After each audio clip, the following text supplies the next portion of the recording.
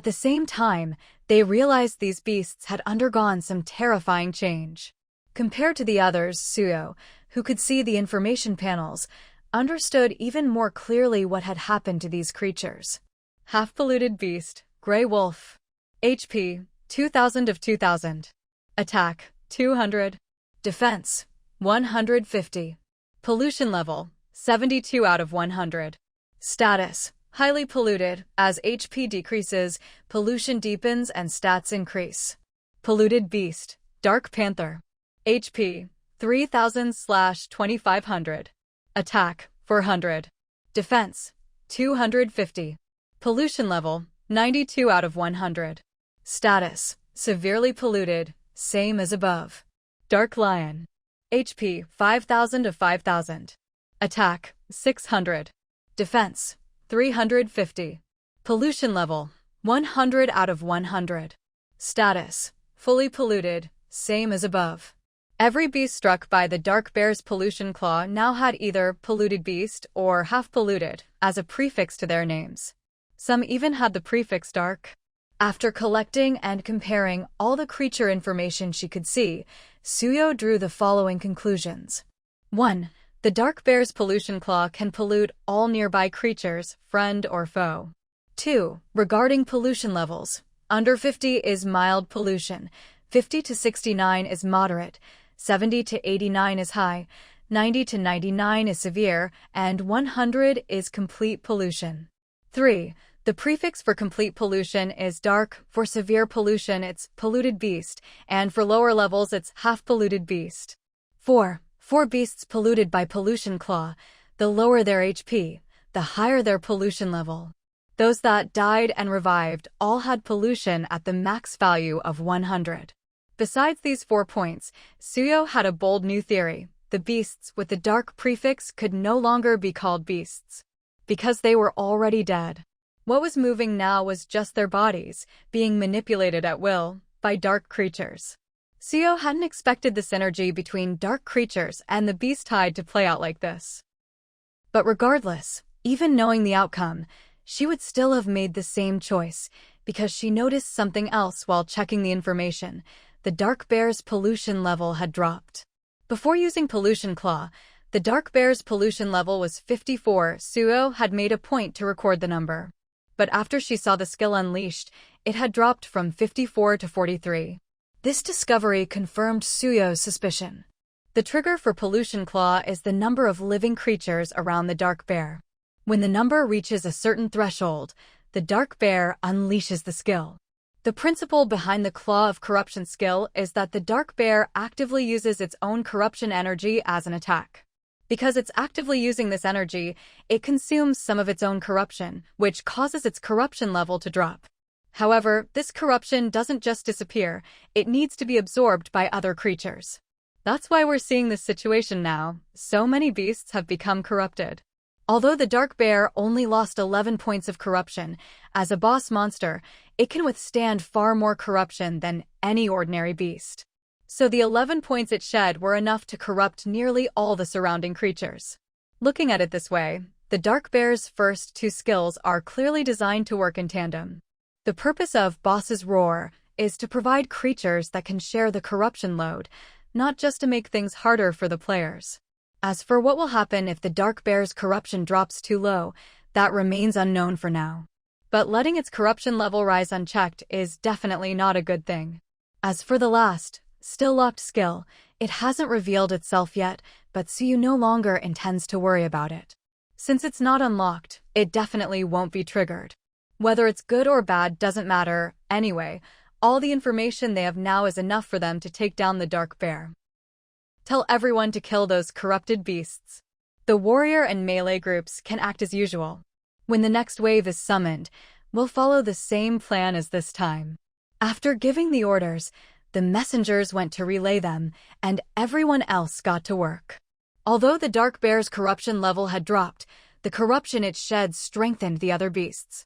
Plus, there were even more beasts in this wave than before, making cleanup especially troublesome. Still, this wasn't beyond everyone's limits. 200 beasts is a lot, and they were stronger after being corrupted, but in the end, they all fell. Once the beasts were dead, everyone resumed attacking the dark bear. When its HP dropped another 10%, the whole process repeated itself, running smoothly and perfectly. About an hour later, the dark bear's health was down to 43%, and the sixth wave of beasts was about to arrive. Based on the previous pattern, this wave should have 350 beasts, and since the dark bear had used Claw of Corruption several times, its corruption level had gradually dropped to single digits. If nothing unexpected happened, and they could trigger Claw of Corruption again, the dark bear's corruption could be reduced to 0. So you didn't want it to hit 0. Because over the past hour, she'd noticed another issue. The dark bear's final skill still hadn't unlocked. So you suspected that unlocking this last skill was related to the dark bear state. There was a line in the boss's roar skill that caught her attention. When the dark bear is the leader of the beasts, it can control and summon beasts to attack its enemies. The key here is the status of beast leader. In other words, what would happen if the dark bear lost its status as the leader of the beasts? There are two possibilities. 1, the dark bear can no longer summon beasts. 2, the beasts that would have been summoned appear in a different way and are no longer under the dark bear's control. If it's the first, that's fine. But if it's the second, that could be a disaster. So you didn't want to gamble on that, so she decided to keep the dark bear as the beast leader. This way, at least she could ensure that the beasts the dark bear summoned would always focus their aggro on Doya, which gave them more room to maneuver. Unknown consequences from sudden changes are never a good thing. So now the question became, how to maintain the dark bear's status as beast leader. So you didn't have a clear answer yet, but she knew that as long as things stayed as they were, there wouldn't be a problem. And as they were referred to the dark bear's corruption level, it couldn't be too high or maxed out, but it absolutely couldn't be 0 either. So this time, you didn't plan to let the dark bear use Claw of Corruption. She wanted its corruption level to rise again. For the next 3 summoning phases at 30%, 20%, and 10% HP, so you only plan to let the dark bear use Claw of Corruption once. That should keep its corruption below 50. Most likely, this would be at the 30% HP mark, since that wave would have fewer beasts than the last 2, and the beasts hit by Claw of Corruption would be stronger, so the fewer, the better. Doya, who was in charge of executing this plan, was the first to know about Suyu's arrangement. She had no objections. And so, after another 2 hours or so, the troublesome dark bear finally fell. Aside from not understanding the skill synergy at first, they kept the dark bear's corruption between 0 and 50 for the rest of the fight. Its mechanics never changed, and the last locked skill was never triggered.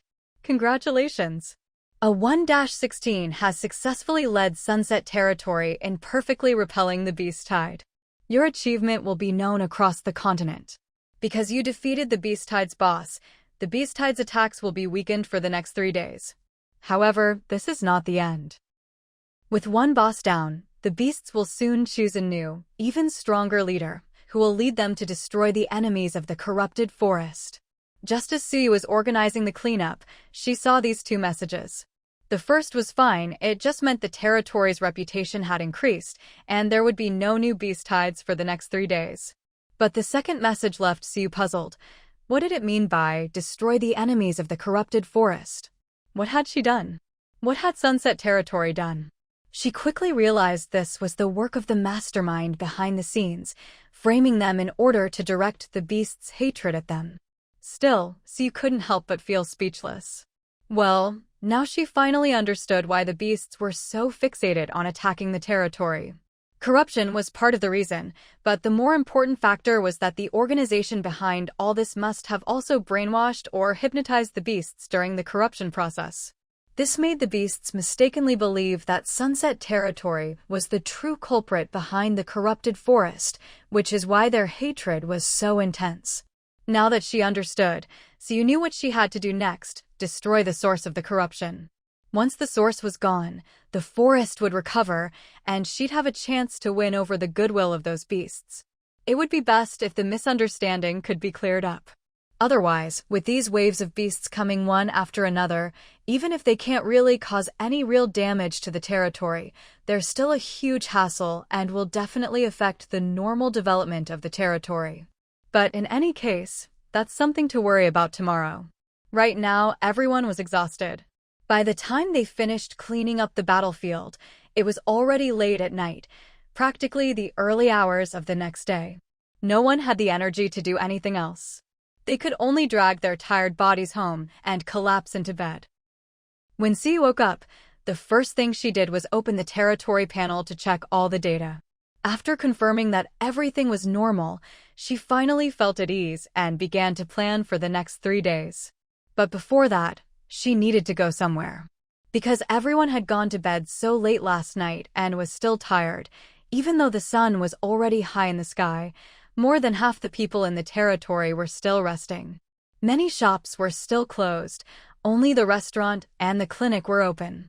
So you took a walk around the territory, first checking the condition of the walls, then making her way to the entrance of the Black Prison. In addition to the guards assigned there, Lake had also put aside his work and was personally standing watch at the Black Prison. When he saw Siyu approaching, Lake stepped forward, said a few words in a low voice, and then led Siyu deep into the prison. "These are the people sent over by you," Lake explained, pointing at several rooms. "There are 5 people in these 3 rooms. The person in this room tried to kill himself after being captured. We made him take the medicine Miss Vivian gave us, but just in case, we put him in a room by himself. There's also 1 person in this room, he's badly injured, so he's alone as well. As for the remaining 3, after being captured, they didn't react at all. Whether they surrendered quietly or were plotting something, they were all tied up and gagged when locked up." To prevent any trouble, Lake had also increased patrols in this area, someone checked in every hour. "All right, I understand. You've done well." So you walked to the door of the room holding the 3 people and signaled for it to be opened. Once the door was open, Lake didn't leave. He followed Siyu inside. Siyu knew he was worried about her safety, so she didn't object.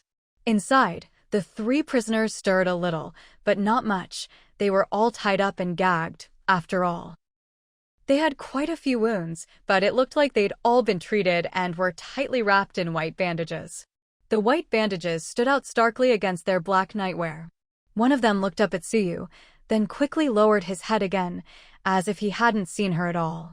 The other 2 didn't even look up, acting as if they hadn't heard the door open. Siyu knew it would be hard to get anything out of these people. Since they were able to take part in this kind of operation, they were definitely professionally trained. They wouldn't give in just because of a little suffering. "Let's go," Siyu said, spending less than 3 minutes in the cell without saying a word before turning to leave.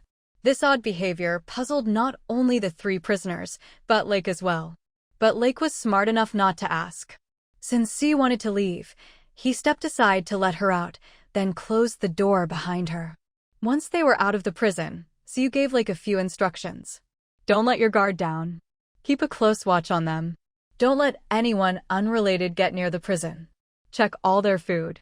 Safety is the top priority. For everything else, I'll have Chiohi cooperate with you." Suyu's instructions were simple, so simple they sounded more like a code than actual orders. But Lake clearly understood what she meant and immediately went to make the necessary arrangements. After that, Siyu found Chiohi and spoke with her for a bit. Chiohi was in charge of information gathering and communication, which was why Siyu sought her out this time. The people locked up in the Black Prison were actually from the organization that had come to capture Lin Chin and Lin Mu. Their first target had actually been Lin Mu, played by Jing Quebec. And Lin Mu, or rather, Jing K, had indeed left with them and hadn't returned since. Clearly, it wasn't that Jing K hadn't discovered their plot. She had gone with them on purpose, and before leaving, she'd left a message. The message said she was going to play along and let herself be taken as Lin Mu, hoping to use the opportunity to find their base or uncover other clues. When Siyu learned this, she wasn't surprised. She'd already guessed that Jing K might do something like this, wanting to use the opportunity to deliver that list. Siyu knew Jing K's strength and character. Since she'd made this choice, she must be confident in herself, so Siyu decided not to interfere. Besides, there was nothing she could do. Jing Kei wasn't a resident of the territory, and she was already gone. There was no way to find her, so Siyu could only let things take their course. As for Yu, he was clearly fine. Otherwise, they wouldn't have been able to capture the people who tried to kidnap him so smoothly. Now that the mastermind had finally made a move, Siyu's goal was to use this opportunity to trace things back to their source. At the very least, she wanted to find out why they were after Lin Qin and Lin Mu. Normally, the captured people should be interrogated immediately, but Siyu didn't have the time. She also knew they wouldn't talk for now, so she decided to just leave them be. As long as they stayed alive, the ones who'd start getting anxious wouldn't be her, it would be them. Next, Siyu organized everyone to finish cleaning up the battlefield and repairing the city walls, tasks left unfinished the day before. Then, she formed 3 scouting teams and gave them the location Black Snake had identified as a likely source of contamination. Your mission is to scout this location. If you notice anything unusual, report back immediately. Safety is the top priority. No matter what the mission, Siyu always emphasized the importance of safety above all else. In her view, nothing was worth risking a life for. Perhaps it was precisely Siyu's outlook that influenced the rest of the territory, making those around her cherish life all the more.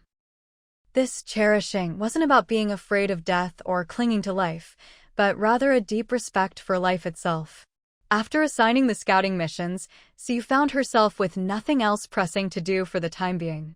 After all, with no beast tide expected for these 3 days, the territory could develop as usual. The forest still held some dangers, but for Sunset Territory, which had dedicated combat teams to escort gatherers, this wasn't a major problem. Since there was nothing urgent, Siyu didn't force herself to take on extra work. On the first day, she simply inspected the territory's buildings and other information, upgrading and repairing what needed attention. Once that was done, she rested. That evening, after receiving reports from the 3 scouting teams, she issued a new announcement and a new recruitment notice. The announcement was straightforward. It explained that the cause of the beast tide had been discovered, along with its source, and that the territory now intended to address the problem at its root. As soon as the announcement went out, a flood of people signed up. Siyu had planned to recruit 50 people, but the slots filled up in less than half an hour. After that, she recruited another 15 people. Unlike the first 50, who were all combat personnel, these 15 possessed a variety of specialized skills. Eliminating the source of pollution didn't necessarily require only fighters, but for safety's sake, combat personnel were essential, and they couldn't be too few, or things could go badly if danger arose on the way. To cover all bases, Siyu also brought along engineers, bards, healers, and other talented individuals who might not be fighters, but had valuable skills that could come in handy. Additionally, she selected a few people with skills like cooking, carpentry, and sewing. Her goal was to be as thorough and well-prepared as possible. With the team assembled and the location scouted, Siyu set out with the 65 people early on the second day of the break. Just like with the previous mission to eliminate the Calamity Leader, Siyu didn't expect to resolve the pollution source in a single day. Today's goal was simply to scout the area and get a clear understanding of the situation. The location Black Snake had mentioned was a cave about 3 kilometers from the territory. The cave was extremely well hidden, surrounded by dense vegetation. When they arrived, the engineer also discovered several concealed trap arrays at the site. Although these arrays weren't as large or sophisticated as the chained 8 pillars in the underwater labyrinth, in a forest already full of natural cover, their concealment effect was enough to completely hide the cave's entrance. Fortunately, Siyu had come prepared. Although the engineer she brought was only of intermediate level, the trap arrays here were so crudely constructed, likely due to time, materials, and location constraints, that he was able to dismantle them in no time. Once the traps were removed, the hidden cave was revealed to everyone. 10 of you stay outside. Here are some alarm grenades. If you notice anything, whether it's an attack or wild beasts, set them off immediately. Ensure your own safety first, and then decide whether to stay or retreat. Siyu selected 10 agile people and handed them several alarm grenades. These grenades produced a loud noise, but caused no harm. Their main purpose was to alert those inside the cave if anything happened outside. With instructions given and equipment distributed, Siu led the remaining 55 people into the cave. Everyone, bring your illumination runes. Don't wander off. There may be traps inside. You few, stay close to the engineer and protect him. Since there were traps outside, Siu was certain there would be more inside. Moreover, with the cave's confined space and dim lighting, it was even easier to hide traps that would be hard to spot. Sure enough, after a thorough search, the engineer found several trap components in various corners. But due to the poor lighting, it was difficult to trace the components back to the main control mechanism. Even with illumination runes, their range was limited and couldn't fully light up the cave. However, they soon found a solution. If they couldn't light up the whole cave, perhaps they could make the traps reveal themselves. After all, their goal was to find the traps, not just to illuminate the cave. I have a metallic luminescent agent. It reacts specifically with metal, but is harmless to other materials and to people, said an alchemist. As a practitioner of a unique profession where everything can be refined, she carried many odd potions. Most of these potions were useless in daily life, but at this moment, they proved invaluable. Most trap components are made of metal. If what you say is true, this could help us locate the traps much faster, the engineer agreed. Since everyone thought it was worth a try, and Siu was always open to good ideas, she quickly made several large buckets, mixed water with the luminescent agent, and had everyone splash it throughout the cave. Afterward, they saw many spots glowing with a ghostly green light on the cave's ceiling, in the corners, and along the walls. The engineer's eyes lit up. He checked each glowing spot. Aside from a few that reacted with exposed minerals in the cave walls, the vast majority marked the locations of trap components. Although they still hadn't found the main control mechanism, they had discovered enough traps that, by dismantling them, even if the main control remained, it would pose no threat. Engineer, all done. Everything's been dismantled. Siu nodded, trusting the engineer's assessment. She had watched his every move, and her own inspection of the cave revealed no remaining traces of traps. Keep moving forward. Although the traps in this area have already been cleared, everyone still needs to be careful as we proceed. The basket was already full of traps dismantled by the trap master, so everyone knew that, despite the cave's apparent calm, it was far from safe. Even if Siu hadn't said anything, they would have stayed on high alert and never acted recklessly. And so, the group cautiously made their way forward. Even at such a slow pace, it took them less than 10 minutes to reach the end of the cave. There's no path ahead, reported the scout at the front, carefully feeling along the walls before sharing his findings with the group. It's probably another trap. Let me take a look. The trap master, who had been checking for traps the whole way, was not tired at all. On the contrary, he was quite excited. After all, in his line of work, real-world experience was hard to come by. To encounter so many perfectly constructed traps at once was a huge boon for his future learning and growth. While the trap master eagerly examined the area, the others stayed put to rest. Seeing that the trap master would need some time, Siu picked out 5 people. You 5, go outside and check the situation. Here are some flashbangs. If anything happens, set them off immediately.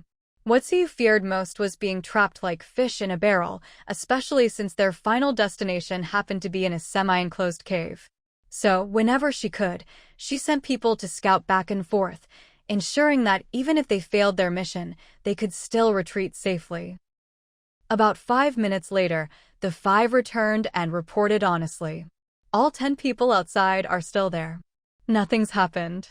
Everyone breathed a sigh of relief at this, and Siu relaxed as well. Now, all that was left was to patiently wait for the trap master to find the mechanism, and then see if the path it revealed would lead them to the source of the contamination. As time ticked by, the trap master still found nothing, and the group began to grow suspicious. Why is it taking so long to find the mechanism? Should we try using the glow water again? Maybe the mechanism is just really well hidden, and it's so dark in here. The alchemist replied helplessly, "We're out of glow water." She did carry all sorts of odd things, but only in small quantities. After all, she was just one person and couldn't carry much. She hadn't even planned to bring the metallic glow agent, but since she'd heard their destination was a dark cave, she thought it might come in handy and packed a bottle. That bottle had already been used up earlier, after all. The cave was big, and it took a lot to cover the area. Well, there's nothing we can do. With the glow agent gone and the alchemist lacking materials to make more on the spot, they really were out of options. They waited a while longer, but before anyone could say anything, the trap master himself began to have doubts. "My lord, is it possible we're in the wrong place?" The trap master was just saying this when he noticed several people looking at him oddly. A few seconds later, he realized his words might have been inappropriate and quickly explained, "I didn't mean it like that. What I meant was, I haven't found any mechanisms in this area." In truth, both statements amounted to the same thing. The trap master trusted his own skills, so he believed it wasn't that he'd failed to find a mechanism, but rather that there simply wasn't one here. But he couldn't directly question Suyu's judgment. After all, there was a clear difference in their status. Of course, others saw it differently. Some agreed with the trap master and thought they might really be in the wrong place. Others disagreed. After all, if they were in the wrong place, there shouldn't have been so many traps and mechanisms outside. Private discussions broke out. Suyu herself felt that continuing like this wasn't going to work, but she hadn't thought of a solution yet, so she stayed silent. Just now, however, an idea came to her. "Gongyu, with your current abilities, how thick a barrier can you penetrate?" Suyu turned to the bard. The bard Gongyu gently stroked his harp and replied, "I can't say for sure, but 3 to 5 meters shouldn't be a problem." "My lord, do you want to test which direction is hollow?" Since ancient times, the classic way to check for secret rooms or compartments was to tap on walls and listen to the sound. But, of course, for every method of detection, there are ways to counter it. The simplest is to increase the thickness between two spaces, providing enough sound insulation to defeat the tapping method. In this case, it was impossible to find a hollow spot by knocking. Suyu had already tried, and it was clear that ordinary knocking wouldn't reveal any hollow areas. But when she saw the bard, she thought of another method. Just as Gongyu had said, she wanted to use musical resonance to find the possible location of a hidden room. "Give it a try. Everyone, step back." At Suyu's command, everyone retreated, leaving only Gongyu at the end of the cave. Gongyu didn't care about the others' gazes. He sat down, placed his fingers on the harp, and said, "I suggest you cover your ears." As soon as he finished, his previously gentle fingers struck the harp like sharp blades, sending a piercing, but not grating note echoing through the cave. For a moment, those who didn't react in time felt as if they'd gone deaf. Even those who managed to cover their ears in time still felt their heads buzzing. As for Suyu, once the storm of sound ended, she removed the earplugs from her ears and leaned close to each wall, listening carefully. She made a full circuit, checking every wall, but still couldn't find any spot that sounded hollow. The others, unwilling to give up, tried listening as well, but also found nothing. After a moment's thought, a bold idea suddenly occurred to Suyu. A few of you, go outside again." After making some arrangements, the people who had gone out earlier to check the situation left the cave, still completely confused. About 5 minutes later, they returned with their findings. "My lord, we didn't notice it before, but the entrance to this cave is actually set a bit towards the inner side of the mountain. And there's something else strange. There are plenty of plants outside, but the mountain where this cave is located is completely barren." As soon as he said this, some people were still puzzled, but those with sharper minds thought it over, suddenly understood, and couldn't help but tap their foreheads. In a dead-end place like this, there are only so many places you can hide a passage. If it's not in front, behind, left, or right, then the only possibilities are above or below. But under normal circumstances, everyone would assume it's underground. After all, building a secret room above your head is extremely rare. But Suyu never does things the usual way. She likes to think in the most unlikely directions, because that's often where the answer lies. "Why are you all looking up? You think the secret room could actually be above our heads? Why not? We've checked all around and found nothing, so the only possibility left is up there. Why couldn't it be below?" No matter how you look at it, building it below would be more convenient, right? Are you stupid? If you can think that, don't you think others would too? I say the chance of a secret room below is lower than above. Even if there is one, it's probably a trap. The last person to speak was Ankana, and her thoughts were exactly the same as Suyu's. The reason Suyu never considered the possibility of a secret room underground wasn't because she was sure there wasn't one, but because she knew that even if there was, it definitely wasn't their real destination, it would be a trap. So she never even considered it. I'll set up some scaffolding. Go up and see if there's any mechanism. As Suyu spoke, she built a few scaffolds. A few people held the scaffolding steady from below while the mechanic climbed up, holding several light runes for illumination, and started tapping and inspecting the cave ceiling. In just 2 or 3 minutes, everyone heard a few click, click sounds, followed by the familiar noise of gears turning.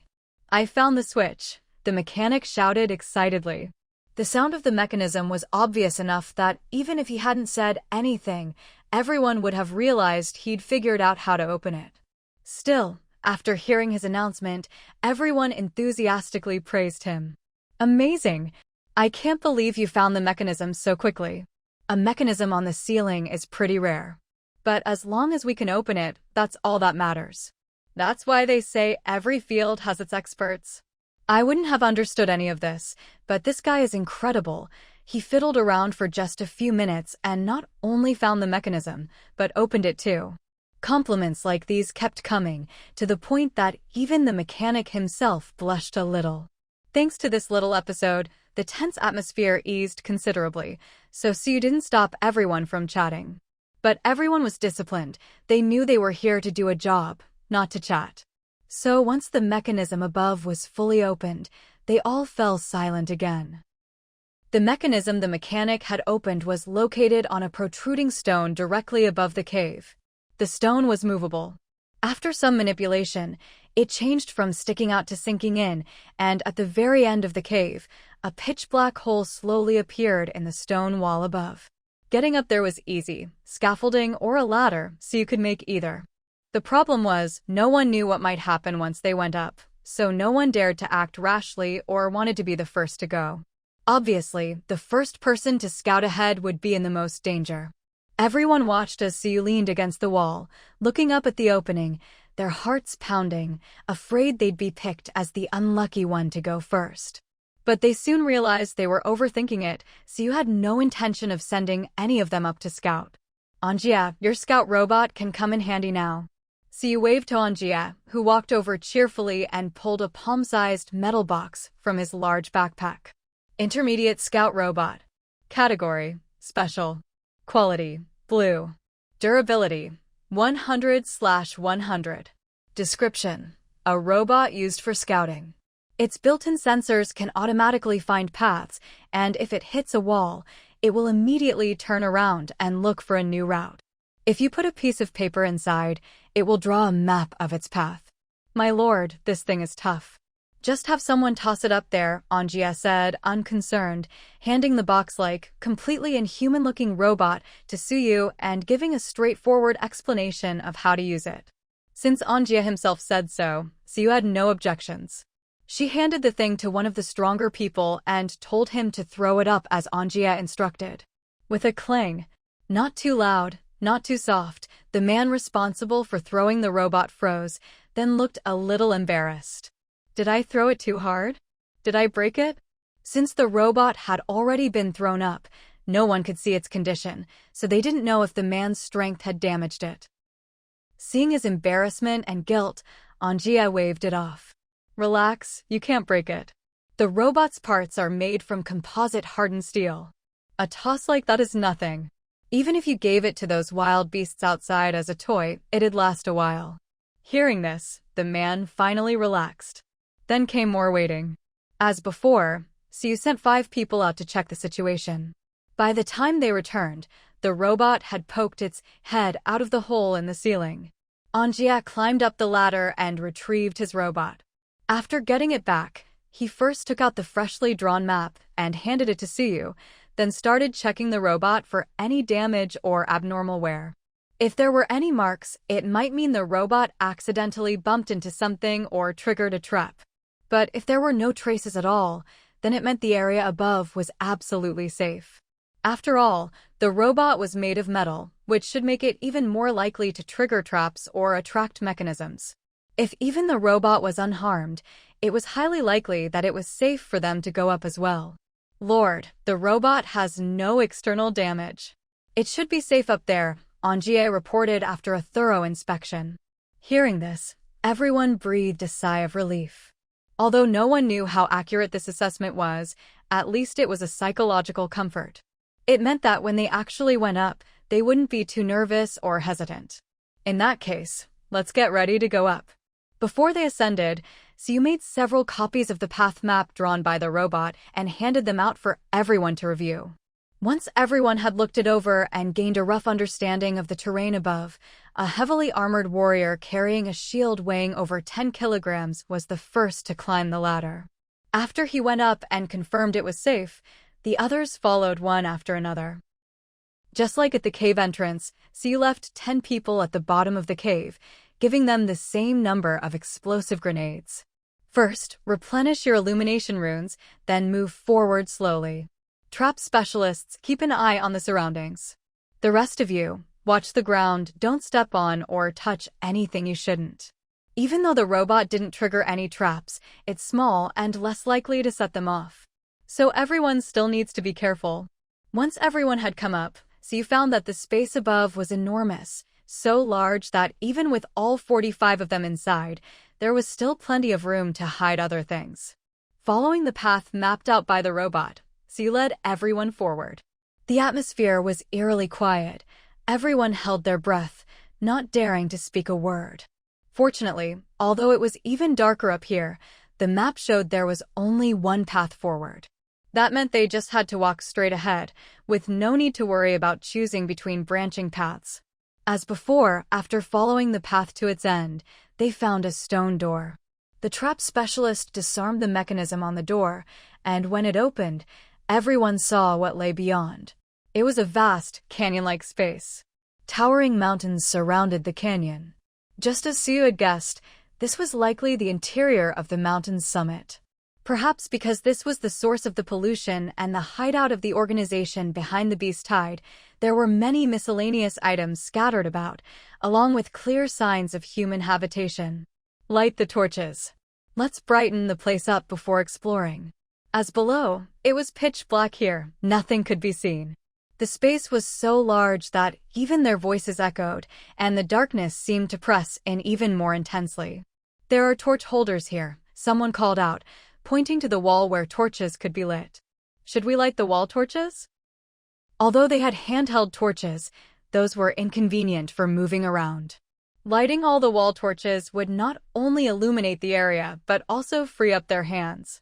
Siu thought for a moment, then nodded. Go ahead, but make sure they're real torches and not traps. They were so close to the source of the pollution, just one step away.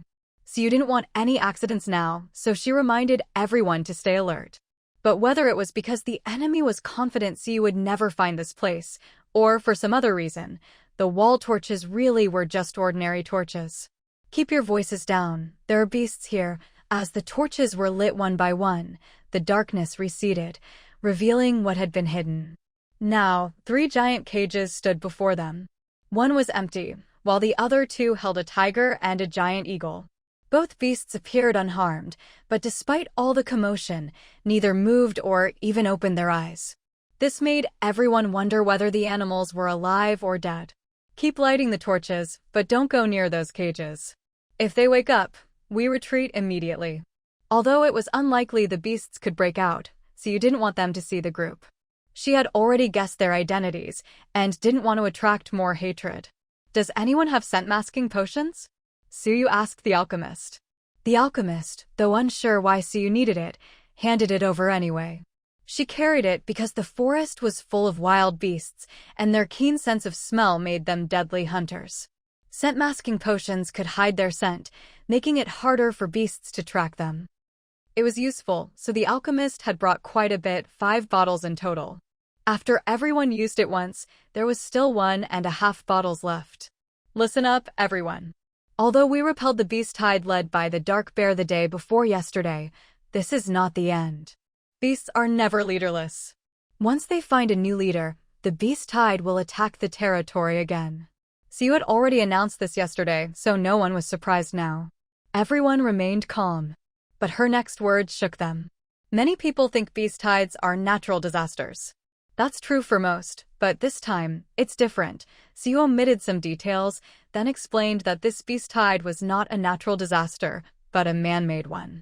Someone had deliberately polluted the forest and the beasts, framing the territory and triggering the beast tide. It sounded unbelievable, but most people present believed it. After all, they all knew how many traps they'd encountered along the way. There was no way beasts could have set so many traps, only humans could have done it. So there had to be human involvement. Although I don't know why someone is targeting our territory, I believe that as long as we stand united, we can definitely defeat the beast tide and crush the schemes of those who lurk in the shadows like dark creatures. After this rousing speech, everyone was filled with excitement. So you looked at each person, then shared her recent suspicions and discoveries. There are 3 cages here, but only 2 beasts. That means 1 beast has already left.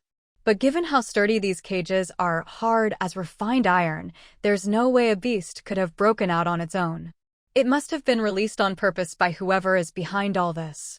Also, look closely at the empty cage. There are a few strands of coarse, gray-black fur inside.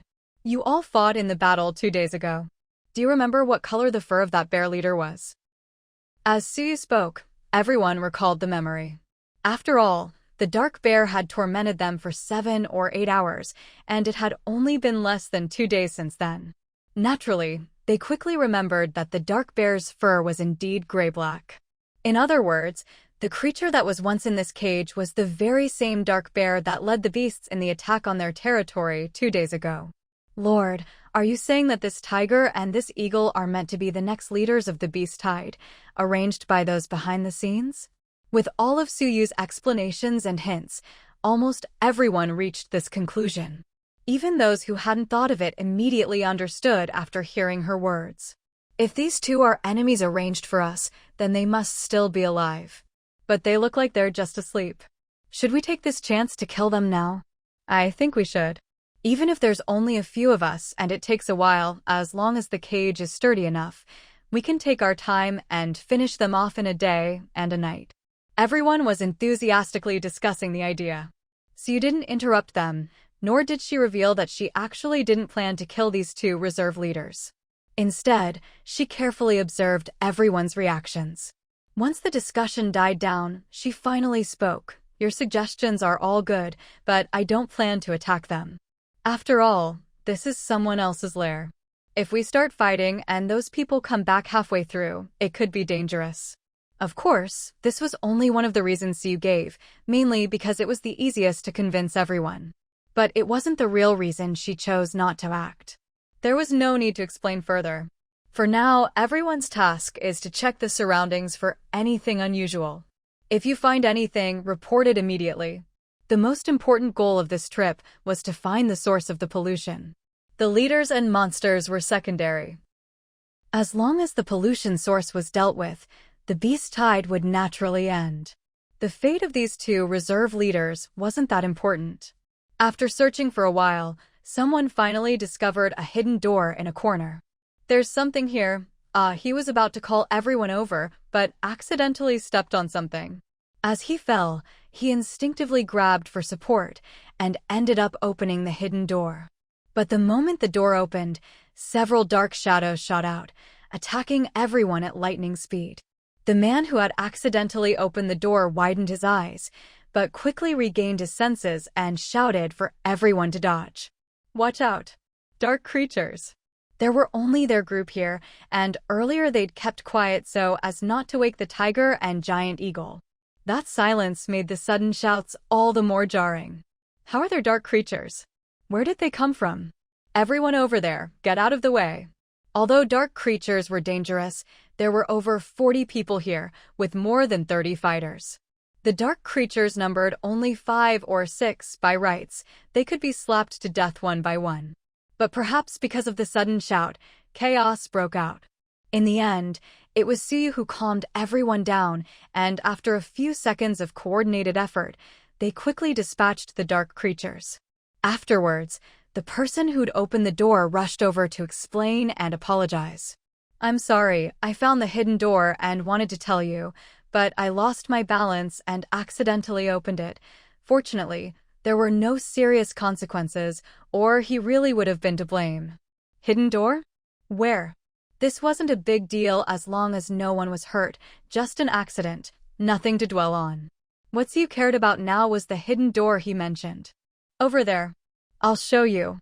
He led the way, and when they reached the door, he looked at it, now closed again, and muttered, "I'm sure I didn't close it. Did it shut by itself?" He'd been startled earlier and focused on warning everyone, then explaining himself. He hadn't had time to close the door. But now, the door was definitely shut.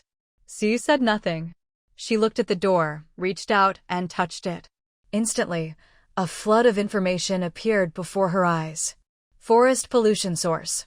Difficulty. Participants, 0 of 30. Status. Open, closes in 119 hours, 53 minutes, 14 seconds. After closing, cannot be reopened for 10 days. Exit attempts remaining, 3. Each exit attempt uses 1. When attempts reach 0, you can only leave by defeating the boss. Description.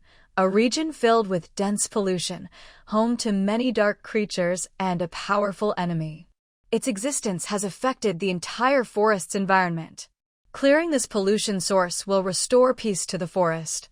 Note: after entering, pollution will gradually invade your body over time. Please prepare accordingly. Enter forest pollution source. Yes, /no. It's actually a dungeon? Because of the earlier accident, the door was already open and the countdown was set for 5 days. If the pollution source wasn't dealt with in that time, the door would close and it wouldn't open again for another 10 days. Given that the beast tide was already very difficult by the 3rd day, there was no way Suyu could wait 15 days to resolve the pollution source. In other words, they had to clear this dungeon within 5 days. Suyu gazed thoughtfully at the hidden door, her mind turning over related matters even as she spoke about something else, multitasking with ease. Since there are dark creatures behind this hidden door, that means this is probably our final destination. Today's mission ends here. We'll come back to explore the hidden door after we've made proper preparations. Naturally, no one objected to Suyu's decision. After all, they were paid by the day, and there would be a bonus once the final task was completed. So, they didn't mind taking their time. In fact, some even hoped things would drag out a bit longer so they could earn more. They returned smoothly, and Suyu began planning the roster for entering the Forest Polluted Source dungeon, as well as who would participate in this operation. Although the dungeon only required 30 people, just like her arrangements today, Suyu needed to bring extra people to guard the exit outside. After all, the dungeon was located in a cave that was easy to get surrounded in, unlike the previous ghost stone gate, which was in a wide-open area. She definitely didn't want to lead her team through a grueling fight inside the dungeon, only to walk out and get ambushed by whoever was pulling the strings behind the scenes, ending up with nothing to show for it, or even losing everything. 30 people for the dungeon, at least 20 at the cave entrance, 20 to 30 inside the cave, and, after some calculations, Suyu finally decided to bring 90 people. She had already recruited 65 people earlier, and since there hadn't been any major issues with them, she didn't plan to replace anyone. So, she only needed to recruit 25 more. During the recruitment process, something else happened. The 2 people Suyu had previously recruited finally arrived at Sunset Territory. Ningshi and Baiji's arrival was a huge surprise for Suyu. Not to mention how much Ningshi, a light element mage, could contribute in a dungeon that was clearly dark element.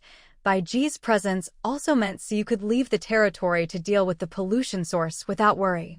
As for whether Baiji could be trusted, that wasn't really a concern. It had been mentioned before. Anyone who appeared in the tavern and was recruited would naturally have a favorable impression of Suyu, and in most cases wouldn't do anything to harm her or the territory. Besides, Baiji's initial loyalty was very high. A starting loyalty of 70 was extremely rare, as it meant the character was actually inclined to come to the territory on their own. In other words, most people arrived at Sunset Territory by chance, and their starting loyalty reflected their sense of belonging. If the initial loyalty was above 70, it meant the person had likely come drawn by reputation and already liked the territory. So, Bai Ji probably wanted to join Sunset Territory, but hadn't triggered the event to join directly, likely because she wanted to check out the territory in person to see if it was worth joining. In this situation, if Siyu was willing to let her handle the beast tide, Bai Ji would gladly accept and wouldn't do anything to harm the territory. Of course, Siyu wasn't so confident as to think her judgment was infallible, so she made backup plans, but that was another matter. As expected, Bai Ji happily accepted Siyu's invitation to act as strategist and commander for the beast tide. Afterwards, she did ask why Siyu trusted her and was willing to hand over such an important command. Naturally, Siyu couldn't tell the whole truth, but as a seasoned lord, she'd heard and answered this kind of question many times before. She easily gave a standard, official-sounding answer, and the matter was glossed over. So, by the evening of the second rest day, Siyu had successfully invited Bai Ji to serve as strategist and commander for the beast tide. As for Ningshi, after arriving at the territory, she'd gone straight to the inn and stayed in her room all afternoon. Siyu didn't want to disturb her, so she decided to wait until the next day to recruit her. The next day, the third rest day, around noon, Siyu finally saw Ningshi when she went out for a meal. After some discussion, Ningshi didn't agree to join Sunset Territory, but she did agree to go with them the next day to the cave to clear out the forest pollution source. During their conversation, Siyu learned that Ningshi had originally been a member of a church, but had left for some reason. Ningshi didn't mention much about the church, only briefly describing how she came to Sunset Territory. But when Siyu noticed Ningshi's faith, she guessed there was a church connection. Light element mages usually started out in the mage guild, but most eventually joined the church, which worshipped the god of light. Ningxi's willingness to help deal with the pollution source was probably also related to the church, since their main job on the continent was cleansing pollution. Although she'd left the church, it was normal for her to still have a bit of a professional habit. It was a pity that Siyu couldn't recruit Ningxi, but it was expected. As long as she was willing to participate in this operation, that was enough. The third rest day passed peacefully, but everyone knew this was just the calm before the storm. Tomorrow, the beast tide would come again. The first wave of the beast tide will arrive in 1 hour. Please prepare accordingly. At the same time, Siyu received a system notification. By then, she was already leading her 90 people toward the location of the forest pollution source. She chose this time because it was theoretically the safest. After all, the beast tide hadn't spawned yet, and there were fewer wild beasts in the forest. Compared to other times, it was much safer and less likely to run into danger on the road. And that's exactly how it went. They barely encountered any wild beasts along the way, and if they did, it was just a few scattered ones. Though these beasts had gone mad from the pollution, they still had a bit of sense left, and could tell the difference between a large group and a small one. They weren't about to throw their lives away. So, Siyu's group reached their destination smoothly before the beast tide began. You 20 stay here. Just like we arranged before. If anything happens, set off the alarm bomb. If it's dangerous outside, retreat into the cave and regroup with everyone. Don't run around aimlessly. There were less than 10 minutes left before the beast tide would respawn. Even if they wanted to escape, running into the forest was out of the question. If they didn't run into any beasts, that would be fine. But if they happened to stumble right into a respawn point, it would be certain death. Given that, it was better to just head straight into the cave. The cave wasn't very big, so not many large beasts could get inside. Plus, Siyu had arranged for people to be stationed inside. If only a few beasts got in, they could easily work together to kill them. Once the arrangements at the cave entrance were finished, Siyu led the remaining people into the cave. To guard against the possibility that the mastermind had returned during the past 2 days, discovered the destroyed traps, and set up new ones, Siyu brought along a trap specialist to check for any mechanisms along the way. Nothing unexpected happened along the way. The destroyed traps were just as they had left them 2 days ago, no changes at all. Just like that, they smoothly reached the end of the cave once again. Leave 20 people here. After giving some instructions, C led the rest into the secret chamber above. Up to this point, nothing had changed. That was, until the group reached the stone door. Roar! A roar drew everyone's attention, startling them all. They looked at each other in alarm. Those who had been here before guessed that the tiger inside must have woken up, but those who hadn't started wondering what on earth was inside. Lord, it sounds like the creature inside has woken up? Although both the tiger and the giant eagle were locked in cages, they were still a ferocious beast and a fearsome bird of prey, extremely dangerous. Even when they were unconscious in their cages, no one dared to look at them for long.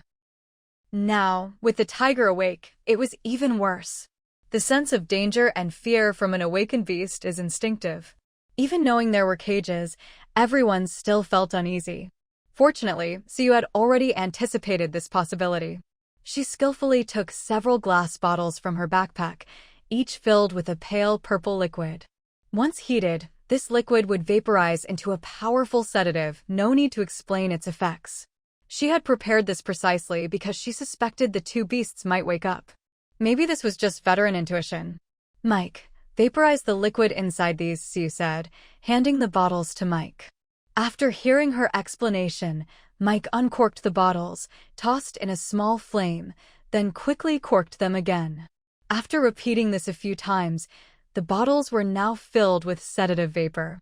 The next step was simple. Glass bottles are fragile. Once broken, the gas would naturally escape. So you simply tossed the bottles through the stone door, then closed it again. As the bottles shattered, the creatures inside roared at the noise, but soon, the sounds faded away. To make sure the beasts were truly unconscious and not just pretending, Siyu tested a few more times. Once she was certain there was no movement inside, she tossed in a few more bottles. This time, the bottles contained a substance to neutralize the sedative's effects. Otherwise, if they opened the door and went in now, they'd be knocked out too. It's about time. We can go in now, the alchemist estimated, then told everyone. Just in case, let's have a few people go in first. So you picked 5 people and handed them the antidote Vivian had prepared. If you start to feel dizzy, just take this and you'll be fine. The 5 nodded, gripping the antidote tightly as they pushed open the stone door. 5 minutes later, all 5 came out unharmed. The tiger and the giant eagle are both asleep. Everything inside looks the same as when we left. No sign that anyone has been here. In that case, let's not waste any more time. Let's go in.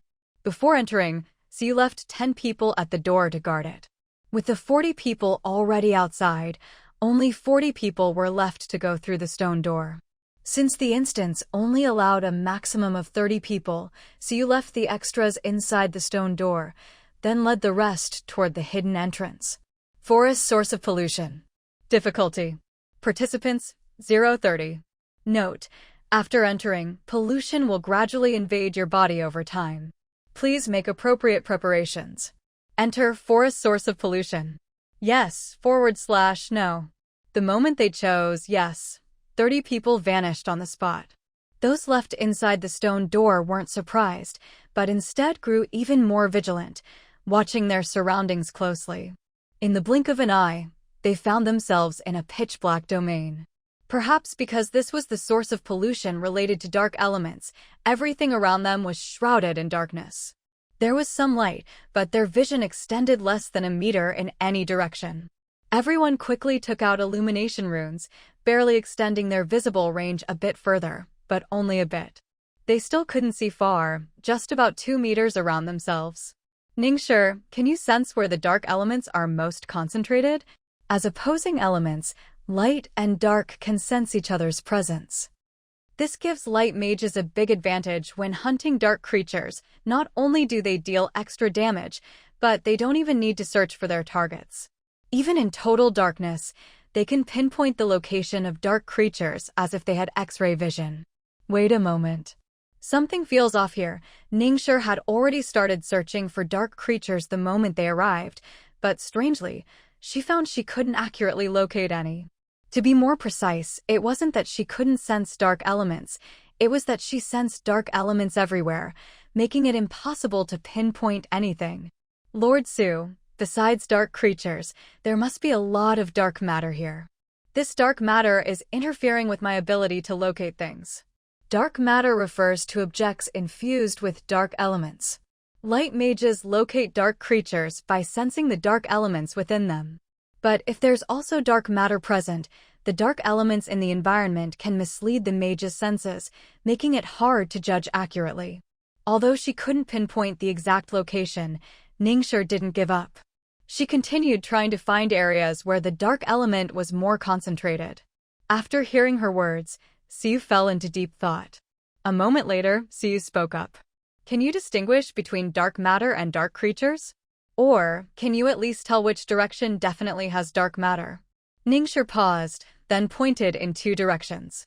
This way and this way. The dark element is weaker and less active in these two directions, so they probably aren't dark creatures. The strength of the dark element alone couldn't be used to distinguish between dark matter and dark creatures, but the activity level of the element could. After all, objects are dead and don't move, so the dark element within them is naturally more stable. Let's head this way first. Siyu had already guessed that there might be something special in this dungeon when Ningxia mentioned dark matter, which was why she suggested looking for it first. She suspected there was a formation in this dungeon, similar to the one that trapped the black dragon in the underwater labyrinth before. She just didn't know what its purpose was yet. All formations require items as anchors. Since this dungeon was related to dark creatures, the items needed would definitely be rich in dark elements. Such items could also be called dark matter. This deduction was based on Ningxia's observation that there was dark element all around them. That either meant the dark creatures were scattered everywhere, or that there was dark matter surrounding them. Having so much dark matter around them couldn't be a coincidence. The most reasonable explanation was that there was a formation set up using dark matter in this dungeon. After walking for a few minutes, Ningxia suddenly stopped and looked around. We're about here. I sense a dense, stable cluster of dark element nearby. In other words, there was a piece of dark matter with a high concentration of dark element nearby. Can you use holy light for a bit of illumination? Outside, there were many ways to light things up, but in the dark domain, only light element could provide a clear light source. In other words, Mike's fire was useless here. The reason illumination runes could be used in the dark domain was that their raw material was a type of stone containing a small amount of light element. But since the light element content was so low, the effect was very limited. The best way to light up the dark domain was to bring a light element mage and have them use holy light. Ningxia nodded. I can, but there's too much dark element around. Using holy light will consume a lot more mana. Ningxia didn't mind using holy light, but she was worried that if she used too much, she wouldn't be able to help later. Siyu waved her hand nonchalantly and pulled out a pile of magic potions from her backpack. These potions were all made by Vivian, using the batch of herbs brought by the Tianhong merchant caravan. These are magic potions. They should work well for mages. If it's not enough, I have more. Thanks to the partnership with the Tianhong caravan, Cold Wind Valley, and the herb fields, the territory was never short of basic herbs. There might be other things Sunset Territory lacked, but when it came to potions, Siyu was downright extravagant. Over half of her 50-slot backpack was filled with potions. Seeing the dozen or so bottles of potions in Siyu's arms, Ningxia fell silent for a moment. After a few seconds, she took out her magic staff. With so many potions as backup, Ningxia didn't hold back when casting holy light. As the gem atop her staff began to emit a platinum glow, everyone noticed their surroundings gradually brightening. Their pitifully small field of vision expanded step by step, the darkness receded, and they saw a statue with a fierce, faint face to their left front. Siyu handed all her potions to Ningxia. While Ningxia put them away in her own bag, Siyu turned to examine the statue. Statue of Darkness 3. HP 100 000/100 000. Attack 0. Defense 500. Description: a statue carved from abyssal dark stone. When enough of these statues are gathered, they can form a formation that nurtures dark creatures. Siyu thought to herself, as expected, there really is a formation here. Normally, to destroy a formation, you have to destroy the items that sustain it. Clearly, this statue of darkness was one of those items. Having just drunk a potion to recover some mana, Ningxia also noticed something odd about the statue. This seems to be part of a formation. Ningxia frowned slightly, raised her hand, and cast an unknown spell. Everyone suddenly felt themselves enveloped in a faint white shield. Siyu recognized it immediately. It was just a light element mage's magic shield. Besides boosting defense against light and dark elements, it also provided a bit of illumination and protected against corruption.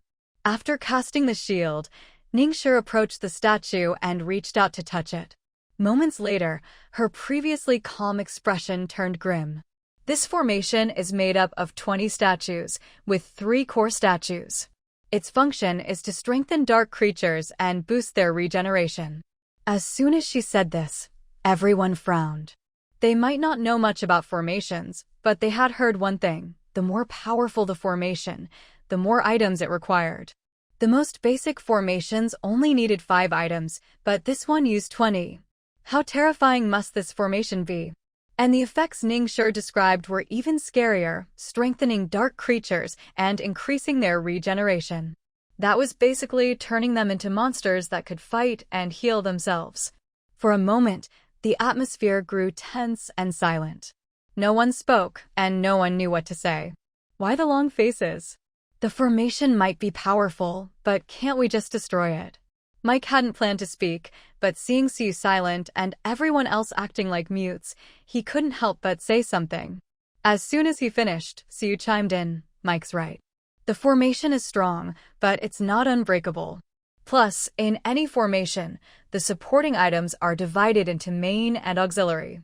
The auxiliary items increase the formation's stability, think HP/durability, while the main items determine its power." When Ningxia said those words just now, she actually regretted it a little, because what she said wasn't entirely accurate, and saying it out loud would only affect everyone's mood. Now that Siyu had explained things, Ningxia breathed a sigh of relief and added, "Like I said, the core of this formation is just 3 statues. In other words, as long as those 3 statues are destroyed, the formation will naturally collapse." Going from 20 statues down to 3, a nearly 7-fold difference, made everyone feel as if they'd gone from hell to heaven. However, while these statues won't attack, every formation has creatures that guard its key components, and it wasn't hard to guess that the creatures guarding this formation were definitely dark creatures. In other words, even though the statues themselves wouldn't attack, as soon as they tried to destroy them, dark creatures would appear to stop them. We don't know if this statue is a core statue or just a supporting one, but since we've found it, there's no reason to leave it alone.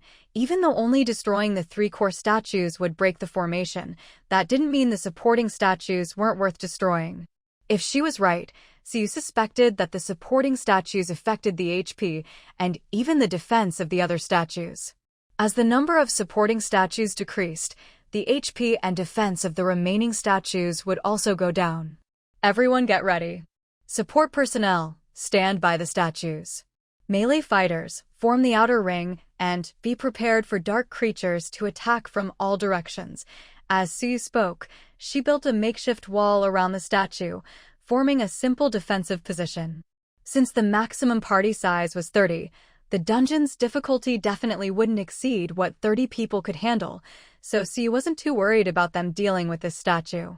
Once everything was ready, everyone began attacking the statue. They hadn't even been attacking for 5 seconds when they could clearly hear rustling sounds nearby, and in the darkness, it seemed like pairs of eerie eyes were staring at them. The next second, several black figures charged straight at the group.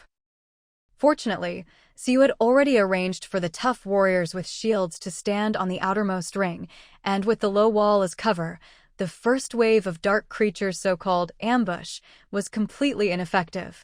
Their attacks were either blocked by the wall or by the warrior shields. Even the few dark creatures that managed to break through both layers of defense were immediately focused down and killed by a dozen ranged attackers as soon as they landed. Once that wave of dark creatures was dealt with, everyone focused their fire on the statue again. With only 100,000 HP, it wasn't much, and even with the dark creatures interfering, it only took them a little over 10 minutes to smash the statue. After the statue shattered, a stone appeared on the ground. So you picked it up and saw that it was a dark stone. Although this kind of thing wasn't considered auspicious in this world, since they had it, so you kept it. After all, you never knew when it might come in handy. The others didn't recognize what the stone was, but Ningxue clearly did. When Siyu picked it up, Ningxue looked like she wanted to say something, but perhaps because there were too many people around, she ended up saying nothing. Ningxue, I'll leave finding the next statue to you. Siyu had noticed Ningxue looking at her, but since she didn't say anything, Siyu acted as if she hadn't noticed and naturally assigned her the next task. Ningxue had no objections. With a spell, a glowing white line appeared before everyone's eyes. One end of the line was attached to Ningxue's wrist, while the other stretched endlessly into the darkness. Following the line, they soon found the second dark statue. Dark Statue 9. HP 90. 000/90. 000. Attack 0. Defense 500. Description: a statue carved from dark stone produced by the abyss. When enough of these statues are gathered, they form a formation that nurtures dark creatures. Other than the number in the name and the change in HP, this dark statue was otherwise identical to the previous one. Let's just destroy it. After checking it over and finding nothing unusual, Siyu didn't waste any time and called everyone to get ready. With the experience from destroying the previous statue, this time things went much more smoothly. Dark creatures still appeared to stop them, but their numbers and strength were about the same as before, not very strong, and not many of them, so the group handled them easily. Especially since the statue's HP had dropped, it took even less time to destroy it. When the statue was completely destroyed, another dark stone dropped to the ground. Over the next hour, they found and destroyed 4 more statues. The details were as follows. Dark Statue 14. HP 90. 000/90. 000. Attack 0. Defense 450. Dark Statue 18. HP 80. 000/80. 000. Attack 0. Defense 450. Dark Statue 7. HP 80. 000/80. 000. Attack 0. Defense 400. Dark Statue 12. HP 70. 000/70. 000. Attack 0. Defense 350. Looking at the information from these 4 statues and the first 2, the pattern was obvious.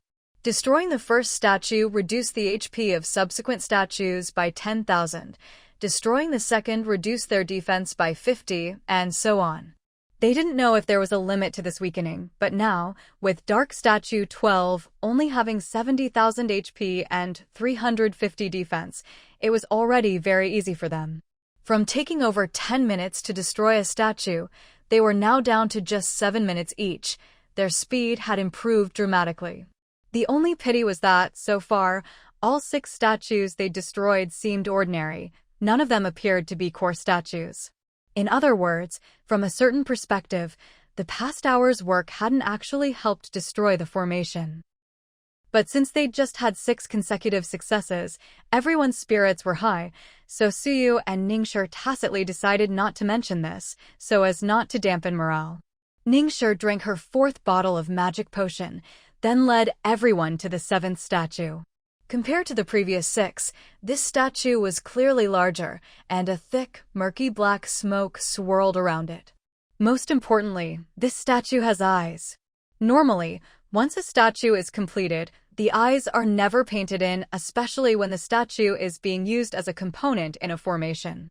There's a legend on the Sunset Continent: eyes are the windows to a creature's spirit. An object without eyes is just an object, but once its eyes are painted over time, even inanimate things can gradually gain a spark of sentience.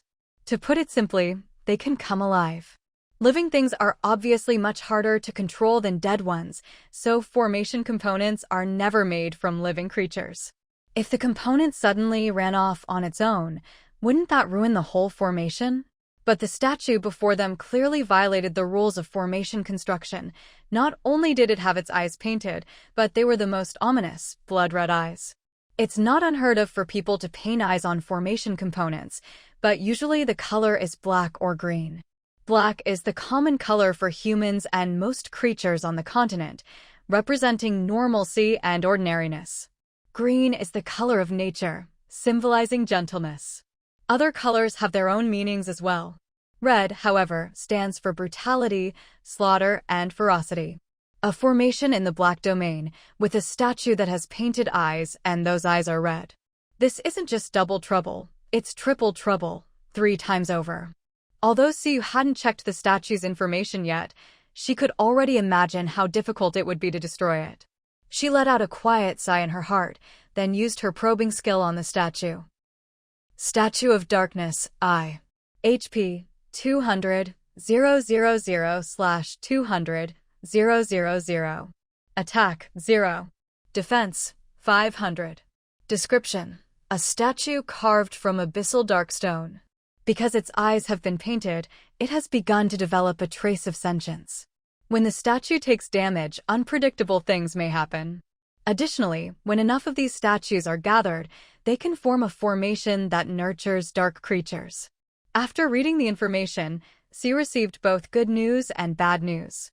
The good news: judging by the description, this statue was most likely one of the core statues. The bad news was obvious too. The statue had begun to develop sentience, so something was bound to happen when they attacked it. The process would definitely be different from dealing with the ordinary statues before. What's more, the statue's HP and defense were both extremely high. Siu even suspected that these stats had already been reduced because they'd destroyed 6 other statues previously. Even after being weakened, its HP was still double that of a regular statue, and its defense was the same as an ordinary statue's initial stats. The difficulty was self-explanatory. Lord Siu, this should be one of the core statues, Ningshi quietly said, clearly noticing something was off about it. She spoke softly, making sure no one else heard. Siu nodded in agreement, then turned to give everyone their assignments. Because Siu suspected the statue might be able to fight back during the battle, she didn't have everyone surround it and attack this time. Knowing there was a chance it could come alive, surrounding it would just give the dark creatures a chance to attack them from both sides. That was a mistake Siu would never make. Instead, she built a low wall around the statue, enclosing it so it couldn't move, while still allowing their ranged attacks to hit it. If the terrain of the Black Domain could be altered, Siu would have dug a trench around the statue as well. Once everything was ready, Siu didn't waste any time. She launched the attack immediately. After all, they had 3 chances to retreat, and they'd already made it this far. Even if they had to use one, it wouldn't be a loss. As Mike's fireball landed on the statue, a piercing, shrill scream suddenly echoed all around them, startling everyone and causing their ears to ache in pain. Seeing this, Gongyu sat down on the spot, hugged her harp, and began to play. The noise outside was like the wailing of ghosts, but the music Gongyu played ranged from gentle and soothing to passionate and stirring. Even though her music wasn't louder than the howls of the dark creatures, it somehow managed to suppress their cries. For a moment, everyone's ears were freed from torment. After all, they'd fought against sirens before.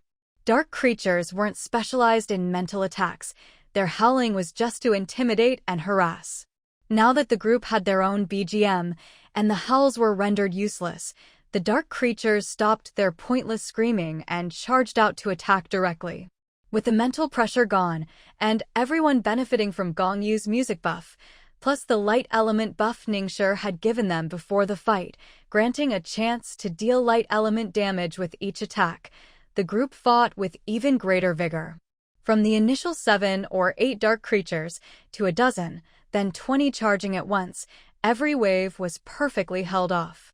Everything seemed to be going well, but Siu couldn't shake a sense of unease. Focus your attacks on the statue. The number and strength of dark creatures is increasing. This is their territory. We can't outlast them here.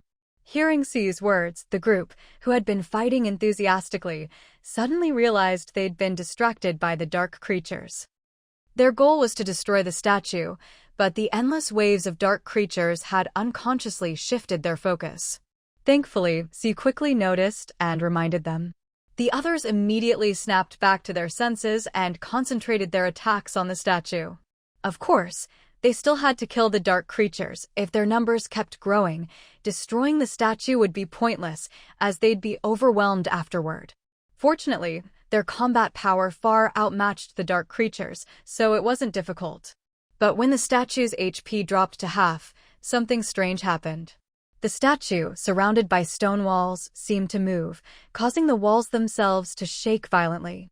Siu recalled the words, begun to develop sentience, and felt a chill run down her spine. The dark creatures in this world were scary, sure, but they were basically like slimes. Even if they could shapeshift, it was always based on some other creature's template. But this statue was different.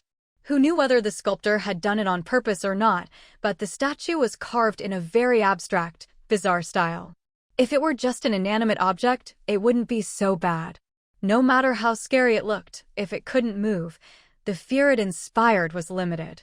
But if it really came to life, putting everything else aside, the visual pollution alone would be unbearable. If this world had a concept like sanity points, everyone would probably go insane on the spot. Unfortunately, things were developing exactly as Siu had hoped they wouldn't, because that statue actually did come to life. It started to move. 7 scarred, twisted arms flailed menacingly, reaching out from behind the low wall. Moments later, it seemed to stand up. Not only did the statue's body stretch much taller, but now that its ferocious face could move, it looked even more horrifying, enough to make everyone's skin crawl. Every so often, a sound like bones grinding together would echo out, sending chills down everyone's spine. The sight was so disgusting that everyone instinctively squeezed their eyes shut. If it were just an auditory assault, Gong Yu, the bard, could have drowned it out with some background music. But what could they do about the visual horror? Were they supposed to just close their eyes and not look? How were they supposed to fight the monster like that? So, everyone was caught in a dilemma. Open their eyes, and the statue's appearance was truly unbearable, downright nauseating, even. But closing their eyes was obviously not an option either. While everyone was hesitating, Siu solved the problem in the simplest, most direct way possible, by throwing a burlap sack over the statue. Siu had made the sack on the spot from materials in her backpack.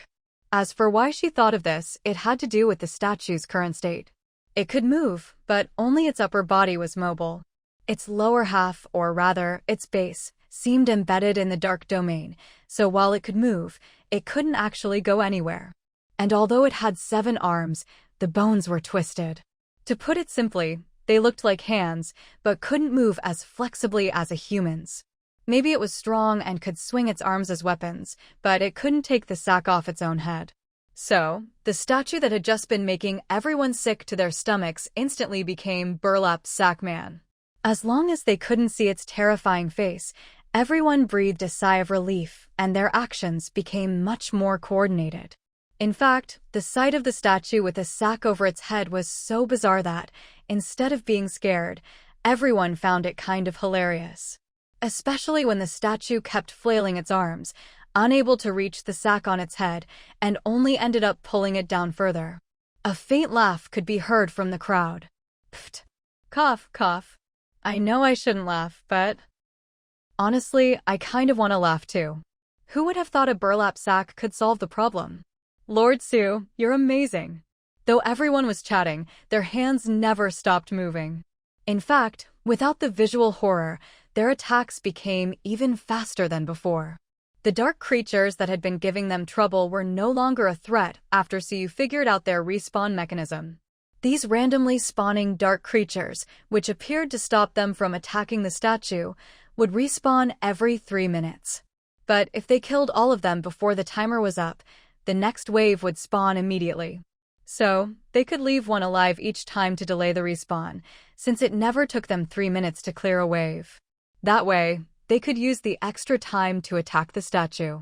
With this strategy, they had more time to attack the statue, and its health dropped faster and faster.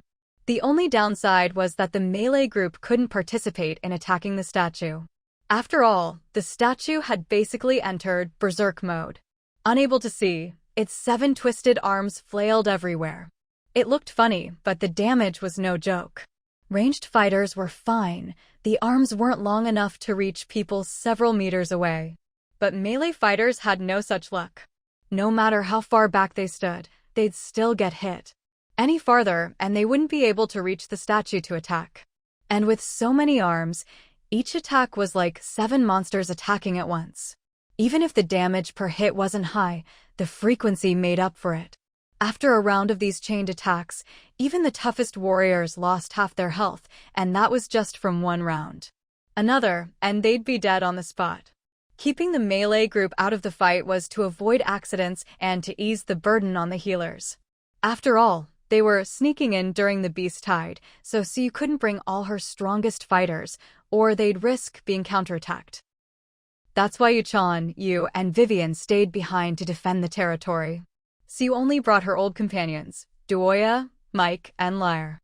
Without Vivian, the professional healer, everyone had to rely on potions, post-battle medical care, and Ningxue, the light magic user, for healing. With Ningxue there, Siyu didn't need to bring Vivian. This was one of her reasons for leaving Vivian behind. Besides, even though Vivian wasn't there, her potions filled Siyu's backpack. For a 3-star difficulty dungeon, having 2 mages, one a top-level fire mage, the other a light mage who countered dark elements, made clearing it no problem. About half an hour later, the statue crashed to the ground. At the same time, Siyu received a dungeon notification. The core statue supporting the first array has been destroyed. The array's strength has weakened, but the dark creatures will now work even harder to protect the remaining statues. Dungeon progress updated. Next time you enter, you can continue from here. The first message was easy to understand. Siyu guessed that destroying the next 2 core statues would be even harder. Although the array was weaker, if more dark creatures came to stop them, the difficulty would naturally increase. As for the second message, Siyu was familiar with it. Some dungeons set checkpoints at certain stages. Once you completed the task at a checkpoint, your progress would be saved, and next time you could start from there. If a dungeon didn't have this feature, everything would reset when you left, and you'd have to start from scratch the next time you entered. Overall, the first piece of news was neither good nor bad, but the second one could be considered somewhat positive. Good work, everyone. Take a 10-minute break, and then we'll head to the next spot. As soon as Siyu finished speaking, everyone seemed to let down their guard and sat straight down on the ground. After all, the black domain was pitch black everywhere, and the ground was flat, so it didn't matter where they sat. As for Siyu herself, after giving the order, she began to inspect the statue. After all, the regular statues had always dropped a dark stone when destroyed, and this was a core statue. There was no reason it wouldn't drop anything. Ningxue, I need your help checking these things. Although the statue was already destroyed, it was made of dark matter and still contained a lot of dark elements, which could be extremely harmful to ordinary people. So Siyu couldn't just go rummaging through it herself. Wearing gloves wouldn't help either. Elements could seep through anything. Only magic could counteract magical elements. I'll cast a protective shield on your hands. Will that work? Ningxue glanced at the statue on the ground. As a light element mage, she instinctively disliked touching anything with dark elements. It was similar to how Mike had felt when he discovered that Yu was full of water elements. Thanks, I'll trouble you then. Siyu didn't refuse. She had planned to do the search herself anyway. Her earlier words were just a casual remark.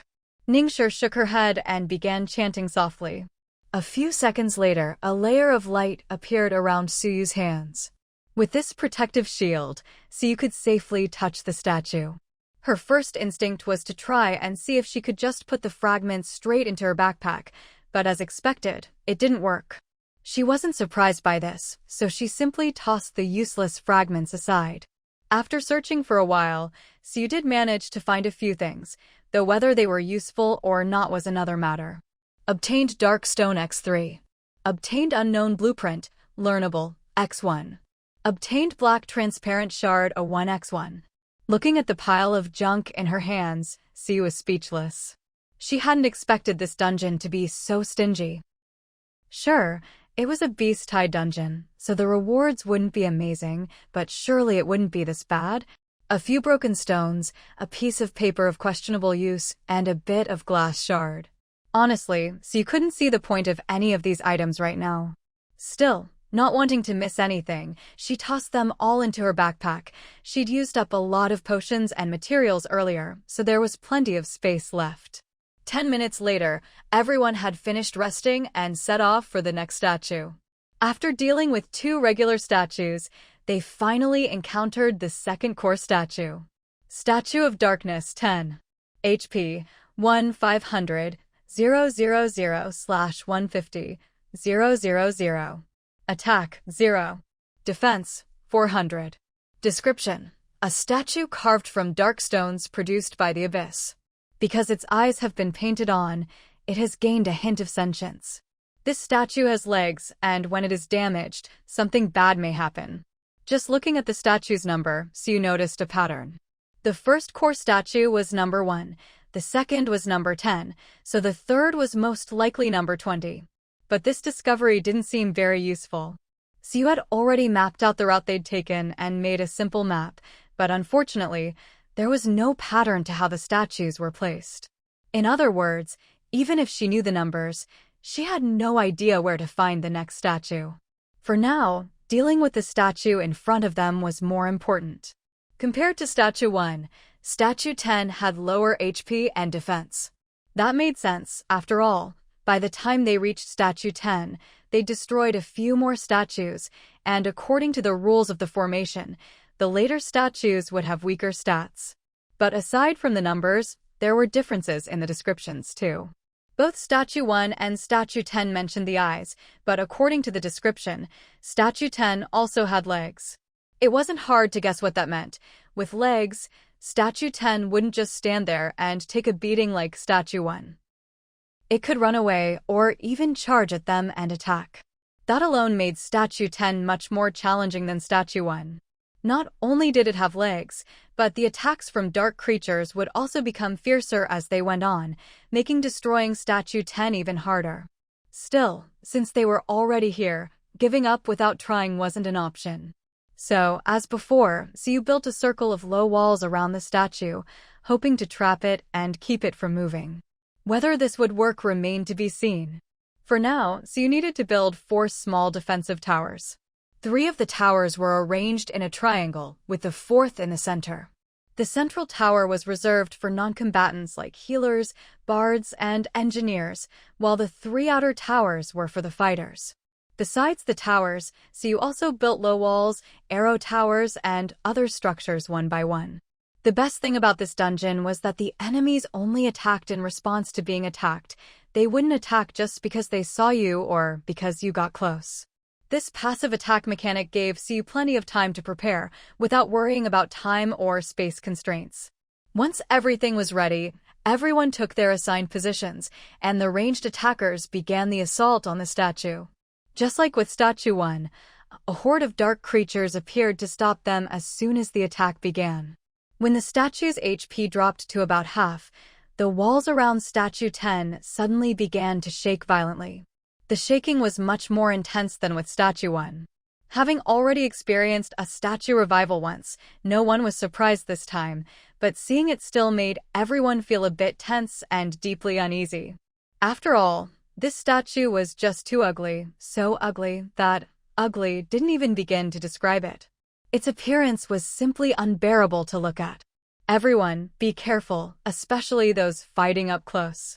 Remember to dodge its attacks. Since Siu already knew the statue had legs, she made sure to warn everyone about it in advance. It wasn't a big deal for the ranged fighters. They usually wouldn't get hit.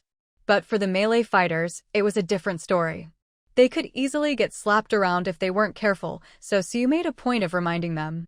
Even though everyone had been warned that the statue with legs would most likely attack them directly, actually seeing it in action still made people swallow nervously. Honestly, the main reason was still the statue's looks. Ugly was one thing, but to have that face suddenly charge at you, who could stand that? Fortunately, Siu quickly came up with a solution. You few, keep it under control. The rest of you, use any crowd control abilities you have. As she spoke, Siu handed something to Duoya, gave her a few instructions, and Duoya nodded. She drank an agility potion, grabbed the item, and left the defense tower. The statue, which had seemed so intimidating before, was now immobilized by a brief group control effect. Although the duration was short, it was enough for Duoya to tightly wrap the item Siu had given her around the statue's face. What Siu gave Duoya was actually just a roll of cloth, but she had coated it with a glue-like substance. At first, it wasn't very sticky, but as time passed, it would harden like cement, becoming impossible to remove. Even though this statue had legs, its arms were just as useless as a regular statue's, so Siu wasn't worried about it tearing the cloth off. Not to mention, with the glue on the cloth, it was even less likely to manage that. With the visual pollution gone once again, everyone's spirits lifted. Of course, the price was that the statue entered its berserk state again. But perhaps because it had traded arms for legs, this statue only had one pair of hands, so its damage output was much lower. At least the warriors could withstand its attacks. Getting hit only cost them less than a fifth of their health, so there was no real pressure. Following Suyu's instructions step by step, everyone worked together and destroyed the second core statue. Although it was a bit tougher than before, the respawn interval for the dark creatures had dropped from 3 minutes to 2, and each wave had a third more monsters than before. The speed at which they destroyed the statue wasn't much slower, only taking 7 or 8 minutes longer. This was probably because the statue's HP and defense stats had been reduced, so it was still reasonable. After the second core statue was destroyed, a beam of light suddenly shot up from the spot where it had stood. The light was similar to the skill Ningxue had used before, and it was obvious to everyone that the beam was pointing in a specific direction, as if guiding them to their next destination. Lord, should we follow the direction of this beam? A warrior carrying a shield couldn't help but ask. The others were curious about the answer too, so after the question was raised, everyone looked to Suyu. Of course we should. There are only 3 core statues in total, and we've already destroyed 2.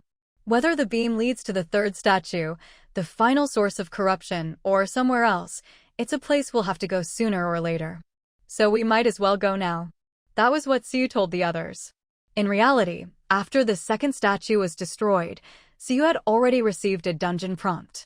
The second core statue supporting the array has been destroyed.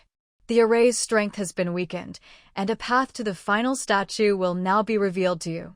The final statue is the focal point of the array's energy. Countless dark energies have gathered there. If it erupts, the entire dark domain will tremble. Even while dormant, its power will gradually strengthen all nearby dark-type creatures. Dungeon progress updated. Next time you enter, you may continue from here. The meaning of the 3 prompts was clear. One explained the purpose of the beam of light, one described the situation with the next statue, and the last was about dungeon progress.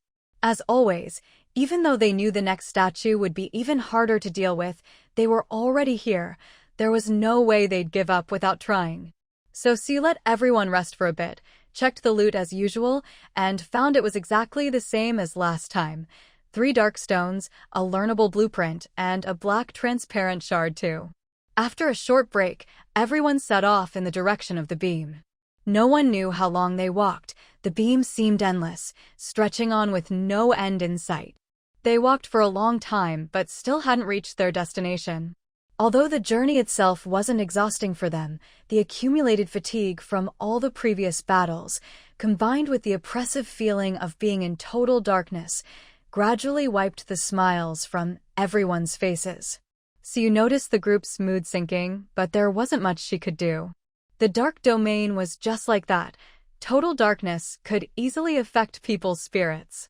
She could fix the statue's appearance, but she couldn't turn the dark domain white.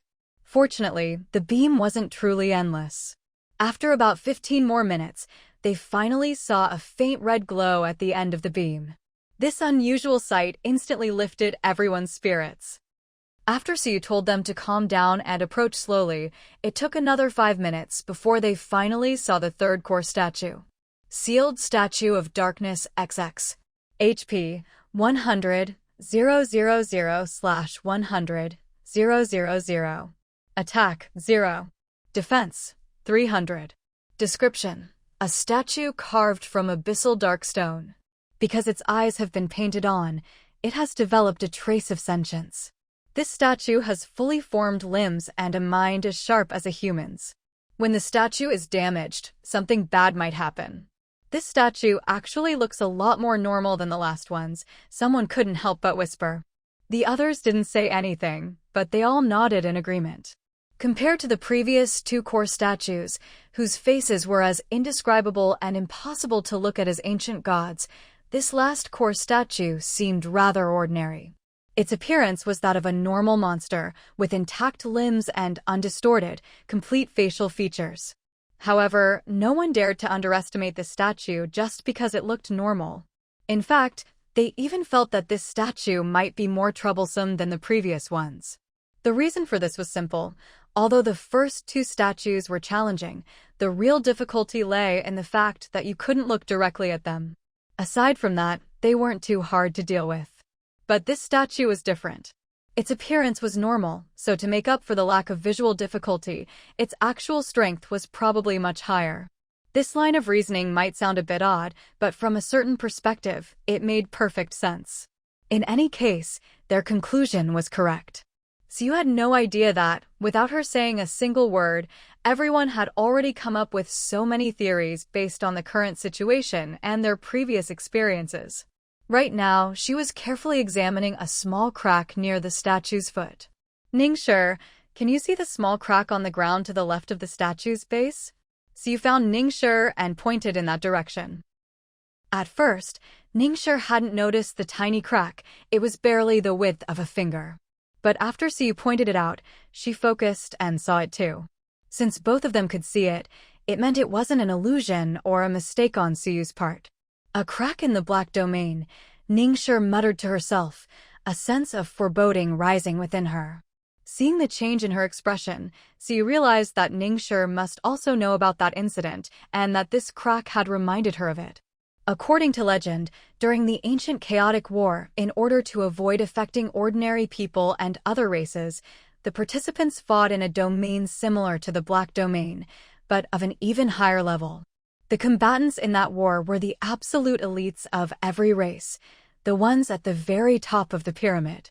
In one-on-one battles, it was impossible to determine a true victor, so in theory, as long as they wanted to keep fighting and refused to give up, the ancient war could have gone on forever. But as we know, the ancient war eventually ended not because one side won, but because everyone perished.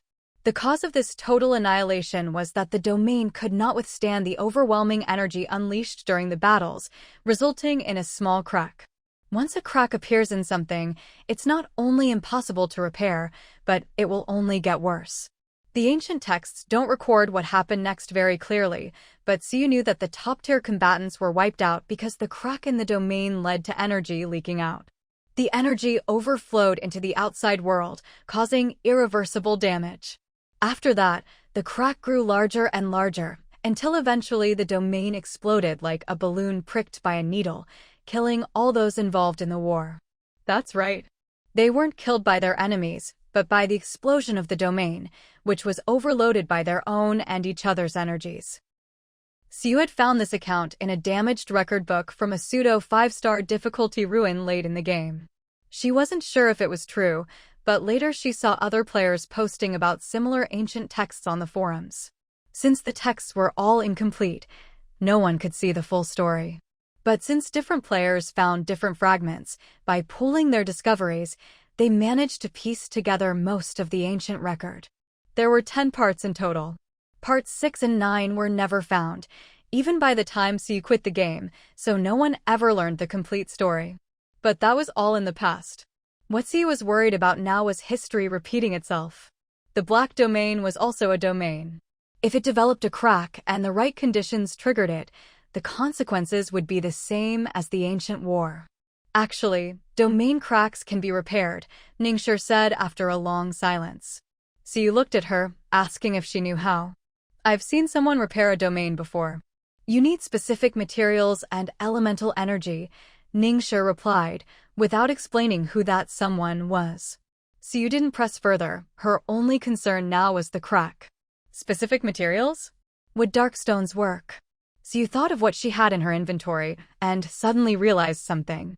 Is it possible that this domain is supported by a formation, and, because the formation was damaged, the domain developed a crack? If that was the case, did it mean that destroying the formation at the start was actually a mistake? No, that couldn't be. The formation definitely had to be destroyed. After all, Siyu still hadn't found the source of the corruption, but this dungeon was clearly related to the forest's corruption, which meant the source would only appear after the formation was dealt with. Either way, the formation had to be broken. Otherwise, they wouldn't be able to see or deal with the source of corruption, and the consequences would be just as bad as a domain explosion. After all, both outcomes would result in the spread of corruption. Ningxue paused for a moment when she heard dark stones, then her eyes lit up. Yes! If it's as Lord Su says, and the domain is supported by a formation, and the formation is supported by statues carved from dark stone, then dark stone is exactly the material needed to repair the black domain.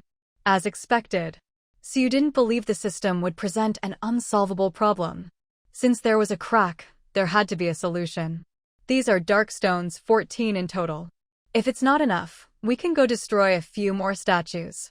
Based on the drop rate, 1 dark stone from a regular statue, 3 from a core statue, they had destroyed 8 regular statues and 2 core statues, which added up to exactly 14 dark stones. If dark stone was the repair material, then what were the paper and glass shard they'd found earlier for? As Siyu thought about this, she took out the other 2 items along with the dark stones. These seem to be 2 blueprints you can learn from, but I'm not sure what they're for. And this glass-like thing looks like a fragment of some item, but it seems like a piece is still missing. Based on her guess, Siyu thought the blueprints were probably related to the formation. The conclusion was simple. Since these items appeared here and could help repair the formation, Siyu could only think of one possibility. These were blueprints for the formation. The fact that they could be learned directly meant that a deep understanding of formations wasn't required. As long as someone had a basic grasp, they could repair the formation after studying the blueprint. The dark stones, on the other hand, were the raw materials needed for the repair. As for the fragment, Siyu personally felt it had nothing to do with the formation. After all, it was a fragment, and it had dropped from the core statue. Reasonably, there should be 3 such fragments, and once all 3 were collected, they could be combined into a complete item. The blueprints, however, were already complete and could be learned immediately, so there was no need to find a 3rd blueprint to repair the formation. As for why there were 2 blueprints, that was still a mystery, but Siyu figured she'd understand after learning them. I think these 2 are formation blueprints. Ningxue, do you know anything about formations? Siyu handed one of the blueprints to Ningxue. In her view, even if Ningxue hadn't formally studied formations, she'd mentioned earlier that she'd watched others repair them. Since repairing formations required intense focus, most formation masters wouldn't let someone watch unless they were close, so Ningxue was probably on good terms with one. With a formation master as a friend, Ningxue would naturally know more than the average person. Just as she expected, Ningxue nodded. I know a little. Let me take a look. After a while, Ningxue asked for the other blueprint as well. These 2 blueprints are indeed for a formation, but I'm not sure if it's the one used in the dark domain. Also, the 2 blueprints are identical, Ningxue said, exactly as Siyu had anticipated. Although Ningxue wasn't certain if it was the formation from the dark domain, both of them knew the real answer in their hearts. In that case, do you think we should repair the formation first, or deal with the statue? In Suyu's opinion, both options carried risks. If they repaired the formation first, but failed to defeat the statue afterward, they'd have to leave. Leaving would reset their progress to after killing the 2nd core statue, meaning they'd need to repair the formation again. Still, if they could repair it once, doing it again shouldn't be too hard. provided they had enough materials, since dark stones were limited. But if they chose to deal with the statue first, the risk was the crack. If the crack widened during the fight, or if the dark domain exploded, the consequences would be dire. If you're asking for my opinion, Lord Su, I personally think we should repair the formation first. Ningshi, after all, wasn't the same as Suyu. She didn't know about the instant's mechanics or progress, so she couldn't factor that in. But if the number of dark stones wasn't an issue, Suyu would also prefer to repair the formation first. It was definitely safer. Then let's go see how the formation can be repaired. Hesitating wasn't going to help. They'd already spent enough time in this pitch-black place, so you needed to make decisions quickly, not keep wavering. She planned to first see how to repair the formation and how many dark stones it would take.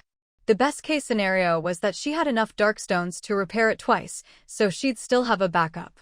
The next best was not having enough, but since there were still 9 regular statues left, that meant 9 more dark stones. If she was short, she could just go defeat the remaining statues. The worst case would be if the total number of dark stones in the instance was only enough for 1 repair, but Suyu thought that was highly unlikely. The system usually wouldn't leave players with no way out. This was a 3-star instance. After all, even a 4-star one wouldn't be that harsh. Either way, Suyu decided to take everyone to check the situation. Before that, she planned to distribute the blueprints. There were 2 blueprints, one for Ningshi, one for herself. No need to explain why. After learning the blueprints, the group returned to where they had defeated the 2 core statues. These 2 core statues are the key components supporting the formation. So, we just need to replace the missing items at these 2 spots, and the formation can be restored, Ningshi explained. Those who didn't know about the crack were confused. Wait, we went through all that trouble to destroy the statues, and now we have to repair them? Yeah, weren't the statues supposed to strengthen the dark creatures? If we repair them, won't the dark creatures get stronger again? Questions like these kept coming. So you didn't mention the crack, since that would cause panic, but she couldn't leave them completely in the dark either, so she gave a different explanation. Although we want to destroy the formation, doing so also destabilizes it, and an unstable formation is prone to explosion. Saying explosion sounded less frightening than the whole dark domain will explode. Even so, some people were still scared. So that's why.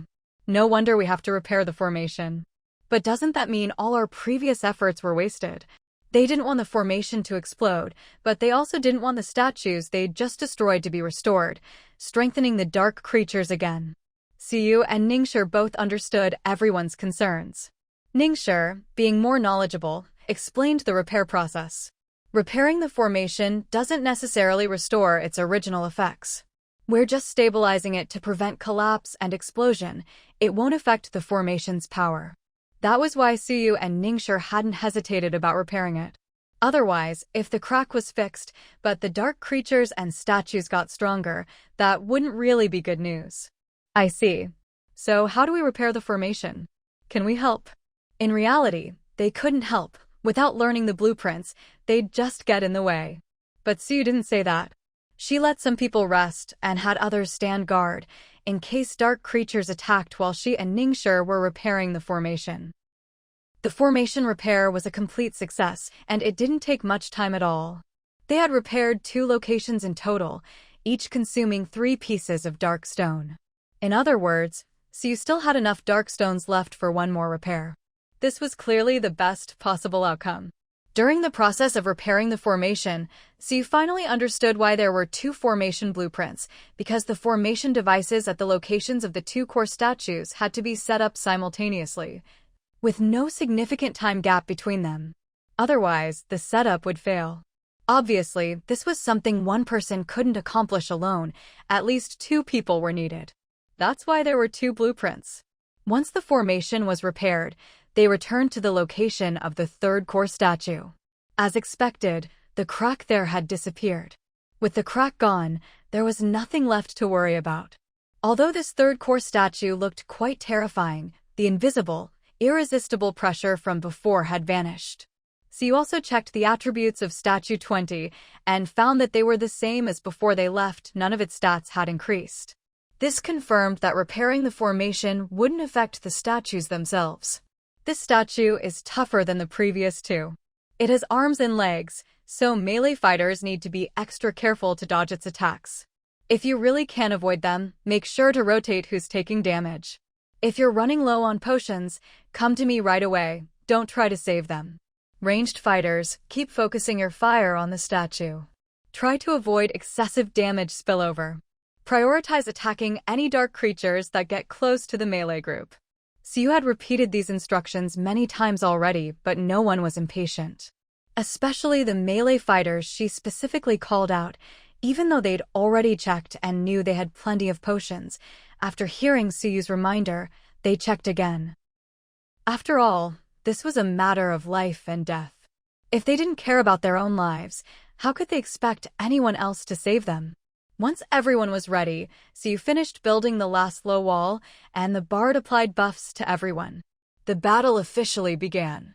Just like with the previous two statues, the statue stood still and took hits for the first half of its health bar. When its HP dropped to half, it suddenly leaped into the air. Only then did everyone notice a small wing on the statue's back. This wing reminded some people who'd participated in a previous operation of a certain octopus, but the difference was that the octopus's body and wings were out of proportion, so it couldn't fly. But this statue was much smaller than the octopus, and its wing looked much sturdier and more functional than the octopus's decorative ones. With a powerful flap, the statue's eyes locked onto the nearest person.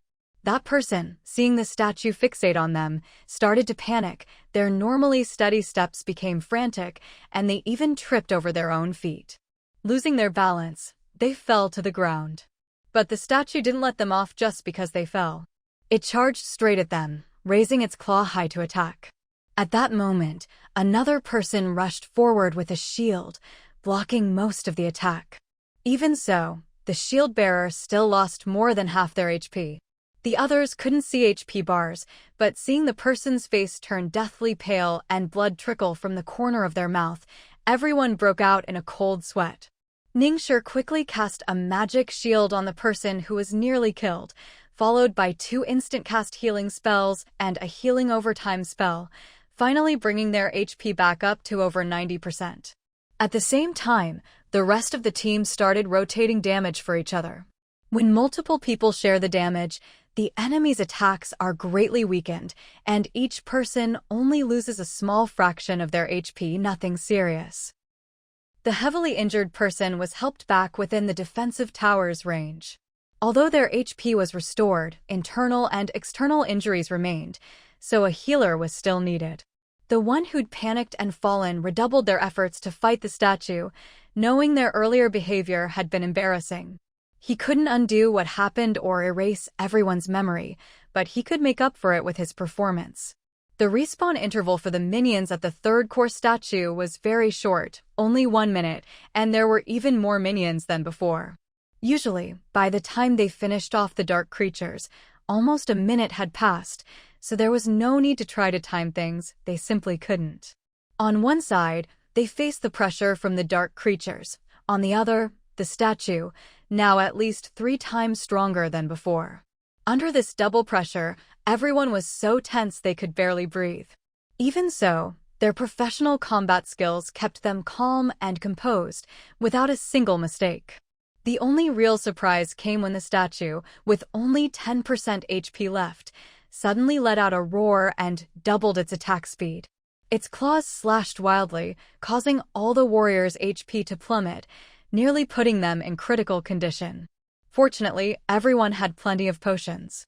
They immediately drank healing potions and a bunch of defense and HP boosting potions, barely surviving the first wave of attacks. Ningxue sensed something was off as soon as the statue roared. After a 10-second chant, she cast a group holy light shield. The timing was perfect right after the warriors had survived the first wave. After that brutal first assault, everyone knew they couldn't withstand another. But thanks to the shield, not only did all the warriors get a barrier, but since the number of targets was less than the spell's maximum, the shield was even thicker. With this shield, all of the statue's subsequent fierce attacks became little more than a farce.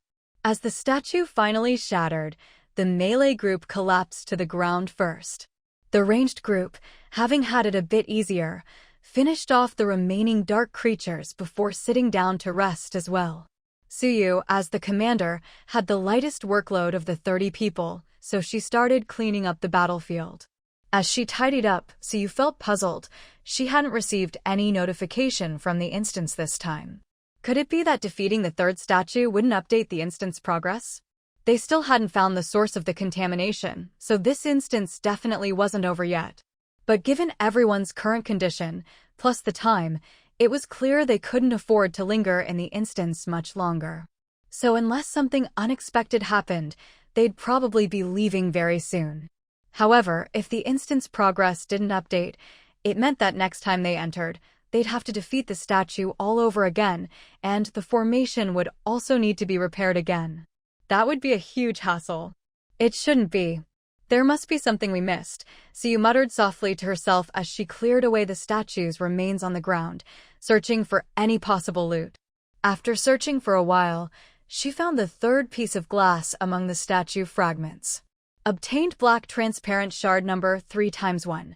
Suyu opened her inventory, took out the other 2 shards, and tried to combine all 3. When the 3 shards fit together perfectly, a line of text appeared before her.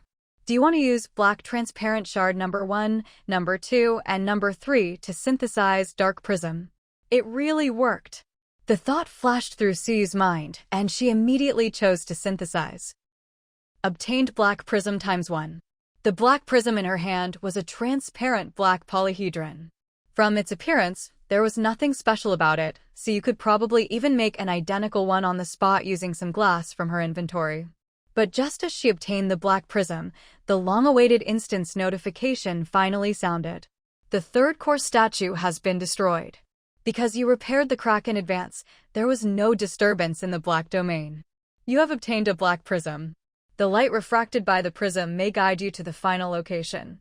Please keep it safe. It may prove invaluable at a critical moment. Instance progress updated. Next time you enter, you can continue from here. You have 3 minutes to choose whether to exit now. Exiting now will not consume an exit attempt. So you had originally considered using the last bit of time to observe what the final location looked like, so she could analyze the information she'd gathered when she got back. But after seeing the third notification, she immediately chose to leave the instance. Since she could exit for free, there was no reason not to. Saving an exit attempt meant she could explore the instance one more time in the future. Worried about any unexpected accidents, Suyu simply called out to everyone, didn't bother with much explanation, and led the whole group out of the instance. In the blink of an eye, all 30 people were back at the entrance. Everyone regrouped, exchanged information to confirm that nothing had gone wrong, and then headed back to their territory together. Back at the territory, everyone except Suyu went straight to their quarters to rest. Suyu, however, went to find Lake, Vivian, and Yu to get an update on today's beast tide. Actually, Suyu had already checked the territory's status the moment she left the instance, and from the data, it looked like nothing major had happened. After talking with the others, she confirmed her suspicions. First, even though it was the 7th day of the beast tide and much harder than the first 3 days, and Suyu had taken away many of the territory's top fighters, like Mike and Doya, Baiji had still managed to lead everyone to a successful defense. Second, from their words, Suyu could tell that while everyone was impressed by Baiji's tactical abilities, people like Lake and Yu, who had participated in the battle, felt a bit uncomfortable with her command style. Baiji's orders were effective, otherwise, they wouldn't have one. But the way she commanded, or rather, her style was very different from Suyu's, and everyone found it hard to get used to. Suyu's style was generally steady and cautious. She always made thorough preparations before issuing any order. Baiji, on the other hand, wasn't exactly unprepared, but to others, her preparations seemed a bit lacking. It was like 2 people going into the wild. One brings every tool imaginable, the other only the essentials. Both can survive, but the first is playing it safe and carries a heavier load, while the second is confident in their abilities and only brings what they truly need, but has less margin for error. Also, when the beast tide was nearly over, Siyu would have everyone rest or clean up the battlefield as needed. Bai Ji was different. She'd have everyone chase the fleeing beasts all the way back to their lair and wipe them out completely. Besides these 2 points, there were other minor differences in their command, but there were too many to list, and none as obvious as these, so Siyu didn't mention them for now. So, if Bai Ji were to take over as commander in the future, would any of you have objections? Actually, think about it, besides the things you didn't like, did she do anything better than me? If she were truly useless, today's defense wouldn't have gone so smoothly, right? After hearing everyone's feedback about Bai Ji's command, Siyu called a meeting with all the team leaders at the city hall. Bai Ji herself didn't attend, after all. She was the subject of discussion, and it wouldn't be appropriate for her to be there. The others fell silent at Suyu's words. Although they'd pointed out many of Bai Ji's shortcomings, that didn't mean she had no strengths. It was just that, with the Lord back and asking about Bai Ji, they'd instinctively focused on the things that made them uncomfortable. As for her strengths, people tend to overlook those. Only now, with Suyu's reminder, did they start to recall some details they'd missed before. For example, while Bai Ji's command style was aggressive, her analysis of both sides' combat strength was extremely accurate. If a task could be done with 10 people, she'd never assign an 11th, greatly conserving their fighting power. The downside of this approach was a decrease in margin for error, but the original margin was already sufficient for them to complete their tasks as long as nothing unexpected happened. The upside, however, was a reduction in wasted combat power, giving everyone more time to rest. Compared to before, everyone's average rest time today increased by about a quarter.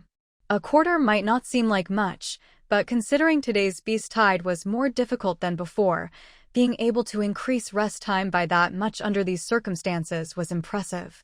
If Bai Ji had been in command for the previous 3 days as well, she could have increased their rest time by at least half.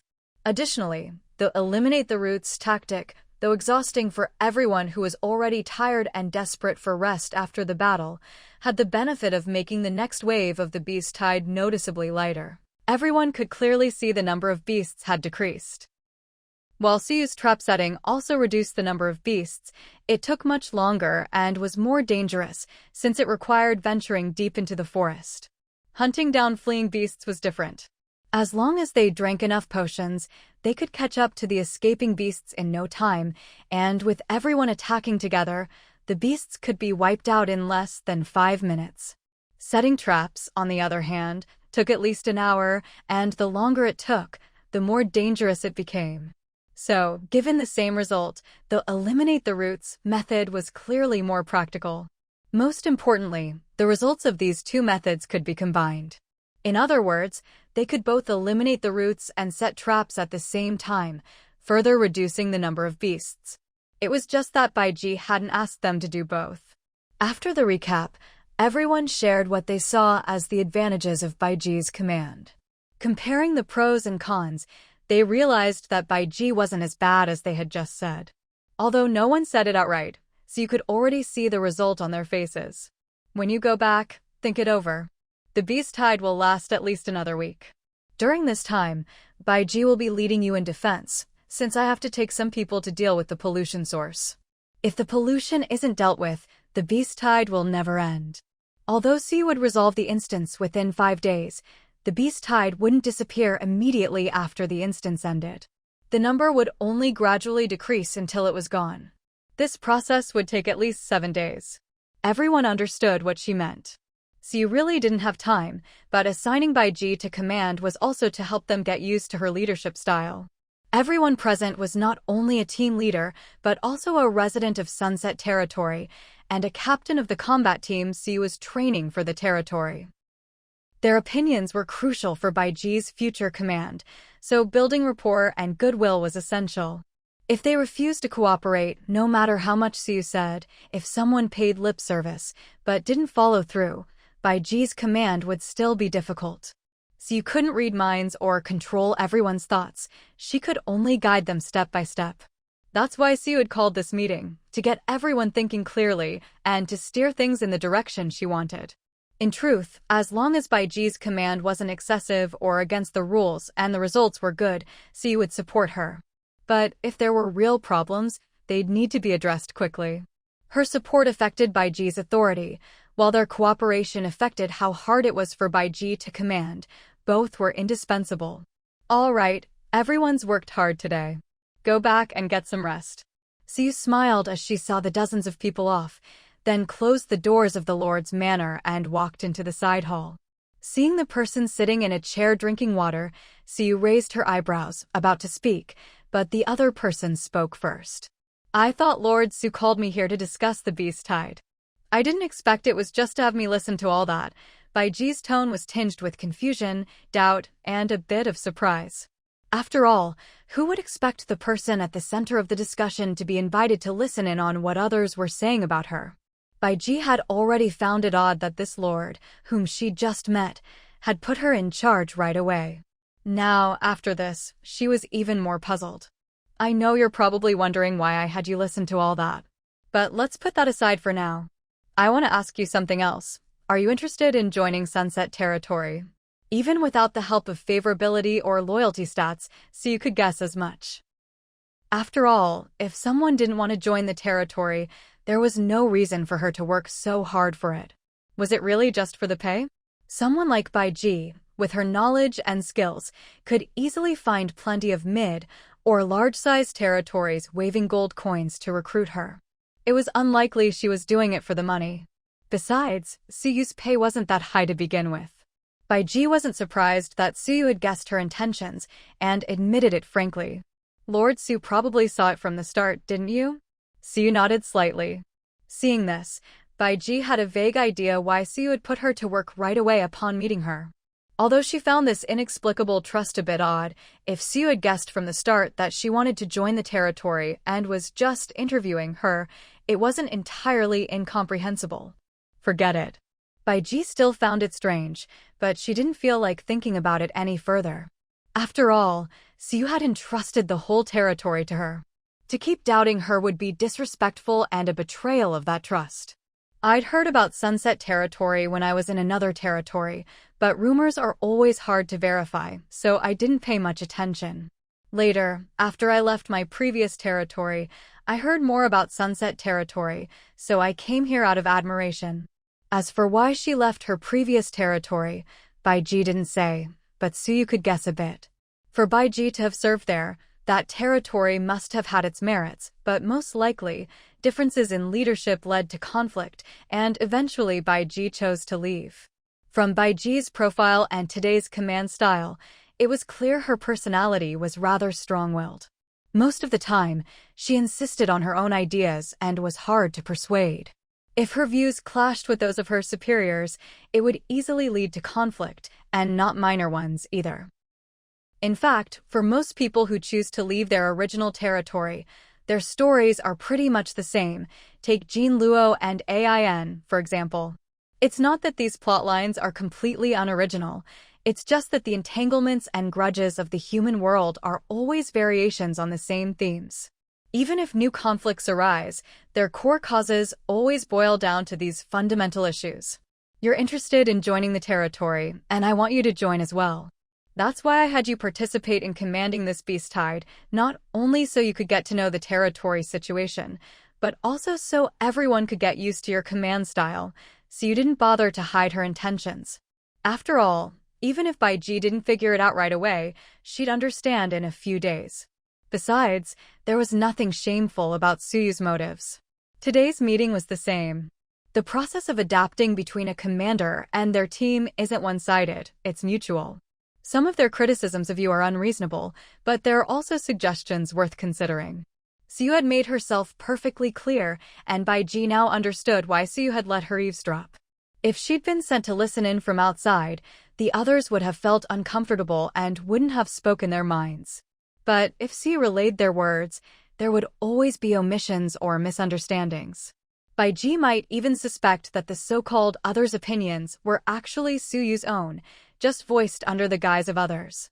Since it was so troublesome, it was simpler to just let Baiji listen in from the next room herself. After figuring this out, Baiji fell silent for a long time. On one hand, she was speechless at how thoughtful Siyu was. On the other, she was shocked that the Sunset Territory had such an unexpectedly unconventional lord. As the saying goes, you'd be hard-pressed to find another lord on the entire continent who would let someone eavesdrop on their own meetings. But she had to admit, Siyu's method was quite effective. For the first time, Baiji actually felt like she'd absorbed others' suggestions. After all, eavesdropping on yourself is a rare thing. While the meeting next door was in full swing, Baiji was focused on listening to their complaints about her shortcomings, as well as their praise for her strengths as a commander. In the past, Baiji would have just brushed off the compliments. She wouldn't get arrogant, since she considered it normal. Likewise, when people questioned her decisions, she wouldn't completely ignore them, but she wouldn't pay much attention either. After all, every time she commanded, the results were good. Even if others had opinions, they couldn't criticize her to her face. Lord Su, aren't you worried I'll retaliate against those who badmouthed me? Although Baiji hadn't seen who said what, she could remember some of their voices. If she ever got the chance to interact with them, she'd easily figure out who'd spoken ill of her. She only asked this after a long silence, so long that Siyu thought she was about to say something earth-shattering, only for it to turn out to be a rather amusing, meaningless question. Siyu paused, then laughed. So, would you actually do that? Siyu really wasn't worried about her targeting those people. After all, Baiji hadn't even established herself in the Sunset Territory yet. She hadn't even officially joined. If she tried anything, Siyu could remove her from her position that very day. All of Baiji's authority came from Siyu, and it would be easy for her to take it back. Not to mention, Siyu had plenty of backup plans. She'd already arranged second and third contingency strategies for many people in case Baiji made mistakes or didn't take her commands seriously. If what Baiji described really happened, the territory probably wouldn't suffer much loss. At most, Siyu would just regret recruiting someone so narrow-minded. Of course, recruiting from the tavern didn't always guarantee good people. Siyu was just always careful and had a lot of experience judging character, which was why, up to now, she hadn't had any residents with terrible personalities. In short, this meeting was both a way to help both sides adapt and a test of Baiji's character. If any issues surfaced now, it was actually a good thing, better than her causing bigger trouble in the future. Who knows how much of this Baiji had guessed. Likewise, it wasn't clear how much of the advice she'd actually taken to heart. But the next day, everyone left behind in the territory could clearly see that Baiji's command style had changed for the better compared to the day before. This change was definitely positive, and it wasn't just Baiji's own opinion, everyone agreed. Although people were a bit puzzled, since they weren't familiar with Baiji, they were too embarrassed to ask directly and just kept their questions to themselves. However, some clever folks guessed it might have something to do with yesterday's meeting. They never imagined that the person they were discussing had been eavesdropping next door. They just assumed the Lord had spoken to Baiji privately after hearing their feedback, leading to her change. You have to admit, there are some sharp people around. Even if they only guessed half the truth, they were close enough. Although Baiji's command style was tough, once people realized she was willing to listen to suggestions, some of them started to change their opinion of her. But for now, neither Baiji nor Siyu knew about any of this. Baiji was focused on commanding and didn't care about others' non-combat feelings, while Siyu, just like the day before, took her group to the dungeon to continue exploring. The arrangements were the same as yesterday. People were stationed at the cave entrance, the secret room door, and the dungeon entrance. Once everything was set, 30 people entered the dungeon. This time, Siyu thought they'd be teleported to the spot where they'd killed the 20th statue, but to her surprise, they found themselves in a forest as soon as the teleportation ended. Siyu checked the map. If it weren't for the map clearly displaying the name Forest Contamination Source Dungeon, she might have thought the system had glitched and sent them to the wrong place. Since they were still in the dungeon, that meant there had to be enemies nearby, just hidden, watching them from the shadows, waiting for the perfect moment to strike. After assessing the situation, Siyu began assigning people to scout the area. Although it looked like a forest, only the surrounding trees gave that impression. In reality, the forest was eerily silent, completely lacking the characteristics a real forest should have. This forest was utterly devoid of any signs of life. Even the surrounding plants looked as if they'd been pasted on like textures, rather than being truly living organisms. My lord, there's swamp all around this area, and some of the healers have discovered a lot of poisonous plants here. After finishing their scouting, everyone returned safely and shared their findings with the group. The presence of swamps all around was obvious. Although the marshes were hidden among the trees and underbrush, a change in perspective made it easy to spot the muddy, messy pools. While the swamps were easy to identify, spotting poisonous flowers and herbs required some expertise. So you could recognize some of them herself, but for the rest she had to rely on her detection skills. However, since this was a forest, it was teeming with all kinds of plants, making it impossible for her to check each one individually. Her stamina would be depleted in no time, and she couldn't possibly examine everything on her own. Besides, as the team's overall commander, she couldn't afford to have all her attention consumed by the plants. Fortunately, there were plenty of healers in the group. While one person might not be able to identify every plant, the combined knowledge of the 4 healers covered over 90% of the continent's flora. Since they didn't yet know which direction to head, and this place didn't seem to be the Black Domain, Ningxi's magic couldn't be used for navigation. They could only avoid the swampy areas and move forward slowly. As they walked, the healers kept an eye on the surrounding plants. If they spotted anything poisonous, they would warn those nearby. If they came across something they didn't recognize, they'd discuss it with the other healers and then share the consensus with everyone. This is the antidote for red-spotted bamboo. Keep it safe. One healer, wearing gloves, placed the plant she'd collected into a bamboo basket. In addition to identifying poisons, some antidotes naturally grew near poisonous plants, so they also gathered these antidotes just in case. Although Suyu carried a universal antidote, it was certainly not as effective as the natural antidotes that grew alongside the poisons. So, as they walked, they collected plants along the way. What was supposed to be a dungeon exploration felt more like a spring outing thanks to their efforts. Of course, there was still some tension, but compared to the oppressive Black Domain from the day before, the forest environment was a huge improvement. After the stress of yesterday, everyone felt much more at ease here. Moreover, the healer's professionalism and vast knowledge gave everyone a sense of security. All these poisonous plants looked intimidating, but with antidotes on hand and the chance to learn about all sorts of flora they'd never encountered before, the group felt much more confident.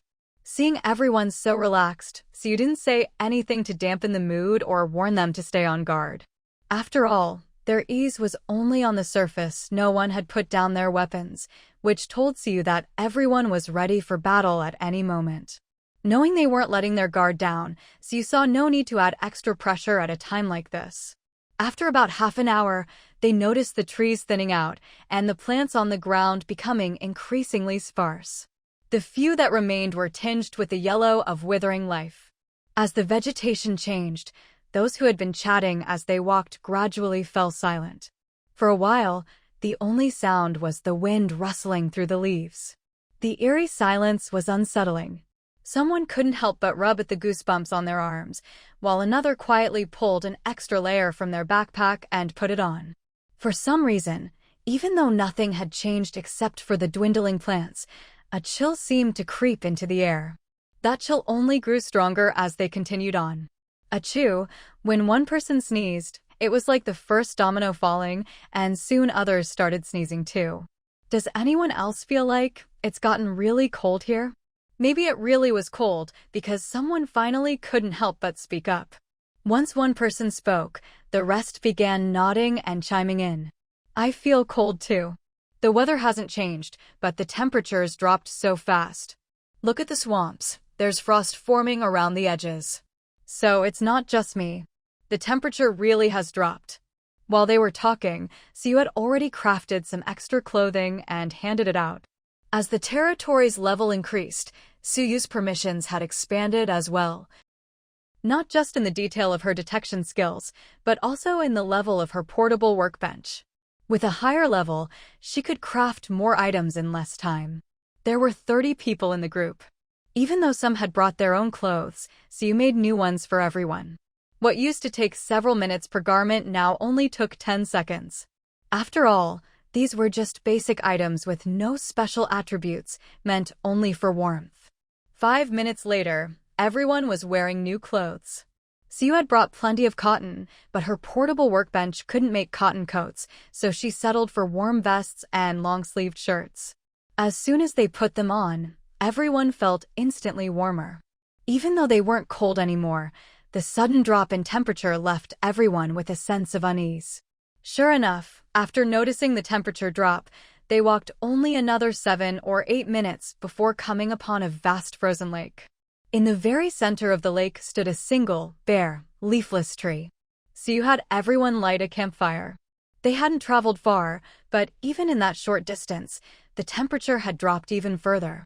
Now, even with their new clothes, everyone could still feel a faint chill. Mike, magic shield. In addition to the campfire, Siu had Mike cast a magic shield over the group. A fire mage's shield, besides its usual buffs, could also add a bit of warmth. It wasn't much, but at least it kept everyone from having to constantly rub their hands or stomp their feet. While the shield was being cast, Siu investigated the enormous dead tree.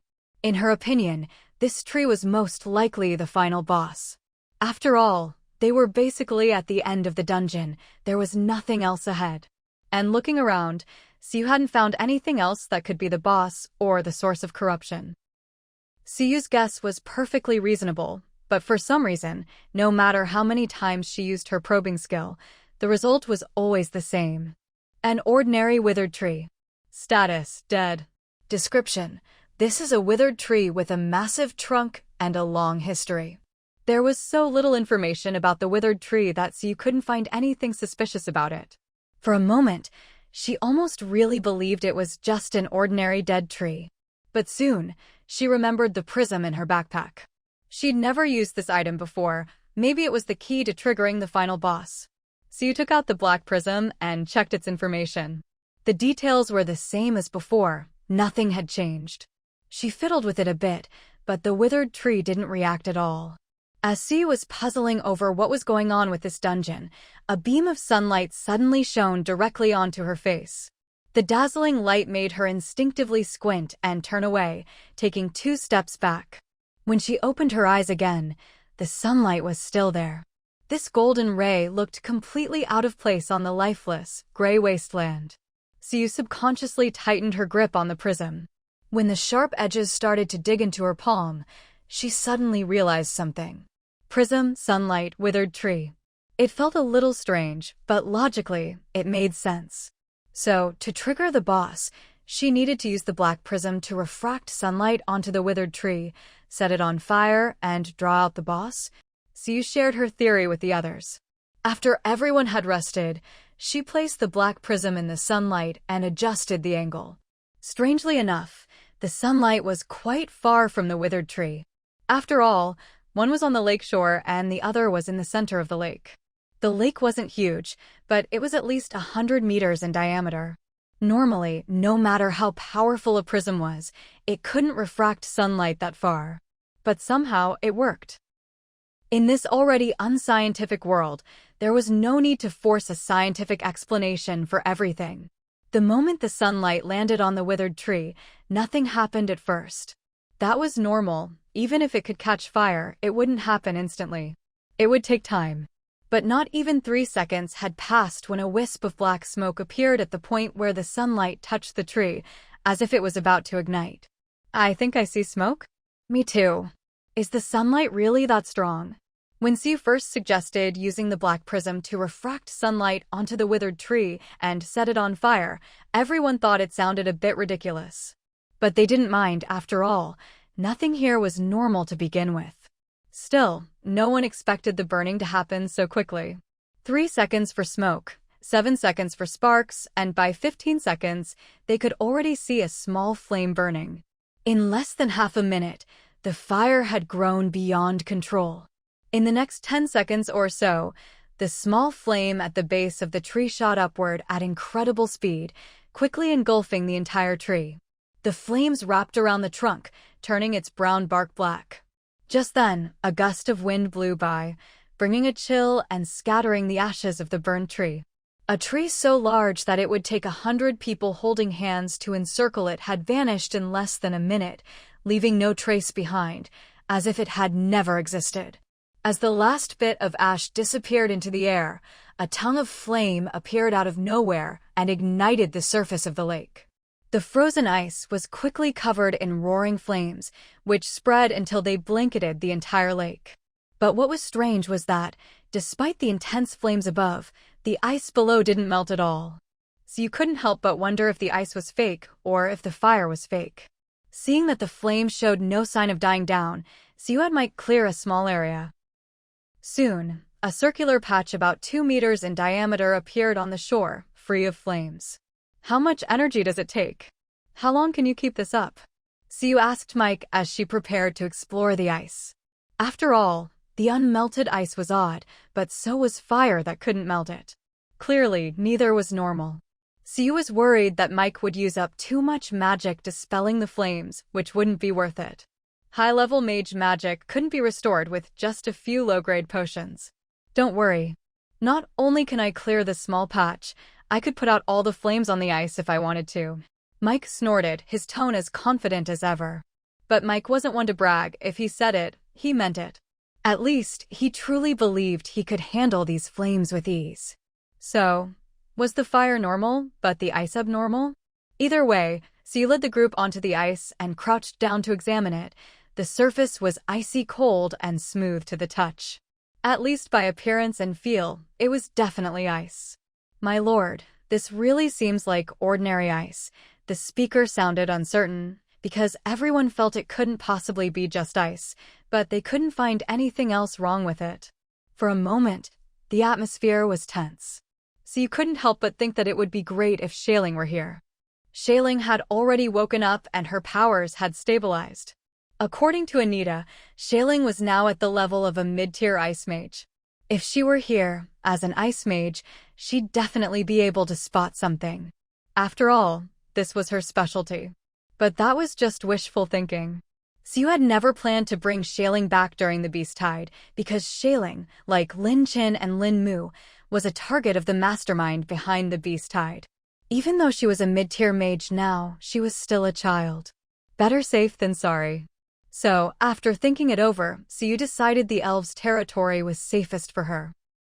The queen could also help check if there was anything else wrong with the child, so Siu hadn't asked the elves to send her back. After her thoughts circled back, Siu took a mining pick out of her backpack. Are you trying to break through the ice? Watching her actions, the others clearly guessed what Siu was about to do. Siu nodded and quickly made a few more pickaxes on the spot. You few, stand on the bank and break the ice. Whatever you do, don't step onto the ice itself. Breaking the ice wasn't actually dangerous, but Siu was worried that this steel-like, solid ice might shatter all at once after a few strikes. The ice was thick and grayish, making it impossible to see what was beneath. If someone accidentally fell through, their fate would truly be uncertain. Those assigned pickaxes obediently returned to the bank, and the others also backed away. To prevent any accidents, Siu even tied ropes around the waists of the people breaking the ice, securing the other ends to several heavy stone statues she'd built. Once everything was ready, the group picked up their pickaxes and got to work. They'd all expected the ice would be impossible to break, but to their surprise, after only a few minutes, there was a loud clang and a big hole appeared in the ice. As everyone focused on observing what was under the ice, whether it was lake water or something else, one person suddenly slipped and fell hard to the ground. The fall was so sudden, his head was left buzzing. Help! Something's grabbing my foot, I'm going to fall in. With a cry for help, everyone stopped looking at the hole and rushed to save him. Fortunately, the person being dragged was one of the icebreakers, and he had a rope tied around him. Whatever was grabbing him seemed to realize it couldn't pull him in and reluctantly let go. Something definitely grabbed me just now. The thing had already disappeared, so the victim had no way to prove whether his experience was real or not. But no one thought he'd joke at a time like this, so nobody doubted him. Still, now that they believed him, everyone felt a chill run down their spines and instinctively took several steps back. Let's leave the hole for now, everyone move back, Sue said. She wanted to know what was under the ice, but all she could see was darkness. To get a better look, she'd have to get closer, but after what just happened, it was too risky. She decided everyone should retreat before making any decisions. After they returned to a safe distance, the person who'd been grabbed made a discovery. Look, there's a black stain on my shoe. Wait, why is the whole sole black? He quickly took off his shoe to show everyone. Sure enough, what should have been a light-colored shoe was now pitch black. Even if they'd gotten their shoes dirty outside, it was impossible for them to turn this completely black, as if soaked in ink. The others couldn't tell what it was, but Ningxia immediately recognized the thick dark element clinging to the sole. Don't wear these shoes anymore. Wearing something tainted by dark element is bad for your health, Ningxia said, then looked at Suyu. Suyu nodded and handed the man a new pair. He'd already been thinking of ditching the shoes, but walking without them would be tough. Still, his life was more important. Now that he had new shoes, especially after hearing Ningxia's warning, he hurriedly tossed the old pair and put on the new ones. After everyone had seen them, Mike burned the old shoes to ashes. Taking advantage of the moment, Ningxia prepared to check what was really under the ice. No one knew exactly what had just happened, not even the victim, but Ningxia had a good guess. Since the shoe sole was tainted with dark element, whatever tried to drag him down was most likely a dark creature. So, were there a lot of dark creatures hidden under the ice? With this question in mind, she approached the lakeshore. Suyu, worried for her safety, wanted to stop her, but thinking of Ningxia's abilities and personality, she didn't say anything and even followed a couple of steps closer herself. Still, she didn't have Ningxia's nerve to stand right at the edge. Suyu kept a distance of at least 2 or 3 meters from the hole in the ice. From that distance, she could only see darkness below, but she had the vague sense that the darkness was writhing. The thought startled Suyu, sending goosebumps all over her body. At that moment, Ningxia finished her inspection and turned back, just in time to see Suyu's uneasy expression.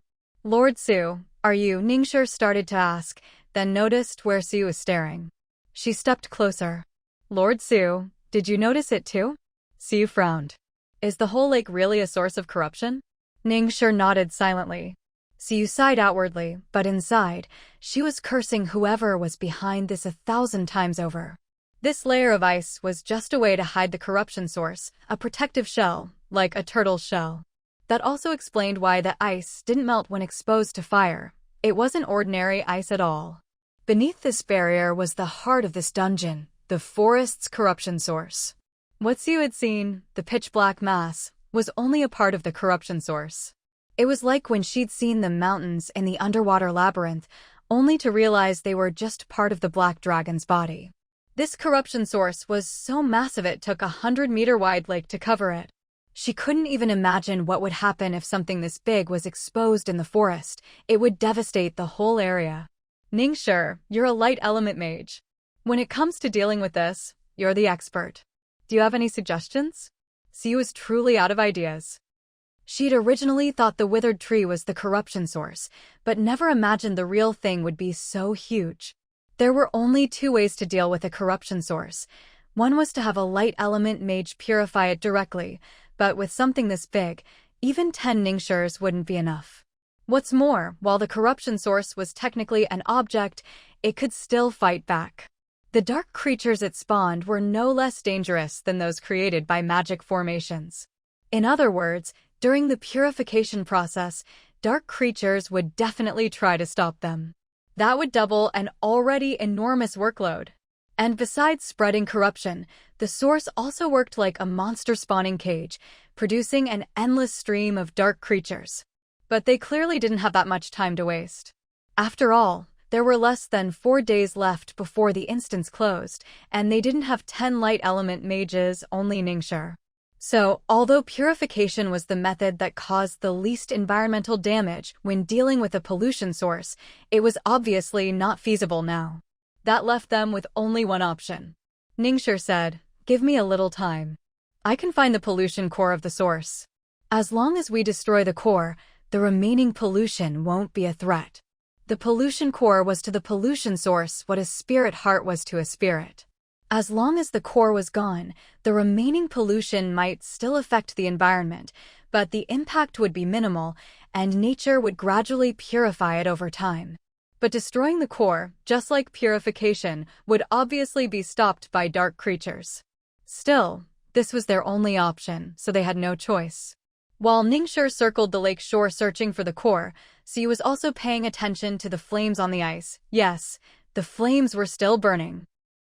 Even though she already knew this wasn't ordinary ice, the fact that the flames just kept burning struck Siyu as odd. After all, the ice had been there from the start, so it made sense as a barrier.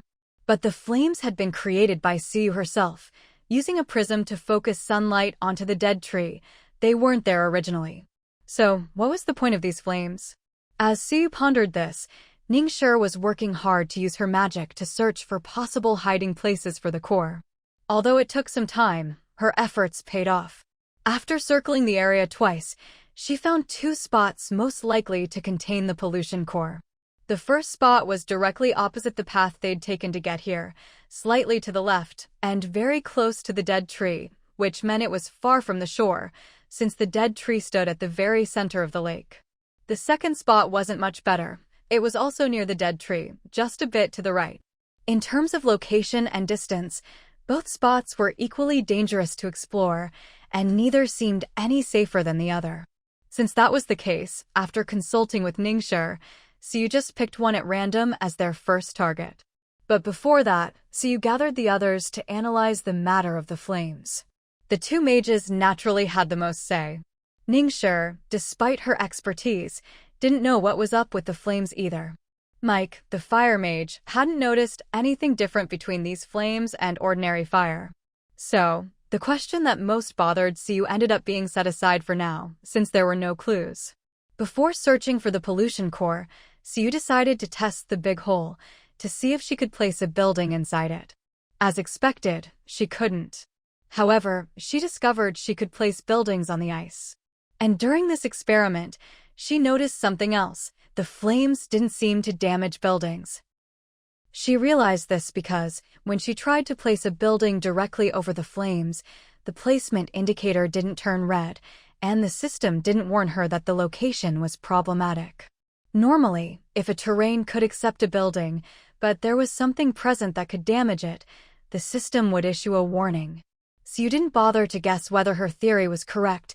She simply placed a wooden fence on the ice, and to everyone's surprise, it stood there completely unharmed. These flames aren't normal, are they? They can burn a dead tree, but not even singe a wooden fence. That pretty much summed up what everyone was thinking. Siyu felt the same way. Clearly, neither the ice nor the flames were what they seemed. With this discovery, Siyu's thoughts broadened. If the flames couldn't harm buildings, would they burn other objects? Most importantly, could they harm people?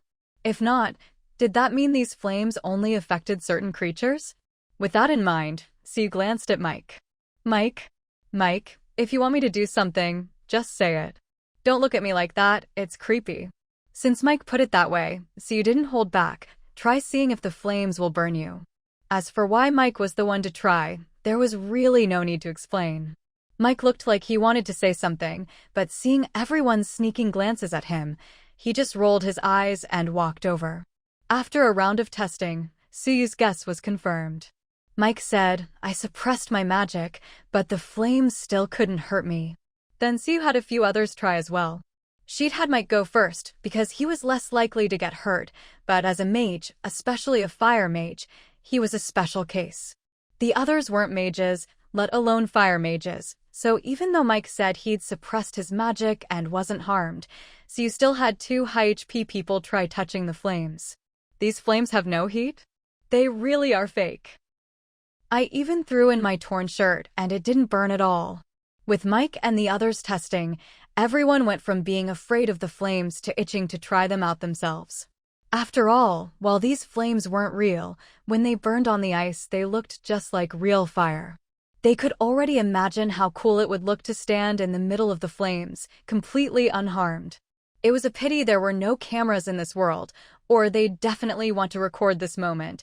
It'd be something to brag about for a lifetime. Now that they knew the flames wouldn't harm them or their belongings, Siyu was reassured. She had Mike cast a magic shield on everyone, and the group boldly walked across the flames to their destination. Along the way, the initial excitement gradually gave way to tension and unease as they neared their goal. The novelty of the strange flames had worn off. Now, what awaited them was the endless black abyss beneath the ice. No one knew what lurked below, but everyone remembered how someone had almost been dragged under just moments ago. That meant whatever was down there was eager for them to come down and would surely welcome them in its own special way. Let's start breaking the ice. The moment you see a crack, fall back immediately. Even though they'd have to go down eventually, there was a big difference between going down on their own terms and being dragged down passively. So you still hoped that everyone could go down together. That way, they'd all be in one group, and even if danger arose, they could handle it together. But if only one or a few people were dragged down, they'd be isolated and in much greater danger. The same people as before took up the task of breaking the ice, still tied with ropes for safety. Minute after minute passed. They'd been hacking at the ice for a full 10 minutes, but the surface showed no reaction at all. This was nothing like before, when the ice had shattered almost instantly. That's weird. We were able to break through just now. Isn't this the same as before? Why won't it work now? No, it's not the same. Siyu thought to herself. The biggest difference now was the flames on the ice. Earlier, she hadn't known if the flames would harm them, so Siyu had mech dispel them. But now that she knew the fire wouldn't hurt them, she hadn't bothered to remove it. But this also revealed something: the flames and whatever was below were in opposition. Siyu realized she could have figured this out earlier. After all, fire and ice are natural opposites, and here the fire was above and the ice below. The fire couldn't melt the ice, and the ice couldn't extinguish the fire. And since the ice was a barrier protecting the dark creatures below, it made sense that the ones who really didn't want to see the fire, or were afraid of it, were the dark creatures underneath. Now, Siyu's problem was figuring out how to bring the flames down with them. After all, this wasn't ordinary fire. So Siyu took out the black prism again. Strangely, when the originally black, transparent prism was placed in the flames, it glowed faintly red. Soon, Siyu, holding the red-black prism, noticed she'd gained a buff. Light flame protection. You're under the protection of the flame of light. You will not be affected by corruption, and all dark element damage will be reduced. Duration: 120 minutes. The flame of light. Could it be that this fire is different from ordinary fire because it's created by sunlight? That actually made a lot of sense. It's said that light is the nemesis of darkness, but in reality, the greatest source of light element energy is any source of light, sunlight being the most abundant and common.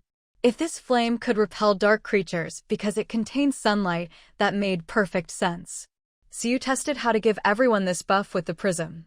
There was nothing special to it. Each person just had to hold it for 3 seconds. Once everyone had held the prism, Siyu had mech dispel the flames and told them to start breaking the ice. Without the flames, breaking the ice was a breeze. On average, each person only had to strike 3 to 5 times before a crack appeared. Remembering Siyu's warning, everyone immediately stepped back. With a loud crash, a large hole appeared in the ice, revealing only darkness below. Get ready to go down together. Siyu hadn't finished speaking when she saw a black, tentacle-like thing poke out of the hole. Everyone, noticing her pause, instinctively followed her gaze. Is that? Someone started to ask, but was quickly silenced by the person next to them. Even though the sentence was cut off, everyone knew what they meant. Is that the thing that almost dragged someone down earlier? The little tentacle didn't seem to sense anything was wrong. It wobbled forward, as if searching for a suitable target to drag away. But this time, it was bound to be disappointed. After their earlier experience, everyone was standing much farther back. The tentacle groped around for a while but found nothing, clearly confused. Just as it was about to retreat, it seemed to sense the presence of other creatures. In a flash, the tentacle wrapped around someone's ankles, trying to yank them down, but embarrassingly, it couldn't budge them. If the tentacle's main body could see what was happening above, it would probably be cursing. Because it wasn't just pulling one person. It was pulling 30. That's right, even though it only grabbed one pair of feet, everyone else was holding tightly onto that person, and those who couldn't grab them were holding onto the people next to them. Suyu's plan was simple. If it was going to drag them down, they'd all go together. But she hadn't expected the tentacle to be so weak it could handle one person, but 30 was too much, really. The tentacle, being called useless in Suyu's mind, would have gone berserk if it knew what she was thinking. Is that even reasonable? How could one person and 30 people be the same? Regardless, once Suyu realized the tentacle was useless, she had mech burn it before it could react, and the whole group jumped down through the hole in the ice. After a brief bout of dizziness, they found themselves back in the dark domain. This time, though, the dark domain felt even more oppressive and uncomfortable than before. But they were lucky last time. It had taken them an entire morning and half an afternoon, nearly 7 or 8 hours, to find the statue, and they'd been exhausted. But this time, as soon as they landed, they immediately saw what was probably their final target. It was a huge mass of black sludge. To put it simply, it looked like a fusion of countless dark creatures, and since dark creatures resembled slimes, this giant black sludge was basically a massive black slime. As for how big it was, they couldn't tell, because Suyu could see shadows writhing across its surface, just like what she'd seen from above earlier. This confirmed her suspicion. This giant dark creature was very likely Black Dragon 2.0. They were too tiny to see its full form, but that wouldn't stop them from trying to kill it. Before anything else, Suyu checked that everyone still had the light flame protection buff, then turned her attention to the giant dark creature in front of them to examine its information. To be honest, Suyu had already prepared herself for the possibility that she wouldn't be able to get any information. While it's not an absolute rule that the bigger the creature, the stronger it is, in most cases, that's how it works. After all, when something grows beyond a normal size, especially something as huge as the creature before her, it takes a massive amount of energy just to maintain that size. If it can handle that kind of consumption, it means it has that much energy to spare, and with more energy comes greater strength. But what Suyu never expected was not only that she could see its information, but also that what was revealed made her seriously doubt whether she was seeing things wrong, or if she'd accidentally targeted the wrong creature with her skill. Of course, she was even more suspicious that her system might have a bug. Boss, Splitting Corruption Monster. HP 1/1. Attack 1. Defense 1. Description: a giant dark creature spawned from a corruption core. Defeating it will expose the corruption core. Skill: locked. Will unlock and display after first use. With stats like these, everything visible is just 1. This isn't even a question of being weak or strong. No newborn, whether human or any other species, would have all their stats at just 1. And this was supposed to be a boss monster. So you tried checking several more times, but the results were always the same. So she ruled out the possibility of a bug. The only explanation was that this boss must have something else up its sleeve. Based on the information she could see, the only suspicious thing was the locked skill. Suyu was starting to develop a bit of a fear of these unknown skills. The last time she'd seen something like this was 5 days ago, when she fought that dark bear. It also had a locked skill, but the bear itself had a lot of mechanics, and she could work out how to avoid triggering its skill by analyzing them. But the situation now was clearly different. This splitting corruption monster had no stats to speak of, just a single locked skill. There's no way a 3-star dungeon would have a boss weaker than a piece of paper, so this skill was definitely going to trigger. That also explained why the system hid the skill in the first place. It wanted to make sure the skill would activate at least once. After thinking it through, so you could already guess how the skill would be triggered, and roughly what it would do. Since it was bound to trigger, the condition must be something inevitable. Looking at the monster's info panel, especially its name. Everyone be careful. This monster might split after it dies. Although this was just her deduction, Suyu was pretty sure she was right. She couldn't think of any other simpler or more obvious trigger than death itself. And while the splitting in its name could just be a name, Suyu suspected it was a hint. Most creatures are named after their species or some characteristic. Corruption monster is its species, so splitting is probably its trait. Whether her guess was right or not, they'd find out soon enough. Everyone, check your gear and potions. If everything's fine, let's get started. After finishing preparations, the others took their positions as Suyu directed, and then, with an arrow from Duoya, the battle officially began. 99999, critical hit. Nearly 100,000 damage. This wasn't because Duoya was strong enough to deal that much in one hit. If she were, they wouldn't have struggled so much earlier. It was just that the splitting corruption monster's stats were so much lower than Duoya's, which triggered a forced execution effect. This kind of execution damage was meaningless and had nothing to do with anyone's stat panel. But that didn't matter. What was important now was the monster itself. After taking the fatal blow, the splitting corruption monster shuddered, its jelly-like body wobbling. Then, right before everyone's eyes, the giant slime suddenly deflated like a popped balloon. Then, two identical black blobs began to swell up. They seemed a bit smaller than before, but were still so huge that it was impossible to see their full shape. The appearance of Splitting Corruption Monster 2.0 left everyone a bit dumbfounded. Don't attack yet. Since Suyu had already briefed everyone, nobody made a move. But just because they weren't attacking didn't mean the Splitting Corruption Monsters 2.0 wouldn't attack. After all, they'd just been hit.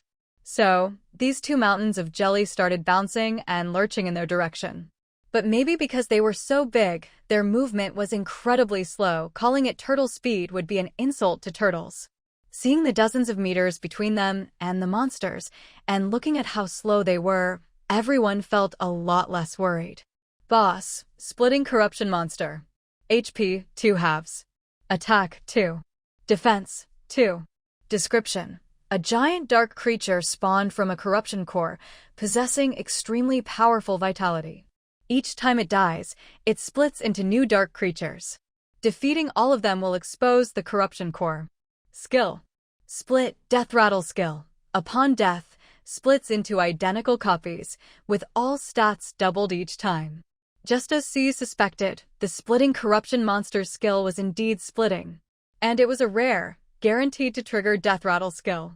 A Death Rattle skill, as the name suggests, is a skill that activates upon death.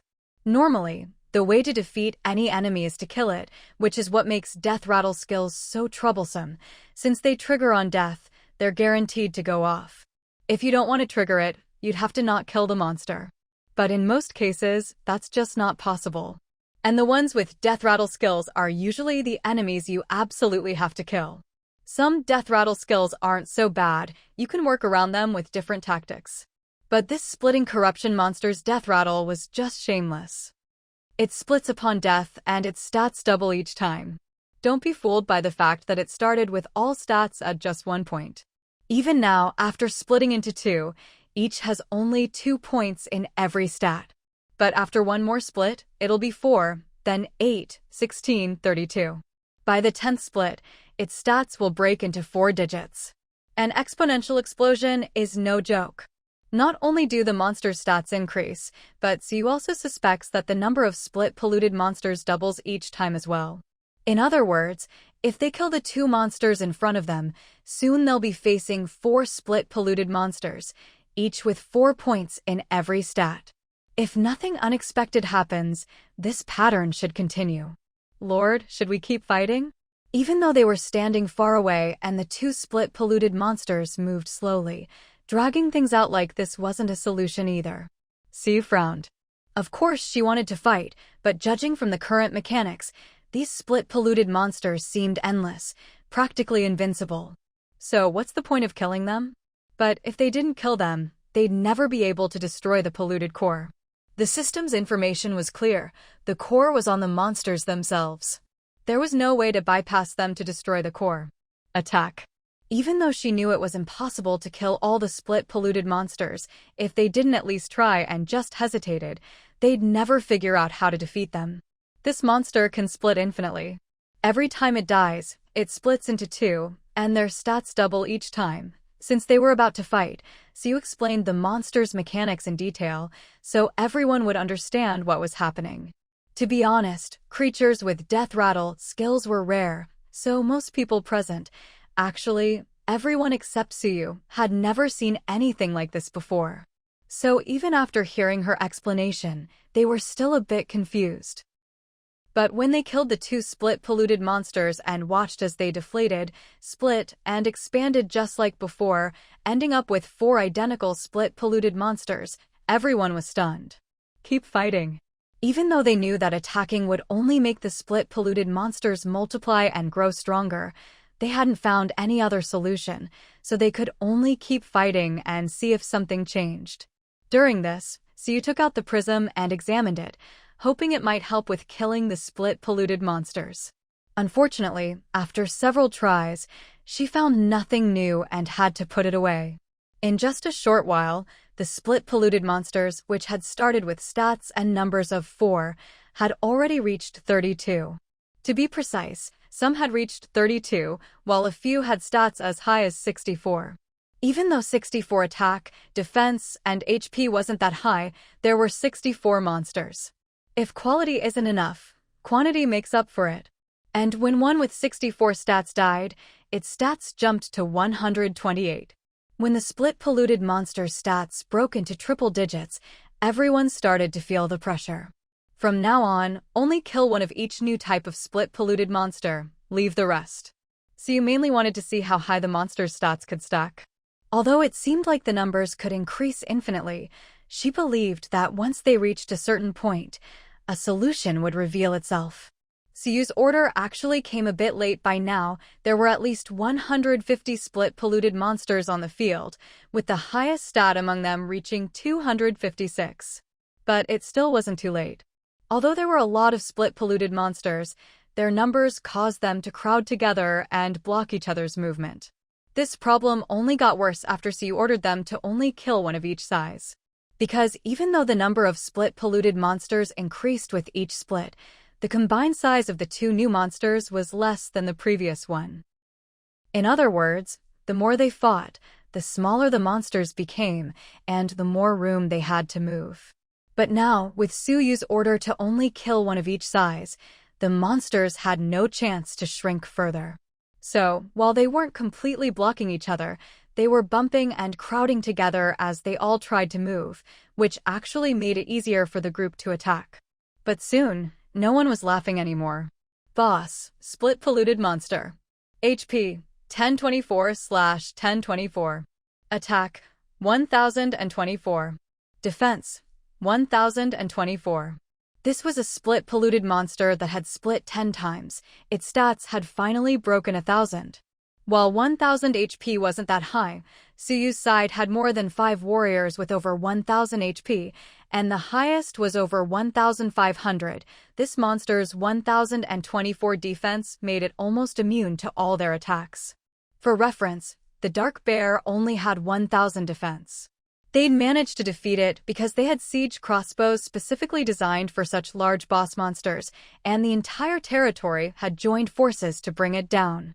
But now there were only 30 people here, with just over 20 fighters. There was no way they could kill this split-polluted monster. And, because this was its 10th split, the monster had shrunk to the size of a normal adult elephant. Its movement was still slow, but it had managed to squeeze out from the pile of its companions, and given enough time, it would reach them. Of course, they could run.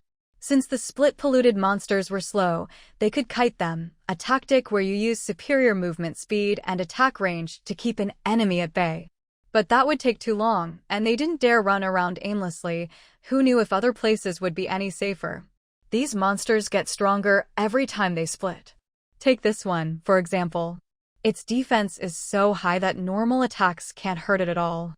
Siu said this to Ningxia. After all, she was the only one present who might be able to help. As for Mike, after a few fireballs that did almost no damage, he immediately admitted he was useless here. Ningxia thought for a moment, but couldn't come up with a good solution. I don't have any good ideas either. I've never seen a dark creature like this in the church before. Lord Su, if you need help, just let me know. I can provide everyone with a buff that adds magic damage to attacks. So you knew what magic Ningxia was talking about. It was a buff called Blessing of Holy Light, which, for its duration, gave all attacks a chance to deal light elemental damage. Then I'll trouble you with this, Siyu said without hesitation. Since Ningxia had offered, she saw no reason to refuse. Because of the elemental counter, all dark creatures' defenses are ineffective against light mages. Likewise, a light mage's defenses are useless against attacks from dark elements. With Ningxia's current strength, taking down this split corrupted monster would be an easy task. After all her skills deal defense-ignoring damage to this creature, and although the light element is considered semi-support, its offensive abilities aren't weak, especially with the elemental advantage. Her damage output is doubled. The only reason Ningxia hadn't acted earlier was because Siyu hadn't asked her to. It wasn't due to a lack of mana, on the contrary, Siyu had brought plenty of mana potions. She just wanted to see if they could handle this monster without a light mage. But clearly, that wasn't possible, at least, not at this stage. Siyu wasn't stubborn, nor was she one to make things hard for herself. She just wanted to try. If it didn't work, then she'd do what needed to be done. There was no point in wasting a mage's abilities. After all, wasn't recruiting Ningxia for this very reason? Actually, with your strength, you could easily take care of this monster. But I'll trouble you to cast a Blessing of Holy Light on them.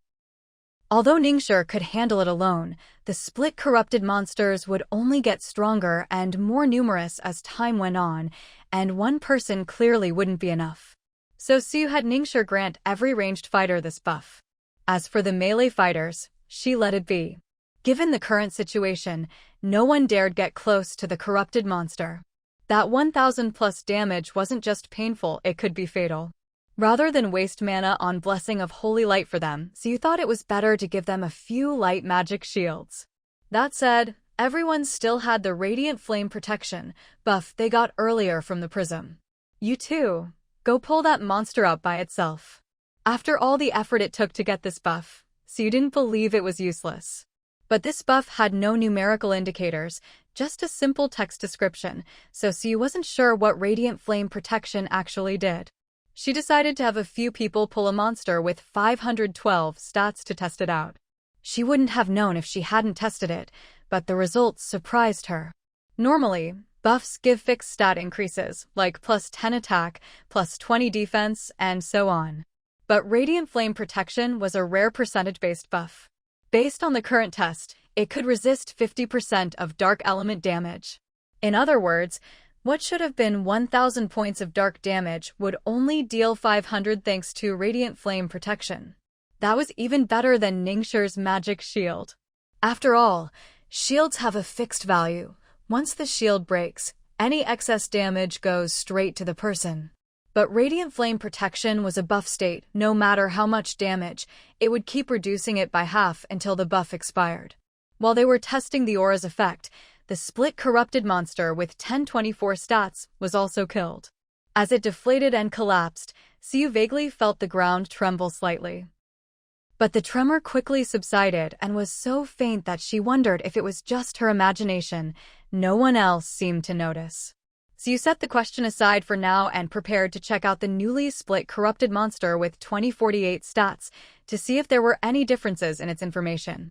Unfortunately, the result was the same as before. Aside from the numbers, everything else was identical, even down to the monster's annoying split skill. Are we really going to keep fighting? Ningxia asked, watching as the monster she had just killed split into two more. A sense of helplessness welled up inside her. This was the first time since becoming a light mage that she'd encountered such a troublesome dark creature.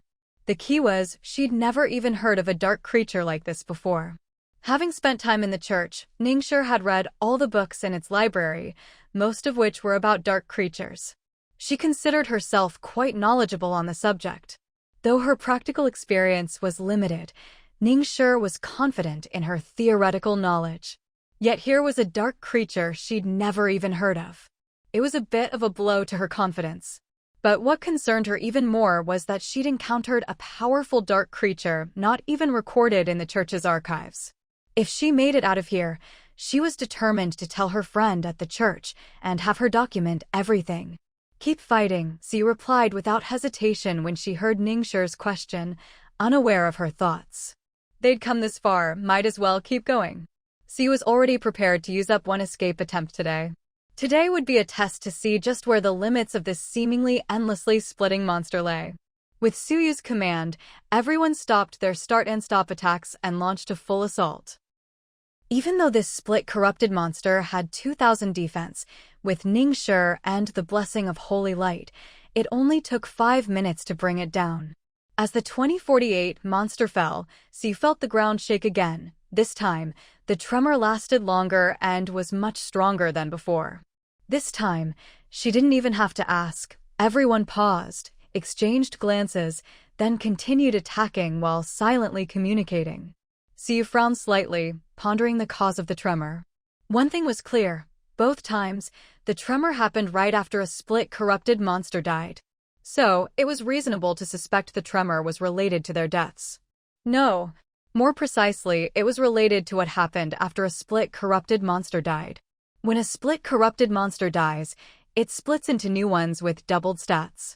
So, the real cause of the tremor must be the appearance of the newly split monsters. Could there be another formation? Siyu was startled by her own thought, but at the same time, she found it quite reasonable. They had discussed formations before. When the events or energy generated within a formation exceed what it can contain, cracks will start to appear. If the energy keeps increasing, those cracks will widen until the entire formation shatters. The seemingly endless power-ups of the splitting corrupted monsters looked simple on the surface, but their strength clearly didn't come from nowhere, nor could it exist just anywhere. If the dark creatures were really that powerful, they would have conquered the entire Sunset continent long ago. They wouldn't still be hiding in the abyss of darkness, only coming out occasionally to harass humans just to remind everyone of their existence. After analyzing all this, Siyu suspected that there must be a formation in this domain as well. This formation was either related to the endless splitting of the corrupted monsters or to their attributes. But the formation had its limits. When the monster's attributes reached a certain point, the formation would become unstable, unable to contain such powerful beings. The two tremors Siyu had just felt were probably signs that the formation was on the verge of collapse. If Siyu hadn't realized this and kept attacking the splitting corrupted monsters, the outcome would have been either the formation exploding and taking all the monsters with it, or everyone dying together. Of course, Siyu thought the latter was more likely. If it was the former, then this dungeon would be way too easy. She could just have everyone keep killing the splitting corrupted monsters until the formation blew up, which would directly solve the problem and destroy the core. So the key to resolving this was still the formation. However, Siyu didn't tell everyone to stop attacking, because judging by the magnitude of the tremors, the formation could probably hold out a bit longer. From her previous experience breaking formations, it was always difficult and troublesome at first. She wanted to see what a formation on the brink of collapse would look like. Ningxu, come here. Although she didn't stop everyone, Siyu still shared her suspicions with Ningxu and asked her to try searching for the formation. After they had come down from the ice, they'd immediately encountered the splitting corrupted monster, their target, so Siyu hadn't asked Ningxu to use magic to probe for dark elements in the surroundings, and Ningxu hadn't done so herself, since it was very mana-consuming.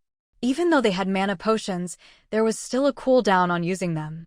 But since Siyu had brought it up and Ningxu sensed the danger, she didn't hesitate to use her magic. Should we let the others know?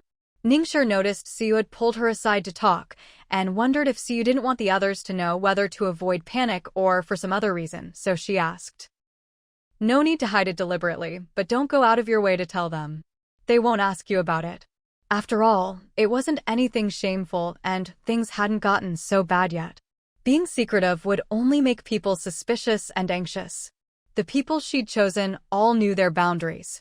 They wouldn't meddle, and especially when it came to mage matters, even if they were curious, they'd keep it to themselves and not ask. Ningxu didn't say anything, just nodded to show she understood, then began using magic to probe the surroundings. Just as Siyu had said, the others were curious when they saw Ningxu's actions, but no one asked. This was not only out of respect for mages, but also due to their professionalism. If it was something they needed to know, they'd be told. If not, there was no need to ask. After investigating, Ningxi's expression was as calm as ever, showing no change. If you only looked at her face, you might think she hadn't found anything. But that clearly wasn't the case. There are obvious traces of a formation in that direction, Ningxi said with certainty. Ningxi was always steady and reliable, so if she was this sure, that direction was very likely where the formation was, though there was a small chance it was a dungeon trap meant to mislead her. As soon as they finish off this monster, we'll head that way, so you told everyone about the formation. She didn't mention that the formation might explode due to the monster's increasing strength, only that the reason the monsters seemed endless was probably because of the formation. Since they'd already dealt with formations before, no one was surprised, some even breathed a sigh of relief. After all, if C was right, it meant they wouldn't have to keep facing endless, unkillable monsters. Some people found it odd that Siu still wanted them to kill the current splitting corrupted monster, but their greatest strength was their discipline and obedience. Even if the order was risky, they wouldn't question it lightly, and this one wasn't even dangerous. So they quickly killed 2048, and as the ground shook violently, they hurriedly left, running in the direction Ningxi had indicated as the likely location of the formation. Behind them, two new splitting corrupted monsters, each with all attributes at 4096, were forming. "Keep running. Drink your potions and run," Siu shouted. Hearing the rare urgency in Siu's voice, no one dared to slack off.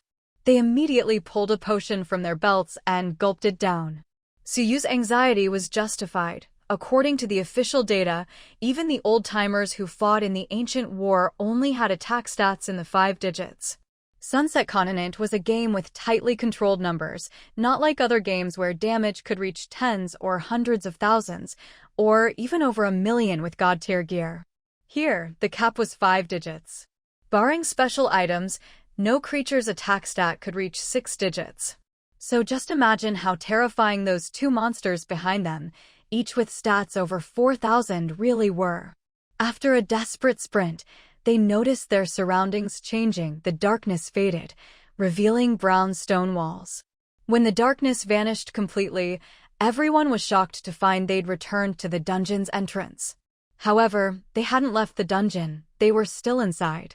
The scene before them looked just like the cave at the dungeon entrance, but that didn't mean they'd actually left. The group had only just been in the forest.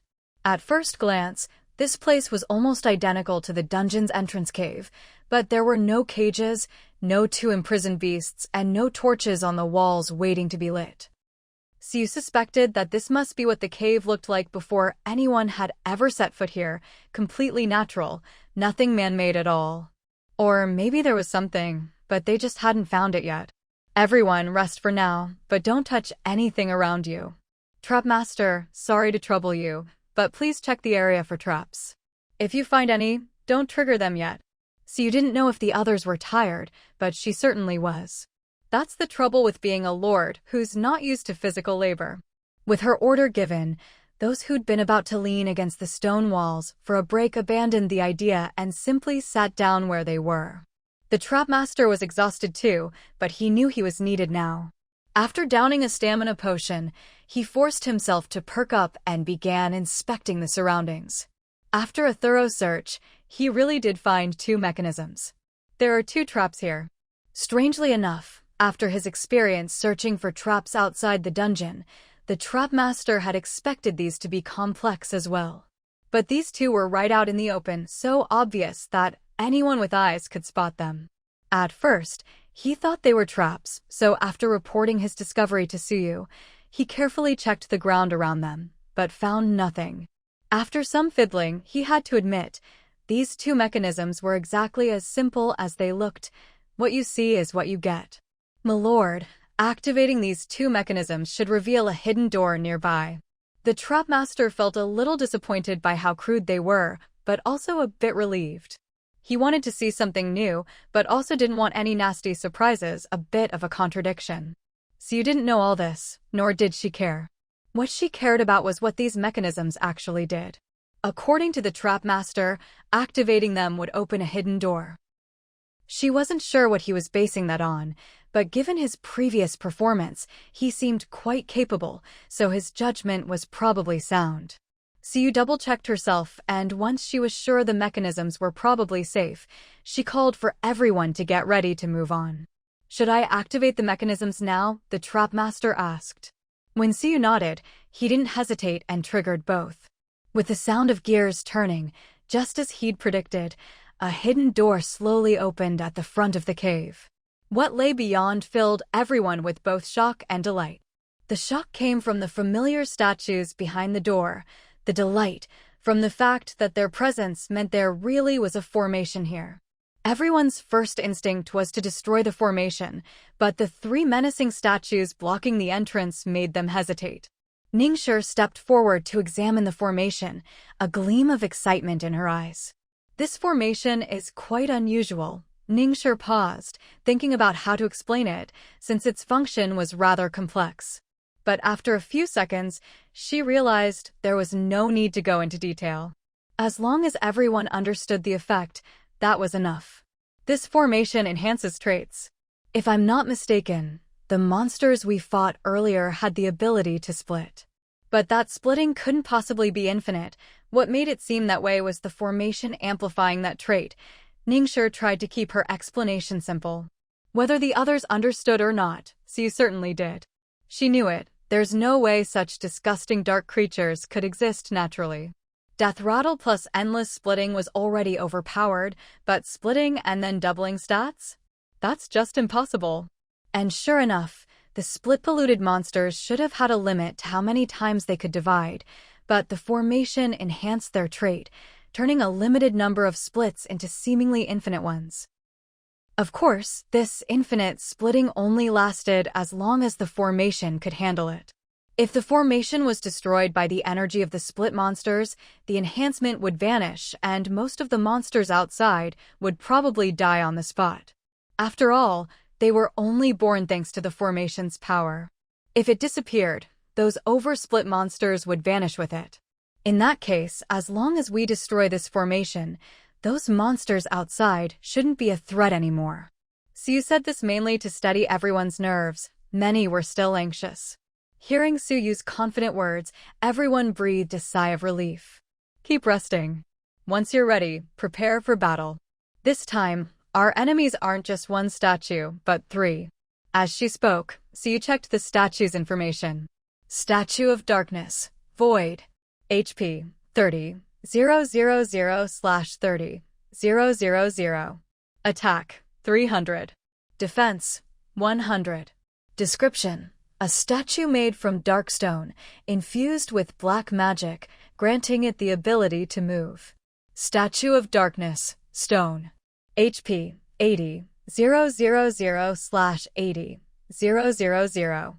Attack, 100. Defense, 400. Description: a statue made from dark stone, infused with black magic, granting it the ability to move. Statue of Darkness, Shade. HP, 20, 000/20, 000. Attack, 500. Defense, 200. Description: a statue made from dark stone, infused with black magic, granting it the ability to move.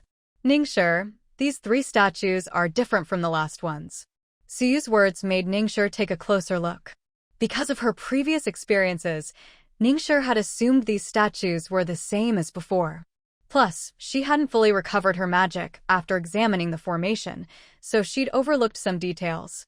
Now, using magic to inspect them again, she made several new discoveries. These three statues bear traces of black magic, and they aren't part of the formation itself. They must have been left by whoever set up the formation to guard it. Siyu nodded, but before she could say anything, Ningxi's expression turned grim. "I can't believe there are still such brazen black magicians around these days. When I get out of here, I'm going to make sure this gets..." Her voice trailed off.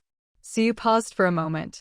She had thought Ningxi's grim expression was because there was something seriously wrong with the statue, but it turned out it was just because she'd seen black magic, which reminded her of black mages. But that was understandable. Black mages were practically public enemies across the continent. After all, they sided with dark creatures and aided evil. This was especially true for Ningxia, who was a light mage. The two were as opposed as could be. But these grudges had nothing to do with their current situation, so Siyu didn't ask Ningxia why she was so agitated at the sight of black magic, nor did she ask who Ningxia planned to tell about it. Although Ningxia had left the church, it seemed she was still in contact with them. But that was something to look into after they left the instance. Since there's a black mage involved, this formation must be anything but simple, and the statues as well, Siyu said. By now, Ningxia had calmed down and agreed with her assessment. Black mages might be enemies, but their strength was undeniable. She couldn't afford to underestimate them just because they were on opposing sides. In battles with humans or other races, black mages love to use underhanded tricks. Most of these tricks involve using dark elements to attack an enemy's wounds, polluting them in the process. When dark elements invade any living being, it's basically like forcing them to swallow some kind of parasite. As long as the black mage is strong enough, they can use these dark elements to control others. This insidious method of attack is exactly why black mages are so reviled. Others fight with strength, but black mages, though also powerful, prefer to fight dirty rather than face their opponents head-on. If these three statues have been given life by black magic, does that mean their attacks could also pollute other beings, just like a black mage's? Siyu asked. Ningxia nodded gravely. That's definitely possible. Just like I cast a blessing of holy light on everyone, black mages have a similar kind of magic. In other words, black mages could also cast a blessing on their own allies, causing their attacks to carry dark elements. That was exactly why Ningxia looked so grim. Of everyone present, no one understood the agony of being polluted better than she did. Worse than death wasn't enough to describe the torment. Because she knew, she was determined to prevent it from happening. So that's it. You're worried about the pollution. To be honest, if it were before today, so you might have been worried too. But now, they had the protection of Radiant Flame. Besides reducing damage from dark element attacks, Radiant Flame's greatest benefit was that it prevented the effects of pollution. In other words, they couldn't be polluted, at least, not while the buff lasted. So you didn't bother explaining the details of Radiant Flame, only saying she had a way to resist pollution. Earlier, when Ningxia touched the prism, she'd felt a warm, comforting energy flow through her body.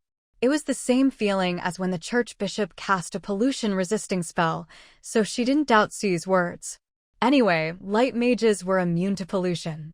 For them and black mages, it was always a fight to the death. It had been almost an hour since they'd left the ice, and Radiant Flame's duration was 2 hours. Not wanting to waste time, Siyu waited until everyone had rested, then told them to get ready for battle. Before the fight, Siyu shared her analysis of the three statues' abilities. The statue on the left should be able to fly. Ranged attackers, focus it down first. The one in the middle is tough, but doesn't hit hard. Warriors, keep it busy so it doesn't interfere with the rest of us. The one on the right probably has stealth or concealment abilities. Once the fight starts, everyone stick together, don't get separated, and give it a chance to ambush anyone. Unlike before, these statues not only had different abilities, but their names reflected those traits. Previously, the statues' names ended with numbers. This time, the names described their characteristics. Based on Suyu's guess, air meant flight, stone meant it was the toughest, with the highest defense and HP, but to balance things out, it had the lowest attack. Stealth was self-explanatory, either concealment or invisibility. Usually, those with such abilities were assassin types, like the frightening magpie, who specialized in one-hit kills, so its attack would be the highest. With a basic understanding of the three statues, everyone had a rough plan in mind. As soon as the fight started, the three statues activated. Sure enough, the shadow statue, air on the left, took to the sky. But its defense was low, and with so many ranged attackers, 12 people hit it at once. Within 10 seconds, it dropped like a bird with broken wings, crashing to the ground. Meanwhile, the tough stone statue couldn't be taken down quickly, but it was surrounded by 3 warriors who took turns pummeling it. Its high defense and HP didn't help much, since its attack was low and it was outnumbered. It could only be toyed with by the equally tough warriors. From Suyu's perspective, the 3 warriors and the statue had numbers like -1, -2, and miss, popping up above their heads, damage so low it was like being bitten by mosquitoes. With air, dead, and stone contained, everyone's main target was now stealth. Just as Suyu predicted, stealth could turn invisible and was very cunning. The moment it detected enemies, it used its high agility to slip out of the encirclement. Then, while everyone was focused on air, it quietly hid itself. It was waiting for someone to get separated so it could strike, but it was doomed to be disappointed. Everyone was standing close together, within sight of each other. To prevent a backstab, they even stood with their backs to the wall, huddled together, with warriors holding shields on the outside. What was it supposed to do? The stealth statue bared its teeth in frustration, its fierce face looking terrifying without expression, but since it was invisible, no one else could see it. Time ticked by second after second. The hidden statue still didn't show itself, and no one dared to let their guard down. The boxing trio had also grown tired of playing with the stone statue. After all, they were made of flesh and blood, while the statue was an unfeeling, inanimate object. If you keep punching a rock, who knows if the stone will break, but your fists will definitely start to hurt. So you knew this couldn't go on, so instead of stubbornly persisting, she simply gave the order for everyone to start attacking the stone statue. If you won't show yourself, then I'll just take out your teammates first. After all, there was never any rule that said they had to defeat a particular statue first. So you had only chosen the order based on how difficult each one was to kill. But if the hidden statue refused to appear, there was no problem with taking out the others first. Once all its teammates were dead, if the hidden statue still didn't show up, so you would just destroy the formation directly. Their ultimate goal was the formation, not the statues. The statues were merely obstacles in their way. If the stone statue decided to run off on its own and never come back, that would be a stroke of luck for Suyu. If it wants to hide, let it hide. Our target is the formation. Let's destroy this statue first. If it still doesn't show up, we'll just go straight for the formation, Suyu said openly, making her intentions clear. She didn't care whether the hidden statue could understand human speech or not, it wouldn't affect their actions either way. Suyu's words might have been meant to provoke the hidden statue, but if it couldn't understand, then so be it. The stone statue had high HP and defense, but they had numbers on their side, plus 2 mages. It had taken them 10 seconds to kill the air statue before. This time, it only took 10 minutes to bring down the stone statue. During this time, Suyu could clearly sense faint distortions in the surrounding space, most likely the hidden statue getting restless and wanting to make a move. But each time it was about to act, it hesitated and held back, which left Suyu a bit disappointed. Now that both the stone and air statues were dead and the hidden statue was still in hiding, the formation they had been guarding was exposed for all to see. After confirming there was nothing wrong with the formation, Suyu told Ningxue to prepare to destroy it. Normally, anyone could break a formation, but since this one was set up by a dark mage, it was more appropriate for a light mage to do the job.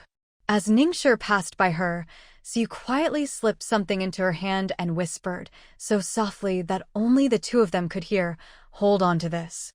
Ningxue calmly put the item away. Mage robes were loose, so even Duoya, who was standing right next to Suyu, didn't notice her actions, let alone anyone else or any unknown creatures. Ningxue walked up to the formation, took out her staff, and began to chant. As the chanting went on, the atmosphere grew increasingly tense, and the gem at the tip of Ningxue's staff shone ever brighter. Just as Ningxue was about to finish her incantation, a whistling sound suddenly came from the shadows in the corner.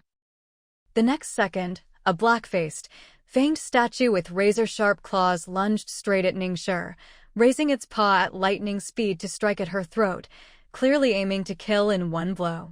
But just as its claws were about to touch Ningxue's skin, a brilliant burst of white light exploded beside her. The hidden statue let out a shrill, piercing scream, clutching its injured paw as it staggered back in panic. Its remaining consciousness urged it to flee, but as it retreated, it realized it had nowhere to go. From the moment it appeared, everyone had already blocked off its escape route. It could turn invisible, but invisibility only made it unseen. It didn't actually disappear. Physical collisions still happened, so there was no way it could break through the encirclement with so many people around. 1 minute later, the hidden statue joined its two companions in the dark abyss. The moment the hidden statue died, Ningxia also finished destroying the formation. With the formation gone, everyone retraced their steps and were surprised to find that all the slow-moving, corrupted split monsters had vanished. They didn't know the exact reason, but could guess it was related to the formation. The group cheered, and Siyu spotted a floating, muddy, filthy-looking mass in the air not far away. Forest corruption source.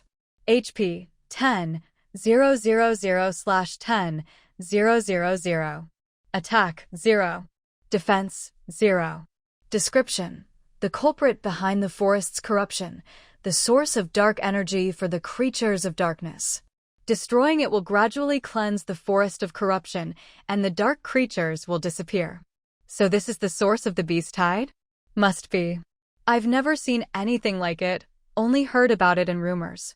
I never thought I'd actually get to help clean up a corruption source one day. Let's destroy it. Once it's gone, the beast tide should end. I can finally get a good night's sleep. Ningxia, you do it.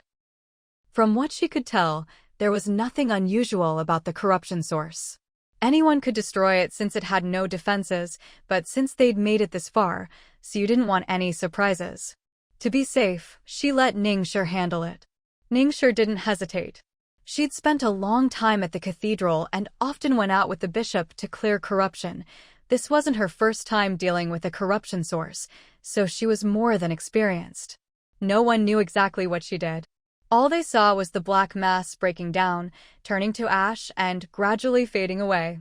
As the last black particle dissipated into the air, a window popped up in front of Siyu, and a system voice sounded in her ear. Congratulations, A1-16, for successfully leading your team to destroy the forest corruption source. Instance completion, 95%. Rewards have been sent to the mission hall. Reward content depends on completion rate. With the corruption source gone, the dark domain has lost its power. Please leave the instance within 5 minutes. After 5 minutes, the dark domain will collapse, and all creatures within will be buried along with it.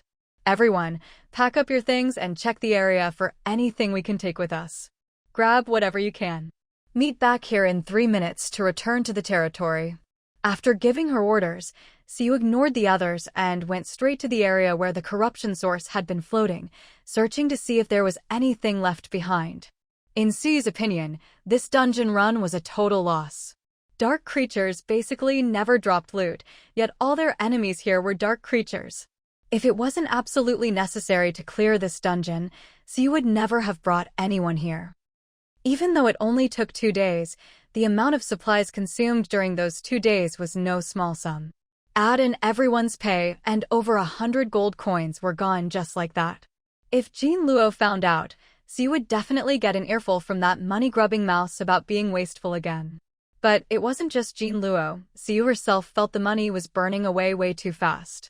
The only consolation was that the source of the corruption had finally been dealt with, which meant the beast tide would soon be over.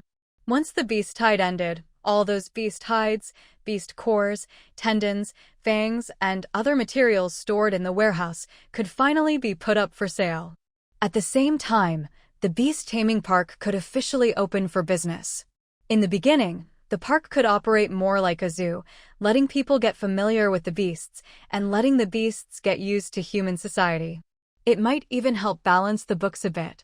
After all, these beasts had huge appetites, and most of them only ate meat. Ordinary people could never afford to keep them. So you didn't expect the beast taming park to make much money from visitors. As long as it could break even, or just lose a little, that would be acceptable. Once the time was right, Lilith could start the actual taming process and help pick out suitable owners for the beasts. Siyu had plenty of plans in mind, but all of them would have to wait until they were out of here and back in their own territory. For now. So you looked around at the empty ground and sighed helplessly. 3 minutes wasn't a long time, and nobody had found anything worthwhile. So you had expected as much, so she wasn't surprised. "Let's go home," she said, and chose to leave the dungeon. Back at the dungeon entrance, so you glanced at the dark door, which had closed again now that the dungeon was gone, then looked at the two beasts still unconscious nearby. With a wave of her hand, she had everyone haul the two beasts back to their territory. Since they'd come all this way, it just wasn't Suyu's style to leave empty-handed. Besides, these two beasts were special. They'd been carefully bred by those people. Even though this beast tide was over, there was no doubt those people could still use them for other nefarious purposes. Since they'd made Sunset Territory suffer a beast tide for no reason, Siyu was determined to get something back from them. So she decided to take these two big guys. To make transportation easier, Siyu attached some wheels to the bottom of the cages, so everyone could just push or pull them along, solving the logistics problem in one go. The group set off in grand procession back to their territory. When they were almost home, Siyu noticed that there was still fighting going on up ahead. Checking the system messages she'd muted, she realized another wave of the beast tide had spawned just 20 minutes ago. 20 minutes clearly wasn't enough time for everyone to deal with the new wave, so to be safe, Siyu had 3 of the fastest runners drink agility potions and hurry back to report, then bring reinforcements to meet them. If it were just their group of a few dozen, running back after chugging potions wouldn't be too hard. But they were also dragging along 2 massive beasts. Each beast weighed over 100 kilos, so taking them along would definitely slow things down. More importantly, Siyu worried that the beast tide might react badly to seeing 2 of their boss candidates, so to be safe, she wanted reinforcements to come meet them. The 3 messengers were quick. Less than 15 minutes passed from when they left to when Siyu saw the reinforcements heading out from the territory. Because the messengers had explained about the tiger and the giant eagle, Bai Ji sent nearly 150 people to help. With those 150, plus the 70 or so fighters Siyu already had, they now had a force of about 200, more than enough to escort the 2 beasts home. The escort wasn't exactly smooth, but there weren't any major problems either, mainly thanks to Bai Ji sending reinforcements. On the way back, as they passed by beasts still fighting the territory's defenders, those beasts suddenly acted like cats smelling fish. One by one, they whipped their heads around, their eyes locked on the escort team's route. This startled everyone. The defenders couldn't understand why their enemies were suddenly ignoring them, and the escort team felt both flattered and alarmed by the sudden attention. Well, maybe not flattered, but definitely alarmed. What happened next was, after being inexplicably drawn over, one of the beasts let out a howl, and the rest charged straight at the escort team. Fortunately, the escort team was large, and Bai Ji had already warned everyone to keep an eye on the beasts in front of them. After some tug-of-war, the beasts were eventually dragged back. In the past, no one would have dared try this, but the beasts seemed bewitched, single-mindedly trying to get to the cages, ignoring everything else. No matter what anyone else did, the beasts didn't fight back. This state lasted until the cages were safely inside the territory. Only then did the possessed beast snap out of it, but by the time they realized what had happened, their health bars were empty and they collapsed on the ground. Once inside the territory, everyone who'd gone out on the mission went home to rest. Anyone who felt they didn't need a break could help defend against the beast tide, but in reality, everyone who'd entered the dungeon chose to rest. Only those who'd stayed outside had the energy to earn a bit more money. After all, you need to be alive to spend your earnings. The dungeon team was already physically and mentally exhausted. No way they'd risk going back into battle in that state. That would just be throwing their lives away. Besides, the dungeon team's pay was already higher than those who'd gone out but hadn't entered the dungeon, so there was no need for them to risk more for extra cash. So you didn't care what they planned to do.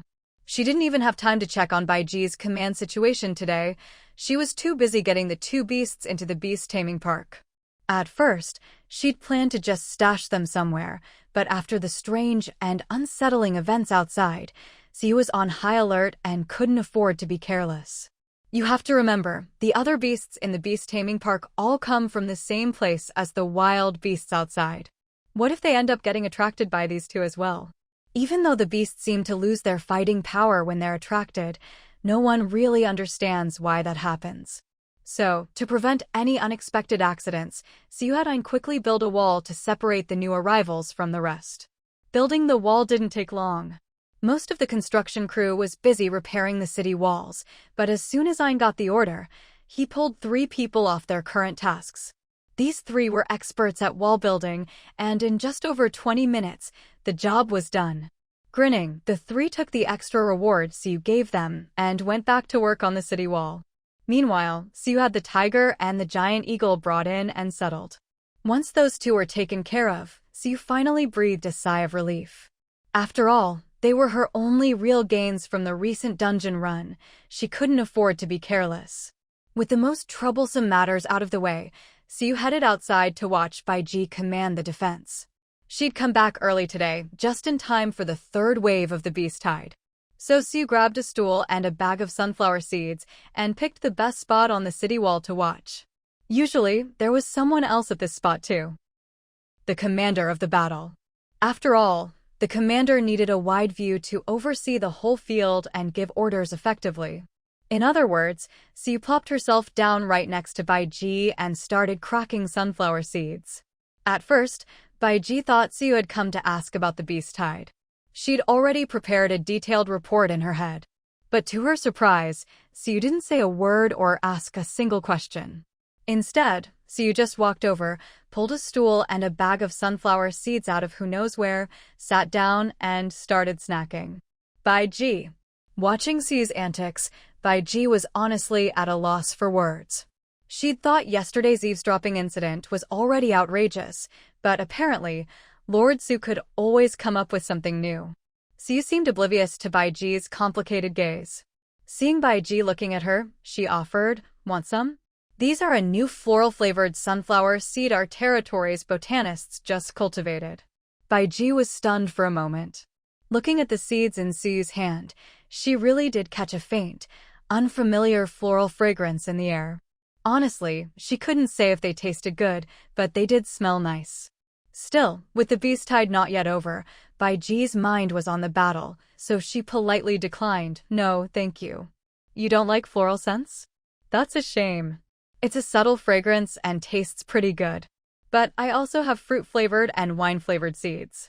Siu smiled and, with a magician's flourish, produced 2 more jars of seeds.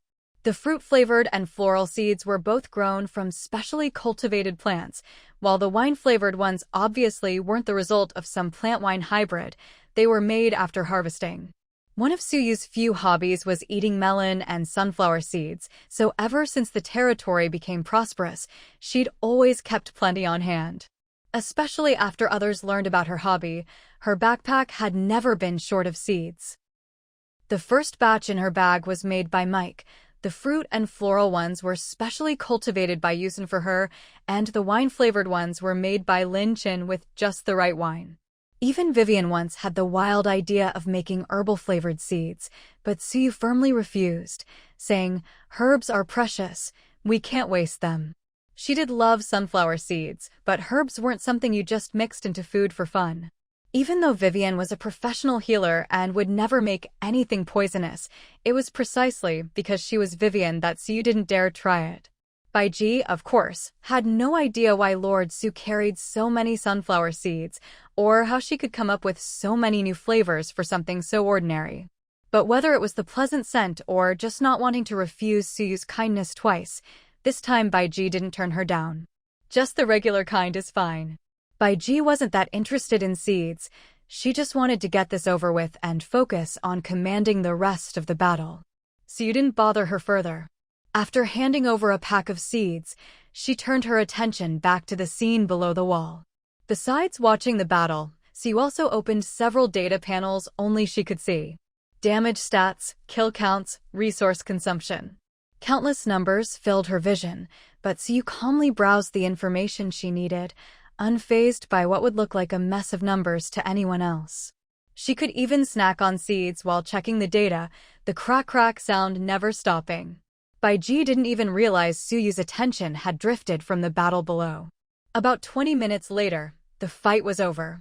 Bai Ji was about to order her people to hunt down the fleeing beasts, as usual, when she suddenly remembered Siyu was right beside her. By now, Siyu had stopped eating seeds. Maybe because Bai Ji was focused on commanding, she hadn't noticed the change in the background noise. Remembering Suyu's presence, Bai Ji glanced over and saw the mysterious Lord of Sunset Territory had pulled out a notebook and was jotting things down. "Why are you sending them to chase?" "Quite a few beasts got away today," Siyu asked, putting down her pen and looking up at Bai Ji. Bai Ji snapped back to reality, Suyu's words echoing in her mind. She replied instinctively, "Today's battle was tougher than yesterday's, and this was the last wave for the day. There's no need to risk chasing them down." Whether Bai Ji's decision was really because of what she said or for some other reason, Siyu didn't really care. She was here not just to watch Bai Ji command, but also to talk to her about the pollution source. "I've already led a team to deal with the forest's pollution source today. If nothing unexpected happens, the beast tide should only last about another week. In this final stretch, try to capture or kill as many beasts as possible." At this point, Siyu paused for a moment before continuing her explanation. "All these beasts have been corrupted. Once the beast tide ends, they'll return to their original habitats, but those places are no longer suitable for them to live in. It's like someone carrying a contagious virus. Until they're cured, they can't return to normal society because the virus would endanger others. Although the corruption on these beasts isn't contagious to other animals, their behavior will still affect the forest environment. So, in the end, the result is pretty much the same." Bai Ji didn't know all this, but since Siyu had explained it so clearly, she simply followed instructions. After all, it was just a matter of eradicating the problem at its root, something she was already quite familiar with from her previous commands. "I understand, Lord Siyu. Please rest assured." After the issue with the sunflower seeds passed, Bai Ji returned to her usual calm demeanor.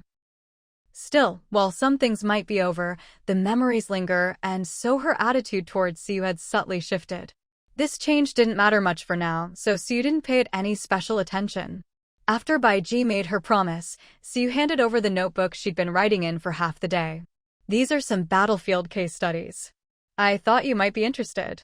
In fact, these were detailed accounts of several major battles Siyu had experienced in her previous save.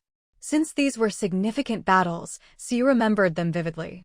Come to think of it, after all this time, Siyu had noticed that ever since the world became data-driven, her memories of that game were even clearer than her memories of real life.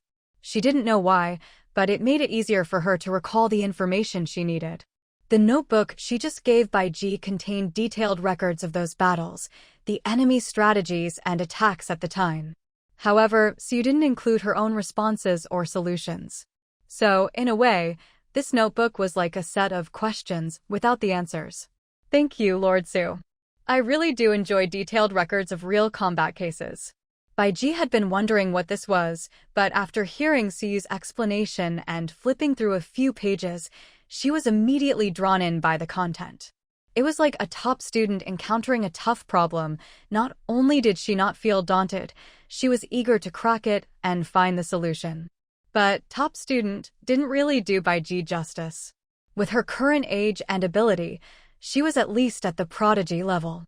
But even prodigies aren't born that way, they get there through hard work. Bai Ji's current strength was thanks to reading countless records of battle cases. So far, she'd read at least 1,000 small-scale battle case studies, though now, those held little research value for her, like a graduate student doing elementary school math. Her current focus was on collecting and studying medium-scale battle cases. Even without counting incomplete records, she'd gone through over 4,000 of them. As for large-scale battle cases, those were much rarer, not because she couldn't understand them, but because, throughout history, there had been fewer than 100 events that could truly be called major battles.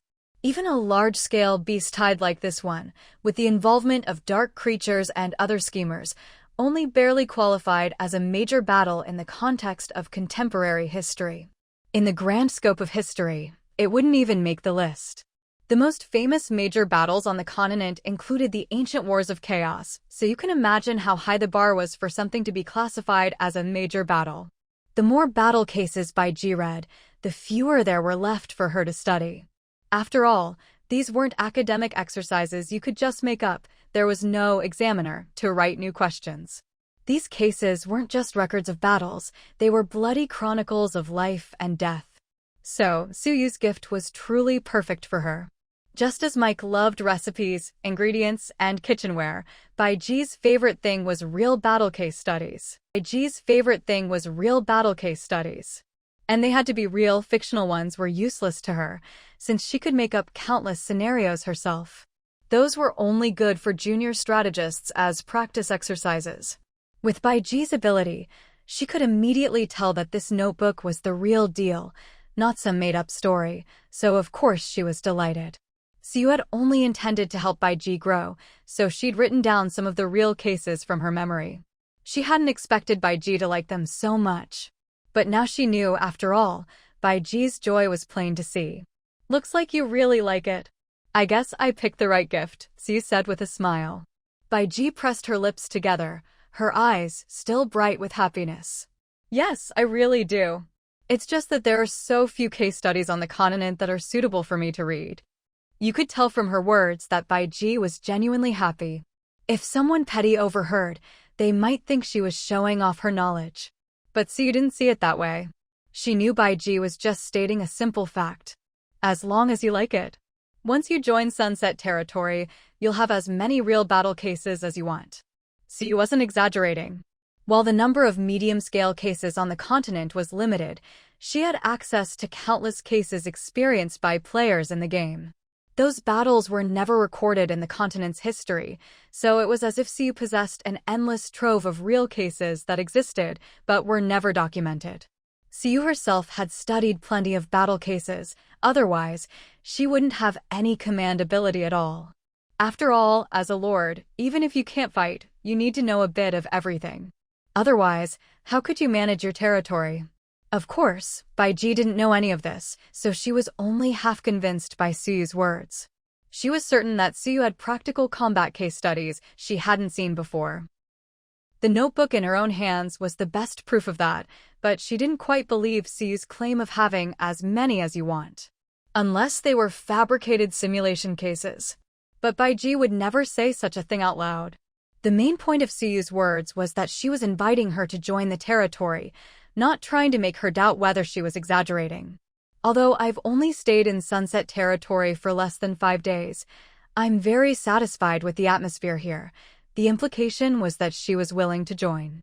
Suyu was still waiting for the notification that Baiji had applied to join the territory, but before it came, she heard Baiji speak again. "I know my temper isn't the best. I hope Lord Su will be patient with me in the future."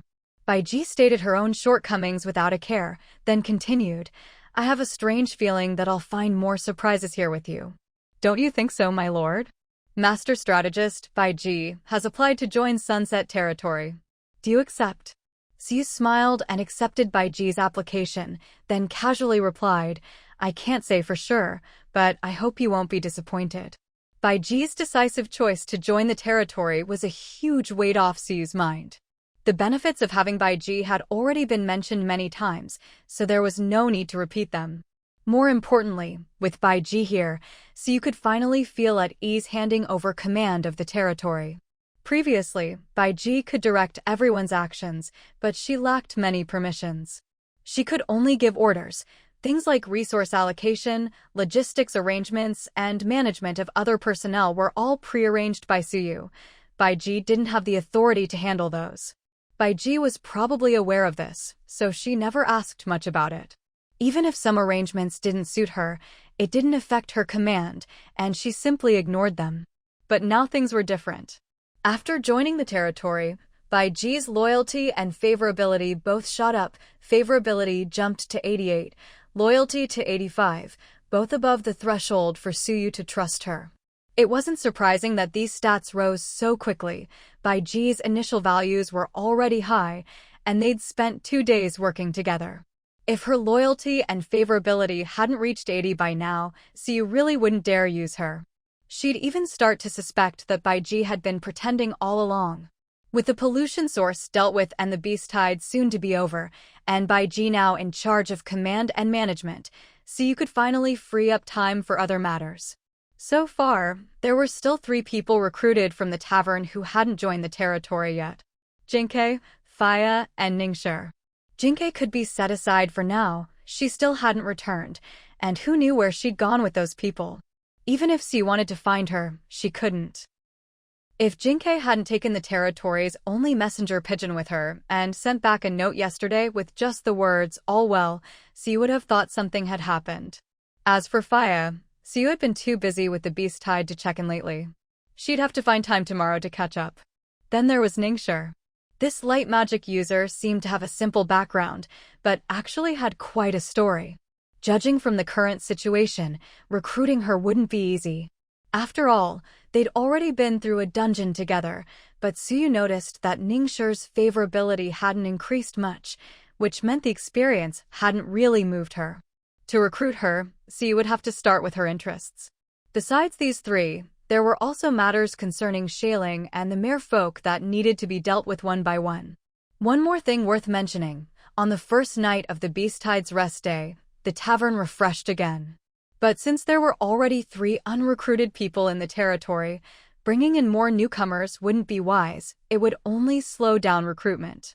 Plus, none of the new batch of residents stood out, so Suyu decided to postpone tavern recruitment until the next 5-day cycle. Another blank page was filled with black ink as Suyu organized her to-do list for the coming days. She then went to the nearly overflowing warehouse to sort and inventory supplies, and finally took out the materials that had piled up for days, using them all to upgrade buildings. Before the double disasters ended, the average building level in the territory was 4, with a few special ones at level 3. After the double disasters, she used upgrade cards and materials to raise the average to level 5. Now, with the resources on hand, you could raise the average building level to at least 7. But before that, she needed to construct another building, the Materials Exchange Station. The main function of this building was to allow one type of material to be exchanged for another. For example, if you had too much wood and not enough stone, you could trade wood for stone.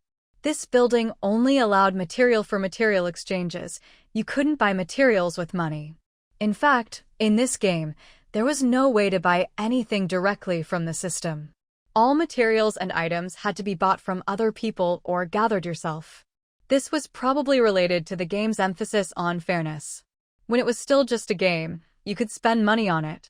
But for the sake of fairness, the developers never sold any materials or items that would affect game progress. Money could only be used for things like building skins. Other paid features included music, special effects, character avatars, and so on, none of which affected fairness. Still, to accommodate some players' experiences, the game introduced the Materials Exchange Station so that players who couldn't farm certain materials and couldn't find merchants to buy them from would have a way to obtain them. As the building was upgraded, the Materials Exchange Station could exchange for more and more materials, including Dragon Bone, Millennium Stone Elixir, even Elven Spring Water. Because the exchangeable materials were so rare and valuable, the Materials Exchange Station itself was very expensive to build. Do you want to spend Xian Iron Alloy *1, Silver Alloy *100, Colored Pebble Bricks *500, Glazed Crystal Stone *100 to construct the Materials Exchange Station? Construction in progress. Materials Exchange Station. Estimated time, 60 seconds. Just from the names of the construction materials, you could tell how valuable they were. These were materials that had basically never appeared before. Xian Iron Alloy was made by combining 3 pieces of Xian Iron. However, Siu had already used up all her Xian Iron on the monster tower, and there was none left in the warehouse. So she went to the monster cages, dismantled 3 locks, and replaced them with 9 Silver Iron Alloy locks. As the name suggests, Silver Iron Alloy is an alloy made from silver and iron. Its strength is several levels below Xian Iron, but since the quantity was tripled, the overall effect was about the same. Similarly, silver alloy is made by combining 3 silver ingots. 100 pieces of silver alloy required 300 silver ingots. Fortunately, When Siu had previously claimed system rewards, she'd received a large batch of gold, silver, iron, and copper ores, so she had more than enough silver ingots for this. The last two materials were especially noteworthy. Colorful pebble bricks were made by combining 7 different colors of pebbles, 7 stones for 1 brick, so 500 bricks required 3,500 pebbles. If these were ordinary stones, so you could have easily produced not just 3,500, but even 35,000. However, these bricks required special colorful pebbles, which could only be collected at the seaside and were extremely rare. She needed to collect 500 pebbles of each color, and 2 of the colors were especially hard to find. So, in reality, the number of pebbles she had to gather was far more than 3,500. In short, Siu had specifically sent people to the seaside to collect these pebbles for a long time before she finally gathered enough for the 500 colorful pebble bricks. As for the last material, glazed crystal stone, it was even more extraordinary. Despite the name, it had nothing to do with actual stone. In fact, glazed crystal stone was synthesized from gemstone shards.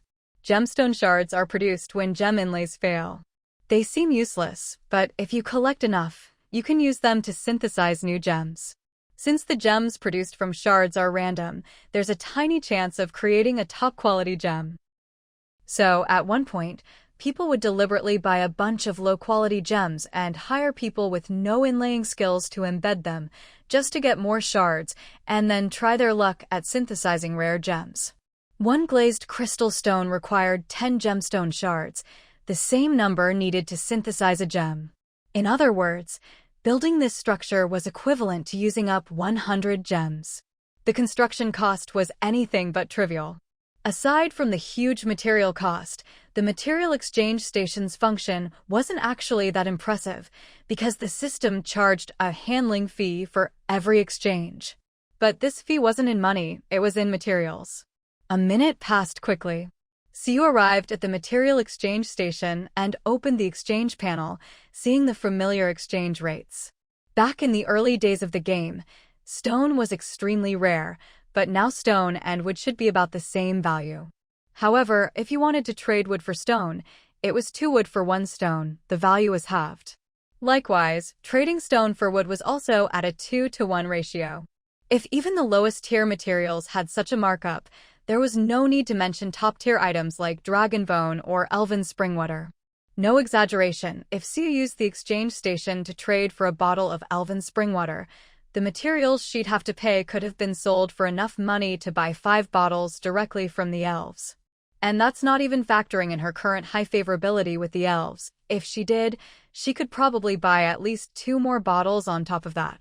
So, while the material exchange station was convenient, it was also a total rip-off. Double the price for basic materials, triple for intermediate, 5 times for advanced, and for top-tier materials, it could be 10 times or even higher. But none of that mattered for what Siu needed to do now.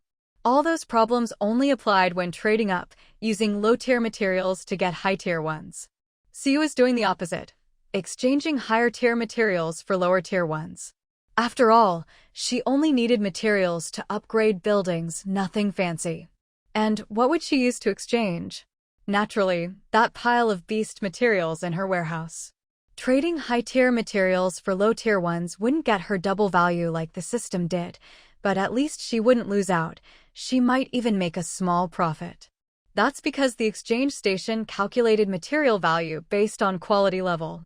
In other words, a slightly flawed blue-quality beast hide and a perfect blue-quality beast hide were treated the same by the exchange station, both exchanged for materials at the value of a perfect hide, not a flawed one. But if she tried to sell them, the flawed one would definitely fetch a lower price. So, the best way to use the exchange station was to trade high-quality flawed materials for the lower-tier materials she needed.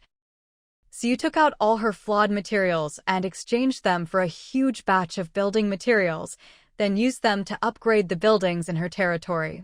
Normally, she'd have left this to Ain, which would save time and reduce material consumption, but since everyone was already busy lately, Siu didn't want to add to their workload. She upgraded every ordinary building in her territory to level 6. Most level 6 building upgrades took 24 hours, but some special buildings took even longer, at least 3 days.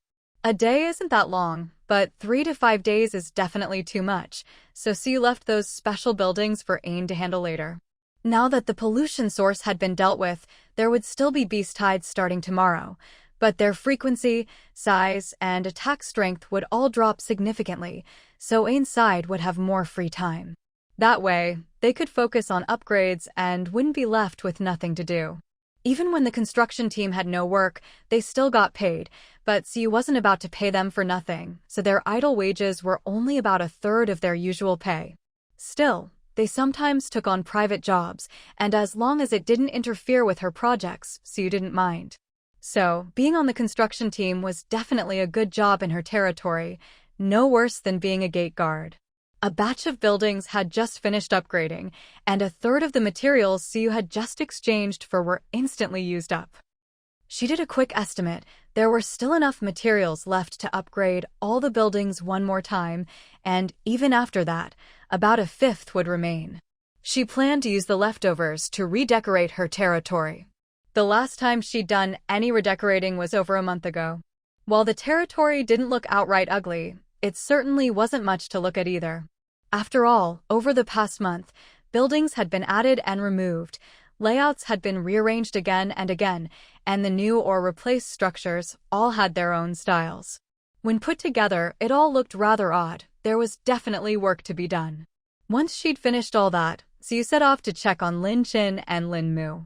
Ever since those people had visited the territory, the two sisters had gone back to their usual routines, but they still seemed uneasy these past few days. There were 2 reasons for their anxiety. One was that the beast tide seemed to have been triggered because of them, making them feel guilty for dragging the whole territory into trouble. The other was that Jinkei still hadn't returned. From their perspective, Jinkei had disguised herself as one of them and been taken away. Although Siyu had tried to reassure them that Jinkei had left with those people of her own free will, and they believed her, the fact that Jinkei hadn't come back yet made their worries resurface. She hadn't told anyone else about Jink's true identity, aside from her own guesses about Duoya and Vivian. No one else knew Jink's story, let alone the reason she'd left with those people. Siyu certainly wasn't going to reveal Jink's secrets. After all, it was a private matter, and the less said about the assassin organization, the better. The more people who knew, the greater the danger. But if she didn't say anything, the sisters would never know the truth and wouldn't realize that Jinkei left with those people for her own reasons. So Siyu simply handed them the note Jinkei had sent back. "This is a note Jinkei sent back yesterday by carrier pigeon," Siyu said, showing it to the 2 of them. "I can't go into details about Jink's situation, but she's not as fragile as you might think.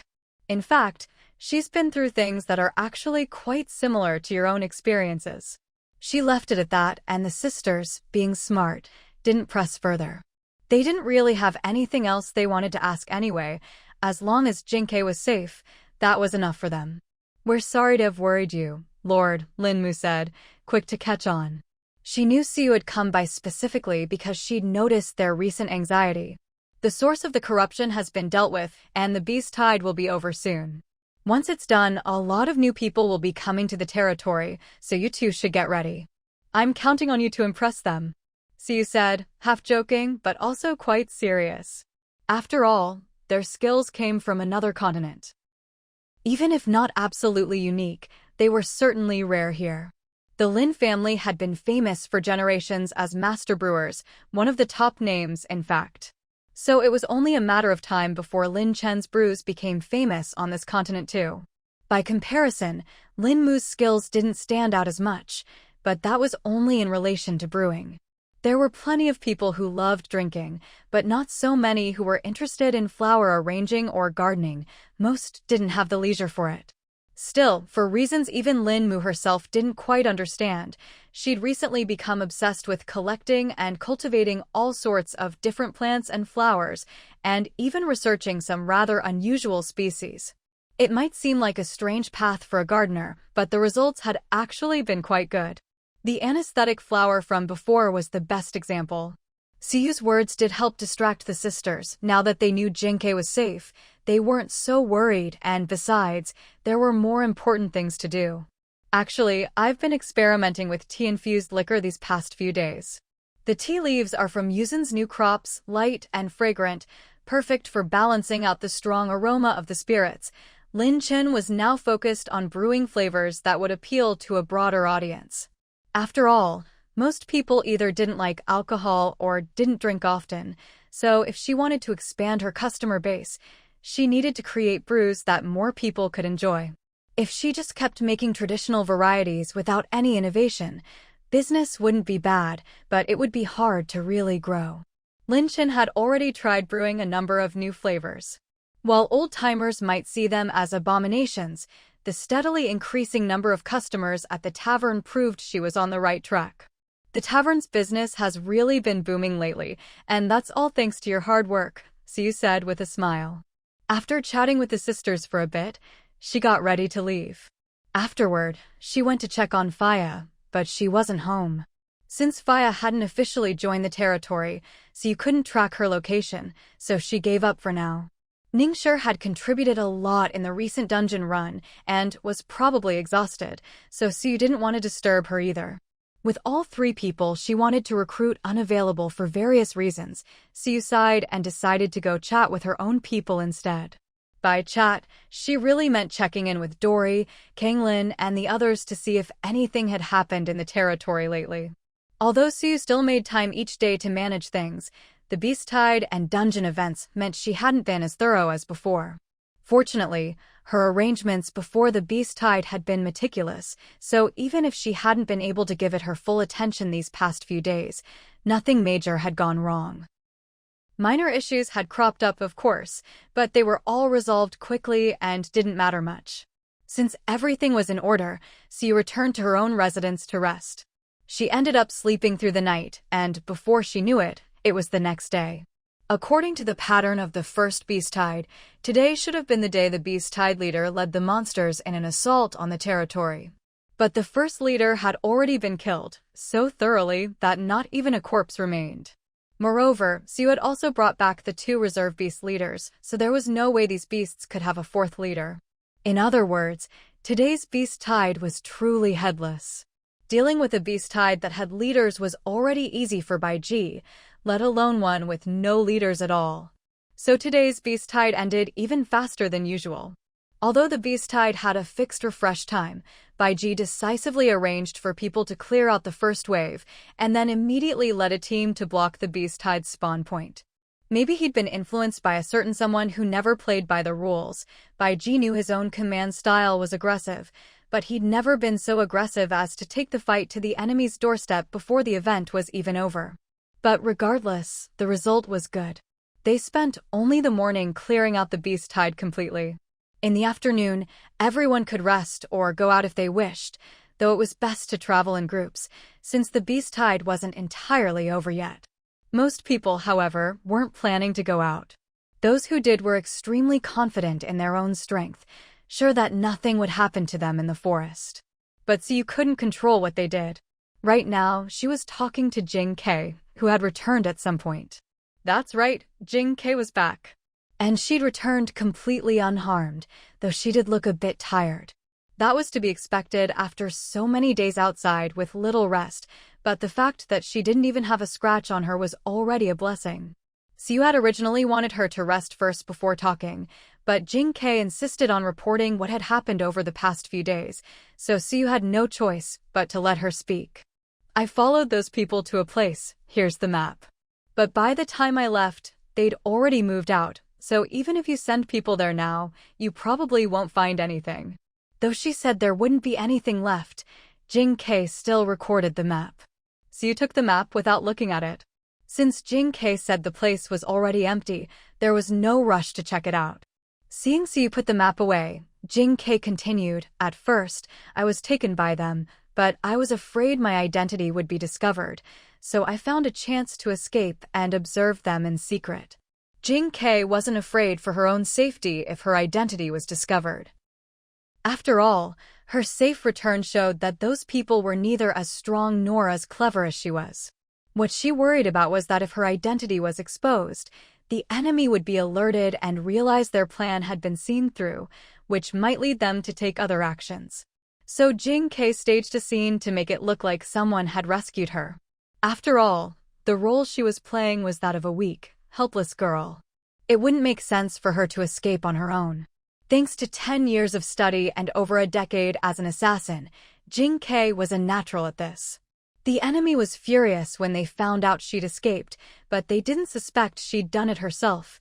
They thought someone had rescued her. With their captive rescued, their whole plan had come to nothing.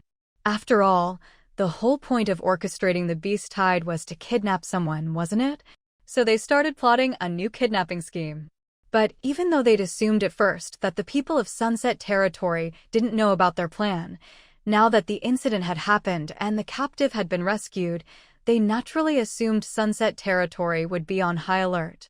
As a result, they couldn't come up with a reliable, high-success plan. While they were still stuck, Jing Kei hid nearby and listened in.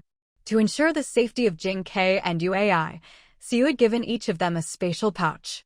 It was only level 1, but it could hold a lot. Jing Kei brought the necessary food and water and filled the rest of the space with potions she might need. Though it turned out she barely used any of them, these supplies gave her the confidence to hide near the enemy for a whole week. Jing Kei was captured on the 3rd day of the beast tide, the day the Dark Bear led the attack. She escaped in the early hours of that same day. The enemy used the 3-day break to barely come up with a new kidnapping plan, but what they didn't know was that their cave hideout had already been discovered by the Black Snake, who'd informed Suyu. The scouts Suyu sent were discovered by the enemy. They didn't dare kill the scouts for fear of exposing themselves too soon. After all, if Sunset Territory could find their location, killing someone wouldn't change the fact that they'd already been exposed. Rather than waste time killing people, they decided to pack up and move as soon as the scouts left. I was thinking about how to get this information back to the territory, but after seeing those people, I guessed you probably already knew about the location, so I didn't send a message. Jing Kei only had one carrier pigeon, which meant she could only send one message. She could keep herself hidden, but she couldn't guarantee the pigeon wouldn't be spotted. So she didn't want the pigeon to return, since that would likely reveal her location. Since Siu already knew the location, there was no need to waste the pigeon. When they were packing up to leave, I tried to stall them, but they still left. And left those two behind. I heard you brought back the tiger and the giant eagle. Jing Kei suddenly brought up the 2 reserve beast leaders, and Siu nodded slightly. So it was you. No wonder they didn't take those 2 with them. Siu had always wondered why the enemy didn't take the 2 powerful beasts they'd worked so hard to raise. Now, after hearing Jing Kei's explanation, she understood. Because Jing Kei delayed them, they ran out of time. It was all they could do to get themselves out, let alone take the tiger and eagle with them. In other words, it was thanks to Jing Quebec otherwise. Even if the source of corruption had been dealt with, there still might have been a dark tiger, or dark eagle, leading an attack on Sunset Territory today. Jing Kei's actions not only made the beast tide easier to handle, but also let Siu pick up a bargain, in fact, too. All in all, it was a win-win, with double the rewards. Although the gains were significant, Siu knew full well that Jing Kei had risked her own safety to achieve them. Don't be fooled by how casually she spoke, summing everything up with just the words, buying time. Anyone could tell it couldn't have been that simple. Even the dumbest people would notice if someone was deliberately stalling for time. If they realized it was intentional, Jing Kei would be in danger. If they didn't, it meant Jing Kei had put a lot of effort into making those accidents look real. In short, it was definitely a complicated process. But Jing Kei wasn't the type to brag about her achievements or bring them up on purpose, and Siu didn't want to press her for details, so she simply let it go. Besides all that, there are also some things about myself. Jing Kei had been silent for a long time before saying this. Siu thought she was just trying to recall if she'd missed any information, but to her surprise, Jing Kei actually brought up something about herself on her own initiative. But as soon as she started, Jing Kei seemed to regret it, stopping halfway through her sentence. Siu didn't think there was anything wrong with that. In fact, given Jing's personality, the fact that she was willing to bring it up at all meant she was wavering. Whether that wavering was about trusting Suyu or hesitating to join the territory, either way, it was a good sign. We've talked about a lot, and you look tired. Why don't you head back and get some rest? Suyu didn't press Jinkei about what she'd almost said. Partly, she genuinely cared, and partly, she didn't think it was urgent. After all, she still had to deal with the missing Fia and the extremely difficult-to-recruit Ningxue. Compared to those, Jink's matter could wait. If Jinkei was already willing to help the territory by stalling those people, Suyu seriously doubted she'd run off. Buying time only benefited the territory and Suyu herself. It didn't do Jinkei any good. The fact that she still did it showed her heart was starting to waver. Thank you, Lord Su. I'll head back now. This time, Jinkei didn't refuse. Maybe she didn't know what else to say, so after a brief farewell, she left. Suyu smiled, then went off to look for Fia. Suyu's luck was pretty good today. Yesterday, she'd searched for half a day without finding Fia, but today, she'd barely turned a corner after leaving when she spotted her. She was about to call out, but when she saw where Fia was headed, she quietly closed her mouth. She looked at the restaurant sign, then at the time, it wasn't even a mealtime yet, and fell into brief contemplation. It was just after 3 p.m., a weird time for either lunch or dinner. The restaurant was open, but there wasn't a single customer inside, at least, not in the dining area. There were definitely people in the kitchen, since this was one of the few 24-hour restaurants, and aside from Mike, the chefs worked in shifts. But none of that mattered. What mattered was, why was Fia here at this time? Sure, maybe she was late for a meal because of something, but Suyu couldn't help but sense a whiff of juicy gossip in the air. So she started tailing her. No, wait, how could something so above-board be called tailing? Besides, this was her own territory. As the Lord, wasn't it reasonable to inspect her own land? So Suyu changed her destination and headed for the restaurant to inspect. Not wanting Fia to notice her, Suyu kept her distance, not too close, not too far. But when she entered the restaurant, she realized Fia wasn't there at all. Or more accurately, she wasn't in the dining area. Suyu's gaze drifted toward the kitchen. After thinking for a few seconds, she decided not to go in. Instead, she picked a random seat and pulled something out of her backpack to look at. As she rummaged, Suyu noticed something in her backpack that shouldn't have been there. She thought for a moment, then closed the bag. About 7 or 8 minutes later, she saw Fia, looking helpless, and Mike, grinning from ear to ear, walk out of the kitchen one after the other. Suyu instinctively reached for some sunflower seeds, but then remembered the sound would be too loud. Since the two hadn't noticed her yet, she figured she could keep hiding a bit longer, so she put the seeds away. Maybe she'd picked too good a spot, because the two of them still hadn't seen her and were just talking to each other. Thank you so much for what you did before, but about what you mentioned earlier, Fia paused, her expression complicated. She sighed, hesitated for a few seconds, then continued, I'm sorry, but I just don't feel that way right now. But if you have any other requests or conditions, I'll do whatever I can. Suyu, who had just overheard the whole thing. Suyu, did I just miss some major plot development? What's going on here? Suyu, who am I? Where am I? Is this the legendary real-life confession rejection scene? The Lord, openly eavesdropping, resisted the urge to grab her sunflower seeds and continued to listen in. Mike wasn't new to rejection. He never gave up and always came back stronger, but every time he was turned down, he'd secretly get upset. Honestly, the first time Suyu saw Mike looking so dejected, she almost thought his character had broken, and it scared her so much she nearly uninstalled the game.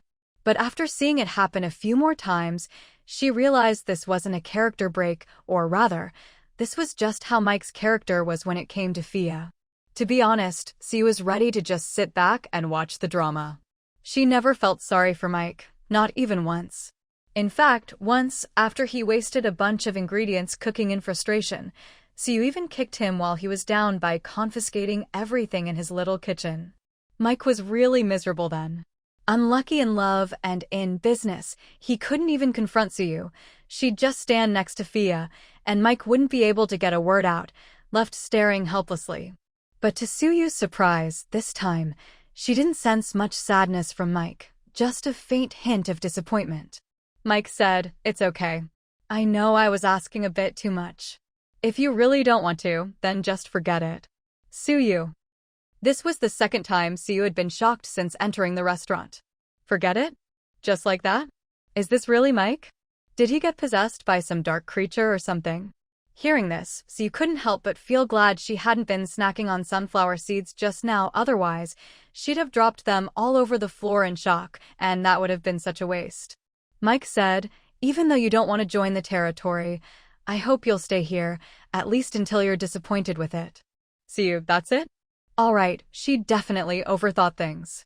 So what Faya meant by, "I don't have that idea right now," was that she didn't want to join the territory, not what Suyu had imagined. Thinking about it, it made sense. After all, Mike and Faya had only known each other for less than half a month, and had met less than 10 times, with even less time spent together.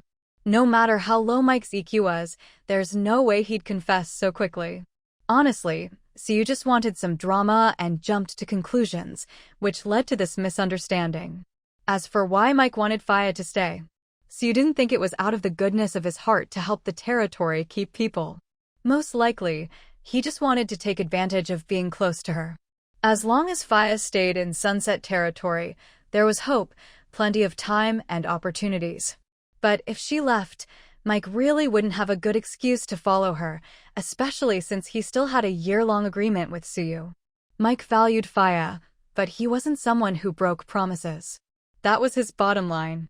Once she figured out what was going on, Suyu relaxed and grabbed a handful of sunflower seeds, ready to make up for the regret of not eating them earlier. Before the familiar crunch, crunch sound of sunflower seeds, Suyu already heard Faya's answer. Faya said, "I really like the environment and atmosphere of Sunset Territory. I absolutely won't be leaving anytime soon." Faya definitely hoped to settle down in a territory for the long term, but she was worried her family would come looking for her and cause trouble, so she wouldn't easily join any territory. Because joining a territory meant she'd truly see it as home. Compared to leaving a temporary place and leaving a real home, it's obvious which one is harder emotionally. But actually, she could have just asked Suyu for help with this. After all, Suyu had told her many times before that if she had concerns, the territory would help her solve them. Not to mention, there was Mike, who was practically desperate to win her favor. As long as she asked, dealing with her family would be easy, dealing with the whole family, even, wouldn't be hard. But Faya didn't want to do that. She didn't want to trouble others or affect them. Never mind that Suyu and Mike were willing to help, Faya's upbringing had taught her that no help is truly selfless. Just like the resources her family once gave the main branch. It was also they could become dragon tamers and bring benefits back to the family. Even if what they wanted wouldn't affect her or do her any harm, Faya just didn't like it. Crunch, crunch. Mike had wanted to say something else, but when he heard that oh-so-familiar sound, he instinctively looked toward it, and sure enough, saw exactly who he expected. Faya was a beat slower than Mike, but the next second, she too noticed Suyu's presence. "Hello, Lord Su. What are you doing here?" Two completely different lines with different meanings and tones. Even without hearing the voices, you could guess who said which. Suyu showed no embarrassment at being caught eavesdropping. Instead, she stood up naturally and handed what she was holding to Mike. "I brought you a recipe, and by the way, I wanted to remind you that the beast meat in the warehouse needs to be cooked as soon as possible and then put in cold storage." The recipe was what Suyu had just taken out of her backpack, her excuse for coming here. But actually, it wasn't just an excuse, because this was something Mike really needed to take care of right away. Just like Lake was responsible for territory security and managing the soldiers, Mike was now mainly in charge of food. If it were before, Mike wouldn't have minded. This kind of thing was tedious, but not difficult, and it was something he liked doing. But now, things were different. Compared to Faya, Mike would rather Suyu not show up here. Maybe because the resentment in Mike's eyes was so obvious, Suyu felt a twinge of guilt. No, she definitely didn't feel guilty. "What's wrong, Mage Mike? Do you have any objections to my arrangements? If you do, feel free to speak up." Suyu put on a look of someone who'd seriously listened to suggestions. She was pretty convincing, but Mike knew right away she was talking nonsense. She'd listened to his opinion? What, is the sun rising in the west now? Mike resisted the urge to grit his teeth and forced himself to stay calm. You misunderstand, Lord. I have no objections. My only objection is that you should hurry up and leave. At first, Faya didn't notice anything strange, but when she saw the odd looks on their faces, she started to feel something was off. She could clearly sense that their way of interacting was a bit odd. Logically, even though Mike was a high-level mage and had a noble status, she was still the Lord, and Mike should respect her authority no matter what. But Mike didn't. And Siu was the same. Even though she was the Lord, a mage's status was naturally special. Many lords were eager to welcome mages, even lowering themselves to keep them, and even after a mage joined, the lord would show them great respect. But Siu clearly didn't show any of that respect. Still, even though their dynamic was a bit strange, it actually made Faya feel more at ease. Because whether it was a lord or a mage, those identities were too far removed from her. This kind of ordinary, friendly interaction was what Faya liked best. After all, beneath her noble lady exterior, she was just an ordinary person. Siu and Mike were bantering happily, but neither forgot there was someone else nearby, especially Mike. Realizing he couldn't win the exchange, or maybe just couldn't get the last word, he turned and spoke to Faya in a gentle tone. Didn't you say you had something to do later? I need to head to the warehouse anyway, let me walk you out. When she heard Mike's words, Siu couldn't help but roll her eyes inwardly. She had just been thinking that, since Fia was willing to approach him on her own, maybe this guy's brain was finally working better. But it turned out his emotional intelligence was still as low as ever. After all, she was the Lord here. Mike, as a mage, could have simply ignored her and left, but to ask Fia that question while disregarding Siu's presence was clearly inappropriate. After all, Fia was just an ordinary person, a temporary resident of the territory. She definitely couldn't ignore the lord of the land. Of course, Siu herself didn't really care.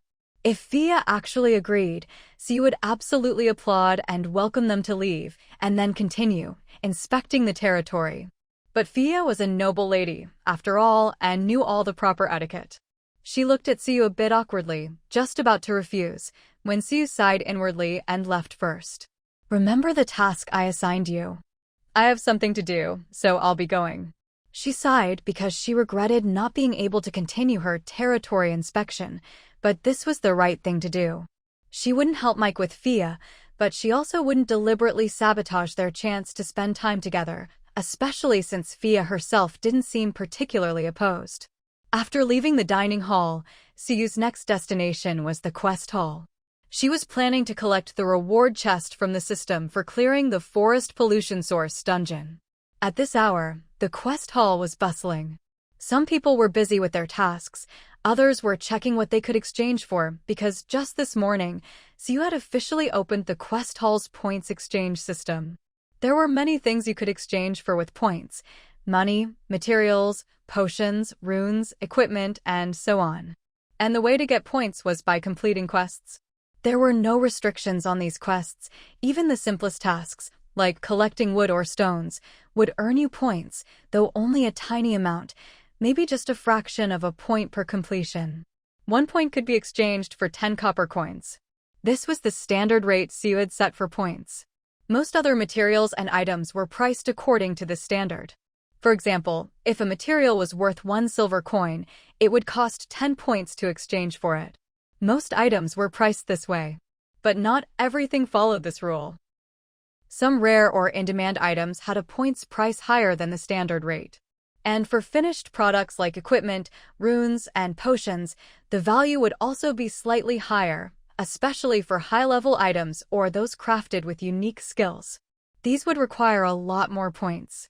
In short, Siu was very meticulous in planning the points values, since these materials and items were essentially as good as real money. If the numbers were off, set too high, people would lose motivation to earn points. Set too low, too many people would buy, and Siu would end up losing out. The reason Siu set up the quest points system was partly to motivate everyone to do quests, and partly to stimulate the territory's economy from another angle. Because starting today, there were 2 types of quests in the hall. One was the same as before. The reward was only money, and only residents of the territory could earn a certain amount of territory contribution. The other type was the points quest. Points quests offered less money than regular quests, but included points as a reward. For example, for the wood collecting quest, at this stage, 100 pieces of wood equals 4 copper coins as a regular quest. If it's a points quest, then 100 pieces of wood equals 2 copper coins plus 0.3 points. The copper coin reward is lower, but since 0.3 points is equivalent to 3 copper coins, the actual reward is 1 copper coin higher than the regular quest. The same logic applied to other quests. For Suyu, points were just a string of numbers. If she could use that string of numbers to offset cash expenses, it was definitely worth it. Of course, since points could be exchanged for money, and points quests paid more than regular quests, this was, in effect, increasing the cost of quests, but Suyu had set a cap on point exchanges. For example, each person could only exchange a certain amount of points per day, or only a certain number of a specific item could be exchanged per day. This way, Suyu could keep the circulation of points at a level that wouldn't impact the economy. It all sounded complicated, and it was indeed not easy to set up, but fortunately, Suyu had her memories from gaming. This wasn't her first time implementing a quest point system, so she was even more adept at it now. And since it wasn't her first time, she could learn from past mistakes and present everyone with an even more refined quest point system. How are things here? There haven't been any problems, right? Now that the beast tide was no longer a threat, most people had returned to their normal lives and no longer needed to stand guard at the city walls every day. Plus, since the point system had just been implemented, someone needed to keep an eye on things, so Chanwe had returned to her post at the quest hall. The previously restless crowd quieted down as soon as they saw Chanwe arrive. Chanwe had been sitting there all morning, so everyone had behaved themselves all morning. When Suyu came to check on things, she didn't notice anything out of the ordinary. Everyone was calm and well-behaved. But seeing isn't always believing, so Suyu still wanted to check with Chanwe to be sure. There haven't been any incidents, but there are a few issues. Chanwe glanced around, then signaled for Suyu to look in a certain direction. Following her gaze, Suyu saw a few people huddled together, whispering about something. She could vaguely see that 2 of them were holding the new quest points cards issued today, similar to the bank's money tokens. After a while, Suyu saw those people go to the points service counter next door. She was too far away to hear what they were saying, but she could see the satisfied expressions on their faces. Since this morning, I've noticed some people have started buying points from others, Chanwe explained at just the right moment, and Suyu immediately understood everything. However, the ability to transfer points was something Suyu had deliberately included in the rules, so what they were doing was actually within the rules. And so far, no conflicts had arisen from buying and selling points. As they had just seen, both buyers and sellers were satisfied, a win-win situation. For now, just leave it be. As long as no rules are broken, everything is fine. Just like before, when the Academy's course tokens were being traded, Suyu had already anticipated the possibility of scalpers, so she specifically stated that the tokens were not to be bought or sold. Similarly, this time she also considered that points might be traded. But points are different from course tokens. The former being traded doesn't harm anyone's interests, while the latter does. So she didn't prohibit the trading of points. In fact, she deliberately wrote into the rules that points could be traded. Most of the time, it's the things that are forbidden by the rules that end up developing in unhealthy ways. So once there are clear rules, people don't have to sneak around, and the points trading market actually becomes healthier. In fact, Suyu was happy to see points being bought up. Ordinary people who earn points usually just want to exchange them for money, but those with the ability to buy up points are willing to pay more than the standard rate of 0.1 points for 1 copper coin. They're definitely not doing it to get cash. They're after higher-level equipment materials. In a sense, this is like the territory selling those equipment materials, which is why Suyu said this method could stimulate the economy. After all, those equipment materials would just sit there otherwise. If Suyu can't sell them, she won't put them out. If she can, she's not picky about how they're sold. I understand.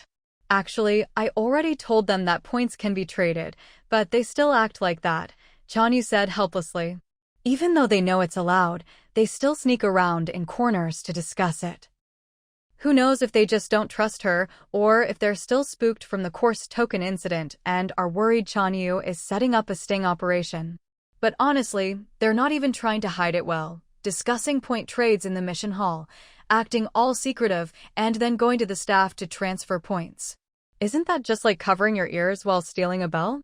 Let them be, as long as they don't disrupt order, Siu said, unconcerned. The rules were posted clearly. Whether they believe it or not is their business. As long as they don't break the rules, Siu couldn't care less. Seeing that there was nothing else to deal with, Siu said to Chanyu, "If there's nothing else, I'll get going." "Wait. My lord, Chanyu called out to Suyu, then hesitated for a moment before pulling out a badge she'd always kept close, a badge identical to the one left behind by the Devouring Vine organization. Suyu remembered Chanyu's story well, so she recognized the badge at a glance as the same one she'd seen before. "This was a gift from a very good friend of mine," Chanyu said, just as Suyu had expected. When she'd seen this keepsake before, she'd already guessed that the giver must have been important to Chanyu. But now, to suddenly discover that the gift from her best friend was identical to the token left behind by the people who murdered her entire family. That kind of betrayal is even harder to accept than simply being a victim. "I'd like to talk with you tonight, if that's okay?" After saying this, Chanyu didn't continue. She had a lot she wanted to say, to pour out, but she knew now wasn't the right time. They both had things to do. "All right, see you at the tavern tonight. What kind of drink do you like? I'll have lunch and prepare it for you." The tavern wasn't exactly the best place for a serious conversation, since it was noisy, but it was the best place to relax. At worst, they could find a quiet corner. With so many people around, no one would pay special attention to the two of them. Chanyu was taken aback, as if she hadn't expected Siu to choose the tavern. But she didn't object. She'd heard many people who came to turn in missions say that after getting paid, they could go have a good drink at the tavern. They'd talk about which drinks were the strongest, which were the richest, which were the tastiest. Even someone like Chanyu, who wasn't particularly interested in alcohol, couldn't help but be curious. But aside from home, the dining hall, and the mission hall, she rarely went anywhere else, and didn't like being around too many people, so she'd never gone. "Anything is fine. I've never had alcohol before." When she was young, her family suffered misfortune, and at that age, drinking was out of the question. By the time she was old enough, the burdens she carried didn't allow her to relax with alcohol. "All right, got it. See you tonight." Siu had only asked out of politeness. She could already guess Chanyu hadn't really drunk before. Her faith and her experiences made that clear. Although she was a Buddhist, the version of Buddhism on this continent didn't seem to forbid alcohol or meat, so Chanyu hadn't said she couldn't or wouldn't drink. After setting the time with Chanyu, Siu took her reward chest and headed to the tailor shop. When she arrived, Siu didn't see Dory anywhere. After asking one of the apprentices, she learned that Dory was in the back room with a customer. This piqued Siyu's curiosity. She really couldn't imagine what kind of customer would warrant Dory's personal attention. She was curious, but didn't want to interrupt, so she decided to check the tailor shop's recent business records to pass the time. And it really was just to kill time. Dory reported on the shop's business every day, so even if Siu didn't check the ledgers now, she'd see them at the city lord's mansion tonight. But with nothing else to do, she might as well. Fortunately, Dory didn't take long with her customer, so Siu didn't have to wait long. "Miss Lord, what brings you here?"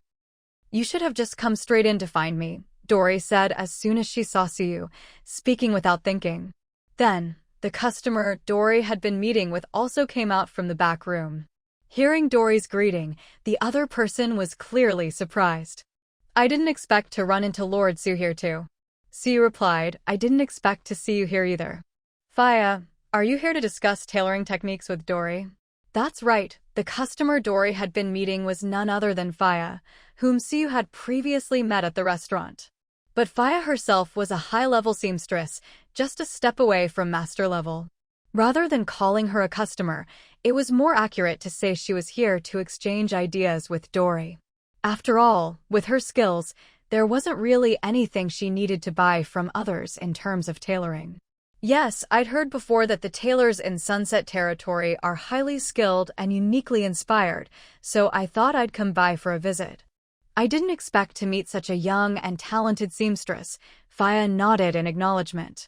Dolly was a little flattered by Faya's words. She shook her head and replied, "I'm really not as amazing as Miss Faya says. You flatter me.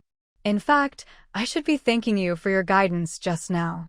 Lately, Dolly had been focused on repairing the dragonbone bow, but her skills just weren't quite enough, so she hadn't found a good solution. Faya's few words had been just what she needed to hear. As the saying goes, those involved are often confused. Although tailoring and repairing are two different fields, when it comes to creativity and inspiration, all crafts share common ground. After all, Faya had 10 more years of experience than Dolly, more life experience, more skill, more of everything. So the places where Dolly had gotten stuck, Faya's few words immediately helped her see the light. In that case, we really should thank you. Dolly is one of my people, and by helping her, you're helping the entire territory. If you ever need anything, feel free to come to the Lord's Manor and find me, Siu said. Of course, Siu was exaggerating a bit, but Dolly didn't mind at all. In fact, she thought Siu made perfect sense, though she'd always felt that way. The other person involved, however, was a bit taken aback by this grand gesture. After a moment, she understood what Siu meant and smiled helplessly. "Lord Siu, you're too kind. I just said a few words, it's really not that big of a deal." Faya could tell that Suyu's real intention was to recruit her into the territory. The emphasis wasn't on helping Dolly, but rather on reminding Faya that she could always come to Suyu for help if she needed anything. Faya picked up on this, so she politely declined. Suyu sighed regretfully, then quickly changed tack. "If anyone can say whether you've helped, it's Dolly. If possible, I hope you can come by and guide her more often. Compensation won't be an issue." Since she couldn't recruit Faya right away, Suyu had to find a way to keep her around. By keep, she meant giving Faya a reason to feel attached to the territory. Simply put, she wanted Dolly and Faya to interact more. After all, they both had good personalities, shared the same craft, and were both highly skilled, so they'd have plenty to talk about. As long as Dolly was willing, it would be much easier for her to win Faya over than for Suyu herself. There was a difference in status between Suyu and Faya. Even if Suyu didn't care, Faya clearly did. Plus, Suyu's intentions were too obvious, which would only make Faya more guarded. With that in mind, Suyu looked at Dolly. Dolly remembered Suyu had mentioned wanting to recruit a skilled tailor, but had been refused. Now, Suyu's every move made it clear that Faya was that skilled tailor. Dolly never refused any of Suyu's requests, so once she understood, she immediately played along. Although I've gotten answers to many of my questions after chatting with Miss Faya today, I've never had any formal training in tailoring. If possible, I hope Miss Faya can visit the shop more often. Although it was Dolly's first time meeting Faya, perhaps because they'd hit it off so well in the back room, she genuinely liked Faya. Her words were sincere, with no hint of pretense. Faya hesitated. In truth, her visit to the shop wasn't a coincidence. She'd come because she'd heard the owner was not only a tailor, but also an excellent repairer. People said she'd perfectly combined both crafts, so everything in her shop was more exquisite and durable than what you'd find elsewhere. Such a combination of skills was rare, and to do it so well was unheard of. Faya's passion for tailoring wasn't as intense as Mike's for cooking, but as a skilled craftswoman, she loved her art and always sought to improve. So, she'd come hoping to find inspiration for a breakthrough from Dolly. Even though she wasn't a repairer, inspiration isn't tied to any one field. It's all about sudden insight, and those moments are most likely to happen when talking with peers. Her purposeful visit had shifted after their first conversation. Through their chat, Faya realized she genuinely liked Dolly. Their personalities and interests were a great match. Not only was Dolly looking forward to their next meeting, but Faya was too. So when Dolly made her request, Faya found she really couldn't refuse, or rather, she didn't want to. "Then I'll be in your care from now on." I hope I won't be a bother, Faya said, which was her way of agreeing to keep in touch and exchange ideas with Dolly. Dolly's eyes lit up. After a few more words, Faya took her leave, and Siyu pulled something very familiar out of her backpack, a treasure chest. Maybe because she'd opened so many chests before, Dolly was no longer surprised by the sight and didn't ask any self-doubting questions. The chest wasn't locked, just latched. Dolly gave it a casual pull, and the lid popped open automatically. A faint golden light shone from within, and she instinctively shielded her eyes. A second later, the light faded. Dolly lowered her hand and saw her lord already inspecting the contents of the chest. Acquired, Random Light Magic Skill Book X1. Acquired, Random Aura Skill Book X1. Acquired, Selected Recruitment Card X1. Acquired, Broken Shark Pearl X1. 2 books, a card, and a pearl split in half. Even though Dolly had previously gotten quite a few unimpressive-looking, but surprisingly useful items, this time she couldn't help but doubt herself. Were these things really useful? Siyu was still caught up in her excitement and didn't notice Dolly's change in mood. But if she had, she would have spent a full 5 minutes praising Dolly to dispel any doubts. Of course, if Dolly liked it, Siyu wouldn't mind praising her for 5 minutes every day. Of the 2 skill books, the Light Magic skill book would have been useless before, but now there just happened to be a light mage in the territory. If luck was on her side and she drew a good skill, then whether it was used as a gift to increase favorability or kept for training a future light mage, it would be a great choice. As for aura skills, there was no need to even mention their value. These were even rarer than master-level skill books, perhaps even more precious than grandmaster-level ones. But just how valuable they were depended entirely on which aura she drew. If it was a resource-type aura, it would be less impressive. If it was a combat-type aura, then there were further distinctions: territory combat auras and personal combat auras. A territory aura was just as the name implied and was the most common type. Every resident of the territory could benefit from its effects. A personal aura, on the other hand, was meant for an individual. This person could be anyone, regardless of race or any other factor. Even Siyu herself could use it. Once activated, the aura's bearer would grant its effects to others. The range of a personal aura wasn't as large as a territory aura, but its effects were much stronger, and it applied to all creatures within range. In other words, not just territory residents could benefit from the aura, people from other territories, or even wanderers, could enjoy it too. Moreover, a personal aura was portable. Since it was carried by a person, wherever that person went, the aura went too. The premium recruitment card was an old friend by now. The last one had brought a mysterious astrologer to the territory. Although Yao Guang's behavior always gave off a strange vibe, her strength was undeniable, and she was far from as simple as she appeared. Just like last time, Siyu planned to wait until the tavern refreshed before using the recruitment card. The next tavern refresh would be in about 3 days. Compared to these first 3 items, the last one, a broken pearl, seemed quite ordinary. But it was clearly no ordinary pearl.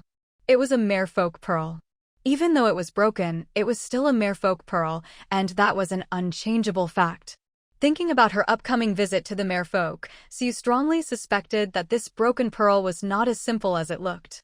"Dolly, see if you can repair this." Siyu handed the pearl to Dolly. Dolly was a bit puzzled about what it was, but since Siyu didn't say, she didn't ask. She simply took the broken pearl and began to examine it. Meanwhile, Siyu put on her luck rune and prepared to open the 2 skill books. The random skill book would reveal its skill name upon opening the first page. Obtained skill book, Reign of Light *1. Obtained skill book, Mindlink Aura *1. Reign of Light skill book. Category, Other. Quality, Purple. Description: select an area to cast Reign of Light. Reign of Light will heal allies within the area and deal damage to enemies. If the enemy is of the dark attribute, the damage is doubled and inflicts a 30-second revealed status. Revealed: creatures in this state cannot enter stealth, concealment, invisibility, or similar states. Mindlink Aura skill book, Personal combat aura. Category, Other. Quality, Red. Description: All friendly creatures near the bearer of the MindLink aura gain the MindLink effect.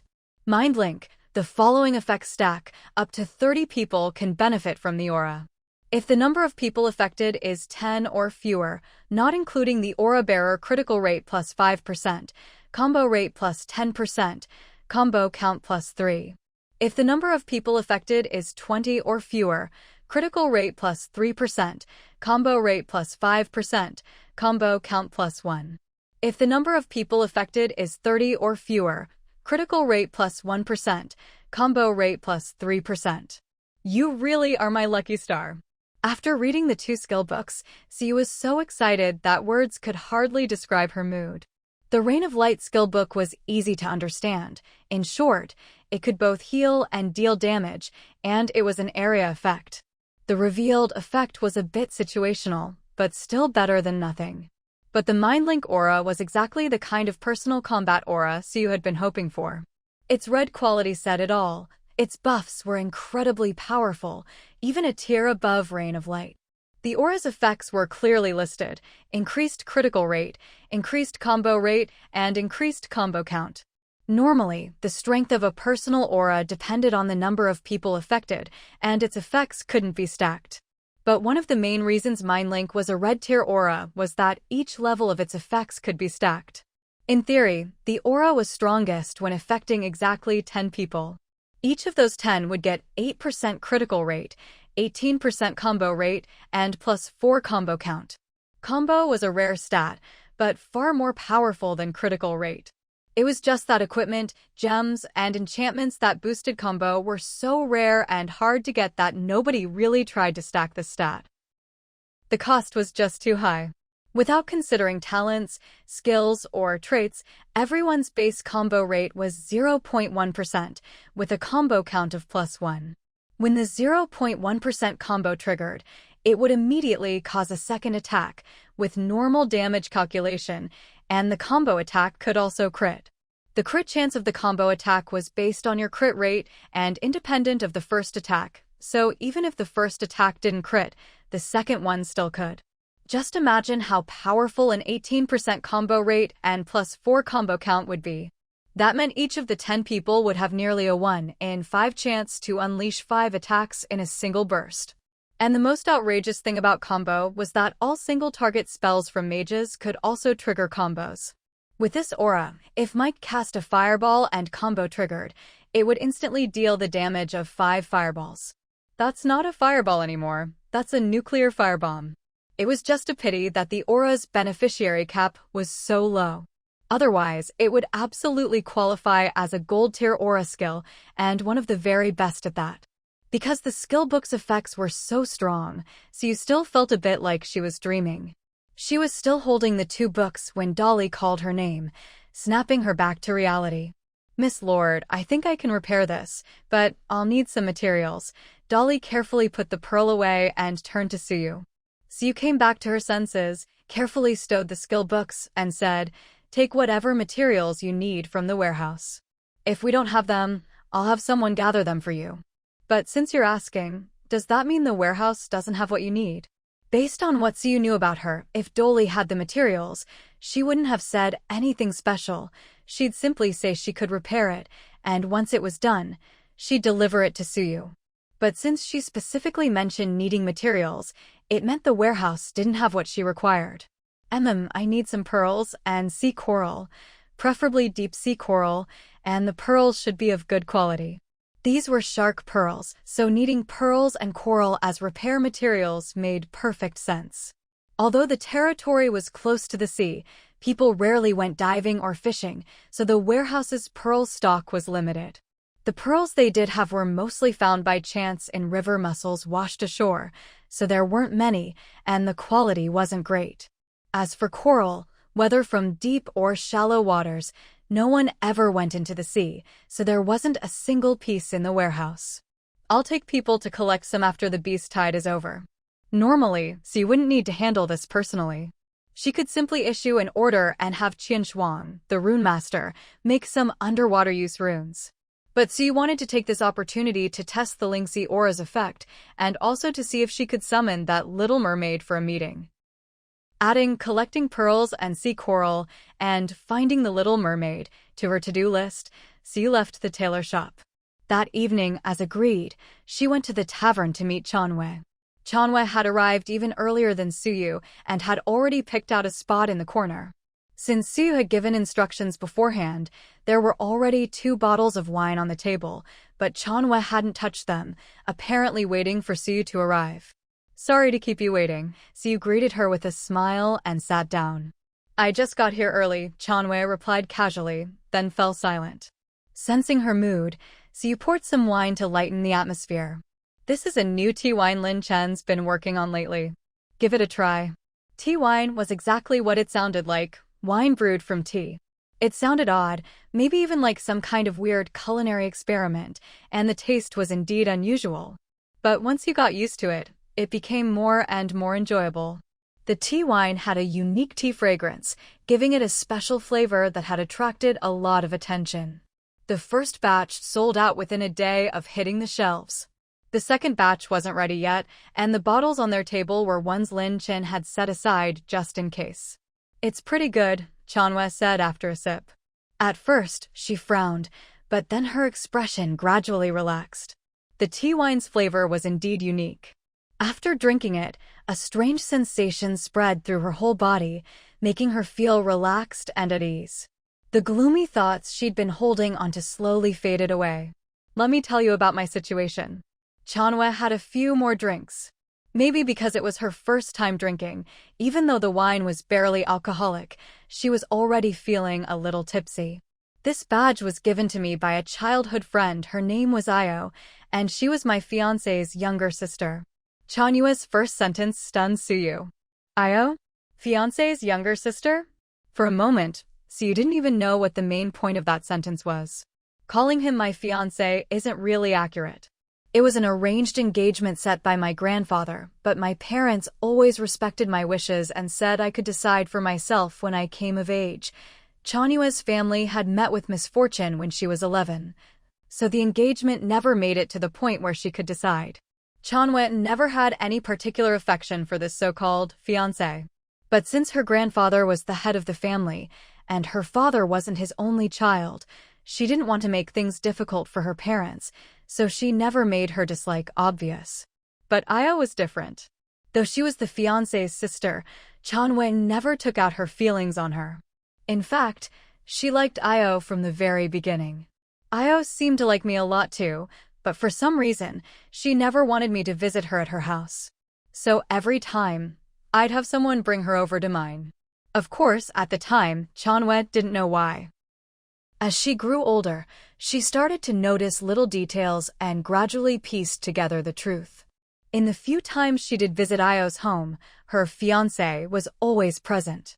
But since it was their house, Chanwei couldn't exactly ask him to leave. He just stood quietly to the side, behaving himself, so she couldn't really say anything. Once, after she and Io finally found a place to be alone, just a couple of days later, she saw Io's brother, her fiancé, bring Io to see her, Io limping badly. Her fiancé explained that Io had twisted her ankle by accident on the way, and he wanted her to rest, but Io insisted on coming, so he accompanied her. At the time, Chanwei thought it was odd, but since Io didn't deny it, she accepted it as the truth. But now she knew better. All those strange incidents seemed designed to push her and her fiancé together. To put it bluntly, that family really wanted her to end up with him. But knowing that Chanwei and her parents didn't agree with her grandfather, they tried to get the two children to bond. But Chanwei didn't want to, and since she was close with Io ended up being used as a tool to get them together. Io must have realized you didn't like him, so she tried to go against her family's wishes, so you guessed, seeing the truth behind the story. It wasn't hard to figure out. After all, Io never let Chanwei visit her home after that. At Io's house, Chanwei was a guest and at a disadvantage. But if Io came to Chanwei's house, it was her own turf. No matter how shameless her fiancé was, he couldn't just show up uninvited. And even if he did, Chanwei would have every right to kick him out. I figured that out too, just a bit too late. Because later, Chanwei learned that Io's injured leg wasn't from a twisted ankle, Nor was it an accident, it was deliberate. The Tong family, Io's family, wanted Io to bring her brother along to spend more time with Chanwei. But Io knew Chanwei didn't like her brother, so she refused. The price for her refusal was getting her leg hurt. Rather than calling it a punishment for Ao refusing to do something, it's more accurate to say it was the consequence of her defying her family's orders. It might sound unbelievable. After all, Ao's parents actually broke their daughter's legs over some inexplicable marriage arrangement for their son. But if you knew Ao's background, it wouldn't seem so hard to understand. Chanwei's fiancé is named Tong Yan. He and Ao are not full siblings, but rather half-siblings sharing the same father, so naturally their relationship isn't close. The reason Ao is called Ao instead of Tong Yao is because she's the result of Tong Yan's father's affair outside the family. To a family that values bloodlines, her existence is a stain. She's not worthy of the Tong family name, and even her given name was chosen by her mother, who died young. As a daughter seen as a disgrace, her life was even worse than the children of the family's collateral branches. She could never compare to Tong Yan, the main family's favored son. I only heard these things by accident from a few of the Tong family's side branches. The Tong family would never bring this up on purpose, especially since Ao and Chanwei are so close. They always wanted Chanwei and Tong Yan to end up together, so they certainly wouldn't want anything to jeopardize that.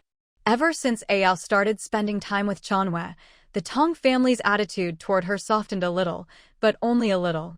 They gave her a place to live, a pot and stove to cook with, and just enough money for one person to scrape by. By this point in the story, Siu had already noticed many suspicious points and had a lot of questions. For example, regarding the engagement, Chanwei said it was arranged by her grandfather, but from her perspective, it's clear the Tong family is much more eager to see the engagement happen.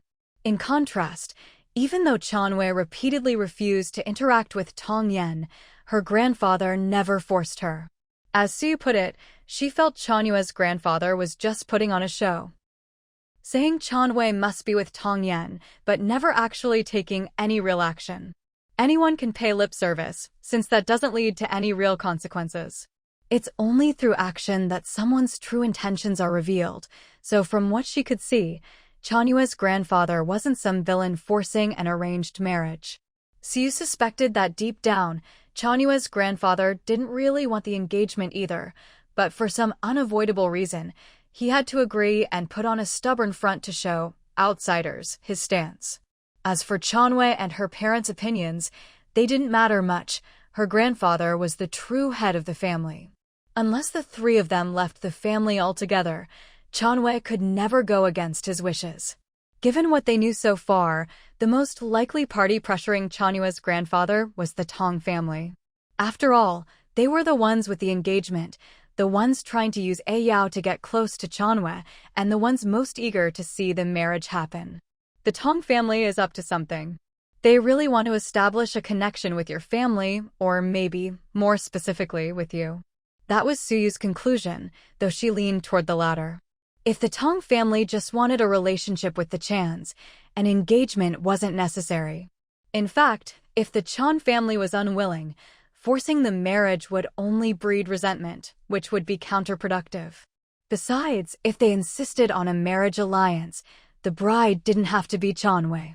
As mentioned before, Chanwei's grandfather had more than one child. Chanwei had plenty of female cousins from the main branch, so there was no issue of status mismatch. If Chanwei was as valued as her backstory suggested, raised as the heir, she'd be the last person the family would send off in a marriage alliance. No family would be foolish enough to marry off their next clan leader. So all of this pointed to the Tong family's true goal not being the Chan family, but Chanwei herself. As for Chanwei's grandfather's true position, it was still unclear. But so far, since he hadn't actually forced Chanwei, it seemed he was on her side. Otherwise, as the head of the family, he would have countless ways to make a child like Chanwei give in. Honestly, I think Grandpa treats me well, too. But the things he says always make me uncomfortable, so I rarely interacted with him as a child. Now, Chanwei could probably guess some of her grandfather's intentions and vaguely sense he meant well, but as a child, she couldn't have understood all that.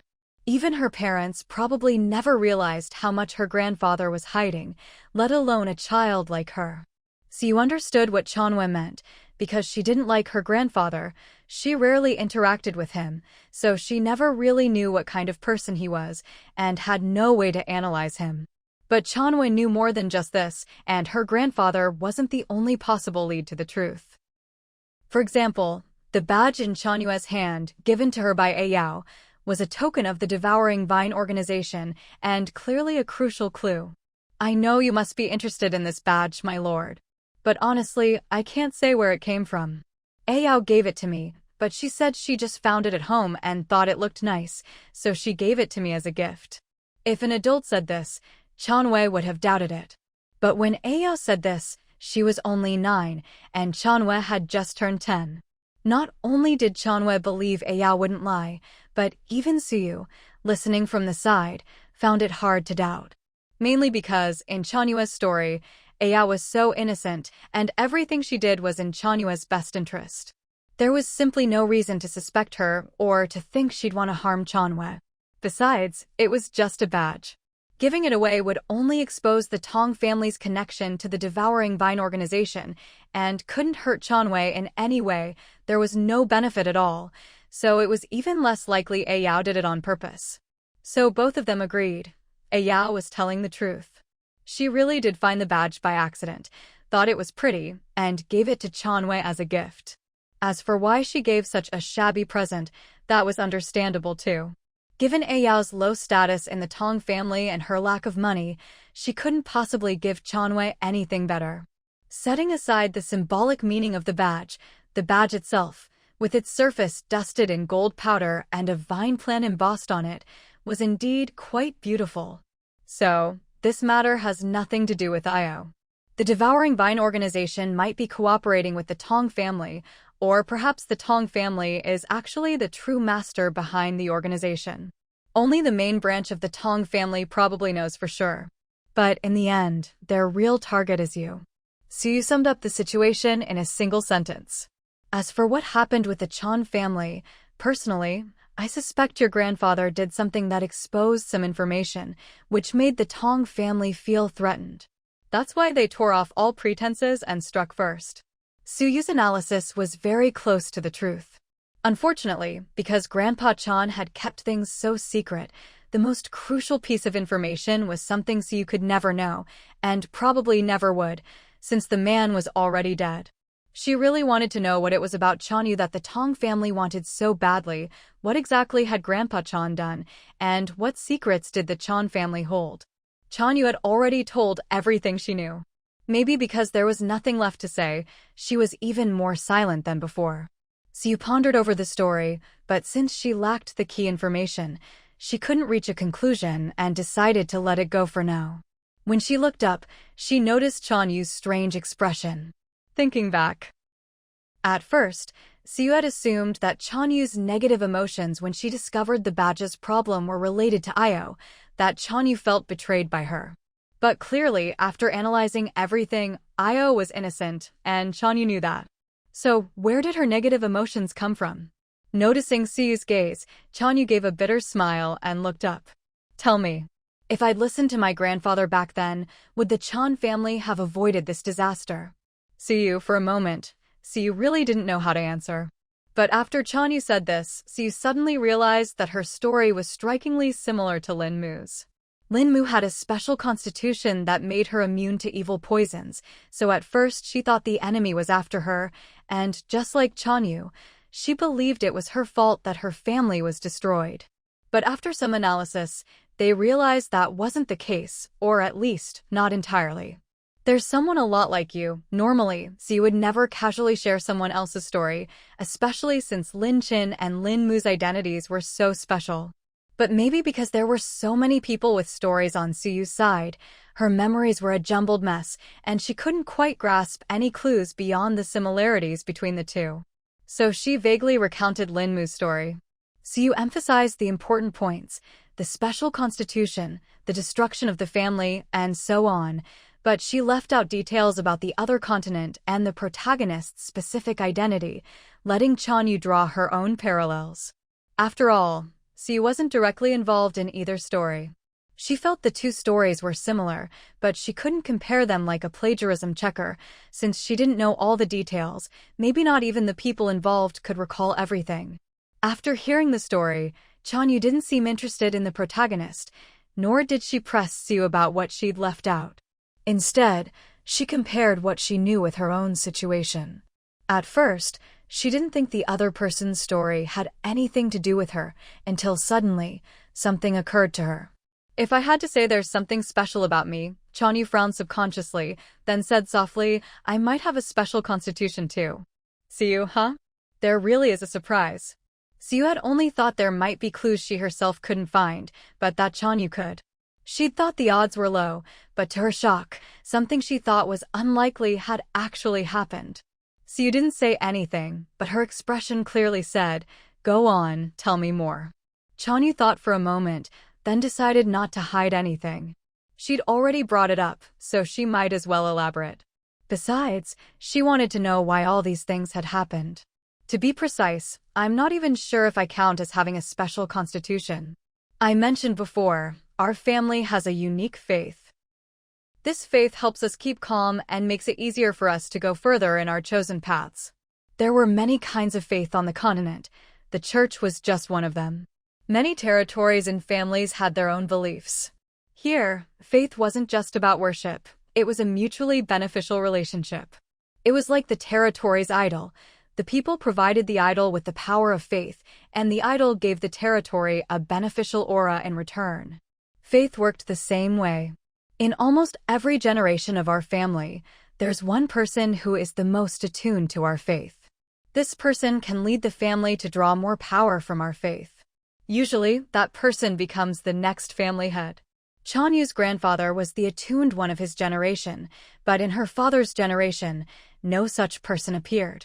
That's why Grandpa Chan never passed on leadership, not because he was unwilling to give up power, but because there was no suitable successor. In Chanyu's generation, she became the attuned one, and a rare one at that.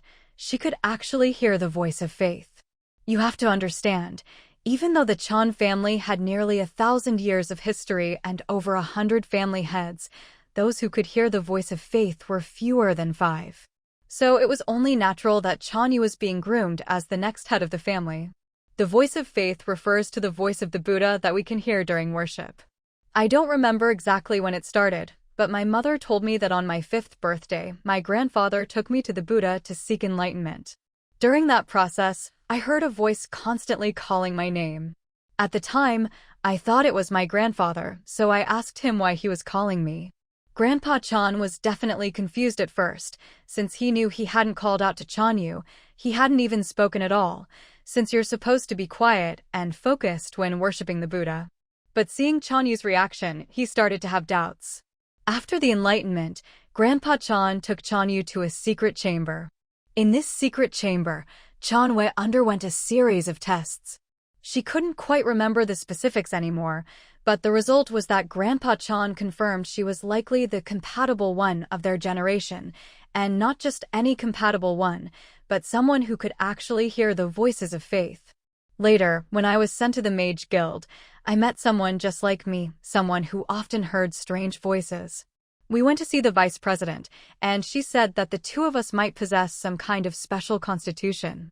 The vice president also said that, as far as she could recall, there were quite a few constitutions that matched our situation, but the one that fit best was called the Celestial Heart Constitution. Supposedly, people with this constitution can communicate with unknown entities and even sense good and evil. As for what this constitution actually did, the first part sounded rather mysterious.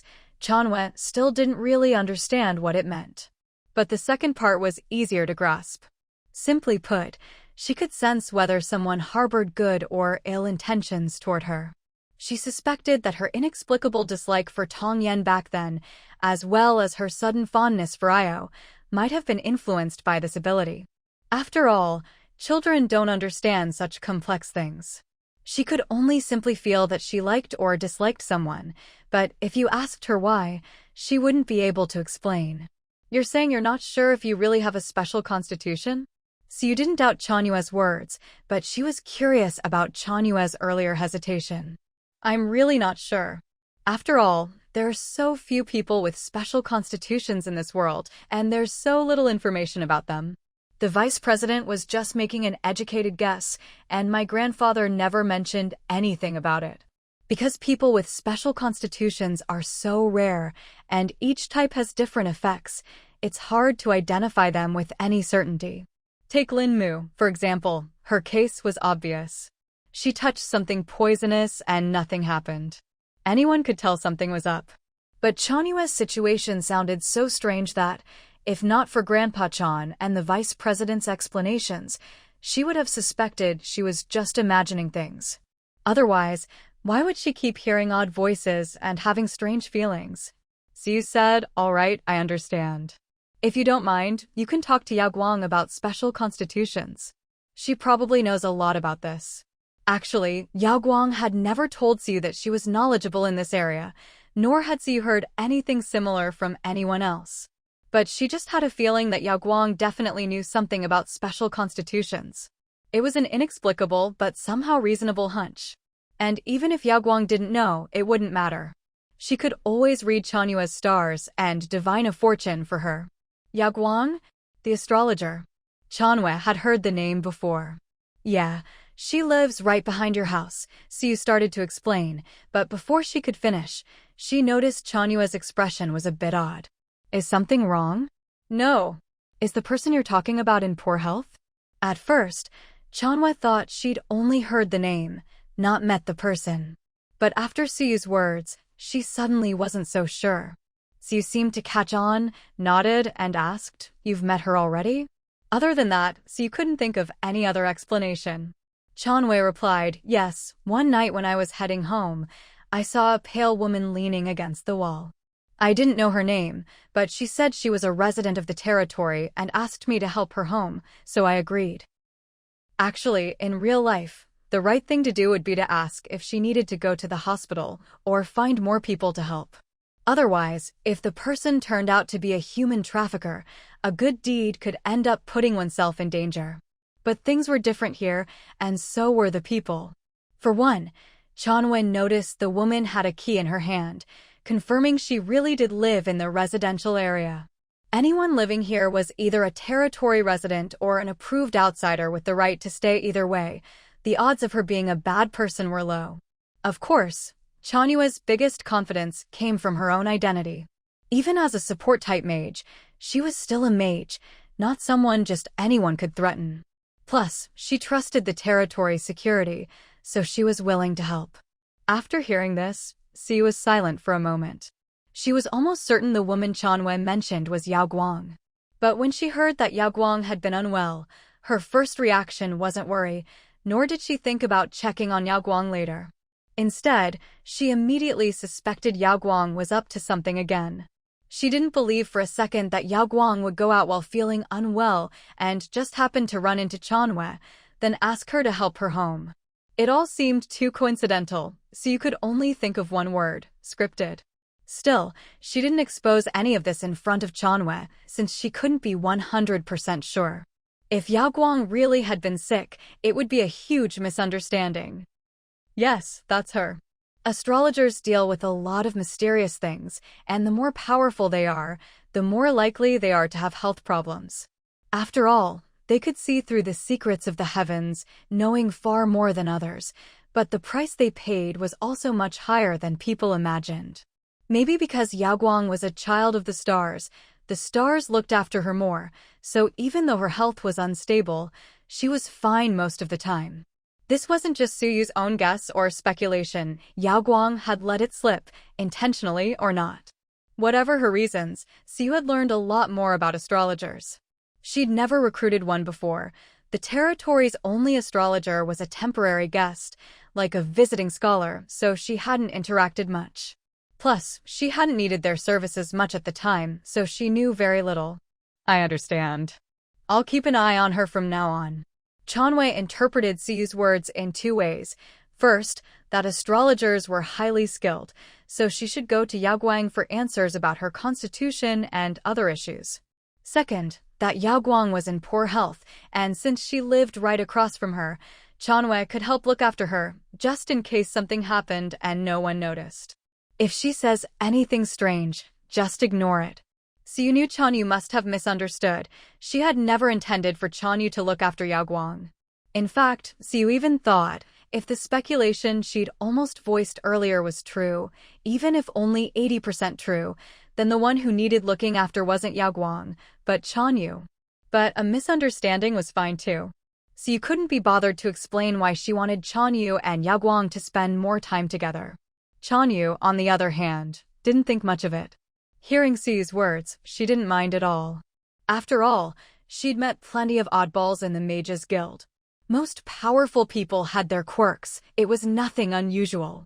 Her conversation with Chanyu ended late at night. Siyu returned to the city lord's mansion and recorded everything they'd discussed that evening in her notebook. A third of the pages were already filled. If you flipped back, you'd find it was all notes and key information related to this world's main storyline, along with her personal analyses. Siyu's biggest discovery tonight was undoubtedly uncovering one of the organization's evil goals. They were collecting people with special constitutions. As for why they were collecting such people, it was surely tied to their ultimate goal, merging the continents. Siyu listed all this out on paper, then slowly worked her way toward the final answer. Merging the continents required energy, so they captured the elf princess to seize the heart of the elves. They were planning to target the merfolk, likely for the merfolk's pearl, and now they were capturing people with special constitutions. So, could it be that people with special constitutions possessed energy similar to the heart of the elves or the merfolk's pearl, energy the organization could use? Thinking about it that way, it made sense. After all, those with special constitutions naturally possessed unique power, and the energy within that power was different from that of ordinary people. With this, part of the mystery surrounding Lin Mu and Chanyu was solved. The other part had to do with their families. Siyu didn't believe their families were wiped out simply because the masterminds wanted Lin Mu and Chanyu. She suspected those families themselves harbored some special secret, and the two girls were just spoils of war, taken along the way. Of course, even if they were only incidental, because the organization desperately needed energy, and people with special constitutions were rare, they kept trying to capture them. If their ultimate goal is singular, then the destruction of Lin Mu and Chanyu's families must also be tied to that goal. Capturing people was because they could serve as materials for the plan. Destroying the Lin and Chan families must also have helped the continental merger, likely in a significant way, or the organization wouldn't have gone to such lengths to hunt them across continents. Since the continents were already separated, crossing them couldn't be without cost. The fact that the organization still did it showed it was something they had to do, not something they had a choice about. Could it be that the Lin and Chan families possessed the method to merge the continents, or were somehow involved in the split? The more Siyu thought about it, the more likely it seemed. So their storyline should be: the organization learned that their families were hiding the method or necessary items for merging the continents, so they used force to seize them. During the process, they discovered Lin Qin and Chanyu had special constitutions, making them suitable materials for the merger. Since they were also the only survivors of their families, the organization wanted to capture them as well. Many mysteries were gradually being unraveled, but the more Siyu learned, the heavier she felt, instead of the joy of uncovering the truth. Aside from the Lin and Chan families, who knew how many other Lin/Chan families there were on Sunset or Sunrise continents, all sacrificed for the organization's ambitions. No wonder the Elf Queen chose to stop the merger. Any goal that required so many sacrifices couldn't possibly be a good thing. Besides those two, there were still Jingke and Xiaoling, whom Siyu had left in the care of the elves. These two were also connected to the organization's goals, though in different ways. The former was being hunted more for betraying the organization than for her value as a resource, unlike Chanyu and Lin Mu. Xiaoling was different. Based on her earlier analysis, Siyu suspected Xiaoling, like Chanyu and Lin Mu, would eventually be used as a source of energy. The difference was, Xiaoling wasn't a resource because of a special constitution, but because she had accidentally interrupted the organization's attempt to seize the inheritance of a legendary mage, causing the inheritance to fall to her. The energy of a legendary mage needed no explanation. What the organization wanted wasn't her constitution, but the power of the inheritance. As for why they hadn't acted against Xiaoling yet, it was probably because the inheritance wasn't complete. As mentioned before, Xiaoling wasn't the ideal inheritor. The legendary mage, in desperation, had no choice but to pass the inheritance to her rather than to the ill-intentioned organization. So, they had to wait for Xiaoling to grow and fully master the inheritance before using her as a resource. During this time, they didn't want anything to happen to her, so they left Sha Na behind to keep her calm. Now all that's left is Jing's story. Xiu massaged her stiff arm from writing so much, stood up to stretch, then looked out at the pitch-black sky and slowly climbed into bed. She had barely lain down when a soft, warm, furry little creature instinctively rolled over to her. Xiu scooped it up and, hugging her guardian beast, drifted off to sleep. Congratulations to A1-16 for successfully leading Sunset Territory through the Beast Tide invasion. The territory's performance during the Beast Tide will be widely broadcast, and you have obtained the Territory Aura, Renowned 3. When she woke up, Xiu was stunned by this message. Then, as if something occurred to her, she blurted out, "There's no leaderboard this time?" All she got in response was endless silence. Xiu clicked her tongue, then got up and began checking all her system message logs. After searching for a while and finding no news other than the Beast Tide alert, Xiu confirmed that there really wasn't a leaderboard this time. So stingy, Xiu muttered, not caring if anyone or anything was listening. After saying this, she took the spirit bird out of her backpack. As usual, she offered it a handful of wheat kernels, then began writing a letter. The contents were mostly her speculations from the day before.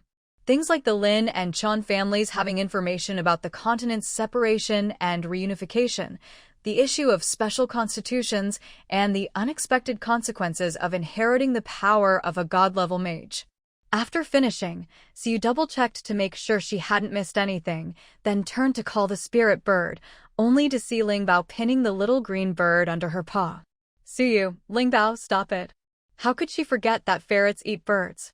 Even though Ling Bao was now domesticated and never lacked for food, she still worried the ferret might accidentally scare or hurt the spirit bird. That would be hard to explain to the elves, and her letter wouldn't get delivered either. "Eep," Ling Bao chirped crisply, then lifted her paw with the air of a magnanimous noble. The spirit bird, finally escaping from the ferret's clutches, flew to Xiu with tears in its eyes, snatched the letter from her hand with its beak, and took off at top speed. "Xiu, hope the bird's okay." But seeing how fast it was still flying, it was probably fine. Still, a lesson needed to be taught. Xiu gave Ling Bao a good rub down, then tossed her into Baitsao's herb garden to dig up soil for the day. Whether or not there was any soil left to turn didn't really matter. If there wasn't, they'd just expand the garden. Baichao had mentioned to Xiu a few days ago that the herb fields were all planted, and that most of the herbs didn't need much tending after being sown, so she had a lot more free time. And since Baichao wasn't the type to enjoy idleness, she'd asked Xiu to expand the herb fields or even build another one. Any boss would be happy to have an employee willing to double their workload without a pay raise, so Xiu agreed immediately. "You're going to Baichao today. Don't come back until you've finished turning the soil." With that, Xiu grabbed Ling Bao and headed out. After dropping Ling Bao off for her day of labor, Xiu went to the city gate to ask the guards about the situation around the territory. "Guard 1, good day, Lord. We did see some wild beasts this morning, but there were far fewer than before, and they didn't seem very aggressive." Hearing this, Xiu felt relieved. The beast tide is over, but there will still be some wild animals around for a while. Make sure everyone stays alert and patrols carefully. After giving a few instructions, Xiu unlocked all the city gates so everyone could come and go freely. After that, she checked on the building upgrade tasks she'd assigned to Ian. If any materials were missing, she had people fill the gaps. If the warehouse was short, she made a trip to the materials exchange and traded in all the leftover scraps for building supplies. Originally, she'd planned to save those scraps for Dolly to practice with. Now that Dolly's repair skills had improved, so you couldn't just break a bunch of low-level items for her to fix like before. These materials were just right for practice, easy to handle and plentiful, but upgrading the buildings was more important, so that would have to wait. Besides, Dolly had been busy lately and could use a break. The day passed quickly. Although the system had announced the end of the beast tide, its after effects hadn't completely faded. Throughout the day, small groups of wild beasts still roamed near the territory. But after surviving the beast tide, no one was afraid of a few stray animals. They either became materials for the warehouse or were sent to the beast taming park. Speaking of the beast taming park, thanks to Lilith's efforts, the first batch of captured beasts was starting to calm down. They still weren't exactly friendly to humans, but at least they no longer roared and thrashed when someone tried to feed them. Before, their behavior had scared off several staff members. If the pay hadn't been high enough, no one would have stuck around. That evening, Siu saw Lilith at the beast taming park, soothing the animals. Not wanting to disturb her, Siu just watched quietly from the side. When Lilith finished calming the beasts and turned around, she spotted Siu standing in the corner. "Lord, are you here to check on the beasts?" "They're doing well, but since they're all blooded wild animals, they're much harder to tame. Beast tamers always preferred raising cubs. It was more work, but with enough resources, it wasn't really a problem. But the beasts in the park were nothing like docile, naive cubs. You've worked hard. These guys have terrible tempers, you must have had a tough time, right?" Siu asked with concern. Lilith didn't deny it. Beast tamers liked raising cubs, but the last thing they wanted was to deal with adult wild beasts, especially ones that had tasted blood. Such animals were ill-tempered and violent, and, because they ate meat, taming them was especially difficult. It was like trying to turn a wild tiger into a house cat. Everyone knew how hard that would be. "It's not so much suffering as feeling a bit frustrated," Lilith sighed. "They can't really hurt me, but it's discouraging." Lilith had tamed many animals before and helped others with wolves, foxes, ferrets, and other medium-sized beasts. But when it came to tigers, leopards, and lions, large predators, she'd never even dared to look at them before. Now, with the Academy's help, she'd attended classes, learned a lot, and even leveled up during inspiration season. Taming these beasts was now possible, but still very difficult. This was the first time so many animals had disliked her. She knew it was normal. From the beast's perspective, Lilith was no different from the ones who had hurt them, just another bad guy. Even with all their previous victories, repeated failures still brought a sense of disappointment and frustration.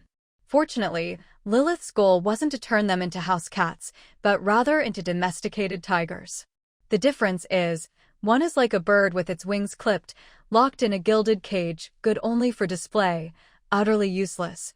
The other is a partner with intelligence and freedom of movement, who only needs to learn to follow commands. By comparison, the latter is a bit easier. "It's all right, just take it slow." Siu offered a few words of comfort, then asked Lilith about the two special beasts that were being kept separately. "You mean the tiger and the eagle?" "They only woke up this morning." After they woke up, they seemed listless and in poor spirits. "I was a bit worried, so I went to see Miss Vivian." But Miss Vivian said it was due to pollution, and there was nothing she could do. Vivian could only heal and detoxify, but when it came to pollution, she was completely out of her depth. Siu more or less understood what was going on with these two. The worst part about pollution for these creatures isn't the end result, but the process itself. During the pollution process, they're in a semi-polluted state.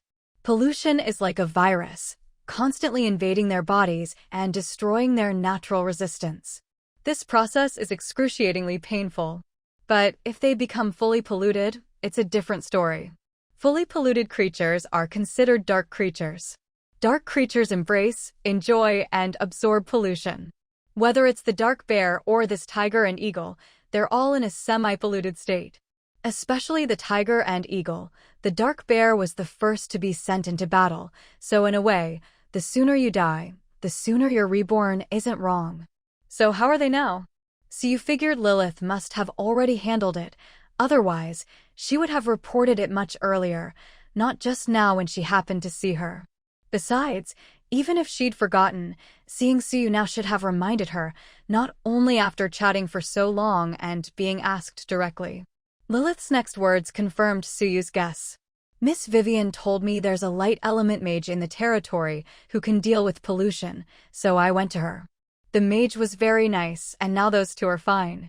To be honest, when Lilith heard she had to ask someone else for help, she was incredibly nervous. She's always been introverted and withdrawn, with only small animals for company. If it's other people, Lilith gets uncomfortable after a while. For someone like her, asking for help is tough, especially from a mage. Even though Vivian said Ningxia had a good temper, Lilith was still worried.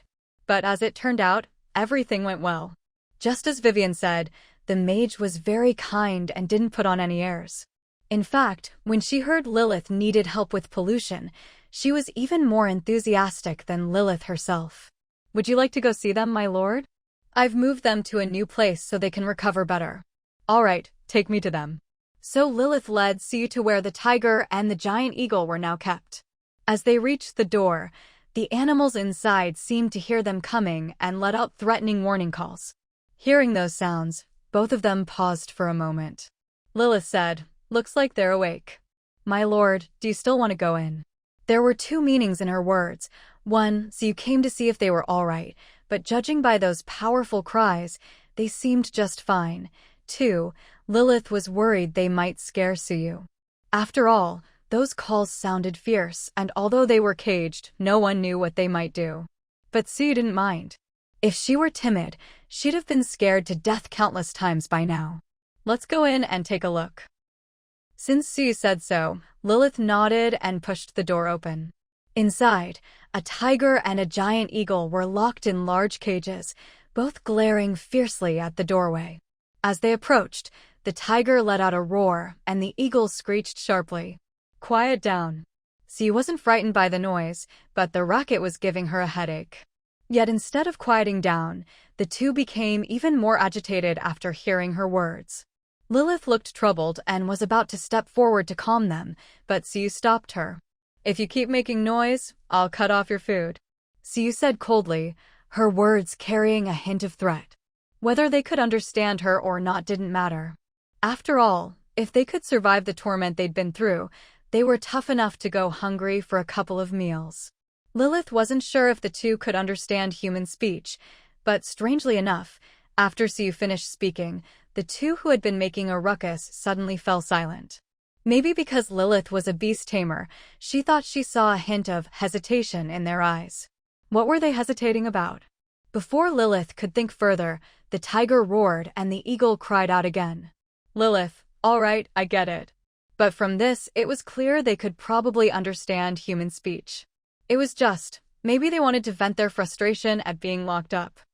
Since they couldn't lash out physically, all they could do was make noise.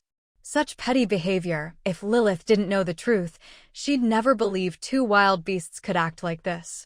But none of that mattered, because Lilith could sense that her lord was starting to get angry. Fine, keep making noise. Lilith, tell everyone not to bring them any food for the next couple of days. With that, Suyu turned and left. This was the first time Lilith had ever seen her lord so angry. Plenty of things had happened before, but in Lilith's memory, she'd never seen her angry. At most, she was just cold. In Lilith's view, when someone who rarely gets angry finally does, it means something is seriously wrong. Even though she couldn't rationally see what the problem was and felt something was off, emotionally she was already siding with Suyu. Now you know to be scared, huh? Lilith glanced at the two creatures who had finally stopped their incessant howling. For the first time, she looked at them without any fondness. Have you ever thought about whose food you're eating, whose place you're living in? You were both rescued by the Lord, and yet this is how you treat your savior. For a moment, Lilith thought she saw a dazed look on their faces. Normally, Lilith was gentle by nature, but perhaps after spending so much time here, her temperament had been influenced by others. Now, seeing how pitiful they looked, she didn't feel the slightest bit of sympathy. Instead, she even wanted to scare them a little. Don't worry, I won't starve you to death, just 3 days without food. 3 days will pass quickly." With that, Lilith waved at them and left. She left the yard, locked the door, and was about to head home. But as she reached the entrance of the beast training grounds, she immediately spotted someone standing there. She paused in surprise and blurted out, "Lord, what are you doing here?" You thought I'd already left." Siu smiled, her face showing none of the coldness or irritation from before. Lilith had already felt that Suyu's earlier mood was a bit strange. Now that she saw Siu back to her usual self, even someone as slow as Lilith could sense something was off. "Just now you?" Lilith was curious, but didn't know how to ask directly, so she hesitated. Siu didn't hide anything and said frankly, "Just teaching them a lesson." After all, they were once ferocious and violent beasts. Gentle methods alone aren't enough. Lilith felt there was a deeper meaning to Siu's words, but after thinking about it, she realized Siu had a point. She herself was introverted and tended to handle things in a softer way, not because she was truly weak, but because she instinctively chose gentler solutions when dealing with problems. Take what just happened, for example. If it had just been her, she would have only tried to comfort them, just like she had planned before Siu stopped her. "I understand, Lord. Thank you." Now Lilith realized why Siu had stayed behind, to wait for her and to remind her. With Suyu's advice, Lilith made up her mind. From now on, she needed to be more assertive when handling things, not just let things slide, especially when it came to beast training. To put it plainly, it was a lack of experience. If she were taming naturally docile cats and dogs, her personality and methods would only make things harder for herself. On the other hand, a beast trainer with a bad temper would also struggle to tame gentle animals, because those animals responded to kindness, not force. By the same logic, if Lilith tried to tame creatures that only responded to toughness without changing her usual gentle approach, she'd have a hard time too. Being gentle all the time isn't good, but being tough all the time isn't good either. By the way, why haven't I seen your wolf pup today? Siu had been busy with other things and hadn't noticed the pup's absence until now. She was about to leave when she realized it was unusually quiet around Lilith. Given how clingy little Ash was, well, clingy to Lilith, to be exact, it was odd for Lilith to be out here alone at night. Lilith wasn't surprised by Siu's question, since she knew how little Ash usually behaved. Lilith explained, "Little Ash seemed to have overeaten yesterday and isn't feeling well, so I left him at home." From her words, it was clear that little Ash had wanted to come along, but Lilith, seeing he was unwell, had locked him in for his own good. "Little Ash doesn't strike me as the greedy type," Siu commented, but didn't press further. It was, after all, someone else's companion. Lilith nodded. "I think it's odd too, but aside from feeling unwell, there's nothing else wrong with him. I'll keep an eye on him for the next few days. You should head home soon. It's getting late." After saying goodbye, Siu went to the herb garden to pick up Lingbao. Seeing her once snow-white ball of fluff now covered in dirt from head to toe, Siu felt her earlier anger threatening to return. But before she could say anything, Baichao came running over. "Please don't blame Lingbao, my lord. There was a wild beast causing trouble today, and Lingbao only got like this trying to stop it."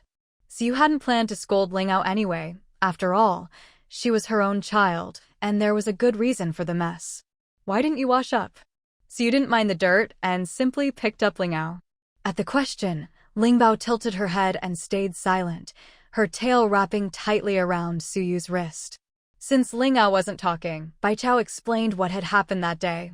"This morning, we'd already cleared half the herb field and were about to start planting, but at noon a wolf suddenly ran in. At this point, Baichao's rabbit ears popped out in fright. I was scared and hid, but Lingbao chased the wolf away. The field was ruined though, so we spent the whole afternoon fixing it." Lingbao remembered Suyu's instructions to turn the soil for a whole day, so she really did just that. Except for meal times, she didn't stop, so there was no time to clean up.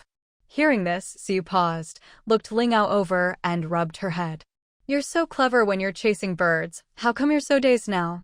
Lingbao just grunted, not saying a word. Baichao didn't respond either, since Suyu's comment wasn't directed at her. "You didn't get hurt, did you?" Siu asked Baichao. Baichao shook her head. No, I hid the whole time. After all, wolves were rabbits' natural enemies. Even though Baichao was a beast-in, she couldn't help but feel scared.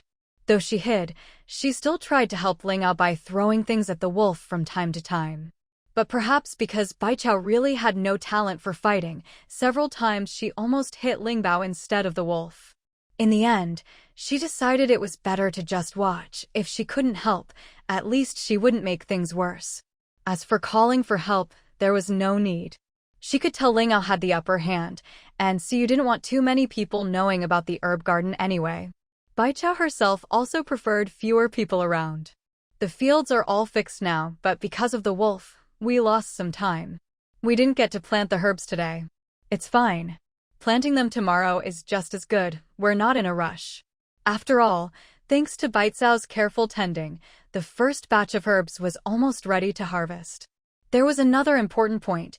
The last time the Tianhong trading caravan came to the territory to deliver herbs was on day 47. According to their agreement, their delivery cycle was every 20 days. Today was already day 69, but that was only because the beast tide had prevented them from coming. Now that the beast tide was over, they'd surely deliver what Siyu needed within the next couple of days. After saying goodbye to Baichao, Siyu walked down the road, replaying what she'd just heard in her mind. Suddenly, she realized something she hadn't thought of before. Was it possible that the wolf Baichao mentioned was actually Lilith's Little Gray? Siyu had actually considered this earlier, but since Lilith said Little Gray wasn't feeling well today, she hadn't connected the mischievous wolf with Little Gray. But after thinking it over, she realized that aside from Little Gray, there were only two big wolves in the beast taming park. If those two had come to cause trouble, plenty of people would have noticed. Even if they hadn't been caught in the act, if they'd managed to escape, they would have tried to flee the territory, or at the very least, take revenge on the humans who captured them. But today, the territory was peaceful, nothing had happened, let alone something as serious as beasts escaping from the beast taming park. So far, this troublesome wolf, suspected to be Little Gray, hadn't caused any harm to the territory. And since it was already late, Siyu decided not to bother Lilith. Even if it really was Little Gray, there was probably more to the story. And if it wasn't, there was even less reason to disturb her now. So, Siyu reassured Baichao, telling her she'd look into it tomorrow. Still, Baichao seemed a bit frightened, so Siyu decided to bring the timid little rabbit back to the Lord's manor with her. After all, the manor was huge, there was certainly room for one more rabbit. The next morning, Siyu first stopped by the pet shop. When she saw Lilith wasn't there, she went to the beast taming park to look for her. Just like yesterday, Siyu arrived to find Lilith calming the beasts and feeding the most ill-tempered ones. A few staff members nearby were also carefully placing food into the beasts' troughs. They all knew the animals probably wouldn't attack, and they wore metal gloves for protection. The gloves made things awkward, but it was worth it to avoid a sudden attack and a lost arm. Since everyone was busy feeding, Siyu didn't interrupt. She scanned the area. Just like yesterday, there was no sign of Little Gray. That meant Little Gray was probably still at home. Judging by how normal Lilith seemed, she must have found Little Gray at home last night and hadn't noticed anything unusual. After a while, everyone finished feeding and left. Lilith stayed behind to check how each beast was eating, so she was the last to leave. Lord Siyu. Lilith was surprised to see Siyu and wasn't sure why she'd come today. After thinking for a moment, she guessed it might be about the two punished wolves. Are you here to check on those two? I've already told everyone, they won't be fed for 3 days, just given water. Even Lilith, who used to prefer gentle methods, had agreed to Suyu's demand to cut off food. After Suyu's reminder yesterday, her thinking had changed, so she was even less likely to go against Suyu's orders. Of course, they still had to provide water. The point was to make the wolves understand who was in charge, not to torture them. They'd already been treated, so going hungry for 3 days wouldn't hurt, but if they were both hungry and thirsty, that would be dangerous. No, that's not why I'm here. Siyu had no objections to Lilith's arrangements, but this time she was here about Little Gray. Is Little Gray still not feeling well today? Should we have Vivian take a look? When Lilith heard this, she suddenly felt that the Lord had come specifically because of Little Gray. Yesterday, she'd just found it odd when Siu asked about Little Gray, but today, it was clear Siu was here for that reason. She felt a bit uneasy, but still answered, "And then, Little Gray still seems listless today. He doesn't even have the energy to get up. Yesterday, it was Lilith who didn't let Little Gray follow her. Today, even if he wanted to, he couldn't." Seeing him like this made Lilith anxious. She wanted to ask Vivian for help. Today's situation made it clear that Little Gray's problem was more than just overeating. But maybe sensing Lilith's intention, Little Gray immediately struggled to stop her. Seeing how unwilling he was, Lilith hesitated. She knew logically that he should see a doctor, but she was afraid there was some hidden reason for his reluctance, so in the end, she didn't go to Vivian. Siu frowned, thinking Lilith's indecisiveness was a problem. Although her words yesterday had changed Lilith's thinking a bit, old habits die hard, especially since Little Gray was her closest companion, so her emotions were deeply involved. Fortunately, Lilith's next words made Siu feel a bit better. "I wanted Little Gray to rest at home, but I'm really worried, so I'll probably ask Miss Vivian for help later." People say concern leads to confusion. Part of Lilith's thinking was still the same as before, but she wasn't stubborn. She remembered what Siu said and wasn't blindly obedient. "No need to wait, go now," Siu said, glancing at Vivian's location. "Vivian is at the clinic right now. Take Little Gray there directly." As for what to do if Little Gray refused, that wasn't Siu's problem. It was up to Lilith to decide. If she was determined to take Little Gray to see Vivian, but wasn't prepared to be firm about it, then Siu had nothing more to say. "Thank you, my lord. I'll go right away." Most of the work at the beast taming grounds was already done. Everything that needed feeding had been fed, everything that needed calming had been calmed, and the rest, like cleaning, wasn't Lilith's responsibility. So, without hesitation, she hurriedly took her leave.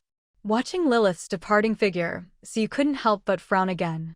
Lilith was definitely not lying, Siu could tell that much. Which meant Little Gray really was feeling unwell, not just pretending. But how could a wolf cub so weak it couldn't even follow Lilith around manage to sneak into the herb garden alone, and even go toe-to-toe with Lingbao? Even though Lingbao hadn't activated its battle bloodline, under Siu's care, its normal strength was already close to 1/10 of what it would be with the bloodline awakened. 1/10 might not sound like much, but disregarding size, that meant this little sable could take on at least 5 adult tigers at once. And yet, this supposedly weak wolf cub could fight Lingbao to a standstill?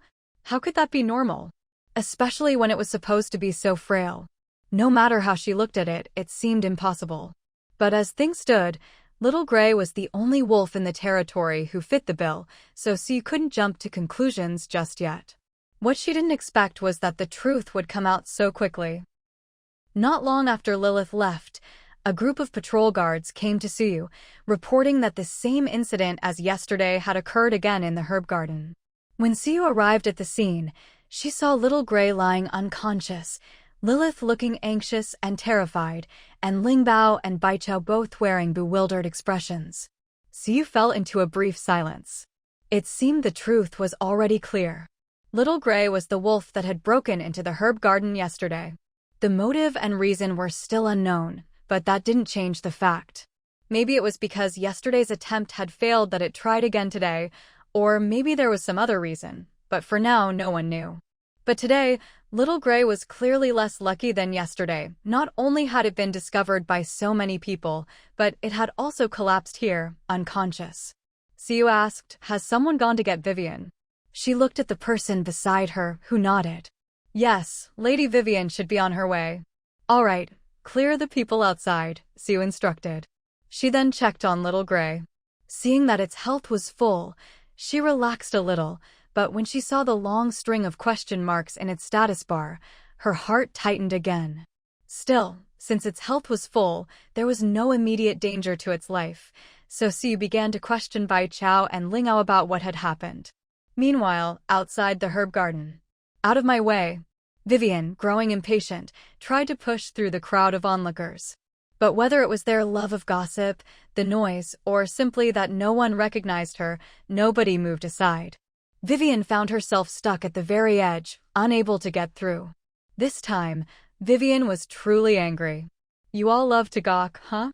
I hope when you're lying in the street needing help, your healer gets blocked on the way, too. Is watching the commotion really that interesting? Is it more important than a life? Move, or don't blame me if I get rough. Even though Little Gray was just an animal, most healers believed that life was equal, regardless of species or status. Vivian clearly shared this view. Otherwise, as such a rare healing mage, she wouldn't have stooped to treating ordinary creatures. Of course, only those mages who fancied themselves high and mighty would use words like stooped. Vivian never cared about such things. Aside from being a bit short-tempered with patients who ignored her advice, she had none of the flaws common among other mages, which made her extremely well-liked among the territory's residents. Even patients she'd scolded or pranked didn't dislike her. In fact, some even felt guilty for letting down a mage who cared so much. After all, here was a mage who healed and saved lives, charged little, had superb skills, and never put on airs. She had a temper, but never acted unreasonably. Who wouldn't like someone like that? That was exactly why Vivian was so angry now. In her eyes, all life was equal, except for dark creatures, so she especially hated anyone blocking her from treating a patient. If anything happened to Little Gray, these people would all be accomplices. None of them would get away. Make way, the mage is here. Whether it was Vivian's threat or someone finally recognizing her voice, someone in the crowd suddenly shouted.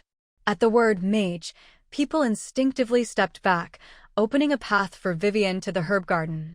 Time was of the essence, so Vivian didn't even spare them a glance as she rushed inside. On her way in, she ran into a patrol guard sent by Siu to disperse the crowd. The guard recognized her and greeted her, but Vivian just gave a quick reply without slowing down. She soon arrived at the scene, and upon seeing the wolf cub lying motionless on the ground, her face darkened.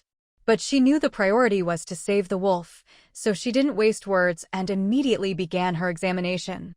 Halfway through, Vivian suddenly looked up at Suyu. We'll need that light element mage's help. There's dark energy on it. This is probably contamination. Contamination. Siu was clearly surprised by this answer, but quickly composed herself. Little Gray's condition was more important right now. Lilith felt the same way. She'd already sought out Ningxue before, when other beasts had suffered from contamination, so she understood the situation better than before. Having seen those beasts tormented by contamination, Lilith felt even more heartbroken for Little Gray now. Can it be moved in its current state? If so, it would be best to take Little Gray straight to Ningxue and save time. Vivian nodded, then took out an unknown pill from her belongings and handed it to Lilith. Vivian said, "You can take it away, but first, have it eat this." Lilith did as instructed. Afterward, she left with Suyu. Baichao and Lingbao stayed behind in the herb garden. One was not suited to going out, and the other wouldn't be of much help anyway. Today, the herb garden was untouched and perfectly intact. According to Baichao and Lingbao, although Little Gray had charged into the herb garden just like yesterday, this time it collapsed to the ground before it could do anything, almost as if it was just there to make a scene. As for why it attracted so much attention, so you heard the story from the patrol guards. Quite a few vendors had come to complain. A crazed gray dog was rampaging through the market. Not only could they not catch it, but it also overturned their stalls. That gray dog was, of course, Little Gray. Little Gray had knocked over stalls and damaged a lot of goods. Naturally, the vendors weren't going to take the loss quietly, so they went to the patrol guards for help. After all, this wasn't something they could handle themselves, especially since it clearly required force, so going to the patrol was the right call. By the time the patrol guards arrived, Little Gray had already vanished. However, someone had kept an eye on its movements and saw it heading toward the herb garden. Since the herb garden was near the city lord's mansion, some patrol guards went to look for Little Gray, while others went to report the situation to Suyu. Seeing the patrol guards head off, the onlookers followed along, since no one stopped them. After that, Siu was clear on what had happened.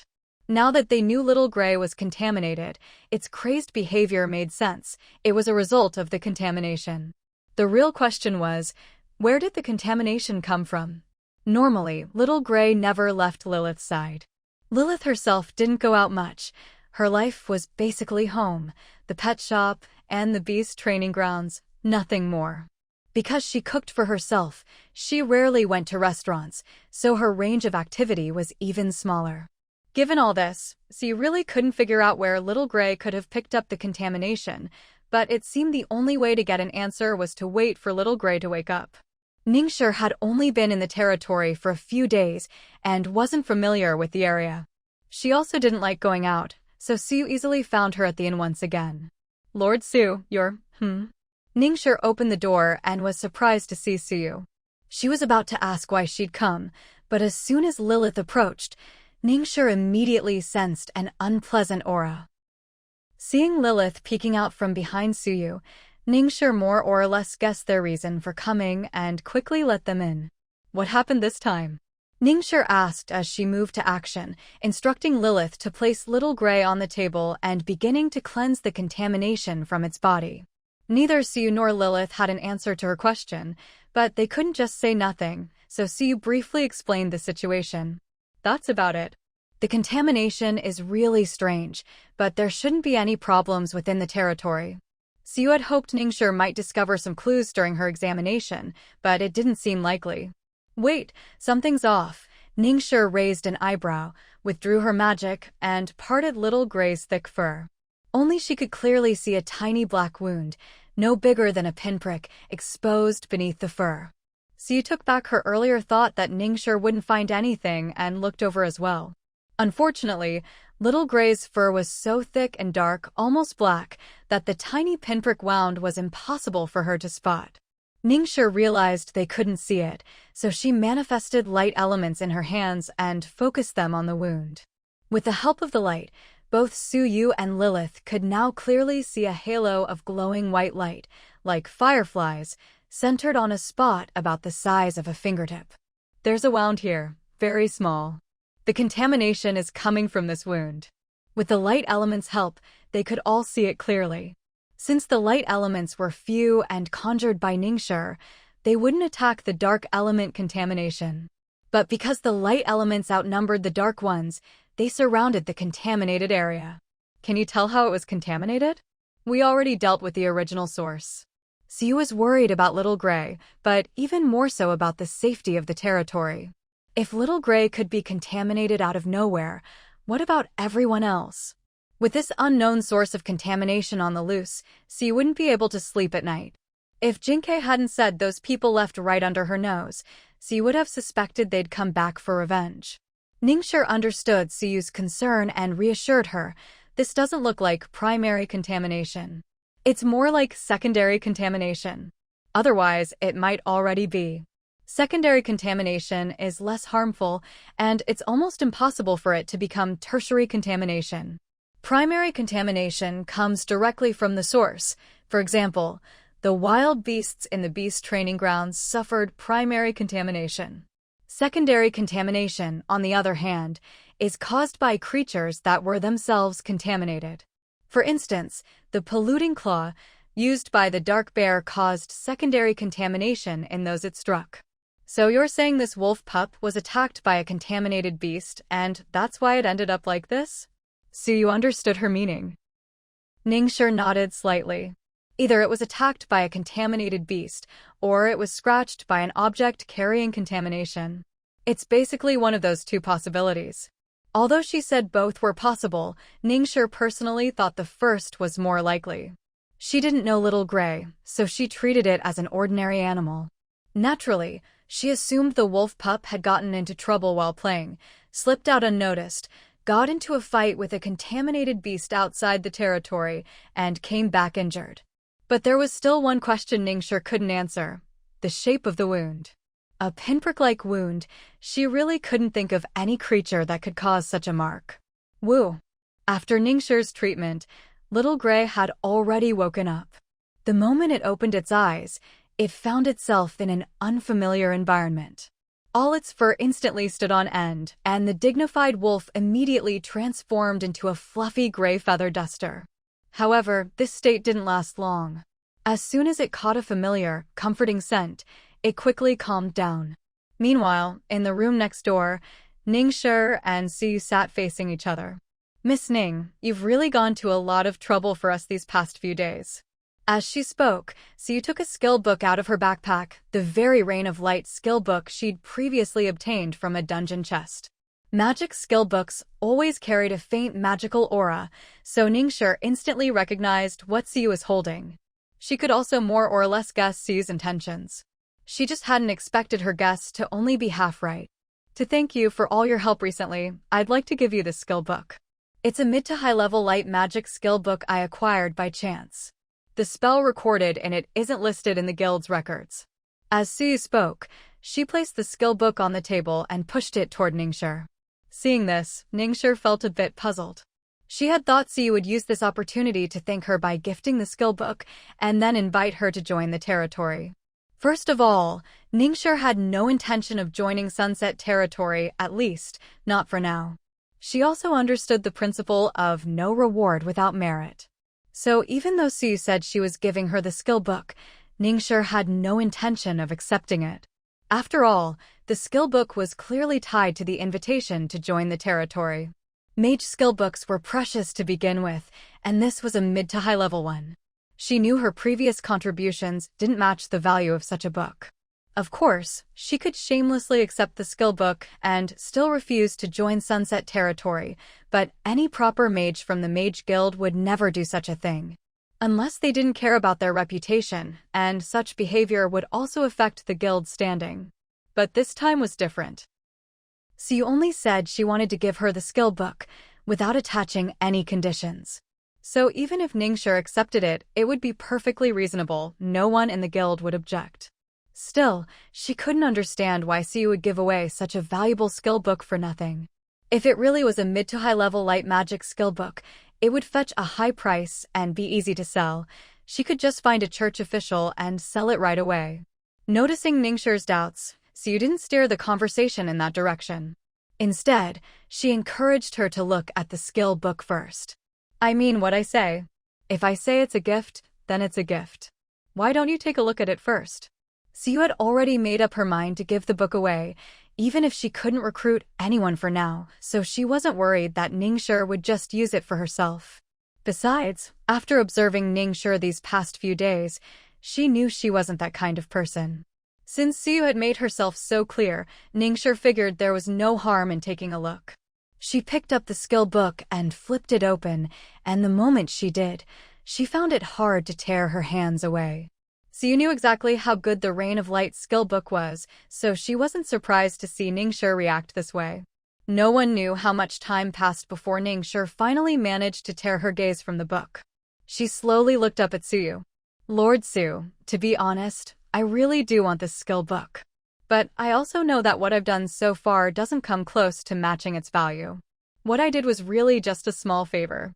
Hearing this, Siyu felt a sense of déjà vu. Thinking back, she realized Ningxi's words were almost identical to what Mike had said when he saw the advanced cooking skill book, and she could already guess what would happen next.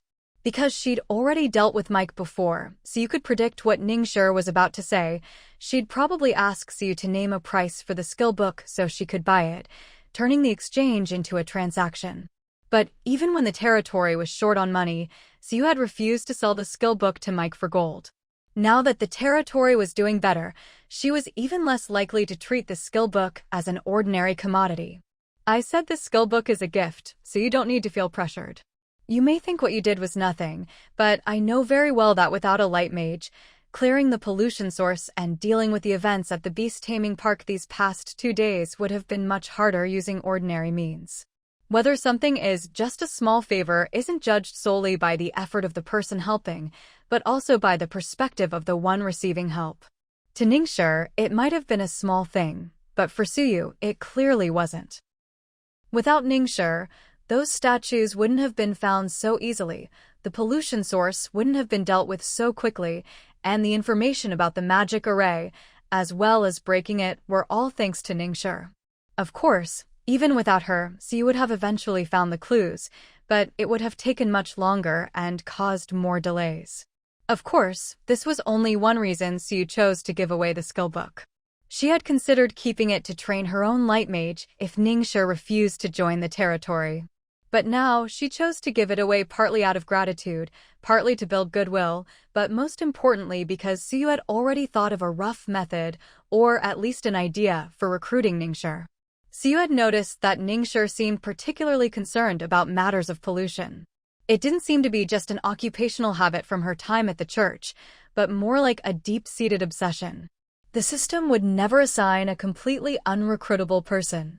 Even if the chance was only 1%, there was still that 1%. That 1% only represented the difficulty of discovering the recruitment method and carrying it out. It wasn't a matter of simple probability. After some internal struggle, Ningxia finally accepted the Reign of Light skill book. Although you say it's a gift, Lord Su, I can't just take advantage of you. How about this? I'll agree to 3 requests from you.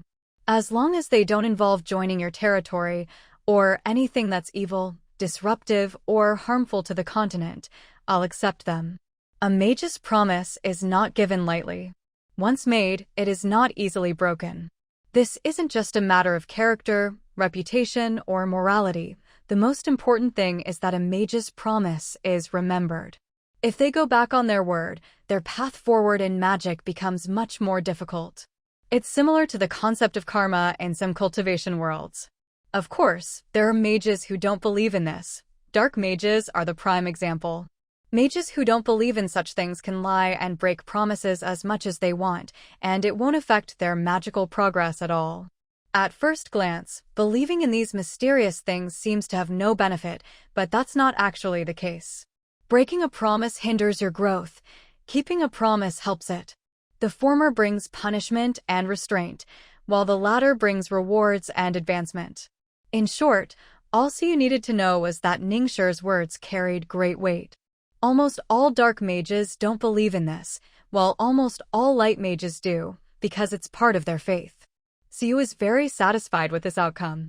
In fact, it far exceeded her expectations.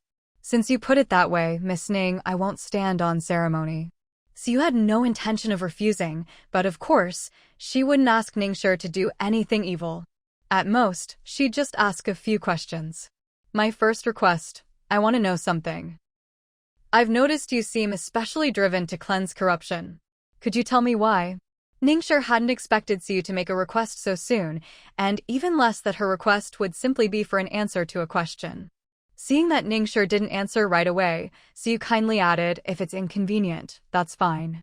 We can just forget this request. No, it's not that I'm unwilling. In truth, it wasn't some unspeakable secret. She just didn't want to bring it up herself. But if it counted as one of the requests, then she was actually getting the better end of the deal. Ningxia gathered her thoughts as memories replayed endlessly in her mind, finally letting out a sigh. This actually has to do with why I left the church. Lord Su, you must have guessed something or you wouldn't have asked me this. Suyu, actually, I haven't guessed anything. I just wanted to get the inside scoop and learn more about your story. Of course, Suyu would never say that out loud. She hid her nosy curiosity and listened earnestly as Ningxia continued her story. Not long ago, the church held the Ceremony of Light. This ceremony takes place once every 10 years, and its purpose is to select the new bishop, Holy Sun, and Holy Maiden. I was actually one of the candidates for the new Holy Maiden. The Ceremony of Light lasts 7 days. Even if each of the 3 positions took a day to fill, it wouldn't require so much time, so clearly the ceremony involves more than just that. On the first day, the ceremony is held, and the God of Light is invited to participate. From the 2nd to the 4th day, 3 days in total, all candidates for Bishop, Holy Sun, and Holy Maiden, selected by the Church, enter a special illusion realm. The God of Light then chooses 3 people from among them, who become the new Bishop, Holy Sun, and Holy Maiden.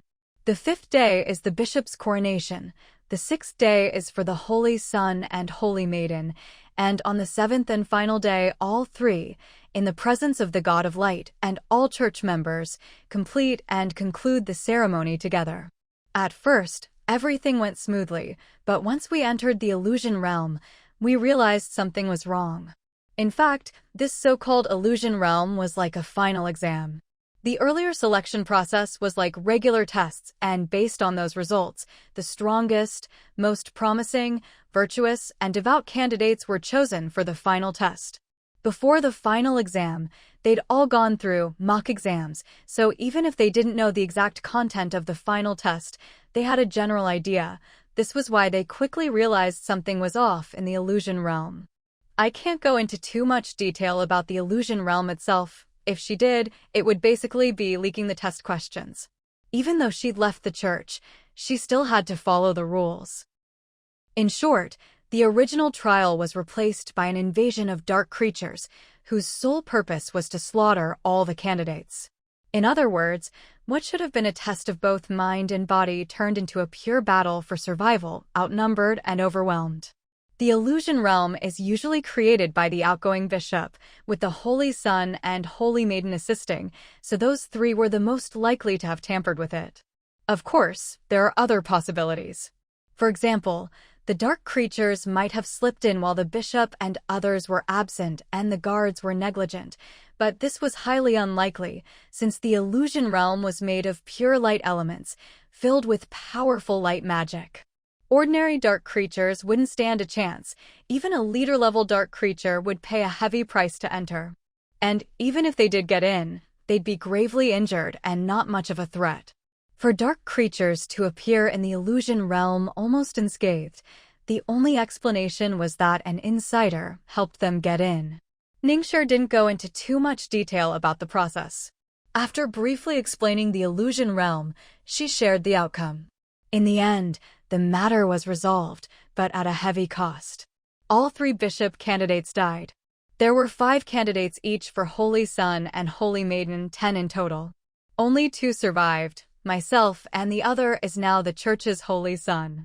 Ningxia spoke calmly, as if she were just making casual conversation, not revealing a shocking scandal within the church.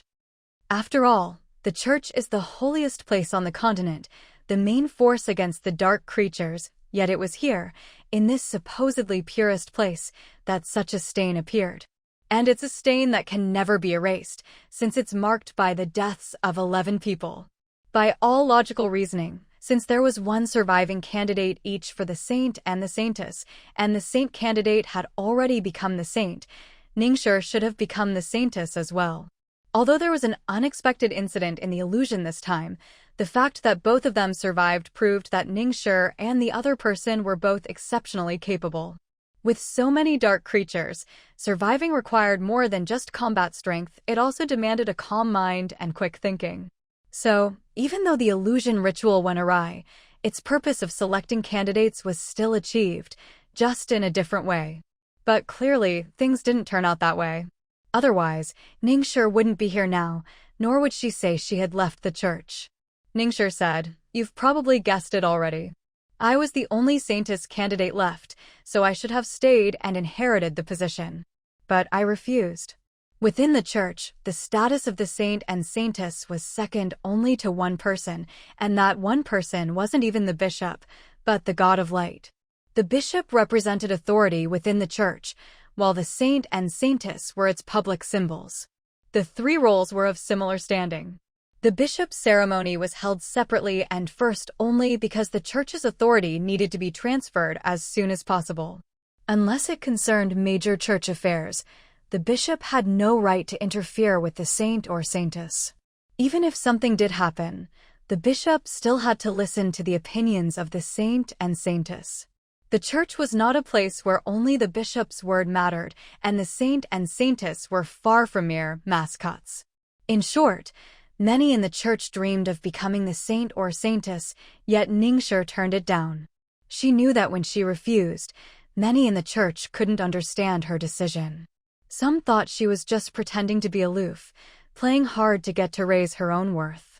After all, with all the other saintess candidates dead, there was no one left to compete with her. As long as Ningxia didn't refuse too forcefully, the church would surely make all sorts of concessions to keep her. After all, training a new saintess candidate was no simple matter. But none of that mattered to Ningxia because she hadn't refused for greater benefit. Her refusal was genuine, and she left the church the very next day. You might find it strange, but when I learned that everything in the illusion was orchestrated by people within the church, I felt as if my faith had collapsed. It was like seeing a shadow inside the sun, which was supposed to represent light. Maybe it wouldn't matter to others, but for Ningxia, it was everything.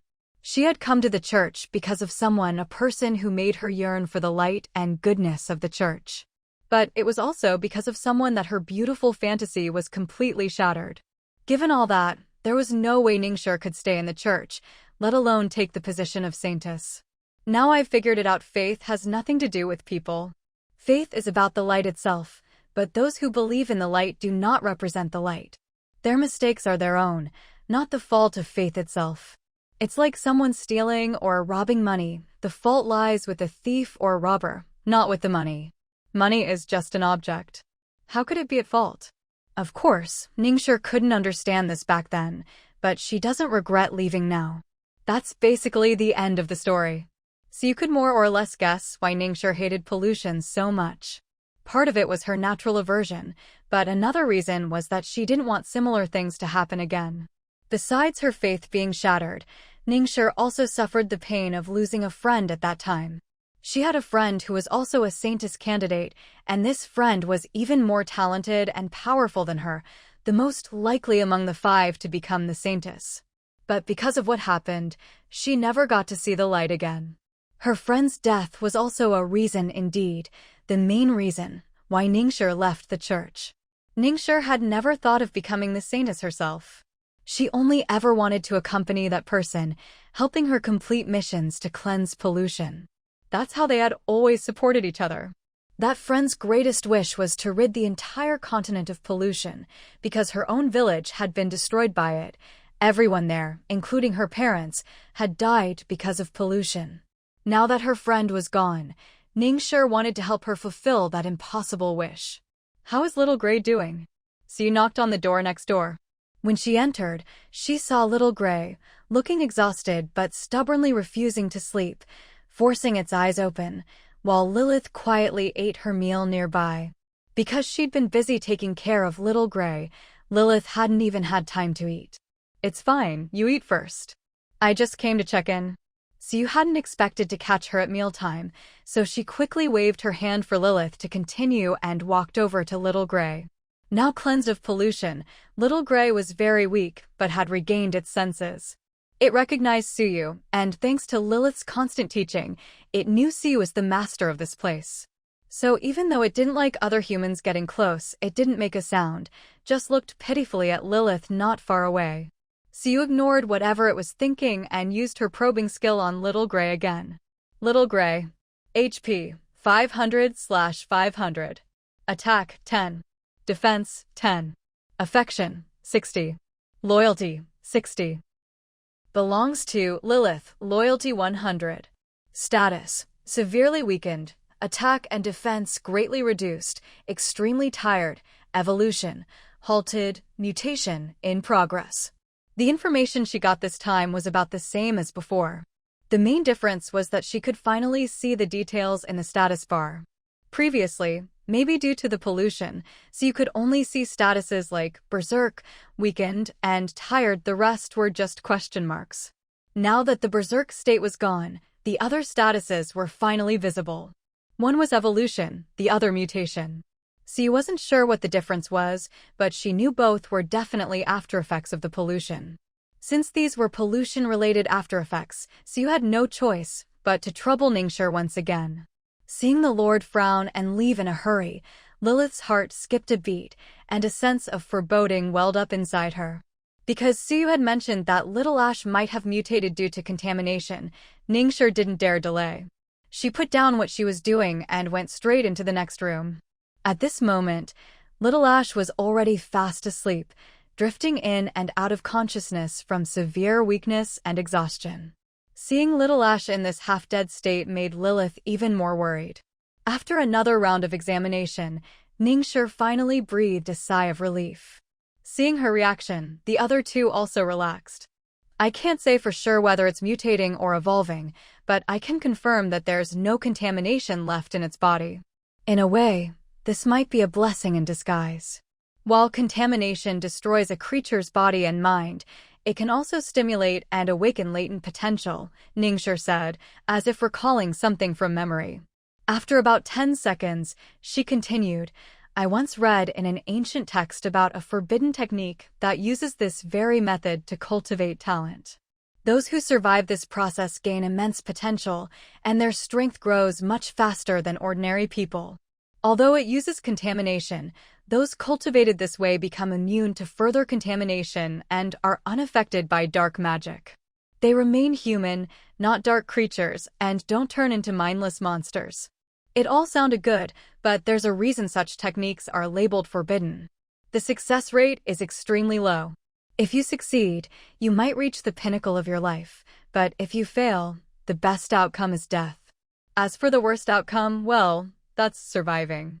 Surviving in a half-dead state, stripped of human thought and emotion, essentially becoming a zombie-like monster devoid of any humanity.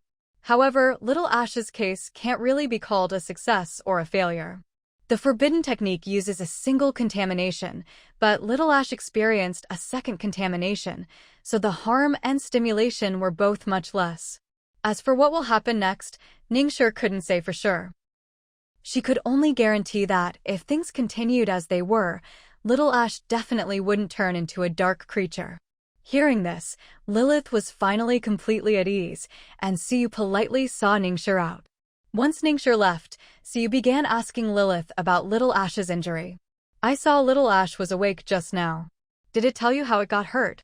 Based on everything so far, Siyu felt things might not be as bad as she'd feared. There was no contamination source and no hidden contaminated beast lurking in the shadows. This could very well be a misunderstanding. Still, no matter how much Siyu speculated, only the truth mattered, and the truth had to come from Little Ash itself. Unfortunately, Lilith shook her head, indicating that Little Ash hadn't told her what had happened. I asked, but it didn't want to say. However, I think I've guessed. During the 2 days you took everyone out to clear contamination sources, a batch of wild beasts was sent to the beast taming grounds. Among them was a black spike beast. The so-called black spike beast was basically a giant hedgehog. They're covered in sharp spikes, which they use to attack when threatened. You mean Little Ash fought with the black spike beast? Siyu asked. She didn't know the details, but if this was the truth, it made sense. The black spike beast could indeed cause puncture wounds like those, and only it could inflict such injuries. As for contamination, that was even more understandable. The beasts were captured from the beast tide, so it was normal for them to be contaminated. I think that's what happened. The day before Little Ash started feeling unwell, there was an incident. The black spike beast had many new wounds overnight. Other beasts kept with it also had some injuries, so I thought they'd just fought among themselves. These beasts all had bad tempers, especially after being tormented by contamination.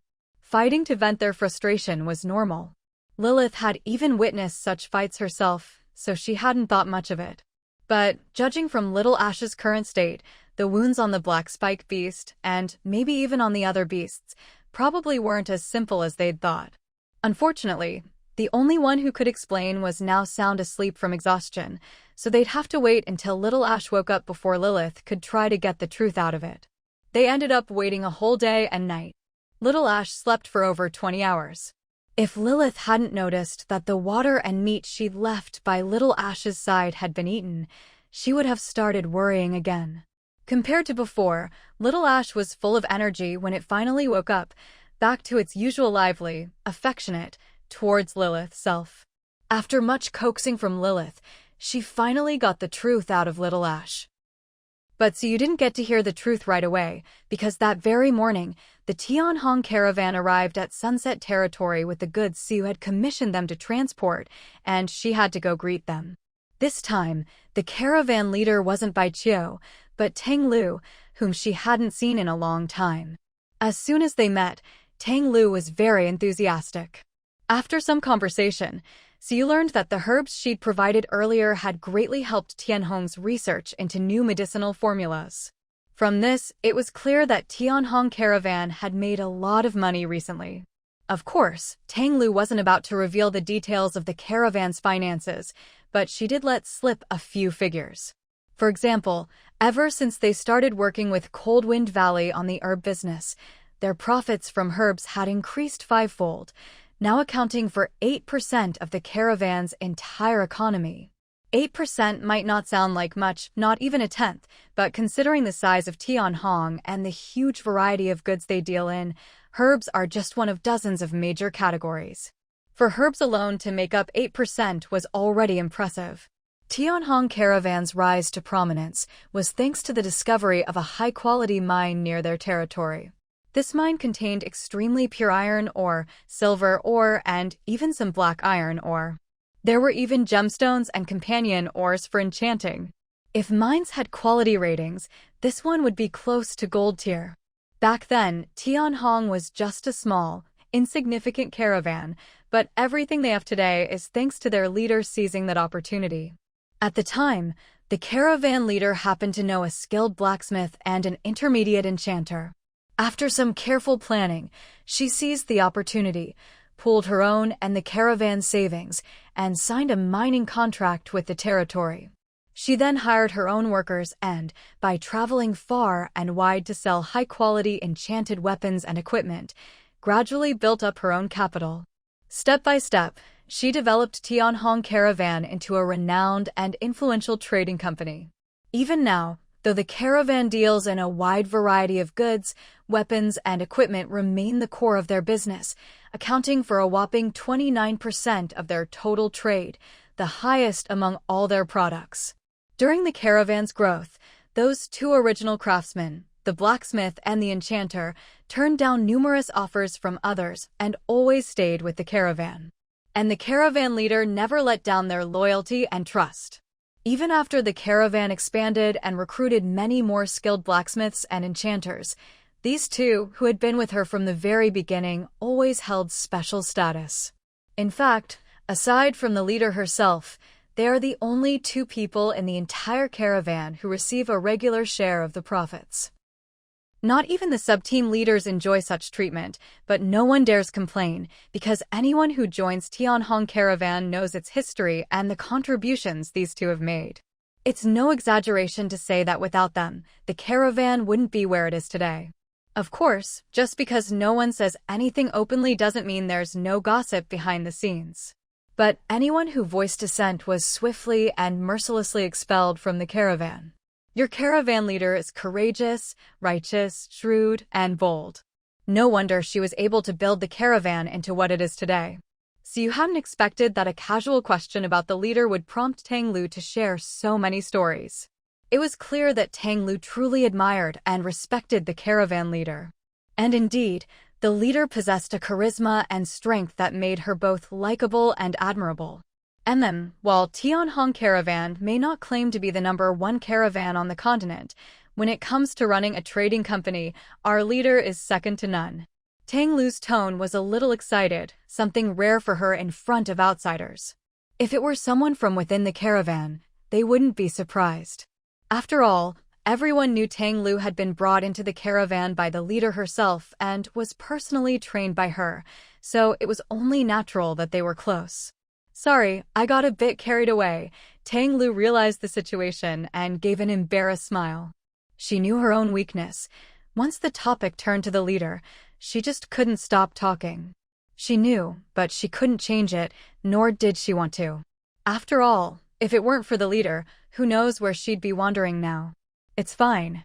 Actually, I've been thinking of organizing a trading caravan for my own territory, so learning about how a major caravan got its start is quite helpful. Suyu's words were half true, half not. She did plan to set up a caravan, but she already had plenty of experience herself. So, rather than being interested in the caravan's history, she was more intrigued by the leader herself. She was tempted to try and poach her, but it was just a fleeting thought. After all, it was obvious that someone who had built such a massive caravan wouldn't just abandon it to start over from scratch in her territory. As long as you don't mind, Lord Su. Now, let's get down to business. Everyone, bring the boxes in. At her command, several people carried boxes into the room. Tang Lu had everyone open the boxes. When they got to the last one, she explained, "Lord Su, A few of the materials you commissioned us to buy weren't available, so I had them replaced with similar items of equal value and quantity. If you want them, you can keep them. If not, I'll have the money refunded to you. Thank you, Captain Tang, but there's no need for a refund. These are all quality materials. So you could tell at a glance whether the materials were good and if the quantities were correct. Tang Lu hadn't lied. She had indeed replaced the missing items with similar materials, and the quantities even seemed a little over. These materials would be useful, if not now, then in the future. So you checked the goods and had them taken to the warehouse. Then, she took out the treasure maps she'd collected from various places. Tang Lu was sharp-eyed. As soon as she saw what Siu took out, she guessed they were treasure maps. Siu handed the maps over, signaling for her to check their authenticity and quality. Although Tang Lu trusted that Siu wouldn't try to cheat them, she still carefully examined each map just to be sure. After checking, Tang Lu said, "They're all genuine treasure maps." "Lord Siu, are you planning to sell these to the caravan?" Siu nodded. "Yes. Captain Tang, you can probably tell that all these treasure maps point to locations quite far from Sunset Territory. Given the current situation, we're not in a position to explore those areas." Of course, it wasn't impossible to try. But the main reason was that Siu didn't see the point in spending so much manpower and resources just to hunt for treasures of uncertain value. Besides, given her unique status, she knew she'd have plenty of chances to explore all kinds of secret realms and ruins in the future. Tang Lu nodded. She'd seen the maps herself and knew Siu was telling the truth. The treasure sites were indeed far away. Unless someone happened to be nearby, or was part of a caravan like theirs with a wide range of activities, most people wouldn't bother making a special trip just for these. "Please wait a moment, Lord Siu. I'll be right back." Tang Lu didn't explain what she was going to do. She simply set the maps down, said a quick word to Suyu, and left the room. Siu wasn't in any hurry and waited patiently. Treasure maps on the continent had a unique trait. Simply knowing the location wasn't enough to claim the treasure. Aside from showing the way, the map itself was also the key to unlocking the treasure. Different treasures required different ways of using the map, but the common point was that the map was indispensable. Otherwise, you either couldn't enter the site or couldn't open the chest. Trying to force open a chest would only destroy whatever was inside, and some chests even had traps inside to prevent brute force. If you insisted on breaking in and your luck was bad, you could lose your life on the spot. That's exactly why Siu dared to bring out the maps directly. She wasn't afraid Tang Lu would memorize the locations. A few minutes later, Siu saw Tang Lu walking over with a small box in her hands, followed by several people, each carrying a large, visibly heavy chest. When the chests were opened, the dazzling gold coins inside were so bright it was hard to keep your eyes open. Tang Lu walked up to Suyu and opened the small box she was holding. Inside were 3 jade bottles and several items that looked like blueprints. What's the meaning of this? Suyu was a bit confused by Tang Lu's actions.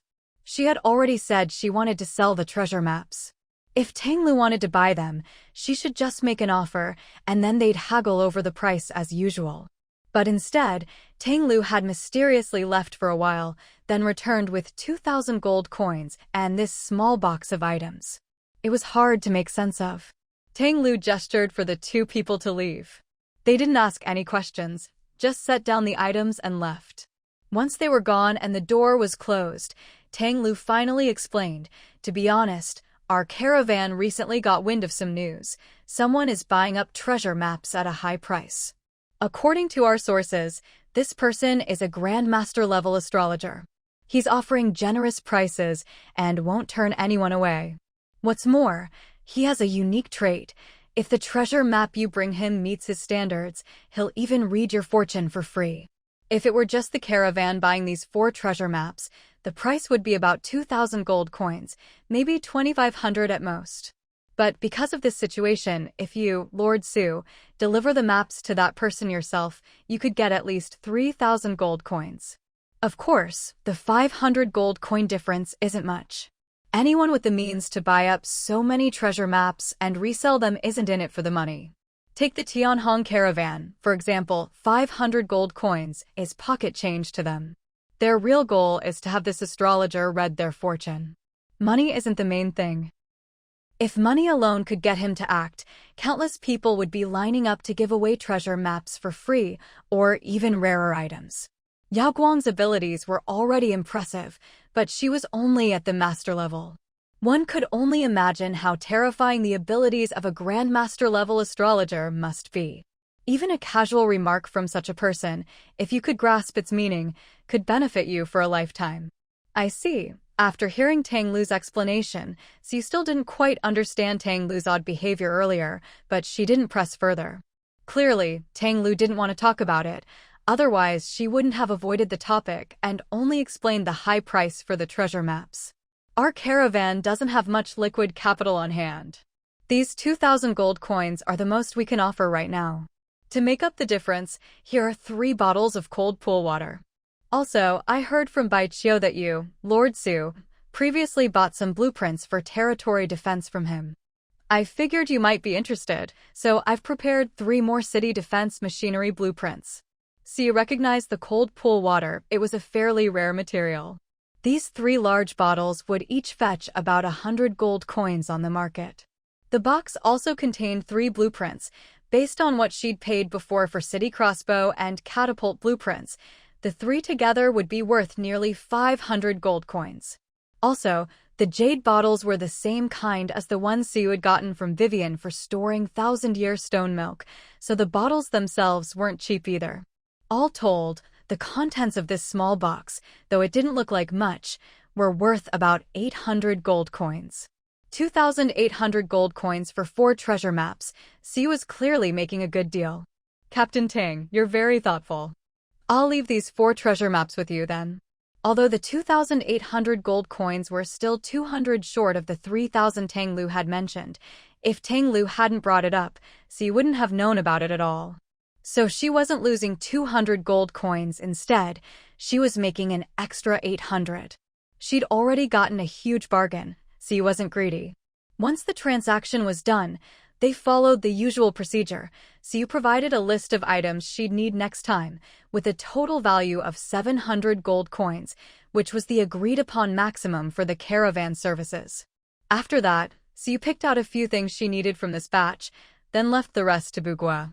Leaving the luxury hotel, Siu had originally planned to go straight to see Lilith, but because of what Tang Lu had just mentioned, she changed her mind and headed for the residential district instead. A knock sounded at the door. The person inside stopped her calculations. She seemed about to tidy up the things on her desk, but for some reason changed her mind and left the messy table as it was to answer the door. What brings the Lord to my humble abode today? When Yao Guang saw who was at the door, there wasn't a hint of surprise in her eyes. She smiled faintly and stepped aside to let Siu in.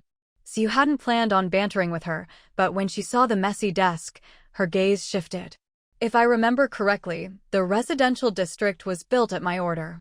The meaning was clear. It's fine to call your place a humble abode when visiting someone else, but Yao Guang was living in a house Siu had arranged to be built. If she called it a humble abode, wasn't that an insult to Suyu's arrangements? Yao Guang had only been joking and hadn't expected Siu to take it up like that. But she wasn't embarrassed. She poured a glass of water for Suyu and pretended nothing had happened. What brings you here today, my lord? If you're here to ask about the stars, I'm afraid I'll have to disappoint you. The stars have been calm lately. There's no sign of anything major about to happen. Yao Guang picked up a piece of paper from her desk without hiding it, glanced at it, then handed it to Suyu. Siu glanced at the paper, which was covered in what looked like random scribbles, then looked up at Yao Guang. That's not why I'm here. I came about something else. I heard that recently, a Grandmaster-level astrologer has been collecting treasure maps. If you can please him, he'll read your fortune for free. As Siu spoke, Yao Guang's expression grew thoughtful. Do you know who this is? Siyu's thinking was simple. Astrologers were a rare profession, and they had their own internal channels of communication. Even if they weren't close, she'd at least have some idea. What's more, this was a Grandmaster-level astrologer, not some nobody. The chances of Yao Guang knowing him were even higher. You had to admit, Siu had guessed right. The moment Yao Guang heard the words Grandmaster level astrologer, several possible answers had already flashed through her mind. I do know a few Grandmaster level astrologers, but Lord, you haven't given me enough information. I can't tell which one it is. Yao Guang thought for a moment, then continued, but if we're talking about someone who would do something like this, there's only one person I can think of, my senior sister. Senior sister? So not only is Yao Guang impressive herself, but she's also well-connected. She actually has a senior sister who's a Grandmaster-level astrologer. But she must have guessed wrong. I heard that astrologer is a man. The implication being, it can't be your senior sister. But to Su Yu's surprise, Yao Guang, who had been rather laid back, suddenly seemed a little excited. Oh, then that's definitely her, my senior sister, Yao Guang said with absolute certainty. Su Yu, do you even hear yourself right now? Seeing Su Yu's bewildered expression, Yao Guang couldn't help but laugh. My senior sister got herself into too many romantic entanglements in her younger days, so now she has to dress as a man wherever she goes. Otherwise, she'd get recognized and people would hunt her down to collect their debts. Su Yu, clearly, you people know how to have fun. So you thought that was the end of it, but it turned out Yao Guang's senior sister was even more outrageous. Yao Guang added, but I heard recently that even dressed as a man, she can't keep out of trouble. Apparently, she's already got over a dozen women pining for her. At this rate, she probably won't be able to keep up the disguise much longer. She wanted to say something, but in the end, she held her tongue. Yao Guang didn't seem to mind, secretly amused by the whole situation. Attracting men in women's clothing, attracting women in men's clothing, now she's made it so neither identity can show up in public on the continent. To be honest, Yao Guang was actually quite curious to see what her senior sister would do after this latest fiasco. But given the current circumstances, she probably wouldn't get to watch the drama unfold in person. Thinking of this, Yao Guang couldn't help but feel a little regretful. But then, considering her current situation, that regret faded quite a bit. After all, she felt that in this territory she was staying in, there would surely be no shortage of interesting things happening in the future. For now, the romantic escapades of Yao Guang's Casanova senior sister could be set aside. What he was more interested in was why she was collecting so many treasure maps. It's not like astrologers lack money, especially at their level. Money is probably the least valuable thing to them. Su had even thought, if the territory ever ran short on funds, she could just have Yao Guang do some astrology readings for people. But then, thinking of Yao Guang's health, Su could only sigh in regret. Forget it. With her body like this, the money she'd earn probably wouldn't even cover her health expenses. But just because they're not short on money doesn't mean they'd waste it, especially this Grandmaster-level astrologer, who's been buying up treasure maps at prices 50% above market value, single-handedly driving up the price. Unless there's some special reason, so you couldn't believe anyone would do that on purpose. Yao Guang didn't know what she was thinking, but she did notice the Lord was giving her a strange look, which made her feel a chill for some reason. She picked up a piece of clothing and draped it over her shoulders. My senior sister has always liked collecting rare treasures. Back then it was just a little hobby, and people who knew about it would try to curry favor with her. A few years ago, she left after hearing rumors of an ancient treasure somewhere. But apparently, it didn't go well. It was indeed an ancient site, but she arrived too late. The place had already been cleaned out. Spending money to collect treasure maps is exactly the kind of thing she'd do. People with great power always have some quirks. Yao Guang seemed to be explaining her senior sister's behavior, but in reality, she didn't reveal any private details. Seeing this, Su didn't press further. As long as she knew this was normal, she wouldn't worry about it being some new event waiting for her to trigger. After getting the information she wanted, Su was about to leave, but before she could take 2 steps, Yao Guang called her back. If I remember correctly, Lord, you have a few treasure maps yourself, don't you? Is the reason you brought this up because you sold them to the merchant caravan that arrived this morning? Su wasn't sure how Yao Guang knew about this, whether she divined it or just guessed, but it wasn't a secret, so she didn't hide it. That's right. Those maps were too far from the territory to be worth exploring, so I sold them all, Su explained briefly. How's your relationship with that caravan? Are they trustworthy? Yao Guang asked. Siyu thought for a moment and replied, we have a partnership, and the Tianhong Caravan is a large, reputable group on the continent. If you want to entrust them with something, they're reliable.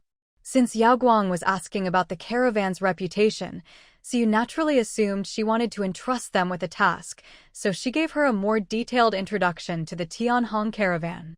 Yao Guang nodded, then asked Siyu to wait a moment while she went into her room. A few minutes later, she came out holding a letter. This is a letter from my master to my senior sister. But my senior sister's whereabouts have been unpredictable these years, and with my health, I can't go chasing after her. Since the opportunity has come up, could you please ask the caravan leader to deliver this letter to her? So you didn't think it was a big deal, just delivering a letter.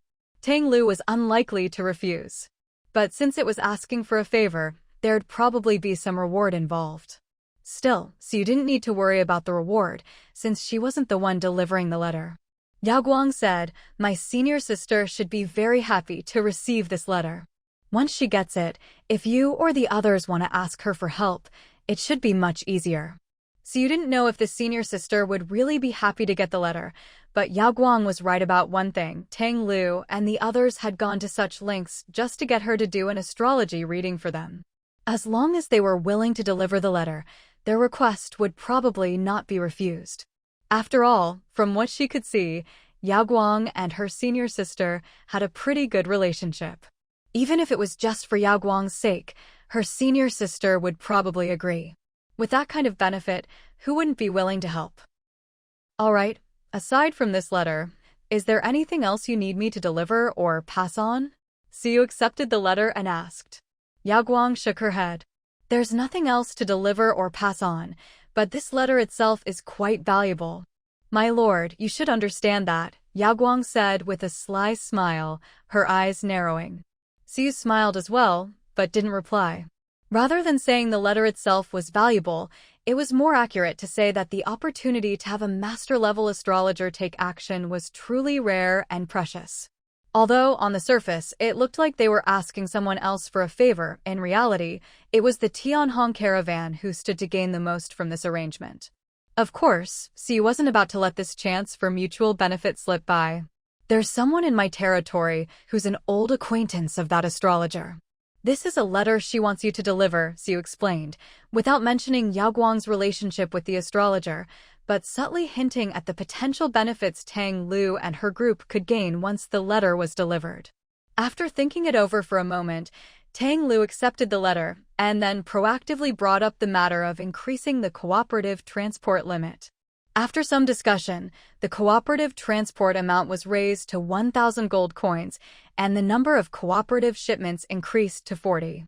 Originally, Tang Lu wanted to bump it straight up to 1,500 gold coins, increasing the cap by 200 gold coins every other shipment, with no upper limit, but Siyu didn't agree. After further negotiation, they settled on a current cap of 1,000 gold coins, with the limit increasing by 100 gold coins every other shipment, capped at 2,500 gold coins, but with an additional 20 shipments allowed. Just looking at the final terms might not seem like much, but the key point was that these extra 20 shipments would allow the Tianhong Caravan to help Siyu purchase an additional 50,000 gold coins worth of goods for free. Transporting those extra 50,000 gold coins worth of goods would mean the caravan would earn at least 10,000 gold coins less than usual. But if what Siyu said was true, and for just 10,000 gold coins they could get a master-level astrologer to help, then the Tianhong Caravan would still come out ahead, by a lot. Of course, Siyu wouldn't lose out either.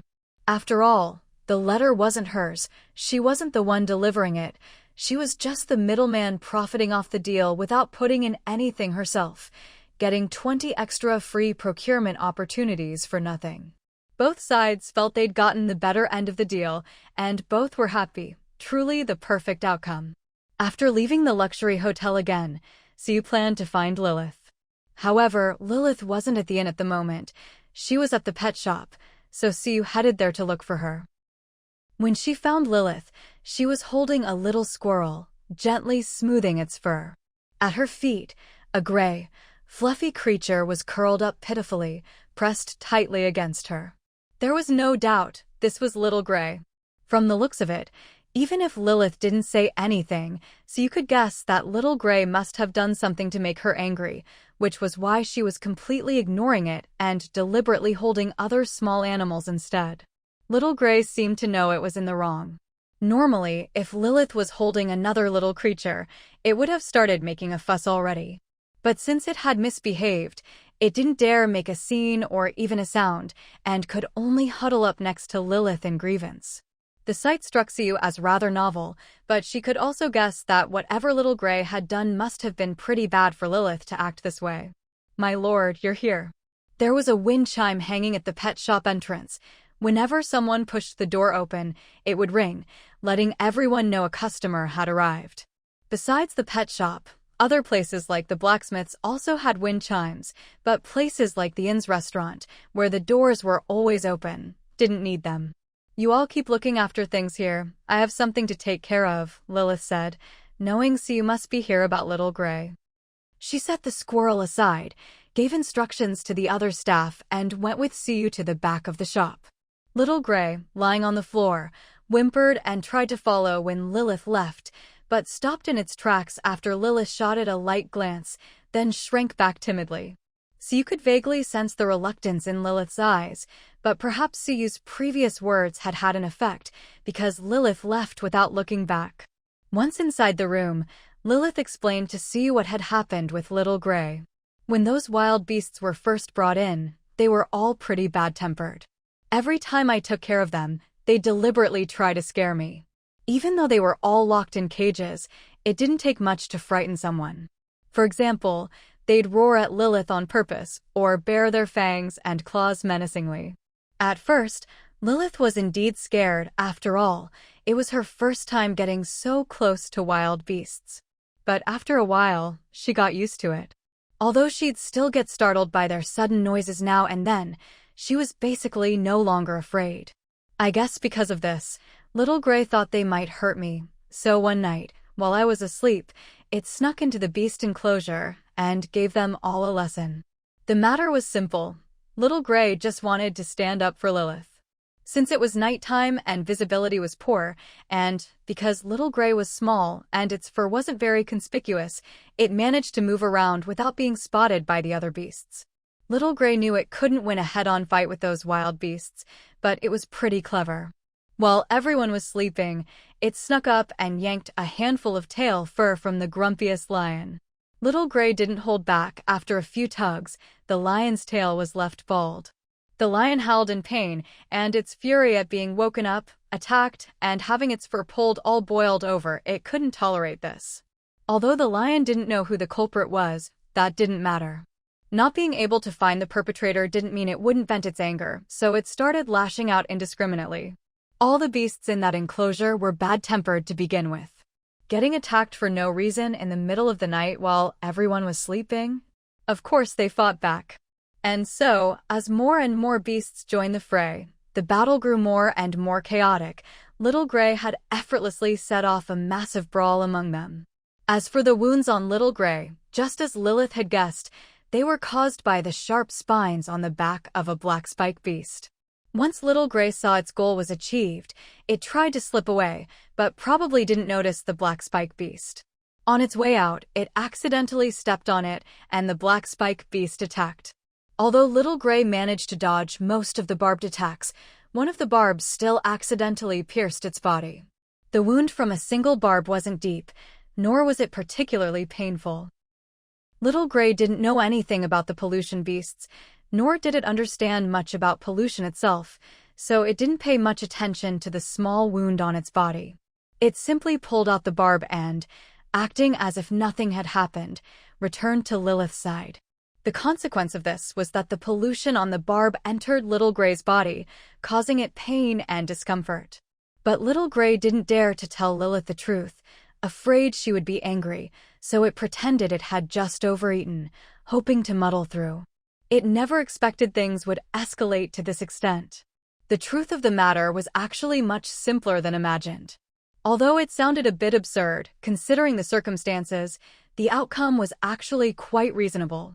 Little Gray did all this for me, but I really don't want it to do anything so dangerous again in the future. This time, it was just lucky that it wasn't discovered by other wild beasts. Otherwise, how could a little wolf pup possibly fight off so many wild animals? And even with good luck, it still ended up getting polluted. If Siu hadn't happened to recruit a light magic user, the chances of Little Gray being healed would have been extremely slim. Even though this was a secondary pollution, Little Gray was still just a cub.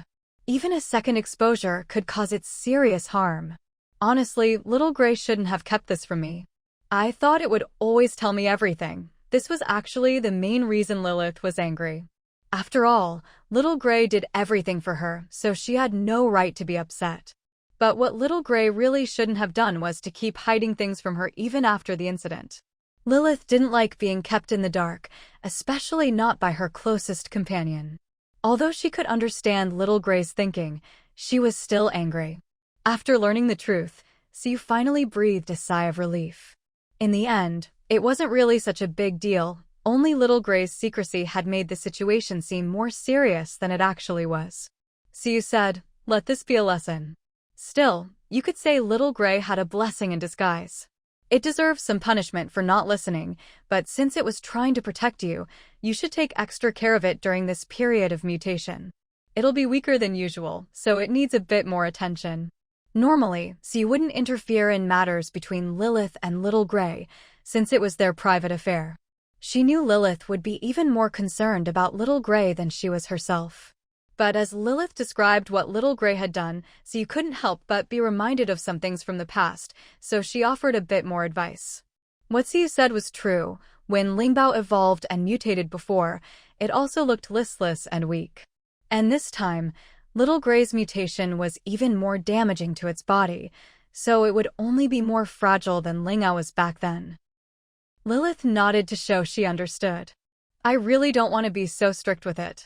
The main thing is, even this morning it still didn't want to tell me the truth, still trying to hide things. And it didn't even take the medicine Miss Vivian gave it yesterday. Even though Little Gray did all this for her, Lilith felt that maybe she really had spoiled it a bit too much. She'd always thought this way. Little Gray had such a tragic childhood, so she wanted to treat it better, be more tolerant, to make up for the pain of losing its family and heal its inner wounds. So usually, whatever Little Gray wanted, Lilith would never refuse. But this time was different. This time, it was a matter of life and death. Lilith knew she couldn't ignore Little Gray's education anymore. How could it not take its medicine? If Miss Vivian found out, Little Gray would probably be taken for experiments. Lilith figured her last bit of kindness was not telling Miss Vivian about this. Otherwise, Little Gray probably wouldn't even get to see her today. Well, this is your own business. You handle it as you see fit. After saying this, Siu thought for a moment, then added, for the next few days, you should stay home and take care of Little Gray. I'll assign a few more people to help manage things at the beast taming park. Thank you for your kindness, my lord. I'll manage my time well and make sure Little Gray stays home and rests. This won't affect my work at the beast taming park. If I don't go for a few days, the training results will drop a lot. It took a lot of effort for the beasts to remember my scent. I can't give up halfway. Seeing how determined she was, Siu didn't try to persuade her further. Just handle things as you see fit. Oh, by the way, a large merchant caravan arrived in the territory today. They have a lot of good things and a wide variety. If there's anything you need, you can buy it from them. Siu had said similar things to many people, not to help Tanglu's business, but just so everyone could get to know each other. With Little Gray's issue finally resolved, the thing that had worried Siu most these past 2 days finally came to an end. After leaving the pet shop, Siu went to the clinic and handed over the cold pool water that Tanglu had given her to Vivian. She also gave her several extra jade medicine bottles she'd bought from the merchant caravan. My lord, where did you get so many jade medicine bottles? They must have cost a lot, right? To be honest, Vivian was quite pleasantly surprised to see so many of them.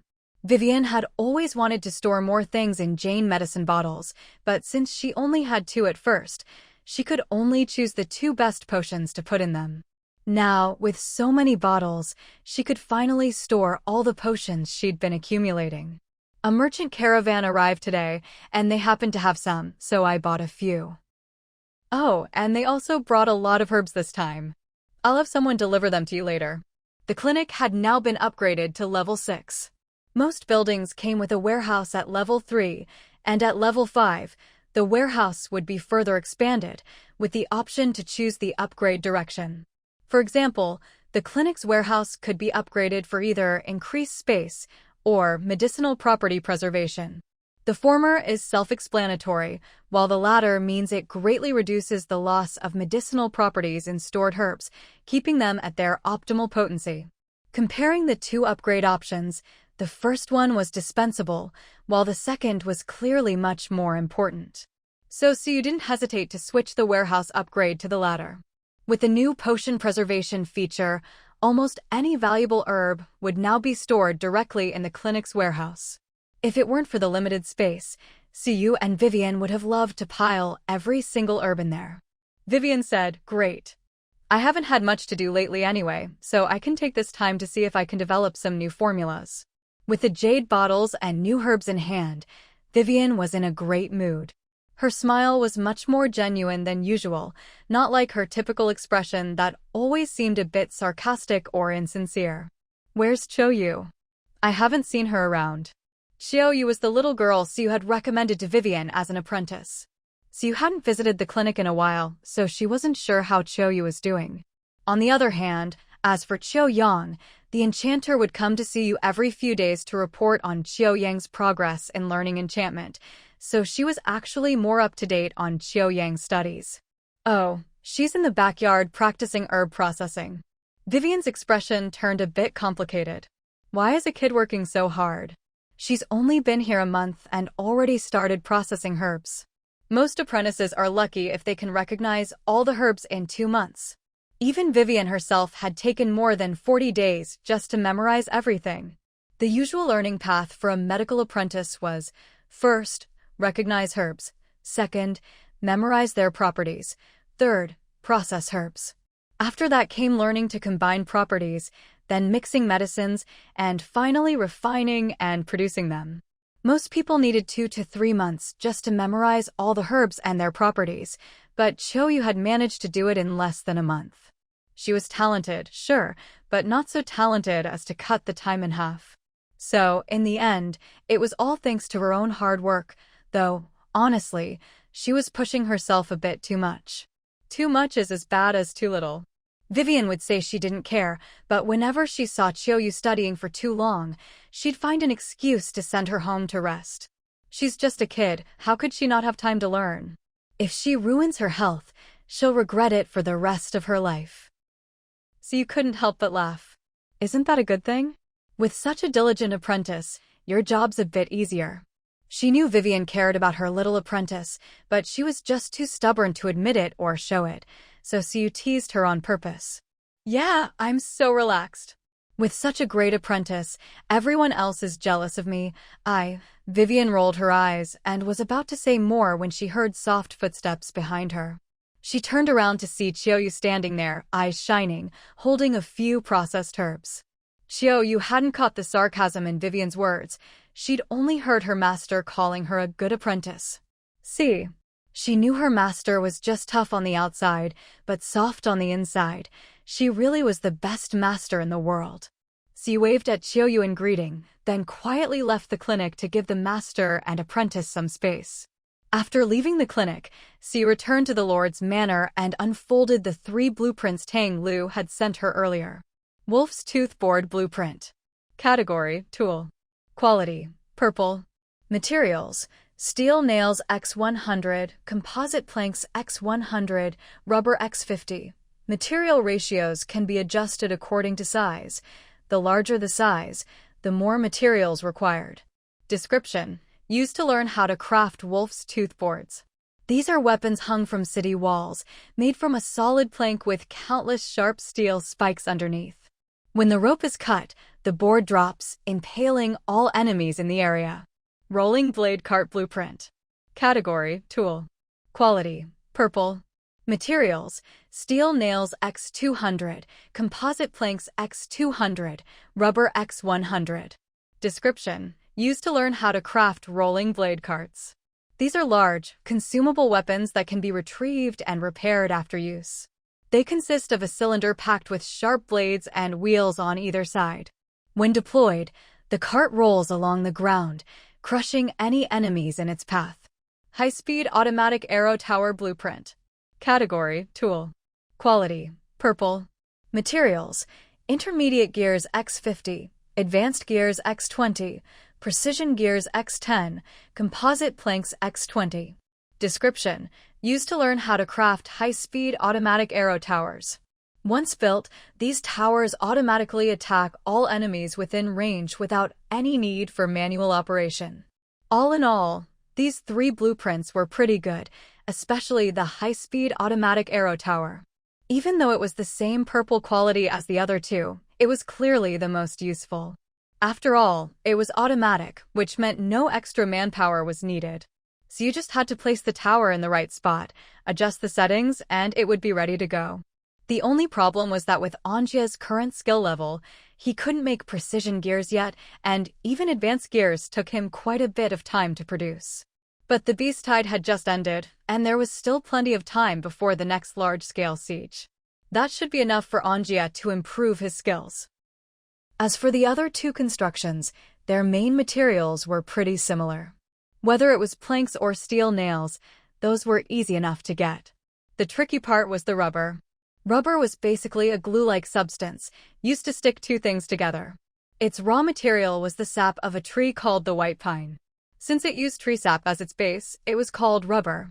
But so far, Su hadn't seen any white pines near her territory. The Tianhong merchant caravan didn't have any either, so you had already checked their goods that morning and knew exactly what they had in stock. So, even though she'd gotten 3 great blueprints, she couldn't make any of them due to the lack of raw materials. So you sighed and put collecting materials on her to-do list. Not long after, people in the territory noticed a new collection task posted in the quest hall, collecting white pine sap. Although there were no white spruce trees spotted near the territory for the time being, Su still went ahead and posted the task.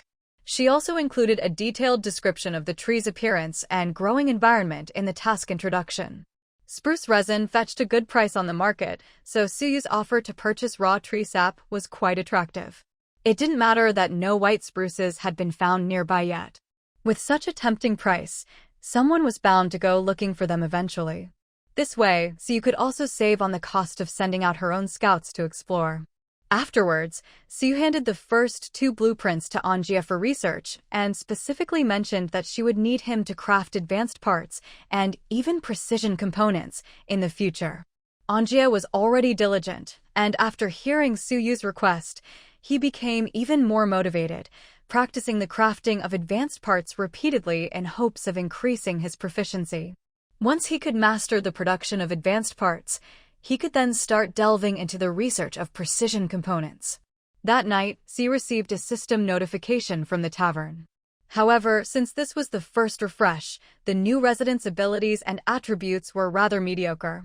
Su glanced over them and decided to skip this round of tavern recruitment, instead focusing on improving the quality of the next one. Over the next 2 days, after arranging all the affairs of the territory, Su began preparing to recruit personnel for an expedition to the seaside. Aside from the newly recruited members, Su only specifically named 3 people to accompany her: Yu, Duoya, and Lyre. She only brought 3 because this trip wasn't about fighting, it was about finding someone. Thanks to the previous clearing out of the sea monsters, the seaside had become much safer. At least, in recent times, no one had reported encountering danger there. So not only did she bring just a few named companions, she only recruited 10 others for the team. The main goal of this operation was to find Luya. The people she brought were mainly for protection in case of emergencies. Bringing too many could actually cause trouble or even misunderstandings. Although she didn't plan to bring many people, 2 individuals came to her after hearing about the mission and asked to join. The first was Gongyu, the bard. Although Su hadn't explicitly stated the purpose of the trip, those who knew about the existence of merfolk could easily guess. As one of the insiders, Gongyu naturally understood what Su was up to. The 10 people recruited this time weren't personally picked by Suyu, but they were all familiar faces. 8 of them had met Luya before. So, even though the mission rewards weren't high, the chance to see a mermaid again made them eager to sign up. Gongyu hadn't signed up, not because he didn't want to, otherwise he wouldn't have come to see you directly. Most likely, he missed the recruitment notice, and by the time he saw it, it was already over. It wasn't surprising that he came to ask, so you knew he was very fond of Luya, or more precisely, he was enchanted by the mermaid's singing. This had been obvious from his reaction when Luya first appeared. After considering his request, Siu agreed. After all, it was just one more person. Although Gongyu wasn't much of a fighter, his presence was a huge boost to the team as a whole. This way, if anything unexpected happened, Siu would have more options. After sending Gongyu off, Siu received a second visitor at the Lord's Manor. If Gongyu's arrival was unexpected but understandable, the next guest was someone Siu never imagined would volunteer to join. It was Ningshi. Seeing Ningshi at her door, Siu was quite surprised, but she didn't forget her manners. Come in and let's talk. Once they were both seated, Ningshi got straight to the point. I heard Lord Siu is organizing a trip to the seaside to look for someone. I was wondering if I could join you. Ningshi's first words after sitting down completely threw Siu for a loop. She had considered many reasons why Ningshi might come to see her, but this was the last thing she expected. There's no contamination at the seaside, so are you also looking for someone, Miss Ning? Whether the seaside was contaminated or not wasn't really the point, and Ningshi didn't only go to contaminated places. Siu was just making conversation, trying to figure out Ningxi's real reason for wanting to join. Having a light magic user along was always a good thing, and Ningshi was quite capable. Her presence would make the trip even safer. But Siu didn't like having unrelated people around during her operations. That's why she always posted recruitment tasks for each mission, partly for convenience, but also because the system would log these tasks in its database and use them to generate random events based on her mission descriptions. It was as if Siu was deliberately telling the system, I'm about to do something, you can start arranging events now. This conclusion had been reached through the experiments and research of many people. Otherwise, how could it be such a coincidence that out of so many people, only Siu managed to summon Luya while clearing out the sea monsters? It was highly likely that this was one of the random events arranged by the system based on Siu's actions. Her posted tasks would influence these random events. Similarly, the daily actions of these natives would trigger their own random events. Different actions, thoughts, and goals would trigger different random events. Siu didn't actually mind Ningshi coming along, but her presence might affect the final outcome of the operation. Usually, the impact wouldn't be significant, but just in case, Siu wanted to understand Ningxi's intentions. It's nothing really. She once said she wanted to see the sea at first, Siu didn't realize who she referred to, but soon caught on. After all, she'd only recently learned Ningxi's story, and her memory wasn't that bad. It was a reasonable explanation, but Siu suspected it wasn't the whole story. Ningxi probably knew her reason was plausible but incomplete, so after a moment's hesitation, she decided to tell Siu her true purpose. I really do want to take her to see the sea, it's one of her wishes. But there's something else. I heard from others that, Lord Siu, when you led everyone to the seaside to clear out the sea monsters, you encountered merfolk. As soon as Ningxi said this, her true purpose became obvious. She was after the merfolk as well. Siu narrowed her eyes and looked at Ningxi without replying. There had been quite a few people involved in that previous operation. Except for the one person who left midway, everyone else had seen the merfolk and knew of their existence. After everything was resolved and they returned to the territory, Siu hadn't specifically told them to keep quiet about what happened that day. Still, everyone was quite discreet. Since Siu didn't bring it up, neither did they. No one spread tales about the merfolk or made it a topic of gossip. At least, Siu hadn't heard any rumors about merfolk circulating in the territory, and he hadn't heard anything either. So, after all this time with no leaks, how did Ningxi, who had just arrived, learn about the merfolk from someone else? If Ningxi wasn't doing this deliberately, then aside from coincidence, Siu could only suspect another possibility. Since things had come to this point, Ningxi clearly wasn't going to hide anything. She simply explained how she'd heard about it. Last night, someone asked me to help clear up some pollution. While we were chatting, they accidentally mentioned the merfolk. The two people who asked Ningxue for help had participated in the ocean cleanup and also in the pollution source cleanup. Because they'd joined the operation against the sea monsters, they knew about the merfolk. And since they'd helped with the pollution, they knew about Ningxue, the light magic user. Originally, they didn't want to trouble a mage for healing, but the effects of the pollution were just too unbearable. Even secondary contamination made them feel worse than death, so they thickened their skin and came to ask for help. Given Ningxue's proactive attitude toward dealing with pollution, so you could guess those people were probably fine now. They hadn't expected Ningxue to be so approachable, so after she healed them, they were extremely grateful. One of them, while talking, accidentally mentioned the previous ocean cleanup. Ningxue hadn't paid much attention at first, but when she heard them mention merfolk, she couldn't help but ask a few more questions. Only then did the two realize they'd let something slip. But since Ningxue was a mage and probably just curious, they didn't hide anything and told her everything that had happened. Someone was contaminated? Was it serious? How did it happen? So you hadn't expected that in trying to find out Ningxue's intentions, she'd stumble on another serious issue. Hearing that someone had been contaminated, Suyu's attention immediately shifted from the merfolk to the pollution. It wasn't serious. Like that gray wolf before, they only suffered secondary contamination. According to them, they were hunting in the forest and accidentally got scratched by a beast with a small amount of lingering pollution. It had been nearly a week since the beast tide ended. Most of the polluted beasts in the forest were already dead, and with the source of the pollution cleared, the forest had begun to heal and gradually purify the remaining contamination. With the pollution eliminated at its root, no new corrupted beasts would appear, and the forest was slowly returning to peace. People had gone out hunting the day after the beast tide ended, let alone now a week later. Thinking about it, those people were quite unlucky. There were hardly any polluted beasts left. One would have a hard time finding one even on purpose, yet they just happened to run into one. I'm actually looking for the merfolk on someone else's behalf. Someone asked me to deliver something to them. Ningxue didn't say who it was or what the item was, but since things had come this far, Suyu naturally agreed to let her join. Miss Ning, you're welcome to come along, but I can't guarantee we'll actually see the merfolk, Suyu said.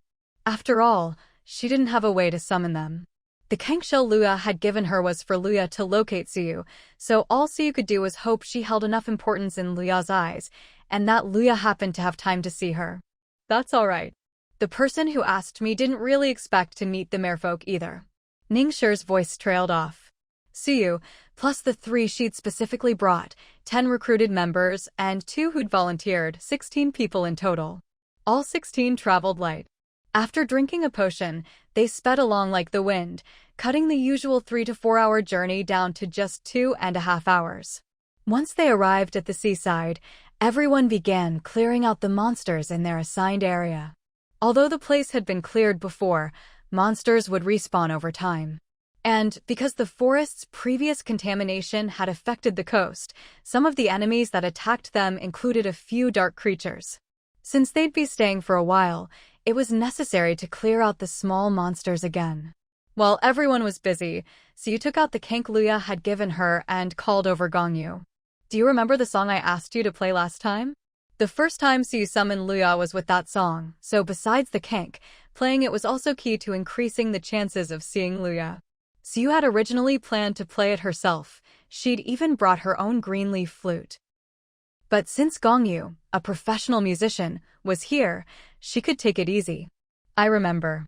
Lord, are you planning to use that song to summon the merfolk again? Gongyu sounded excited. Even as he asked, he was already sitting down on a rock, harp in hand. Yes, let's try it first. If it doesn't work, we'll think of something else. With that, Gongyu plucked a few strings, recalled the melody, and began to play. As he played, Suyu hung the Kank Luya had given her around her neck, hoping it would increase the chances of a successful summoning. While Gongyu was trying to summon, Suyu stood nearby, occasionally checking the information about the surrounding area or glancing at the calm sea to see if any unexpected waves might bring her a pleasant surprise. Unfortunately, the surprise she was hoping for never appeared. Gongyu sat on the reef and played for over 10 minutes. Although the song itself only lasted a few minutes, since Luya never showed up, Gongyu just kept playing, repeating the piece over and over. If at first it was simply out of unwillingness to give up, by the end, he was playing just for the sake of playing. You must be tired. Go get some rest. So you noticed something was off and immediately called for a stop. Only then did Gongyu snap out of his trance. Sorry, I think I failed this time. Remembering how he'd almost fallen into a daze, Gongyu realized he really should take a break. It's not strange to fail. If summoning a mermaid was really that easy, mermaids would be pretty busy, so you joked, trying to lighten the mood. Hearing this, Gongyu couldn't help but laugh, and the tension in his heart gradually eased. While Gongyu was playing, everyone else was resting not far away. They were curious about what was happening, but worried about disturbing them, so no one came over. Even Ningshi, who also wanted to see a mermaid, sat on the reef with the others to rest. Siyu had anticipated this outcome, so she'd brought plenty of things for everyone to relax with. Her thinking was, if they succeeded this time, that would be great. But if not, it was still a nice trip to the seaside for everyone to unwind. Not just for them, Siyu felt she needed a break herself. It's a pity Mike didn't come. Otherwise, we could have enjoyed a seaside barbecue with a fire mage, although it had only been a little over 2 months since she left the real world, so you felt as if a century had passed. If not for the system constantly reminding her that she was different from everyone else, she might have started to suspect she'd soon forget her true identity and blend into this world completely. Even though Lord Mike isn't here, doing it ourselves has its own charm, someone chimed in after hearing Siyu's words. With one person starting, the others soon joined in the conversation. There were only a dozen or so people, but the atmosphere was lively. Overall, this mission was quite relaxing. They could earn money, eat and drink, chat and joke around while working. Now that all the enemies in the area had been cleared out and the mermaid hadn't been summoned, and since Siyu wasn't the type to make trouble for the sake of it, there was nothing else they needed to do. While everyone chatted, Siyu and Gongyu discussed when to try summoning again. I think we should try summoning at the same time as last time. Whether last time's success was a coincidence or the result of meeting certain conditions, it was still worth referencing since it worked. At least it was better than aimlessly trying at random times. Alright, but if it fails again, let's wait until tomorrow. Gongyu's suggestion was reasonable, so Siyu agreed. When the time coincided with the previous summoning, Gongyu sat down again. To increase the chances, not only did he choose the same time, but he also played at the exact spot where he'd succeeded before. Beautiful music filled the air once more. Everyone enjoyed the sea breeze and the music, feeling quite content. But Gongyu's mood was clearly not as good, because he knew he'd probably failed again. Sure enough, he realized that the real reason he'd succeeded last time wasn't really because of him. He felt a little resentful. Let's head back and try again tomorrow. Although it was a bit disappointing, Siyu wasn't surprised since she'd expected this outcome, and she accepted it calmly. According to Suyu's plan, they had 3 days to search for the mermaid, trying to summon her once each day. If they failed 3 days in a row, it either meant they were unlucky and hadn't triggered the event, or the timing just wasn't right. But Siyu couldn't think of a better time. Things were peaceful now. If she couldn't meet the mermaid during this calm period, was she supposed to wait until she got busy and then have the mermaid show up? That would be way too much. Or maybe she should go look for the dragons or beastmen first. Forget it, I'll just wait until tomorrow. Siyu decided not to overthink it and to stick to the plan, so as not to mess up the steps. As soon as she returned to the territory with the others, Siyu saw a little green bird flying straight toward her, almost crashing into her face, though it managed to break just in time. She recognized it as an elven bird and knew that after 5 days, she was finally receiving a reply to the letter she'd sent out. Normally, replies came in a day or 2, 3 days at most. This time, it had taken so long that Siyu had already decided that if she didn't get a reply by tomorrow, she'd ask Anita what was going on. Luckily, the elven bird returned today. Judging by its lively appearance, nothing seemed to have gone wrong. Still, Siu needed to find out exactly what had happened during those 5 missing days. Taking the elven bird back to the city lord's mansion, Siu absent-mindedly patted Lingbao, who'd come over to act cute, then set it aside. After repeatedly warning it not to bully the elven bird, she took the letter from the bird and began to read. One look, and she was nearly stunned, because what she'd received wasn't just a letter, but an entire booklet. It was at least 30 pages thick. Who sends a letter by the booklet? No wonder it took so long. Siu doubted whether she could write that much herself in 5 days. Thank you for your hard work. Without even reading the contents, Siu stroked the elven bird in sympathy. No wonder it had practically dive-bombed her at the city gate. It really had borne a weight it shouldn't have had to carry. Although the spirit bird itself didn't seem to feel heavy, Siu still planned to reward it with some spirit spring water.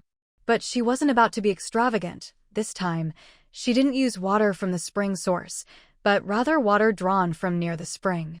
While not as pure as the source, it was still of much higher quality than ordinary spring water.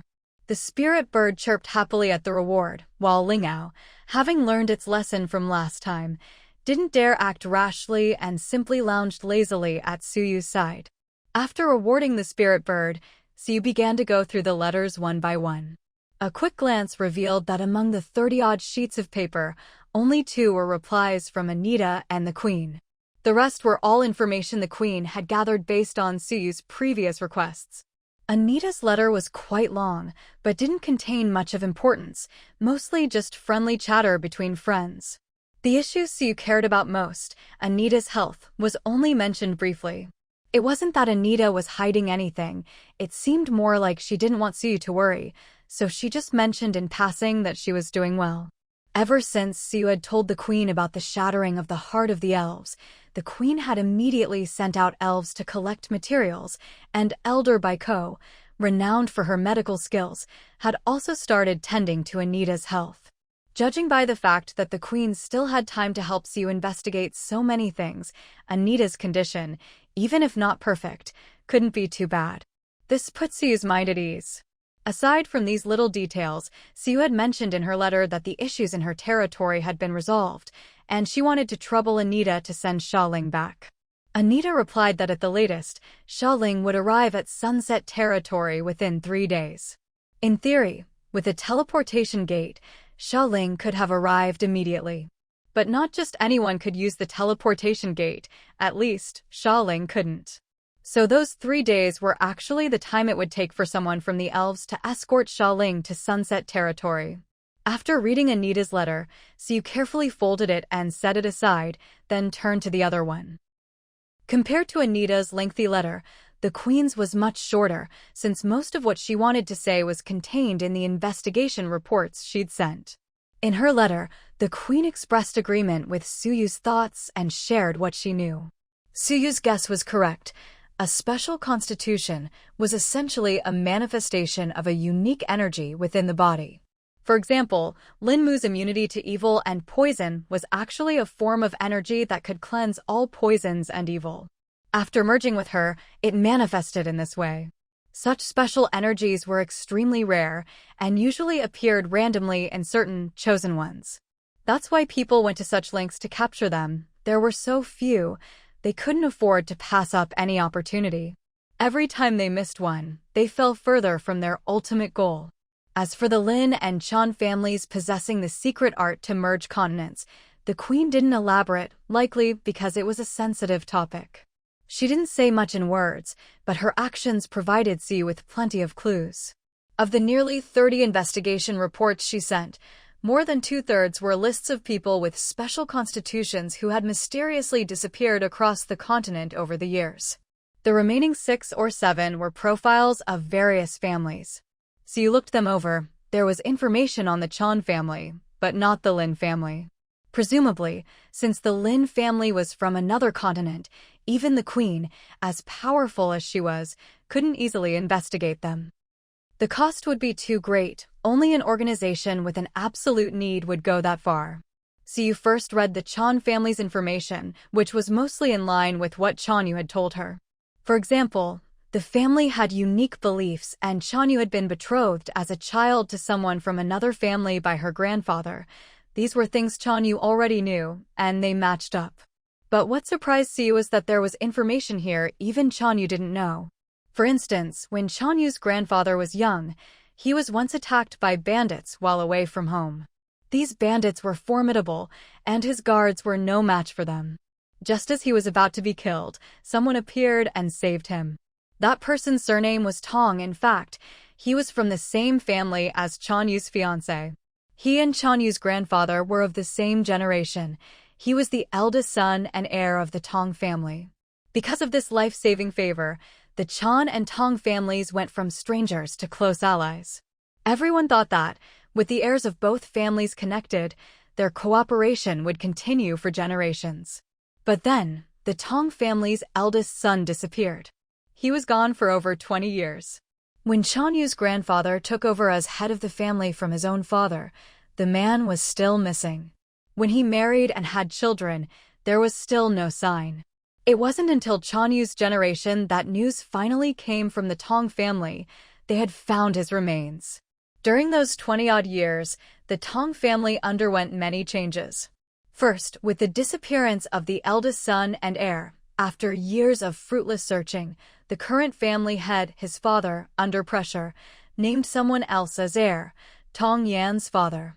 In the third year after Chanyu's grandfather became family head, and the second year after Tong Yan's father took over as head of the Tong family, he visited the Chan family to try to repair their relationship. Why repair? Because compared to the previous head, Tong Yan's father was much more pragmatic, willing to do whatever it took for profit. Although they never used such underhanded tactics against the Chan family and maintained a friendly relationship on the surface, insiders knew the two families were growing distant. Given the Chan family's beliefs, they disapproved of such methods, but wouldn't try to change others. All they could do was distance themselves. What's more, the strongest bond between the Chan and Tong families had always been the missing eldest son. His disappearance made Chanyu's grandfather deeply suspicious that it was an internal power struggle within the Tong family. After all, it was only the eldest son who had saved his life, not the whole Tong family. When the eldest son was still around, the Chan family's attitude toward the Tongs was one of loving the house and its crow, caring for the family because of one person. Now that the eldest son was gone, and the others might even be responsible, Chanyu's grandfather saw Tong Mo, the eldest son, as both his friend and benefactor. Anyone who had harmed Tong Mo was his enemy as well. After all, this was someone else's family business, and there was no concrete evidence to prove that the young master's disappearance was the result of foul play. So even though Grandpa Chan felt he had already guessed the truth, there was nothing he could do. Of course, that was just what was on the surface. In secret, he did conduct his own investigation. He even went to see the former head of the Tong family and his wife. After all, the missing person was their own son. They couldn't possibly not care. But what Grandpa Chan hadn't expected was that this couple was unusually indifferent to their son's disappearance, showing even less concern than he, an outsider.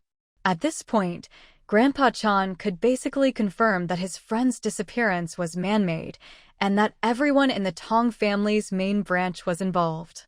The participants in this might even include his own biological parents. The contents of the documents were almost at an end. After that came the news of the Chan family's massacre overnight. Reading up to here, Siyu had already gained a basic understanding of Grandpa Chan's story and could make some guesses about his subsequent actions and motivations. Based on the clues she already knew, as well as what she'd learned from Chanyu earlier, it seemed that everything Grandpa Chan had done was to investigate the truth behind his friend's disappearance. It was likely that during his investigation, he discovered something. And just then, the Tong family proposed a marriage alliance. He probably agreed in order to make them lower their guard. But his agreement was hardly wholehearted. Outwardly, he took a tough stance in setting the engagement, but privately, he was very lenient. This had already been analyzed before, so there was no need to dwell on it. As for the Chan family's massacre, at first Siyu thought it was because the Tong family had designs on the Chan family. They wanted to use the marriage to get closer and obtain what they wanted. But later, when they realized Grandpa Chan was not as naive as they'd thought, putting on one face in public and another in private, they lost patience and simply took action. But now, Siu felt that this was only part of the reason. Another was that the Tong family discovered Grandpa Chan was investigating them, and he might have already uncovered things he wasn't supposed to know. So this was not just a case of violent seizure and massacre, but also a silencing of a witness. Because of Chanyu, Siu spent the most time on the Chan family's information. By the time she finished reading and analyzing it, she had no time to look at anything else. She organized and put away all the other materials, then took the Chan family's file and headed to the mission hall to find someone. Halfway there, Siu suddenly had the vague feeling that someone was following her. The sensation sent a chill down her spine. But it was broad daylight and she was within the territory, walking down a busy street surrounded by people. So Siu wasn't really worried that anything would happen. As she debated whether to turn around or pretend not to notice, she heard someone call her name. Lord Siu. She turned and saw Jing Kei, her face cold and calm. Siu, as expected, only an assassin could act so composed in a situation like this. Do you need something? Should we find somewhere else to talk? Come to think of it, Siu hadn't seen Jing Kei since their last failed heart-to-heart. But she knew Jing's attitude had softened, and she'd basically stayed within the territory with no intention of leaving, so Siu hadn't paid much attention. Now that she'd appeared, Siu naturally assumed she could finally unlock all of Jing's storylines. Where are you headed, Lord Siu? If you have time, I'd like to continue our previous conversation. This time, Jing Kei was clearly determined to come clean, so she didn't hesitate and stated her purpose directly. I'm going to the mission hall to find someone. If you don't mind, you can come with me. There were plenty of rooms in the mission hall. After handing the Chan family information to Chanyu, Siu could just find an empty room, set the permissions, and have a private chat. All right. Jing Kei nodded and looked ready to follow Siu. Siu didn't really like people walking behind her. It was an uncomfortable feeling. But considering this was just Jing's personality, and probably an occupational habit, she didn't object and simply led her to the mission hall. Once there, Siu first found Chanyu and handed her the copy of the Chan family investigation. These are some things about your family, along with my own speculations. Siu's words made Chanyu pause, and she gripped the papers a little tighter. All right, I understand. Thank you, Lord. Chanyu put the documents away and went back to her unfinished work. She didn't immediately drop everything to read Siu's letter, even though it contained the information she'd been longing for. After all, for Chanyu, family vengeance was important, but so was her life. This work was part of her life, and only by living well could she have the chance to take revenge. Seeing this, Siu said nothing more. After briefly checking on the mission hall's situation, she took Jing Kei to find a room to sit down and talk. I slipped that list into their belongings when they were evacuating. The list Jing Kei referred to was, of course, the roster from the Dark Star organization that she'd taken when she left. She'd always planned to leak this list to get others to do her dirty work, and now her goal was finally achieved. The process had been a bit rough, though. After all, anyone would be suspicious if they suddenly found a highly significant, sensitive document among their things. But Jing Kei didn't seem to care about the process or consequences. She just wanted to achieve her goal, so she hadn't bothered to come up with a plausible way for the list to appear. With their level of vigilance, they might not believe it right away, Siu said bluntly, but Jing Kei didn't mind. Even if you know a mountain of gold might be a trap, who could resist taking a look? Jing Kei sneered, clearly unconcerned that her crude methods might affect the outcome. Siu just nodded noncommittally, making no further comment. If Jing Kei was so confident, she must know something else. Yesterday, I got word from Feihe. More than 30% of the Dark Star assassins have already been eliminated. Jing Kei made no attempt to hide the information she knew, openly admitting that she was still in contact with Feihe. She didn't seem to have any intention of concealing it, otherwise, she wouldn't have been so straightforward. As expected. Siu sighed inwardly. Though Jing's methods were rather clumsy, she had someone else helping her, so things still went smoothly. That person was Feihe. As the only two people who both knew there was something wrong with the organization and managed to escape, they were the ones most eager to see the organization destroyed. Given Feiha's ruthless determination to break free from the organization, it was hardly surprising that she would work with Jing Ke. Your wish has already been fulfilled. So, what are your plans now? Siyu followed up, going along with her train of thought.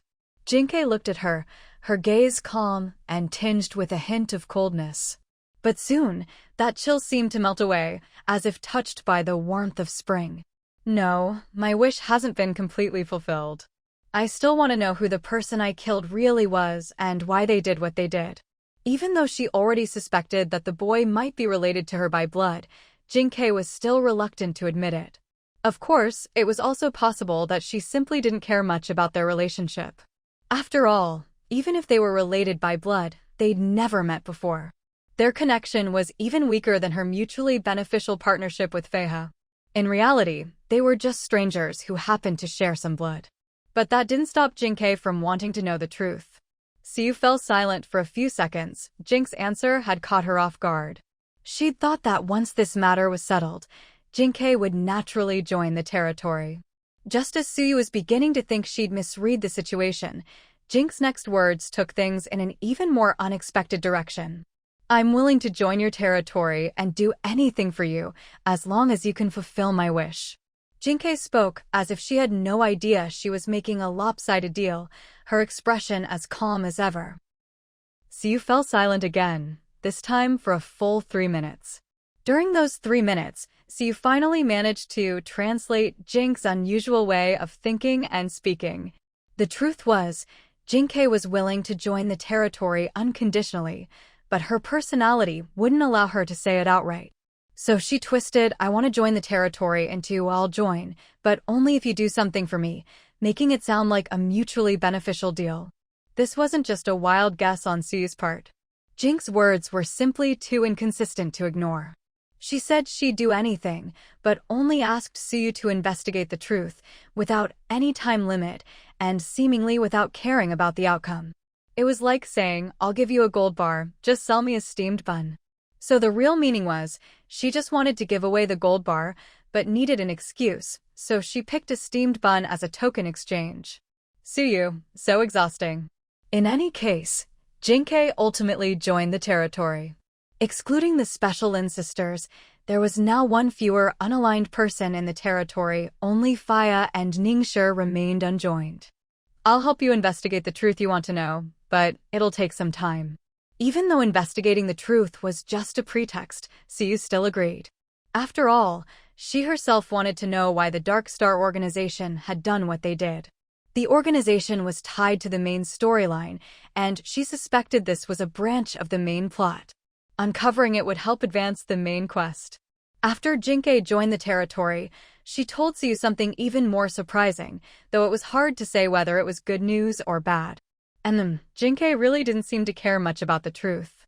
She just responded blandly, then brought up another matter.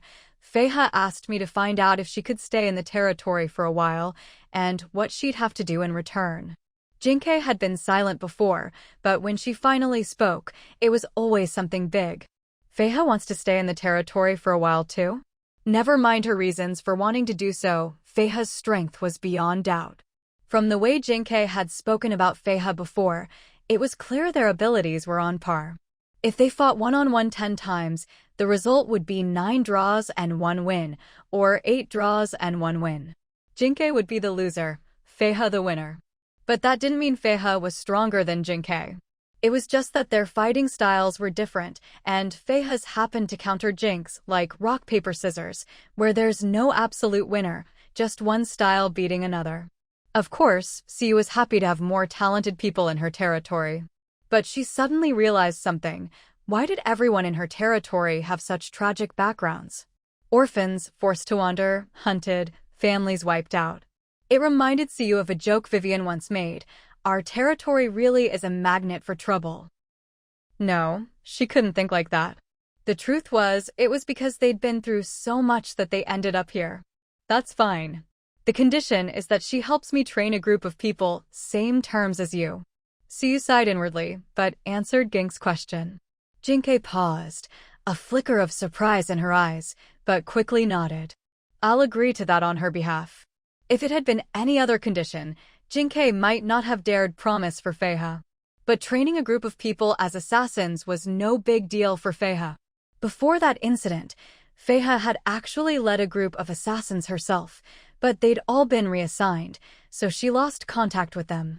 You too, I need you to help me train a group as well. As she'd just said, although Jinkei and Feiha were both assassins, their fighting styles were different, so they each had their own strengths. Jink's style was more direct and ruthless.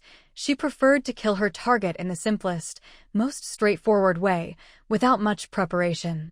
Feiha was different. She was patient, preferring to strike only when she was absolutely sure of success. But once she made her move, her target would be dead within 3 seconds. This is also why Jinkei tends to lose out slightly to Feiha in their duels. The two of them are evenly matched, so it's hard to determine a winner in a short time. However, while Jinkei fights ruthlessly, she also burns through her stamina quickly. If she can't defeat Feiha before exhausting herself, then it'll be Feiha's turn to attack. People trained in Feiha's style are suited to being hidden observers, while Jink's methods are more suited to powerful, head-on combat. Now, although the people under Suyu's command look impressive, they actually haven't received any professional training. Their attack methods are limited and monotonous. This level of combatability is more than enough to handle current difficulties, but it's clearly not enough to deal with the disasters that lie ahead. It has to be said, Feiha's arrival was a pleasant surprise for Suyu. Originally, she was worried that letting Jinkei train a group all by herself would be too much pressure, especially since Jinkei had no teaching experience, and there was no guarantee of the quality. But now that Feiha was here, all these problems were easily solved. I can teach, but these lessons won't be easy. I don't want anyone dropping out for no reason halfway through. This reply came noticeably faster than the previous one. Suyu simply assumed that Jinkei had taken a few seconds to consider Feiha's choice earlier, so she didn't think much of it. Of course. I'll pick a group of volunteers, and before they start, I'll explain how intense the training will be. We can try a trial class first. Once it was settled that Jinkei and Feiha would train combat personnel, Suyu began preparing to select people. This first batch would all be residents with maxed-out loyalty and favorability. Even if their talent wasn't great, as long as those two values were full, Suyu would temporarily put them on the list. Considering this would be the first time Jinkei and Feiha taught in this way, Suyu planned to give each of them 10 students. It's a small number, but this first batch is just an experiment. There's no shortage of people in the territory. As long as the two of them teach well, Suyu could assign them 100 people if needed, though she wouldn't actually do that. When it comes to teaching, fewer students means the teacher can devote more attention to each one. With too many, their energy gets spread thin and quality inevitably drops.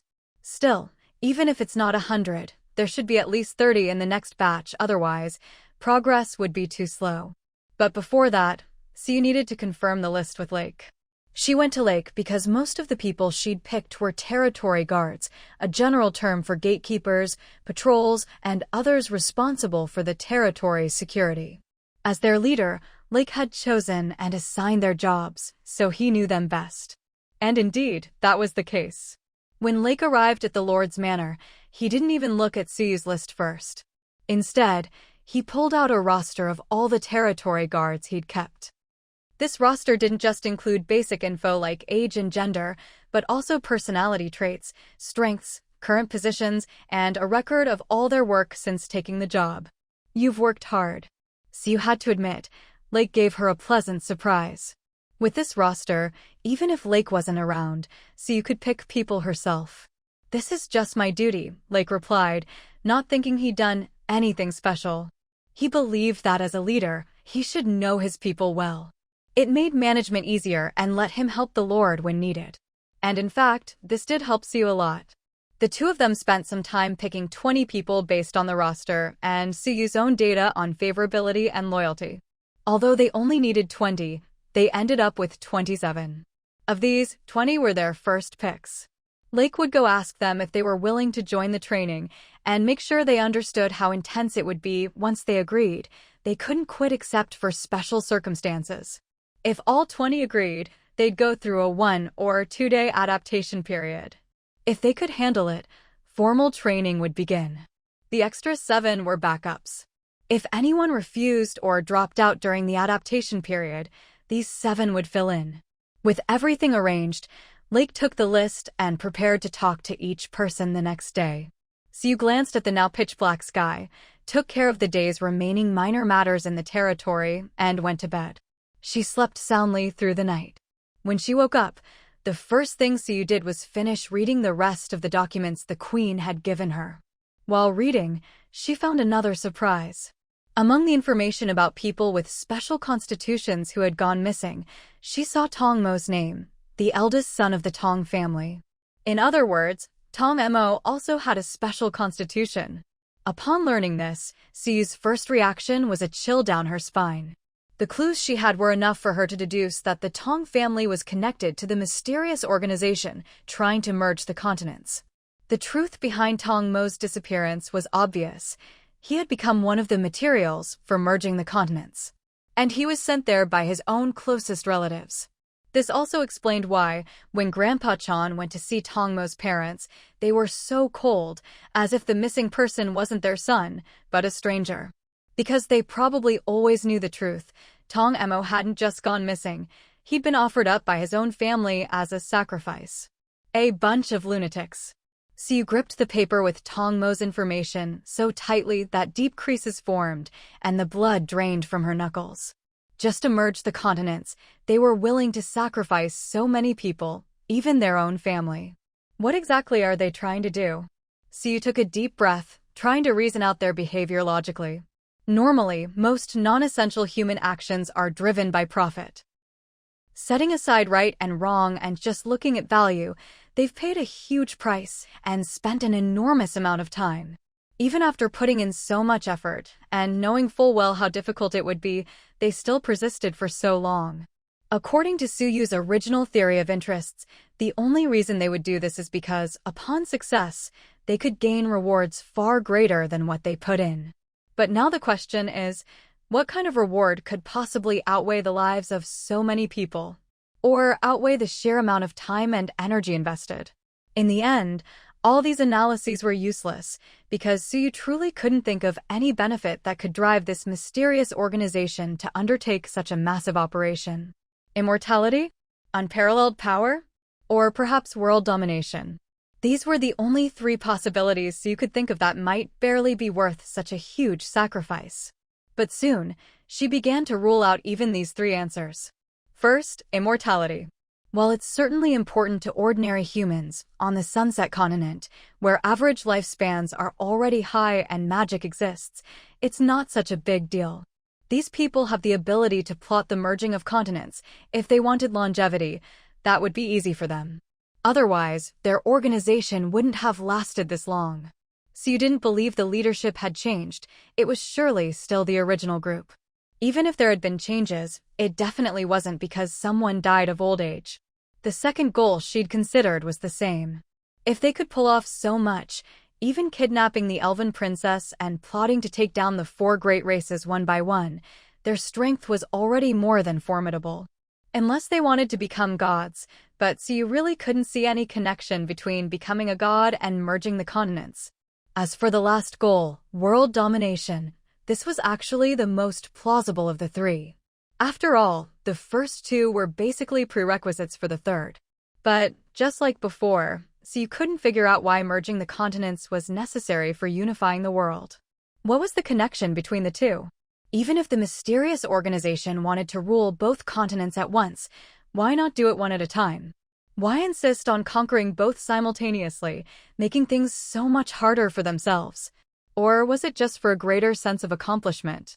After agonizing over it for a long time, so you couldn't tell if her own thinking was too limited, or if the organization's motives were simply too unfathomable.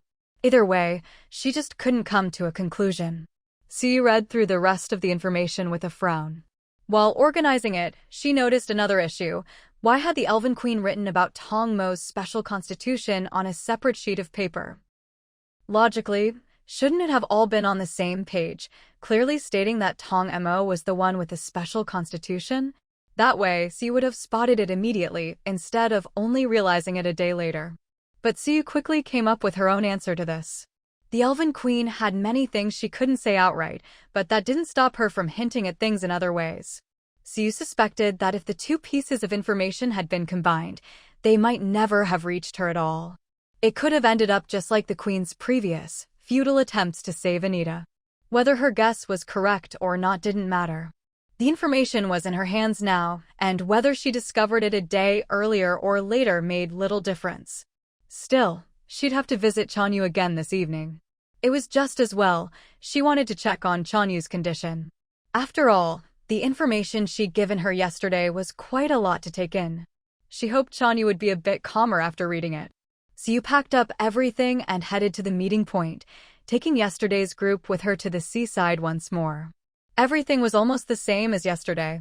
The only difference was that the monsters they'd cleared out yesterday hadn't respawned yet, so there was no need to fight today. They could just sit down and rest as soon as they arrived. From morning to afternoon, from afternoon to evening. It's no use. I failed again. After failing multiple times over 2 days, Gongyu was starting to feel hopeless. He knew, just as Siyu had said, that summoning a mermaid was no simple task, otherwise, the mermaids in the sea would be far too busy. But because he'd succeeded once before, and had actually seen a mermaid, he was all the more desperate to succeed a second time. If he'd never succeeded before, if this was his first attempt, he wouldn't be so emotional. It might not be the best comparison, but Gongyu's mindset now was a lot like that of a gambler. If someone keeps losing, they might lose interest and quit. But if they win even once, get a taste of victory, it's easy to get addicted. Gongyu. Siyu called his name. The agitated man took a deep breath and gradually calmed down. Sorry, my lord. Tomorrow, you should be the one to try summoning. Gongyu had given up hope of summoning a mermaid himself. Now, his greatest wish was simply to see a mermaid again in his lifetime. Siyu frowned but didn't respond to that. Let's head back. We'll talk about tomorrow when it comes. To be honest, today's failure affected Siyu's mood as well. She just wasn't as emotional as Gongyu. She knew more than he did, and even if she didn't see a mermaid today, she believed she would eventually. It was just a matter of time. Tomorrow was the last day. If they still couldn't see a mermaid, it could only mean the timing was off, or perhaps their method was wrong. But between the two, Siyu was more inclined to think it was the timing. Since they'd failed, Siyu called everyone to get ready to leave. But just then, someone suddenly cried out, "Everyone look! Isn't there something dark on the surface of the sea over there?" Following the direction he pointed, everyone saw what looked like some kind of dark mass lurking on the distant water. Before Siyu could say anything, Ningxi's loud, clear voice rang out, "Everyone, get away from here. If I'm not mistaken, those are the remains of dark creatures." At these words, everyone was startled. After all, everyone knew what dark creatures were. Remains could be understood as the corpses of dark creatures, but most dark creatures don't leave corpses behind. Or rather, most of what's left after a dark creature dies can't really be called remains. Usually, only dark creatures of a certain strength leave remains after death. If those aren't cleaned up in time, they can cause contamination and, just like monster spawn points, can gradually give rise to new dark creatures. If what Ningxi said was true, and all these floating black substances were really just wreckage, then it meant that a large number of powerful dark creatures had died in the sea, and their remains had drifted here with the current. Thinking of this, everyone felt a bit uneasy inside. No one knew whether all the dark creatures were truly dead, nor did they know any specifics, like their strength, numbers, or purpose. All of these were potential dangers that could easily harm them. If possible, they would all prefer to put safety first and return to their territory immediately. After all, they had already completed today's tasks. But when they saw Siyu gazing into the distance, they knew that their lord probably wanted to stay and investigate. If she wasn't leaving, then of course, they couldn't leave either. Everyone was filled with mixed emotions. In that short moment, Countless thoughts flashed through their minds. But not a single person backed down just because danger was near. That was a matter of basic professionalism and personal integrity. And anyone lacking in those qualities would never have made it here in the first place. Everyone, fall back beyond the edge of the beach. Don't act rashly. Although Suyu was also curious about the wreckage, since Ningxia had already given her warning, she wasn't foolish enough to have everyone wait so close to the shore, right in harm's way. As long as they didn't leave, they could still observe from a safer distance. Once everyone had retreated from the beach, Suyu took out a telescope-like tool to get a better look at the wreckage. Although the wreckage was still several hundred meters away, the current was fast. In less than 5 minutes, the remains were swept ashore by the waves. Actually, when the wreckage was only a few dozen meters from the beach, everyone had already held their breath. When it finally washed up, they could all feel their hearts pounding faster. Time ticked by. The pile of wreckage just sat there, unmoving, looking for all the world like a heap of ordinary black garbage. Nothing seemed out of the ordinary. If Ningxia hadn't been with them, that's exactly what it would have looked like. A minute earlier, Ningxia had cast a faint layer of light element over everyone's eyes. This allowed them to see things related to dark elements, things ordinary people couldn't see. Beneath the seemingly calm wreckage, they could see thick black energy swirling. Even from a distance, they could clearly see that the pile on the sand was shrouded in darkness, radiating a strong sense of malice. Even knowing that this malice wasn't directed at them, they still felt a chill run down their spines.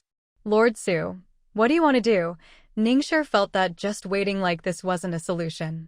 If she were alone, she'd probably already be thinking of ways to deal with the wreckage, or might have acted already. But since she was with Suyu, her actions would affect Suyu's plans, so she couldn't act on her own. Before she could finish her question, she saw a pale blue figure appear in the distant sea, a smooth, round dolphin.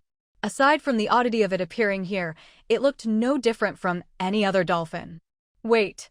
Suyu narrowed her eyes, fingers tightening on the telescope, her gaze focusing on a slender, wave-shaped pattern on the dolphin's back. For some reason, that pattern looked very familiar. What happened next was that the dolphin swam closer to the wreckage, circling it anxiously, growing increasingly agitated. It seemed to want to approach the wreckage, but couldn't come ashore, so it was unable to do anything. Ningxia, how dangerous do you think this pile of wreckage is? After observing for a while, Suyu recognized the dolphin. If she remembered correctly, this dolphin should be the one that usually accompanied Luya. The proof was the unique pattern on its back. There were many dolphins, but 2 with exactly the same markings were almost impossible, especially since this dolphin happened to appear here at this moment. So its identity was basically certain. Since it was Luya's little dolphin, if Suyu could calm it down, she might be able to find Luya, or have it bring Luya to her. But the dolphin was clearly troubled by something right now. What Suyu needed to do first was help it solve its problem. But before she could help, she had to consider whether it was safe to do so, hence her question to Ningxia. At the moment, the wreckage hasn't spawned any dark creatures yet. Now is the best time to deal with it, Ningxia replied. She noticed Suyu's attitude had changed since the dolphin appeared, so she guessed Suyu must know it. Ningxia wasn't interested in the story between Suyu and the dolphin, she just wanted to clean up the wreckage. Alright. After hearing Ningxia's assessment, Suyu turned to the others. You all heard Miss Ning. If we don't clear out this wreckage, the whole beach could be in trouble. Now, while it's still in its early stages, it's best to destroy it completely. As soon as she finished, everyone instinctively picked up their weapons. Then, following Suyu's formation, they moved toward the wreckage and the dolphin. Just as Ningxia had said, the cleanup went surprisingly smoothly, so smoothly it exceeded everyone's expectations. Suyu had even prepared herself for the wreckage to be some kind of system trap, but it turned out to be nothing more than an ordinary item. Suppressing her doubts, Suyu slowly approached the dolphin, which had been keeping its distance and watching them warily. Do you still recognize me? Or maybe you recognize this. Suyu didn't expect the dolphin to remember her, so she took out the kank Luya had given her, which she wore around her neck. The little dolphin's eyes immediately softened when it saw the conch. This obvious change confirmed Suyu's guess. She hadn't mistaken the dolphin. Even so, the dolphin remained wary. It was only willing to come a little closer to Suyu, still glancing at the others from time to time, its reluctance and faint disdain written all over its face. Suyu was amused by the dolphin's expressive little face. She told the others to keep their distance, leaving only Duoya by her side. Duoya was one of the people who had stayed by Suyu's side when she met with Luya.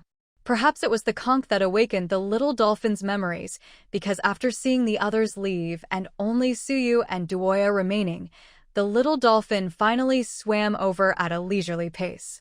Then, under Suyu's surprised and bewildered gaze, it gave a nimble flip and leapt onto the shore. "Lord, it's injured." Duoya pointed to a spot Suyu couldn't see. There was a long wound there, still oozing blood.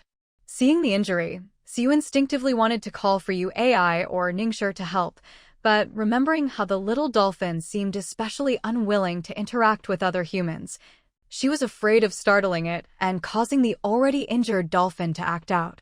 So in the end, she didn't call them over. "Duoya, come help me." Suyu took out a high-quality healing potion and, together with Duoya, began treating the little dolphin. The little dolphin seemed to understand their intentions. It struggled to turn over on the sand, fully exposing its wound to the air, and then just lay there, motionless. If Suyu hadn't felt the slight rise and fall and trembling of the warm skin under her hand, she would have thought the little dolphin was already dead. Thanks to the dolphin's cooperation and the excellent quality of the healing supplies, even though neither of them were skilled healers, the little dolphin quickly recovered its lively energy. Suyu checked the little dolphin's condition, then patted its head as it nudged closer. "Where is Luya? Can you take me to her?" It was getting late, and they didn't have much time to spare. So Suyu didn't waste words with the little dolphin, mainly because they couldn't communicate anyway, so talking too much was pointless. It was better to get straight to the point. The little dolphin let out a crisp call, then rolled nimbly and slipped back into the sea. But it didn't swim away right away. Instead, it circled Suyu a few times, then stopped with its back to her, clearly inviting her to get on. Suyu glanced at the darkening sky, then turned to the others. "Are you coming with me?" The latter half of her sentence was clearly directed at Ningxue. After all, this trip was full of unknown dangers. Suyu dared to go because she had her own trump cards, but she couldn't say the same for Ningxue. "Thank you, Lord Su, for letting me come along," Ningxue replied, clearly agreeing. Suyu nodded and soothed the little dolphin with a few words. Perhaps because its wound had been healed, and also because light magic was the most harmonious of all elements, the little dolphin didn't resist Ningxue. After making arrangements with the little dolphin, Suyu began to organize her group. "You all head back first. Come here again at this time tomorrow." Since she decided to leave, it made no sense for the others to stay and wait, so she sent them back. Originally, Suyu had wanted to bring Duoya along, but considering that Ningxue also needed to find the merfolk, and given the current situation, Ningxue's ability to both fight and heal made her a more well-rounded choice than Duoya. As for why she didn't bring both of them, looking at the clearly not yet adult little dolphin, Suyu just couldn't bring herself to do it. Of course, the more important reason was that Suyu was afraid of something going wrong. "Lord," Duoya frowned in disapproval. This was the first time she hadn't immediately obeyed Suyu's orders. The others also felt that Suyu's decision was a bit too risky. After all, it was already getting dark, and everyone knew how dangerous the continent became at night. And the dolphin was clearly going to take them out to sea. If something went wrong, not only would there be no one to help, they might not even recover the bodies. This was truly a case of calling to the heavens and the earth, but no one would answer. But once Suyu had made up her mind, no one could change it. In the end, it was Ningxue and Suyu who climbed onto the dolphin's back. "Duoya, take them back and bring them here to meet us tomorrow," Suyu said, seeing that Duoya was still reluctant to leave. She sighed inwardly but maintained a commanding tone as she gave instructions for the next day. Duoya gave her a deep look. This time, she didn't disobey, but led everyone away. After they left, Suyu and Ningxue carefully climbed onto the little dolphin's back. It was a bit cramped, but there was just enough room for 2 people. The only real problem was that the dolphin wasn't a proper mount, so there was nothing to hold onto. They had to engage their core muscles to keep from falling into the sea. This was the real ocean. If you couldn't swim and fell in, it would be as good as suicide. Even if you could swim, no one could last long in the open sea. Swimming took a lot of energy. But as mentioned before, Sue had her own trump cards for entering the sea, though she didn't need to use them for now. The little dolphin was quite considerate, knowing they were humans and not like Luya, so it moved quickly but steadily. As long as Suyu and Ningxue didn't do anything reckless or run into unexpected trouble, there was no way they'd fall into the water. About an hour passed, and by now the sky was almost completely dark. Though it wasn't pitch black yet, the sea surface was utterly dim, with no trace of light. Their limited field of vision meant that, apart from themselves and the little dolphin, everything else was shrouded in gloom, devoid of color. Such a bleak environment easily breeds negative feelings, but with a light magic user sitting beside her, Sue wasn't afraid. It was just that after sitting for so long, her back and waist were aching. After all, the dolphin's back had neither handholds nor a backrest, so Sue had to sit upright and tense her body. Maintaining this posture for over an hour was tough, and she was only holding on through sheer willpower and a few bottles of stamina potion. Ningxue was doing a bit better. While mages were physically frail compared to other combat classes, even the weakest mage, unless they were born sickly like Yao Guang, was still much stronger than an ordinary person. "Lord Su, if you're tired, you can lean on me," Ningxue offered. The two of them were sitting almost back to back. Although they were sitting back to back, neither of them was actually leaning on the other. There was still about a 2-finger gap between them. "All right. If you can't take it anymore, just let me know. I brought plenty of potions." At a time like this, Sue didn't bother to refuse. She really was exhausted, and there was no point in pretending to be tough. And then, Ningxue didn't say much, just relaxed her body and adjusted her sitting position a little. With her back finally supported, Sue let out a breath, then started passing the time by double-checking the contents of her backpack. After that, she opened the map to see where they were. Since their entire route was over the sea, the map was a vast expanse of blue. The color was pretty, but a bit monotonous. There was nothing but blue here. Sue looked at the route they'd taken, deep in thought.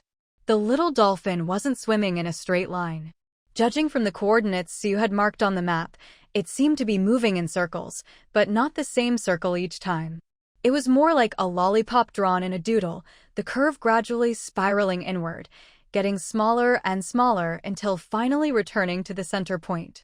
Based on the path they'd already traveled, Sue sketched out the rest of the route and roughly estimated the time. The conclusion she came to made her breathe a sigh of relief. "If I'm right, following this route, we'll reach our destination in at most 20 more minutes." Sue spoke while checking the time. Adding those 20 minutes, it would mean they'd spent exactly 2 hours getting to their destination. In fact, this was even shorter than the time it took to get from the territory to the beach. But since their space to move was so limited, and there were only the two of them, it actually felt even more exhausting. Sue had already silently added "build a boat" to her mental to-do list. Ningxue didn't know what she was thinking, but hearing there were only 20 minutes left made her relax as well. In reality, Sue had slightly underestimated the dolphin's speed. About 10 minutes later, both of them could clearly feel their pace slowing down. At the same time, the dolphin let out a soft call, as if signaling that they'd arrived at their destination. But strangely, they didn't see anything special here.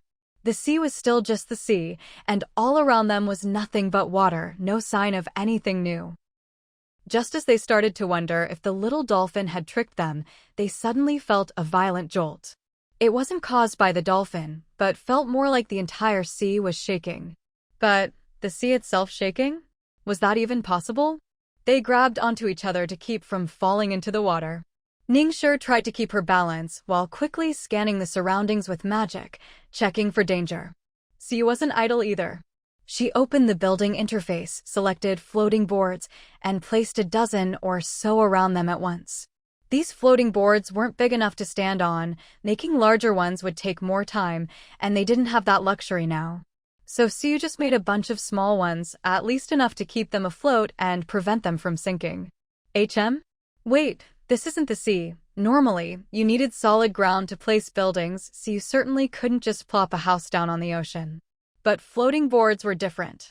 Like scaffolding, they were considered tool-type structures, so as long as the spot met the requirements, they could be placed. But just now, as Suyu was about to place the 19th floating board, she was surprised to find that the previously green, placeable area had turned red, meaning it was now unplaceable.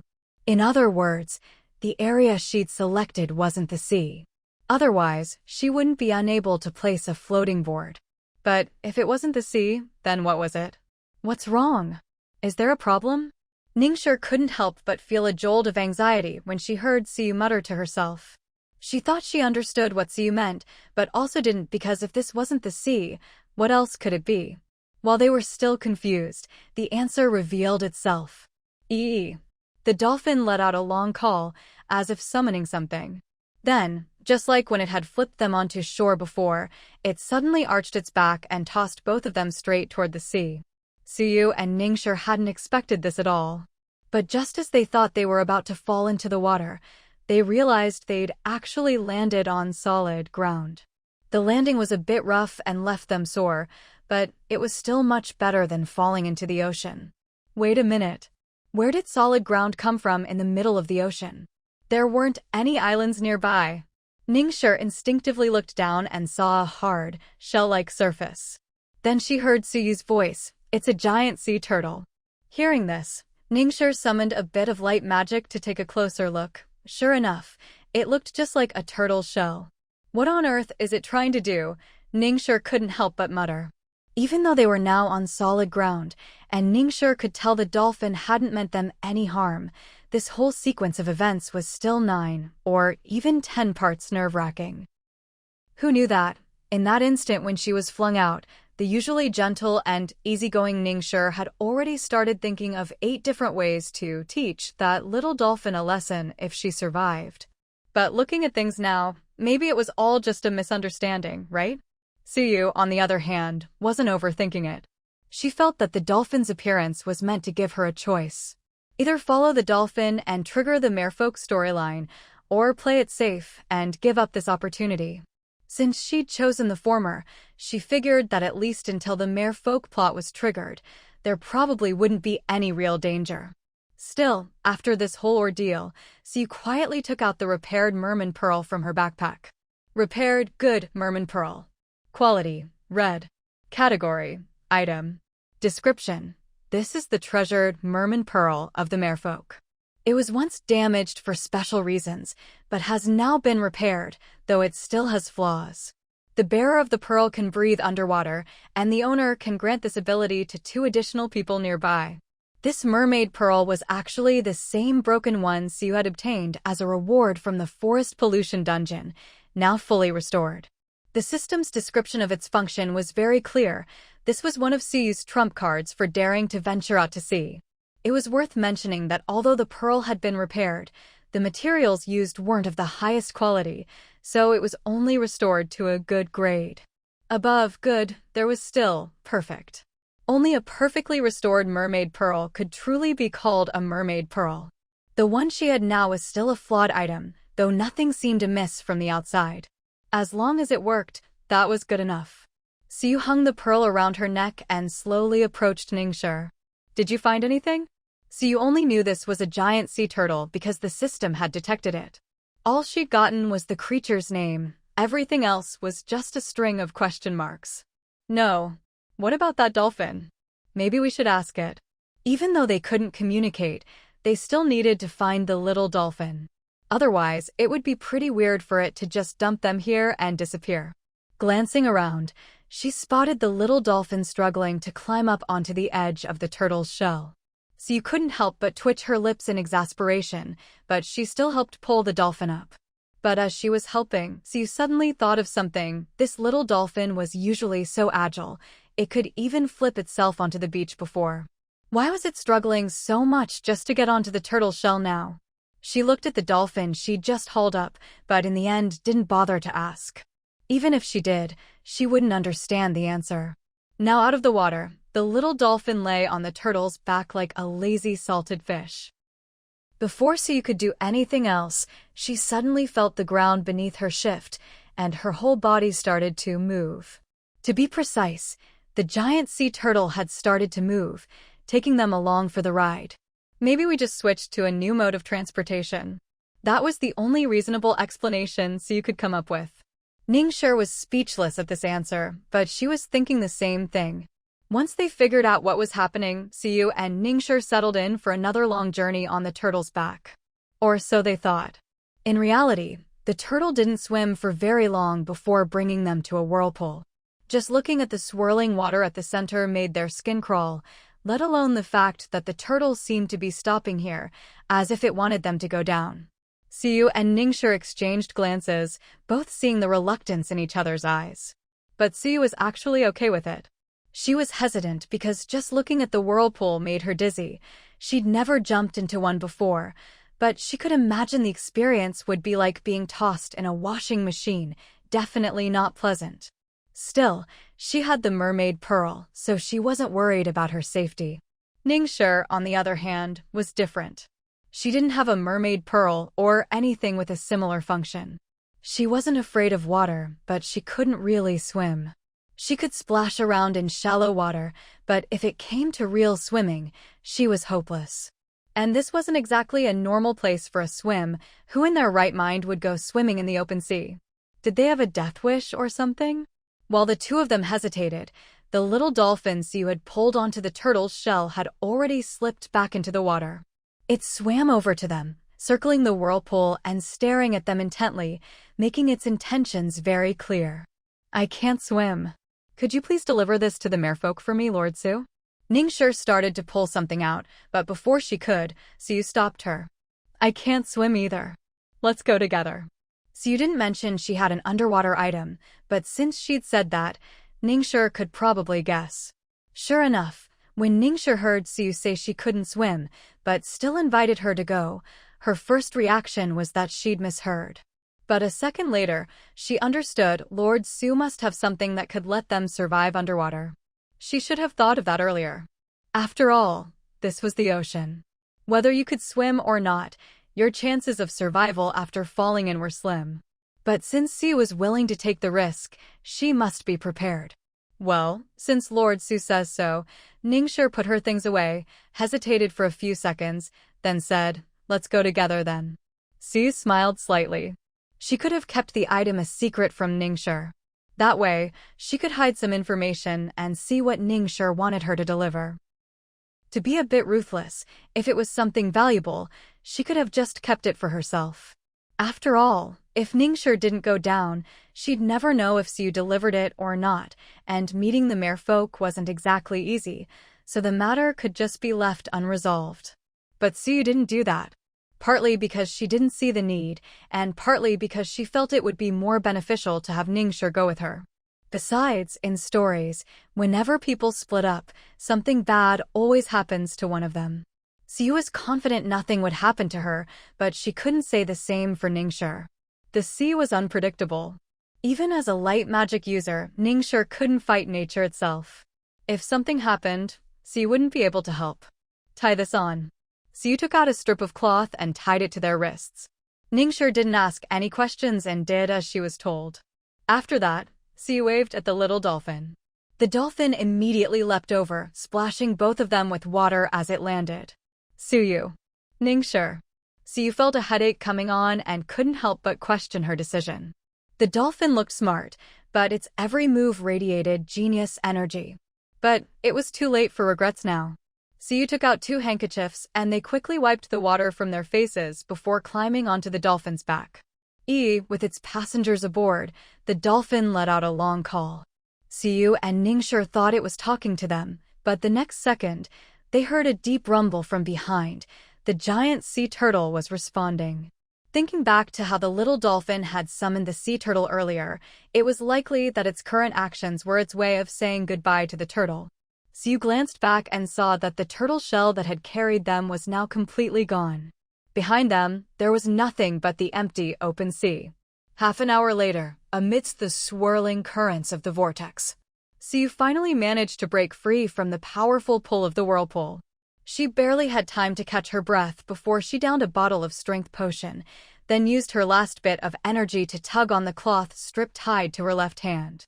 While she was pulling on her end, Ningshi was also struggling to escape the vortex's grip. After 3 or 4 minutes of effort, the two finally managed to meet up. "Are you okay? Do you still have any stamina potions left?" Siyu asked, taking out an underwater flashlight and handing one to Ningshi, all the while checking on her condition. Ningshi took the flashlight and immediately gulped down a potion. "I haven't used any yet. If I run out, I'll just ask you for more, Lord Su." She didn't feel embarrassed about it. After all, the potions she carried were given to her by Siyu in the first place. But she didn't have a spatial bag and only had so many pockets. She could only carry a limited number of items. Since she hadn't used any of the potions Siyu had given her, her pockets were still stuffed full and couldn't fit anything else. The two of them rested for a while, waiting for the stamina potions to gradually restore their strength. Only then did they pick up their flashlights and begin to survey their surroundings. During the search, Ningshi noticed a faint blue membrane surrounding her. She realized it was this membrane that kept out the seawater, allowing them to exist in an environment almost identical to being on land. She'd been too rushed when diving into the whirlpool earlier to notice if anything had changed around her. Now that she'd finally escaped the dizzying chaos, she discovered the membrane's presence. Though curious, she didn't ask about it. As long as Siyu had said she had underwater tools, that was all she needed to know. Ningshi first scanned the area with her eyes, then switched to probing with light magic, but found nothing. Ningshi said, "I don't see the dolphin. Should we try to get our bearings first?" The little dolphin had been separated from them after they entered the vortex. If Siyu hadn't tied herself and Ningshi together before diving in, the two of them would probably have been split up as well. But now, without the dolphin, they were strangers in this underwater world.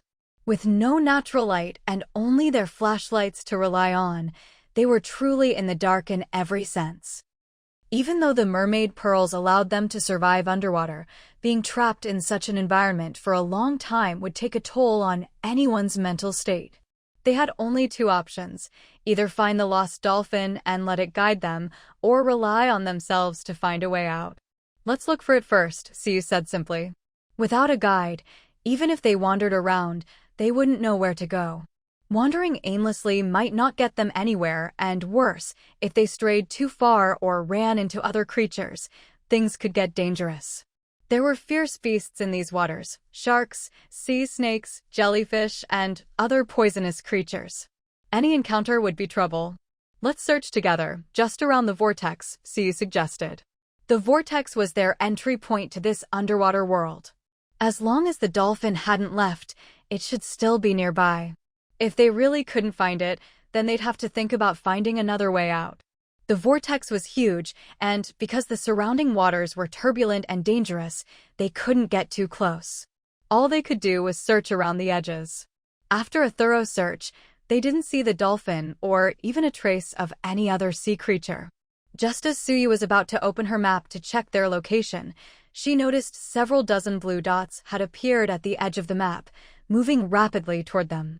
There were many types of markers on the system map: buildings, creatures, environments, and so on. The moving blue dots were clearly creatures. After all, environments and buildings didn't move. The dots came in various colors. The most common were green for allies, red for hostile enemies, and blue for neutral creatures, those that wouldn't attack unless provoked. "Something's coming," Siyu said, leaving the map open as she warned Ningshi. The two of them quickly hid behind a current formed by the vortex. Even though the blue dots represented non-hostile creatures, they decided to play it safe and hide first to observe. With the vortex as cover and their flashlights turned off, they were completely concealed. 3 or 4 minutes later, Siyu saw a faint light approaching from the direction of the blue dots. As the light drew closer, it grew brighter, and they were finally able to make out the newcomers' appearance. They were a group of humanoid creatures. They had arms and legs, but they were definitely not human. Their exposed skin was covered in dense, black-gray scales, like some kind of fish. The scales shifted and flexed as they moved, giving off an eerie, unsettling feeling. Even their faces and necks were covered in scales. Their ears looked like two pieces of thin gauze, but the gauze was ragged, not cut cleanly, but torn by force. Seeing them approach, Ningxia averted her eyes in discomfort, but quickly adapted to the visual shock. Suyu, however, watched them calmly. She recognized these creatures. They were fishmen. Fishmen and merfolk. The names were similar, but the difference between them was like night and day. To put it simply, people thought of merfolk as beautiful ocean spirits, enchanting and alluring, with heavenly voices that could captivate any creature. They were the undisputed rulers of the sea, maintaining order in the ocean. Fishmen, on the other hand, were nothing like that. Not only were they not attractive, their half-human, half-monster appearance inspired fear. Their voices were hoarse and grating, like nails on glass or the screech of old, malfunctioning machinery. Of course, this only applied to a small number of them, since most of the mermen couldn't even speak. There was a rumor that mermen were actually corrupted merfolk, which was why they looked so hideous and had completely lost their unique, heavenly singing voices. In short, there was a conflict between mermen and merfolk, one that was similar to the rivalry between dragons and snakes, but not quite the same. The former would fight on sight, mortal enemies who wouldn't rest until one side was destroyed. As for the latter, when dragons and snakes met, dragons would look down on snakes and snakes would sneer at dragons, a rivalry more like that between ordinary competitors. Siu was clearly on the side of the merfolk, so to her, the mermen were also enemies. What's more, if the mermen discovered the shark pearl and the conch that Luya had given her, the blue neutral marker on the map would probably turn red, marking them as enemies. Especially the shark pearl. Siu had heard another rumor. Supposedly, if a corrupted merman possessed a shark pearl, they could regain their merfolk form. She didn't know if it was true, but the shark pearl was definitely something they desperately wanted. But right now, there was no way Siu could put the shark pearl away in her backpack. After all, she and Ningxia were relying on it to move underwater. If she put it away, they'd be doomed. So, what Siu hoped most was that these mermen wouldn't notice them. Otherwise, Siu was already prepared to make a run for it. Afraid of being discovered, Siu didn't speak or share her thoughts with Ningxia. She just nudged her and signaled with her eyes that these mermen were not friends. Ningxia seemed to understand, so she stayed silent too. The two of them simply watched quietly as the mermen slowly approached, finally stopping about a few dozen meters from the whirlpool. How's the operation going so far? According to the information from over there, he's already gained their trust.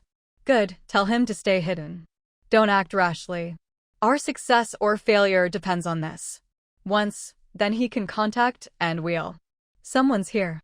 With a shout of alarm, the two mermen who had been talking stopped at the same time and stared straight in Siu and Ningxia's direction, but fortunately, the two of them were well hidden and hadn't been discovered. There's no one. Are you seeing things? This is the entrance to the sea floor. Besides us, only those merfolk know about it, and they're all busy with. How could anyone else come here? No, I'm sure I saw a flash of light over there just now. Hearing this, Ningxia's heart sank. If she guessed right, her own emotions had just triggered her staff, and what the merman saw was the glow from her staff lighting up. It had only lasted a moment, but he'd still caught it. Siu also felt things were getting dicey. She took two stone-like objects from her backpack and stuffed one into Ningxia's hand. Ningxia didn't know what it was, but instinctively gripped it tightly. As they did this, the mermen began to approach their hiding spot step by step. See, I told you, there's no way any other creatures could be here. Damn it, let's go. Those guys are coming. We can't let them find us here or else. Siu and Ningxia didn't catch the rest, but the mermen quickly left at top speed. Normally, the mermen leaving would be a good thing, but since they left because another group of unknown creatures was coming, Siu and Ningxia couldn't relax just yet. The thing I gave you is a return rune. You've heard of teleportation mages, right? This works similarly to teleportation magic and is set to take you to sunset territory. When you need to use it, Just inject your magic into the rune, Siyu quickly explained while the new arrivals hadn't yet appeared. Ningxia nodded, thinking to herself that no wonder Lord Su dared to bring her to such a dangerous place. They had an item that let them move freely underwater, and now one that could teleport them away. With these two things, as long as they didn't go looking for trouble, it would be hard for anything to go wrong. After explaining the teleportation rune, Siyu opened her map. She still saw a dozen or so blue dots representing neutral creatures. And beneath those blue dots, she saw a green dot moving rapidly. Looking at the positions of the dots, Siyu had a feeling the blue dots were probably being led by the green one. But since the green dot meant a friendly creature, Siyu immediately thought of the little dolphin. Still, since they hadn't seen this group yet, Siyu couldn't be sure of her guess, so she didn't mention it to Ningxia. They'd find out soon enough. If things went south, they could just use the rune to escape. With this trump card, both of them felt much more confident. They waited quietly for another 2 or 3 minutes, and finally, the new group of creatures appeared. The first thing they saw was a light blue dolphin, the very one that had brought them here. And behind the dolphin, they saw a dozen or so stunning beings with human upper bodies and fish tails.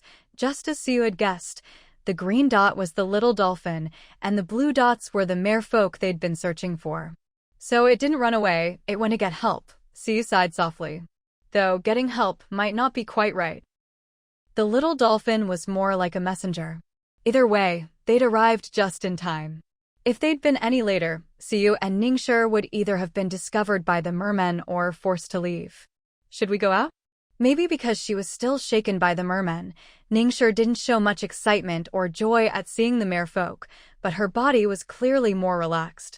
Siyu was about to say there was no need to go out yet, that they could wait and see, but before she could speak, she felt something gently touch her back. She turned and saw a familiar, delicate face. Seeing who it was, Siyu's cold expression melted into a gentle smile. Luya, long time no see.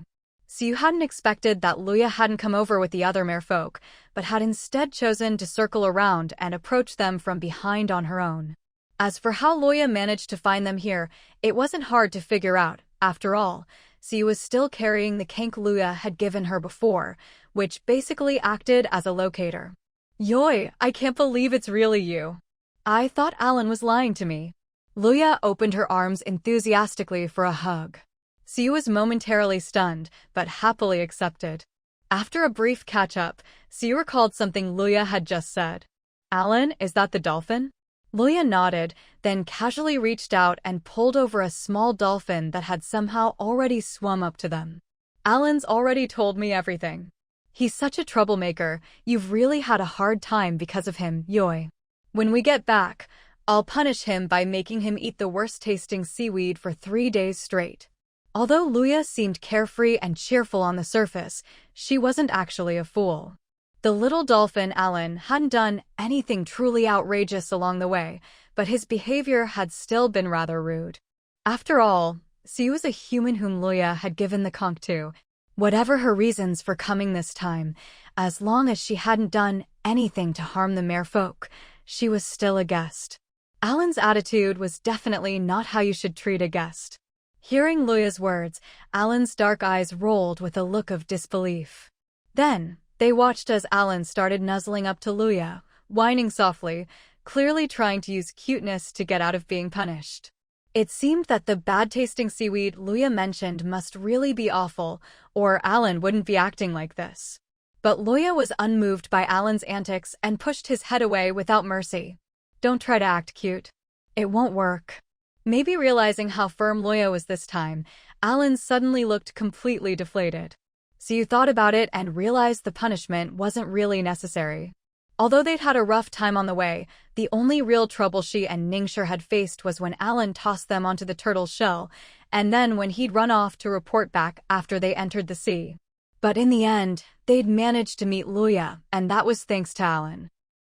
So it all kind of balanced out. How about we just let it go? Alan did bring me to you, after all. What do you think, Ningxia? Siyu turned to the person beside her. Ningxia hadn't expected to be asked, but she had no objections. After all, Siyu had brought her along to help her out, so she'd naturally follow Siyu's lead, and honestly, she felt the same way. The dolphin had been a bit annoying, but not enough to deserve punishment. Ningxue said, "He's actually pretty nice." Besides balancing out the good and bad, Siyu had another reason for speaking up. She was just a human Luya had met by chance a few months ago, but Alan was different. He was clearly Luya's longtime companion. No matter how you looked at it, punishing your good friend for the sake of a stranger was a bit odd, and it wouldn't help their relationship going forward. Seeing both of them speak up for him, Alan looked deeply moved, his dark eyes shimmering with tears, though that might have just been seawater. Siyu suspected that if she opened the affection meter right now, she'd see Alan's affection +1+1+1 popping up. All right then. Luya had only threatened to punish Alan for Suyu's sake, so if Siyu didn't care, she wasn't going to insist. Just as Siyu guessed, Alan was her companion from childhood. She couldn't really bear to see him suffer, but he had messed up, after all. Fine, not 3 days, but you still have to eat it once when we get back. If I don't teach you a lesson, you'll just keep making the same mistakes. Changing the punishment from 3 days to 1 meal was a huge reduction, and Alan clearly had no objections. Same old problem? Siyu couldn't help but raise an eyebrow. She'd thought she and Ningxue were the only victims, but it turned out they were just two among many. Luya didn't mind exposing Alan's mischief at all, and she rattled off his track record. Alan really was mischievous. His personality was a bit like Vivian's, always up to pranks and tricks. But since there was no one in the sea to play with, and he didn't dare mess around in front of Luya, he often took it out on the other small creatures nearby. At first, those little creatures didn't complain, knowing Alan was Luya's friend and that it was all just harmless fun. But one day, Alan accidentally hurt another sea creature, and when things got out of hand and Luya found out, she got angry and locked Alan up for a month, feeding him nothing but that bad-tasting seaweed the whole time. Bad-tasting seaweed was bad enough, but even delicious food would get sickening if you had to eat it every meal for a month. I can't believe a guy who can't even get onto a turtle shell is such a handful. Siyu clicked her tongue, thinking Luya's threat of punishment was definitely sincere, not just for Suyu's sake. He'd finally broken his bad habits, only to relapse. Of course, he had to be corrected immediately. What's this about not getting onto a turtle shell? Luya looked at Siyu in confusion. Seeing this, Siyu explained how Alan had tossed them onto the turtle shell, but then couldn't get up himself. After hearing the story, Luya's expression grew odd. She glanced at Alan and snorted, "Yoi, you're just too kind." Alan could totally get up there. He's even managed to flip himself onto the beach before. Siyu wasn't sure what her kindness had to do with it, but Luya's words did answer her question. If he could get onto the beach, why not the turtle shell? Alan hadn't expected his carefully hidden secret to be exposed by their casual conversation, and he started swimming circles around them in a panic. Luya didn't even look at him and continued, "The beach is soft, but the turtle shell is hard. Get it, Yoi? Suyu. Ningxue." She'd made it so obvious. Not only did Siyu get it, Ningxue did too. The beach was soft. If you flopped onto it, it didn't hurt. But the turtle shell was hard. Falling on it really hurt. As two people who'd experienced it firsthand, they definitely had something to say about that. "How about we change it to just 3 days of eating it?" Siyu said expressionlessly. "Sure." Luya agreed without hesitation, since she'd just found out that Alan had actually glossed over that part of the story. He hadn't mentioned that he deliberately ditched them, just said he'd left without saying goodbye to come find her, and vaguely implied that Siyu and Ningxue had been wronged during the whirlpool incident. He was really good at downplaying things. Hearing the two of them settle his meals for the next 3 days in just a few sentences, Alan slumped back into his previous dejected state. But this time, no one tried to defend him anymore. After chatting for so long, Luya felt it wasn't right to keep her 2 guests waiting here, so she quickly invited them to follow her. The other merfolk present were actually Luya's guards. Siyu only now realized Luya's true identity. She was the youngest daughter of the current mermaid king, and the most favored one at that. This revelation didn't really surprise Siyu. After all, Luya's innocent and whimsical personality wasn't something a typical mermaid family could nurture. Unlike elves, merfolk had a strict hierarchy. Ordinary merfolk were required to bow before royalty. No ordinary mermaid would bring along so many companions just to greet a friend. Most importantly, only royalty had the authority to bring humans into the merfolk domain. On the way to the merfolk's territory, Luya asked Siyu why she'd come to see her. Siyu couldn't exactly say it was because she knew something was about to happen to the merfolk and wanted to investigate, hopefully to prevent it, so she used Ningxia as an excuse. Siyu said, "This friend of mine is a light magic user. She's been entrusted with something that needs to be delivered to the merfolk." Ningxia knew she was being used as an excuse. After all, Siyu had posted the recruitment notice first, and she'd only joined the mission afterward. But just as she'd agreed with Siyu before, she wouldn't object to most of Suyu's decisions here. That said, she'd originally thought Siyu was seeking out the merfolk simply because she'd met them before and needed a favor this time. She hadn't expected Siyu's relationship with the merfolk to be this close. No, more accurately, her relationship with this mermaid princess was unexpectedly good. "Oh, I see.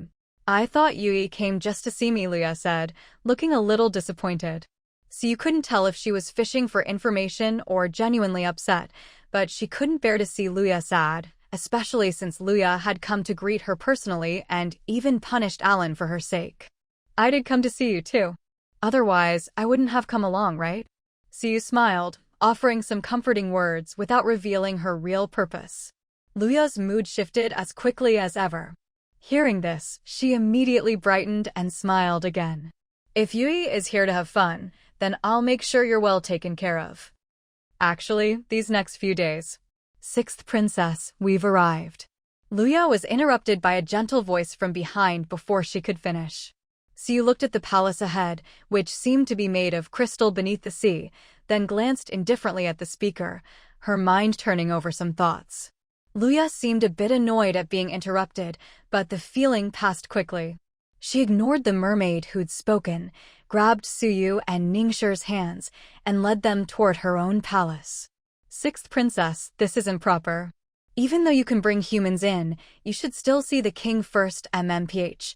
The mermaid who'd interrupted tried to speak again, but this time, she was cut off mid-sentence as a sudden force knocked her back.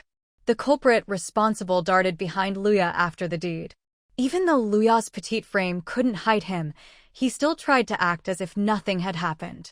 Luya almost laughed at the scene, but knew it wasn't appropriate. She simply tugged Alan behind her and scolded him, not too harshly. "Alan, you're being naughty again. How could you treat another mermaid like that? When we get back, you'll eat a meal of seaweed, and only tomorrow can you have little silverfish." The other merfolk were clearly used to Luya punishing Alan like this.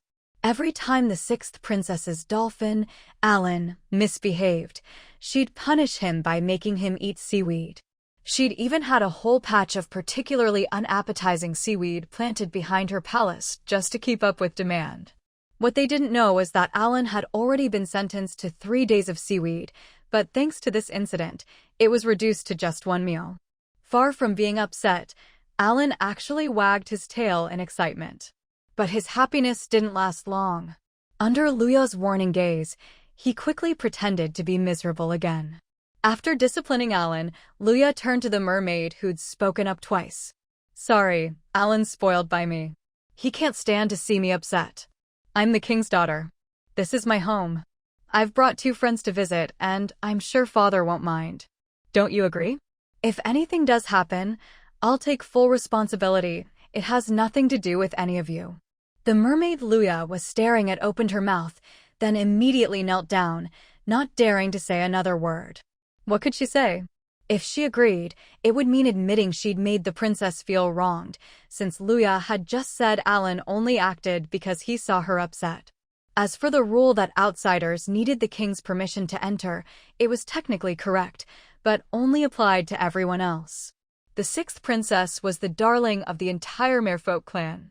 She'd had countless exceptions made for her since childhood. What was one more? Besides, Luya had said she'd take responsibility for anything that happened. In reality, unless she did something truly serious, no one would really punish her. With the princess making her stance so clear, what else could anyone say? Luya stared at the bowed head for a few seconds, then led Siyu and the others away without looking back. Maybe because of what had just happened, the atmosphere along the way was a little tense. Luya, usually the one to keep the conversation going, fell silent. Alan, seeing that Luya was genuinely upset, spun around anxiously. Siyu and Ningxia found the situation a bit odd, but since they didn't know the full story, and as guests in another race's domain, they kept their thoughts to themselves. It wasn't until they arrived at Luya's residence that she finally managed to compose herself. I'm sorry, Yuri. I was a bit too angry just now and ended up neglecting you. Luya looked at Siyu with an apologetic expression. Since she'd already said this, Siyu certainly wouldn't take it to heart. Besides, anyone would be upset in that situation. An ordinary mermaid repeatedly embarrassed a mermaid princess in front of her friends. Anyone would be angry about that. Luya had only made a few sarcastic remarks, which was already quite restrained. If this had happened among the dragons, and someone dared treat a member of the royal family like that, they'd probably be thrown straight into a cell for a few days of reflection. It's fine. I just found it a bit odd. Are all of them your guards, Luya? So you didn't bring up the unpleasant incident on purpose, but her visit wasn't just for fun. She needed to listen, ask questions, and gather as much information as possible. What had just happened was clearly a significant clue. For a mermaid to dare obstruct a mermaid princess, she was either completely clueless or doing it on purpose. Given that Luya had only scolded her verbally and hadn't actually punished her, it was obvious, which it was, the mermaid had done it deliberately, and she knew Luya wouldn't do anything to her. Because she knew, she acted with impunity. Thinking of this, Siyu's gaze darkened slightly. Luya, on the other hand, didn't dwell on it and didn't seem to mind Siyu bringing up that mermaid. Except for Sona, oh, that's the one just now, the rest are my guards. As expected, that mermaid wasn't one of Luya's guards. A proper guard would never meddle in their superior's private affairs. Siyu nodded slightly to show she understood. She actually wanted to ask about this Sona, but since Luya didn't bring it up herself, she let it go. With Luya's personality, if she wanted to talk about it, she would. Let's not talk about that anymore. Yuri, you said this mage has something to pass on to the merfolk. Can you tell me what it is, or who it's for? Maybe I can help. Luya changed the subject rather abruptly. Everyone present noticed, but no one pressed the issue. Ningxia, seeing the conversation had turned to her, took out the item, a fine chain strung with transparent beads. The chain was an odd length, a bit too short for a necklace, a bit too long for a bracelet. If it had some other use, it wasn't immediately obvious. But even without considering its function, just the material itself was intriguing. May I take a look? Luya's expression was strange, as if she wanted to confirm something. Ningxia didn't refuse and handed it straight to Luya. After all, the person had only said to give it to the merfolk, no mention of who, how, or when. If it weren't for the fact that this person had once helped her good friend, Ningxia wouldn't have agreed to such a troublesome favor just to repay them. I don't know where this chain came from. That person only asked me to give it to you, Ningxia said, withdrawing her hand after passing it over, making it clear she had no intention of taking it back. Luya frowned and felt the beads, falling silent for a moment before speaking. Do you know what these beads are? Ningxia shook her head. It's said that when mermaids cry, their tears turn into pearls.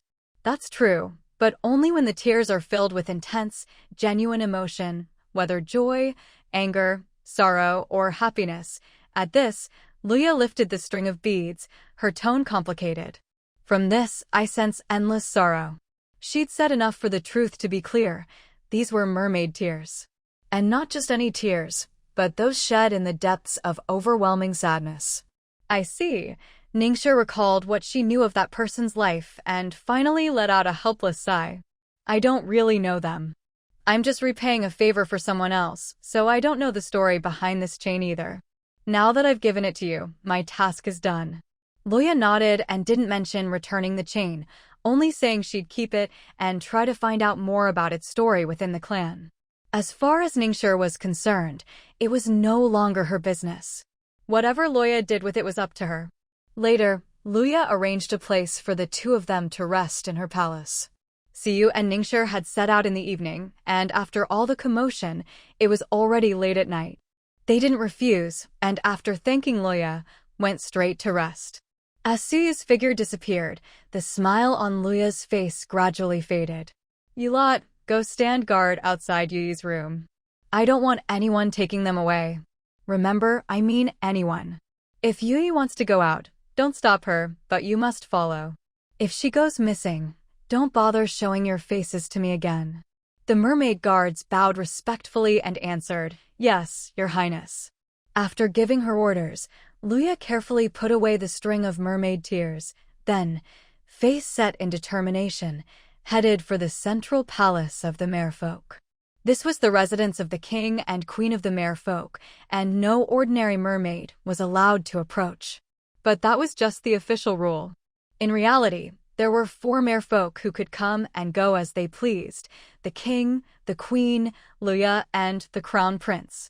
The crown prince was all but officially named heir, so naturally he had free access. As for Luya, she was the king's favorite youngest daughter, doted on by all the princes and princesses. None of the rules really applied to her. So when the palace guards saw the 6th princess approaching with a stormy expression, clearly in a foul mood, not one of them dared stop her. They just looked at each other, then at the floor, then at the sky, acting as if the little princess before them was invisible. Don't play dumb. Tell me where my father is. Luya grabbed a guard at random and demanded. The guard clearly didn't want to answer, but he also didn't want to offend the 6th princess, so he closed his eyes and babbled, Forgive me, Your Highness. The queen went to the side hall a quarter of an hour ago and hasn't come out since. At the mention of the queen, Luya's expression darkened noticeably. If Siyu were here, she would have immediately noticed that the relationship between Luya and the queen was not a good one. However, since she obviously couldn't be present at this moment, she naturally had no way of knowing this information. Although hearing that hated name put Luya in a foul mood, she didn't make things difficult for the merman in front of her. After letting him go, she headed straight for the side hall. Watching the 6th princess storm off, the released merman guard breathed a sigh of relief. He quickly turned to the others nearby and asked, Will the 6th princess be all right like this? Should we go and report to her mage? The others immediately realized this merman guard was new. Otherwise, as old hands, they would never ask such a foolish question. You seem smart, so let me give you some advice. Don't ever say things like that again. From now on, anything related to the 6th princess, just pretend you didn't see it. Matters of the royal family were never to be discussed carelessly, especially not during work hours. But perhaps because the newcomer had been clever enough not to blurt out the queen's location, someone saw potential in him and kindly offered this warning. The newcomer truly was sharp. Though he was still full of questions inside after hearing the answer, he wasn't foolish enough to ask them out loud. He simply thanked them and returned to his post. Meanwhile, Luya had already arrived at the entrance to the side hall. Hearing the laughter and deep voices from within, her expression grew darker and darker. But then, as if something occurred to her, her face suddenly returned to normal. She leaned in and quietly instructed the merman beside her. Call all the elders here, except for the 2nd elder. The merman hesitated, but ultimately, under the pressure of Luya's gaze, he had no choice but to carry out this obviously serious order. Once the merman left, Luya didn't go inside. She simply stood at the door, making the guards outside nervous and on edge, terrified that this little troublemaker was about to cause a scene.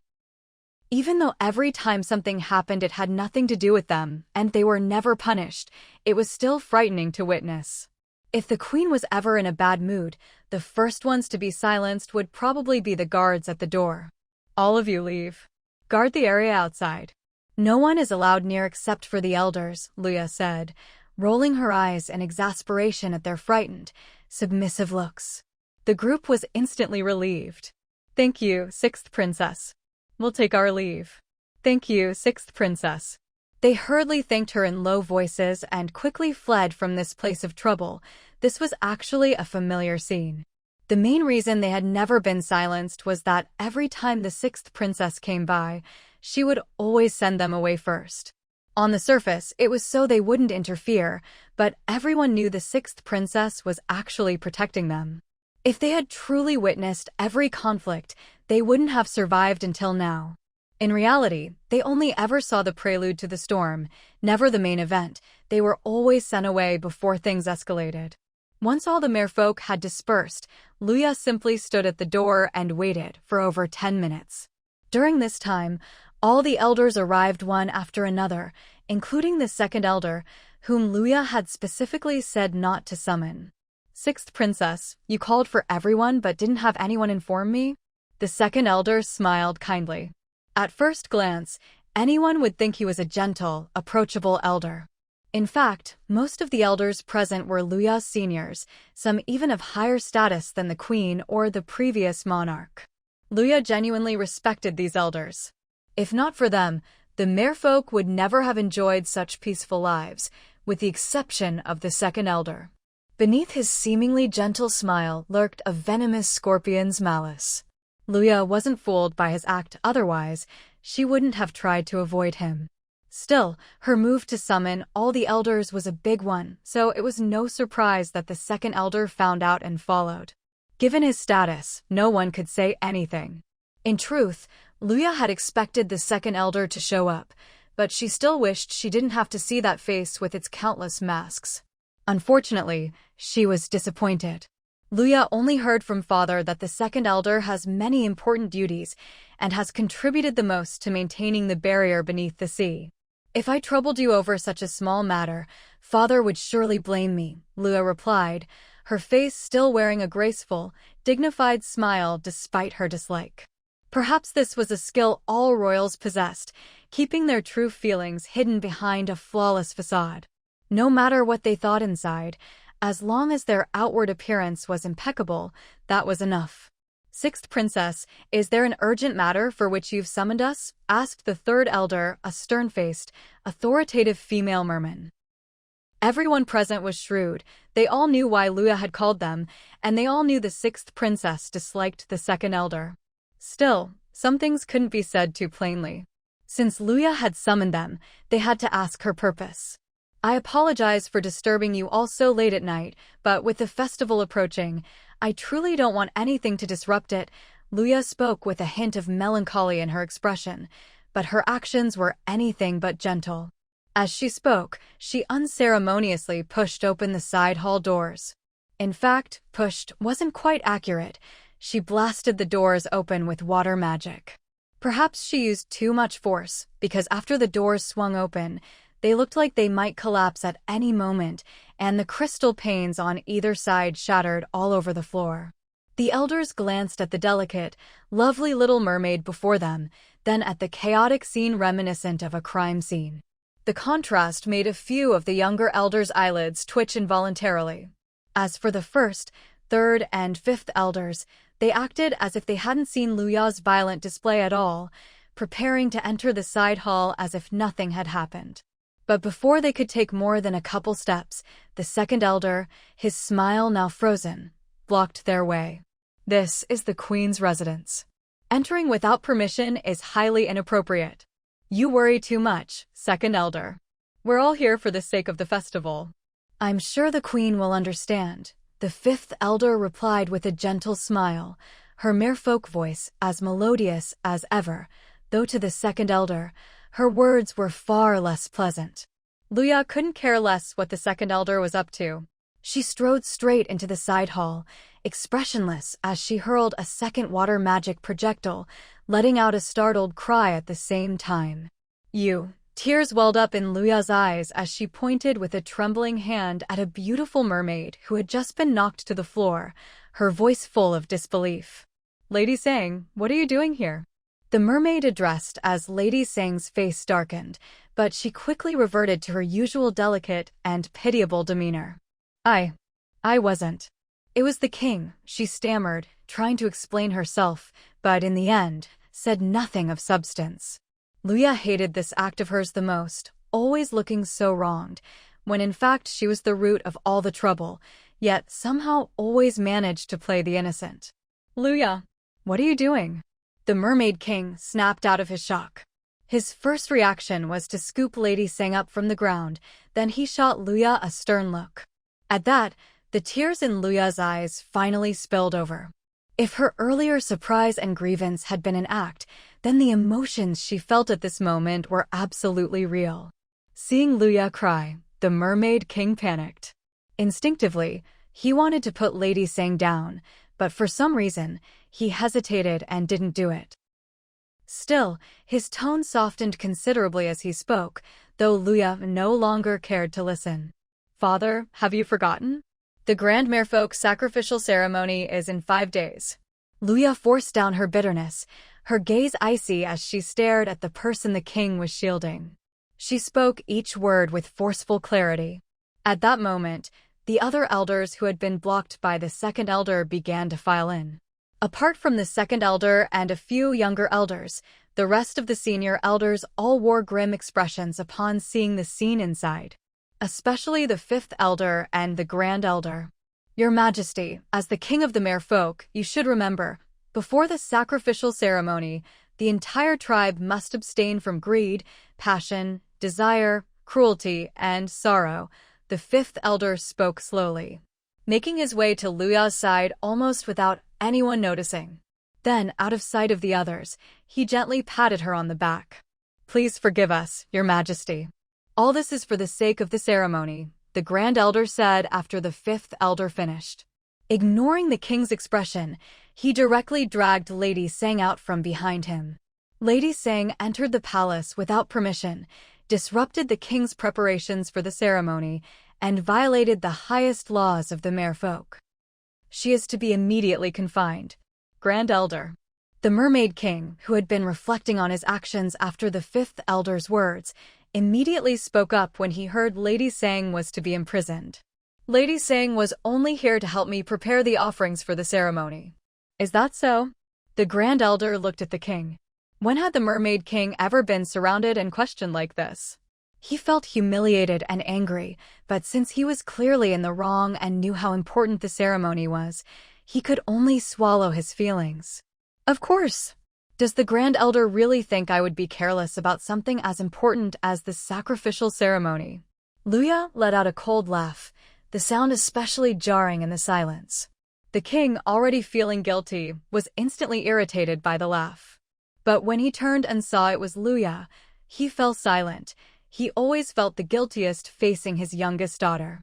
"Since that's the case, we'll take our leave." With that, the Grand Elder left, taking Lady Sang with him. The king's attention was all on Luya and didn't even notice.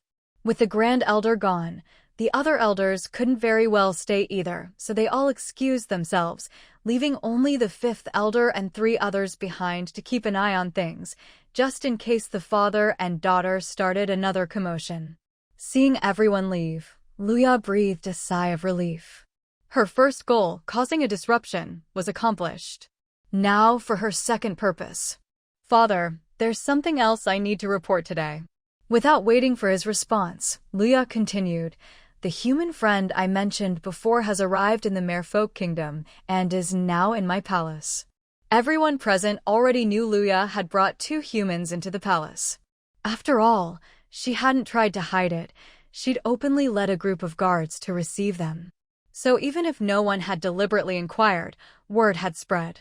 The king, though already aware, was pleased that Luya was willing to tell him herself. "If my little Luya feels a connection with this human, then so be it. There's no need to report everything to your father." The king had already reverted to his usual doting self, his tone full of affection. His attitude was a complete reversal from before, but everyone was used to it. The king's favoritism toward his 6th princess was well known. If anyone else had done something so outrageous, they'd have been beaten 100 times over by now. Even the crown prince would have gotten a scolding. Luya rolled her eyes inwardly, unmoved by the king's sudden change in attitude. She hadn't come here just to report this to him. "I know you love me, father, but there are always others who try to come between us. Otherwise, I wouldn't have come here tonight." At this, Luya began to sob, acting just like Alan when she was being spoiled. It had to be said, Alan's personality was probably thanks in no small part to Luya's influence. Even the fifth elder, who doted on Luya almost as if she were his own daughter, couldn't help twitching his lips at the sight. He quickly turned away so the others wouldn't see his reaction. Most people present knew Luya was faking, but a few didn't, and the king was one of them. But Luya's performance was for the king alone. Whether others believed her didn't matter, as long as he did. Seeing his beloved youngest daughter crying so pitifully, the king panicked and hurried to comfort her. Luya timed it perfectly, and once she felt it was enough, she dropped the act. "Luya, tell me, who's trying to come between us? I won't let them get away with it." As he spoke, the king's anger shifted from Luya's actions to whoever was sowing discord between them. At the same time, an inexplicable feeling called relief welled up in the heart of the Mermaid King. He was relieved that Luya hadn't caused trouble tonight because she disliked him as her father, but rather because she'd been influenced by others. This was, in a way, a form of self-deception. In his heart, he believed Luya was good, so even when she did something that made him furious, as long as she offered an excuse, he'd latch onto it and shift the blame elsewhere. Luya didn't care what he was thinking. She'd been waiting for this very moment. It was Sona. Luya didn't hesitate to recount everything that had happened tonight. She didn't exaggerate or embellish, simply telling the truth about how Sona had repeatedly embarrassed her today. She also explained that the reason she'd come over tonight was because of what Sona had said. She felt it was inappropriate to bring humans into the palace without permission, so she'd come to report it. But when she reached the door and heard Lady Sang's voice, she remembered the sacrificial ceremony and, fearing something might go wrong, called for the elder. On the surface, Luya's explanation sounded logical, but it didn't hold up under scrutiny. Just the fact that she'd called for the elder was odd. She could have simply entered and driven Lady Sang out herself. But the Mermaid King didn't think that deeply. He just felt guilty for having misunderstood Luya, for thinking she'd come tonight just to make trouble for him. "Don't be afraid, little Luya. Father knows everything now. I promise you, I'll give you an explanation for this." As soon as the Mermaid King finished speaking, he felt a dull ache begin to throb in his head. Luya could tell at a glance that he was still hung up on Lady Sang and Sona's relationship, so she started crying even harder. Luya doesn't care about Lady Sang. As long as father likes her, that's enough. But Sona is different. She's not your child, father. Letting her stay in the palace for so long is against the rules, and yet she dares to lecture me about palace rules. Lady Sang loves you so much, father. I'm sure she can understand your difficulties. As Luya spoke, the Mermaid King's resolve began to waver. Seeing that he still couldn't make up his mind, Luya decided to add fuel to the fire. "Actually, there's something I've never told you, father. I was afraid it would affect your relationship with Lady Sang." Luya's hesitant tone successfully caught the Mermaid King's attention. "Go ahead, little Luya. Tell me." "When you first assigned Sona to me, I treated her like a real sister. But one time, I saw her sneaking out of the palace to meet her biological father. Only the first half of Luya's statement was a lie. Like a real sister? Not a chance. Her mother only had a few children, and Sona wasn't one of them. But the second half was true, and she even had proof. Luya would never risk her reputation with something so easily disproven." "Is that true?" The Mermaid King's face darkened instantly. Luya nodded. "If you don't believe me, father, I still have the recording stone. I can have someone bring it over right now." The recording stone was basically the equivalent of a voice recorder.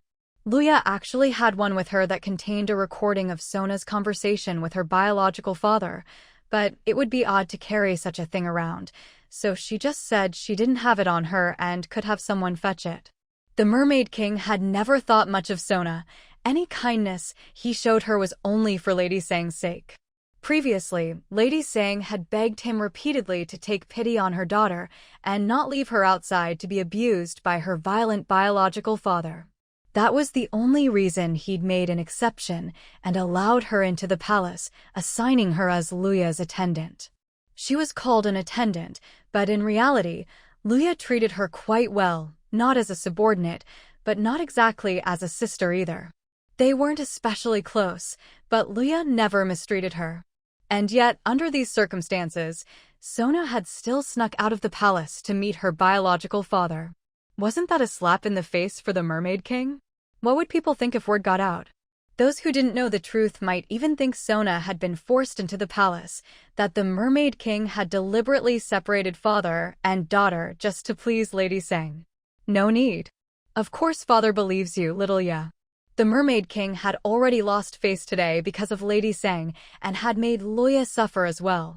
Now that Luya had told him this, he naturally believed her, and his anger towards Sona's actions was redirected at Lady Sang. Go back and have someone send Sona away. If she likes her biological father so much, then let her return to him, the Mermaid King said coldly, a hint of his former authority returning to his voice. Luya stared at him for a few seconds, then blinked away her tears and said softly, "Thank you, father. I'll take my leave now. Sorry to have disturbed your rest tonight. I'll bring you a surprise another day." The Mermaid King nodded, gently telling her not to be upset, to get some rest, and that she could come to him with any problems. Then he let her go. As Luya left the side hall, she immediately spotted the fifth elder waiting for her by a pillar. "Fifth elder, why aren't you resting yet?" Luya was clearly surprised to see him, but quickly snuggled up to him affectionately. She seemed even closer to him than she was to the Mermaid King. "How could I leave while little Luya was still inside?" The fifth elder stroked her hair gently and said in a warm voice, "Don't do this kind of thing again. The queen wouldn't want you to." The queen the fifth elder referred to was clearly Luya's birth mother, the previous queen in the eyes of the outside world. Lady Sang had come after the queen's death. For some reason, the Mermaid King was deeply infatuated with her, but everyone assumed it was because Lady Sang looked so much like the former queen. Luya and her siblings didn't actually dislike Lady Sang that much. The problem was that her behavior was always odd, but the Mermaid King turned a blind eye and even made her the new queen. However, although Lady Sang's official title was queen, she wasn't allowed free access to the queen's main palace and didn't possess the rights of a true queen. All she had was the title, hardly anyone even called her queen. This was evident from the fact that Luya and the elders all referred to her as Lady Sang rather than queen. It made sense for Luya to call her that. After all, she wasn't her birth mother, and the Mermaid King never forced his children to change how they addressed her. But for the Grand Elder and the other elders to do the same was quite telling. But none of that really mattered anymore. It was all in the past. "I heard you brought 2 humans back. One of them is the person you gave the conch to before, right?" The fifth elder, seeing that she didn't want to talk about the queen, didn't push the subject. After all, with all of them watching over things, nothing would happen to Luya. She recalled the news she'd heard that evening, feeling both worried and relieved. She worried because humans could be cunning. She feared Luya's sincerity would be taken advantage of. But she was also relieved that Luya had finally taken a step forward, instead of confining herself in this palace, which looked grand but was really just a gilded cage. When the third elder mentioned Suyu, Luya beamed. "I know you're afraid I'll be deceived, but I trust my own judgment. Yuri is truly a wonderful, wonderful human." Since Luya was so confident, the third elder didn't voice any doubts. Instead, she smiled at her with trust. "If you trust her that much, then cherish your time together. She's your first non-merfolk friend, so treasure her." The third elder didn't try to discourage her, but instead earnestly talked to her about how to get along with friends. Luya was the darling of the merfolk tribe. She certainly didn't lack friends among her own kind. But as for friends from other races, she'd never had any, until now. "Don't worry, I'll definitely treasure her." Luya smiled softly, then as if suddenly remembering something, quickly changed the topic. "By the way, do you know if any merfolk have left our tribe in recent years?" Luya explained the story behind the string of mermaid tears Ningxia had given her, then waited for the third elder's answer. After hearing her out, the third elder frowned deeply, unable to give a definite answer right away. To be honest, Quite a few merfolk have left the tribe in recent years, but they all returned quickly, and they came back of their own accord. Since Luya said the emotion in those mermaid tears was sadness, it meant that mermaid probably left someone they didn't want to part with. If that's the case, it's unlikely the mermaid would have returned voluntarily. Among the merfolk, only if someone is gone for a long time do they try to send messages to recall them. If there's still no response and no reason given, then they send people to investigate. If it turns out a mermaid has developed feelings for someone of another race, and there are no children, they try to persuade her to return. If persuasion fails, they bring her back by force. But if there are already children, just as Suyu had learned before, the child cannot be kept, and the mermaid will also be punished. I see, Luya had guessed that finding the owner of those mermaid tears wouldn't be easy, but she hadn't expected there to be absolutely no clues. Seeing how much she cared, the third elder offered to help investigate. If you really want to know the story behind this, I'll look into it for you. If it's true, then someone in the tribe must be helping to cover it up. The third elder wanted to help not just because Luya was curious, but also because she realized that the owner of those mermaid tears was, in fact, untraceable. Mermaid tears carry extraordinary meaning. They're essentially tokens of love. Only, tokens of love are never tears of sorrow, but tears of joy. But this case was different. Still, the meaning was the same, as long as it's mermaid tears, unless given to a relative or close friend. Giving them away is as good as a confession of love. Just as the third elder said, if someone is helping another mermaid cover up her departure, then this isn't just about mermaid tears anymore. It's about the safety of the entire tribe. After all, the comings and goings of the merfolk are strictly monitored. Even Luya's outings had to be recorded, though not as strictly as for ordinary merfolk. Luya didn't really understand the tribe's entry and exit protocols, so she hadn't realized how serious this was.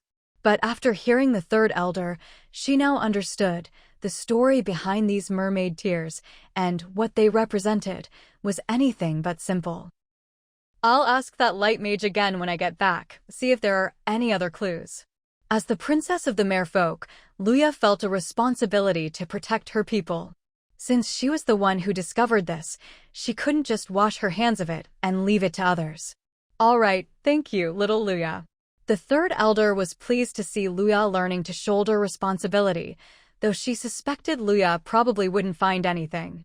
Because, in the third elder's opinion, not only would the light mage not know, even the person who received the mermaid tears probably didn't know what they were.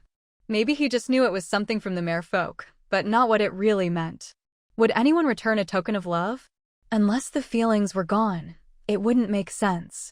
And even if there were no feelings left, if he knew it was mermaid tears, there'd be no reason to give it back.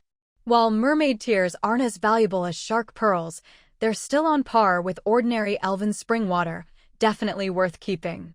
The third elder thought of many things, but didn't share them with Luya. In her view, it was good for Luya to have something else to focus on, so she wouldn't keep doing dangerous things like she had tonight. The next morning, as soon as Suyu and Ningxue woke up, they were treated with great care by merfolk attendants under Luya's special instructions. Everything they needed, food, clothing, daily necessities, was provided. Although Suyu had brought plenty of food herself, since they were being offered local fare, the two of them sampled some rare undersea delicacies not often found on land. Merfolk mostly eat raw food, cleaned and prepared, like sashimi, but considering human dietary habits, Luya had already ordered that cooked dishes be prepared for them as well. Where's Luya? After breakfast, Suyu wanted to talk to her. She needed to learn more about the recent situation among the merfolk. The conversation Luya had been interrupted from finishing yesterday still weighed on Suyu's mind. And before Luya arrived, she and Ningxue had seen those fishmen. Even though she'd only overheard part of their conversation, it wasn't hard to guess they were up to no good, and their target was clearly the merfolk. She had to warn Luya. Are you looking for Her Highness? I'm sorry, but she left the palace about 2 hours ago. She asked us to let you know she'll be back in about an hour. If you need anything, please just tell us. Suyu nodded to show she understood, then after thinking for a few seconds, asked, May I go out for a walk? The mermaid in front of her hesitated for a moment, then gave a slight nod. If you wish to tour the royal palace, it's certainly possible, but you must be accompanied by Her Highness. The only place I can take you is Her Highness's own palace.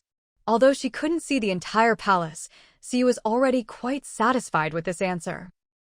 After all, she'd been prepared to be grounded and hadn't expected to be allowed out at all.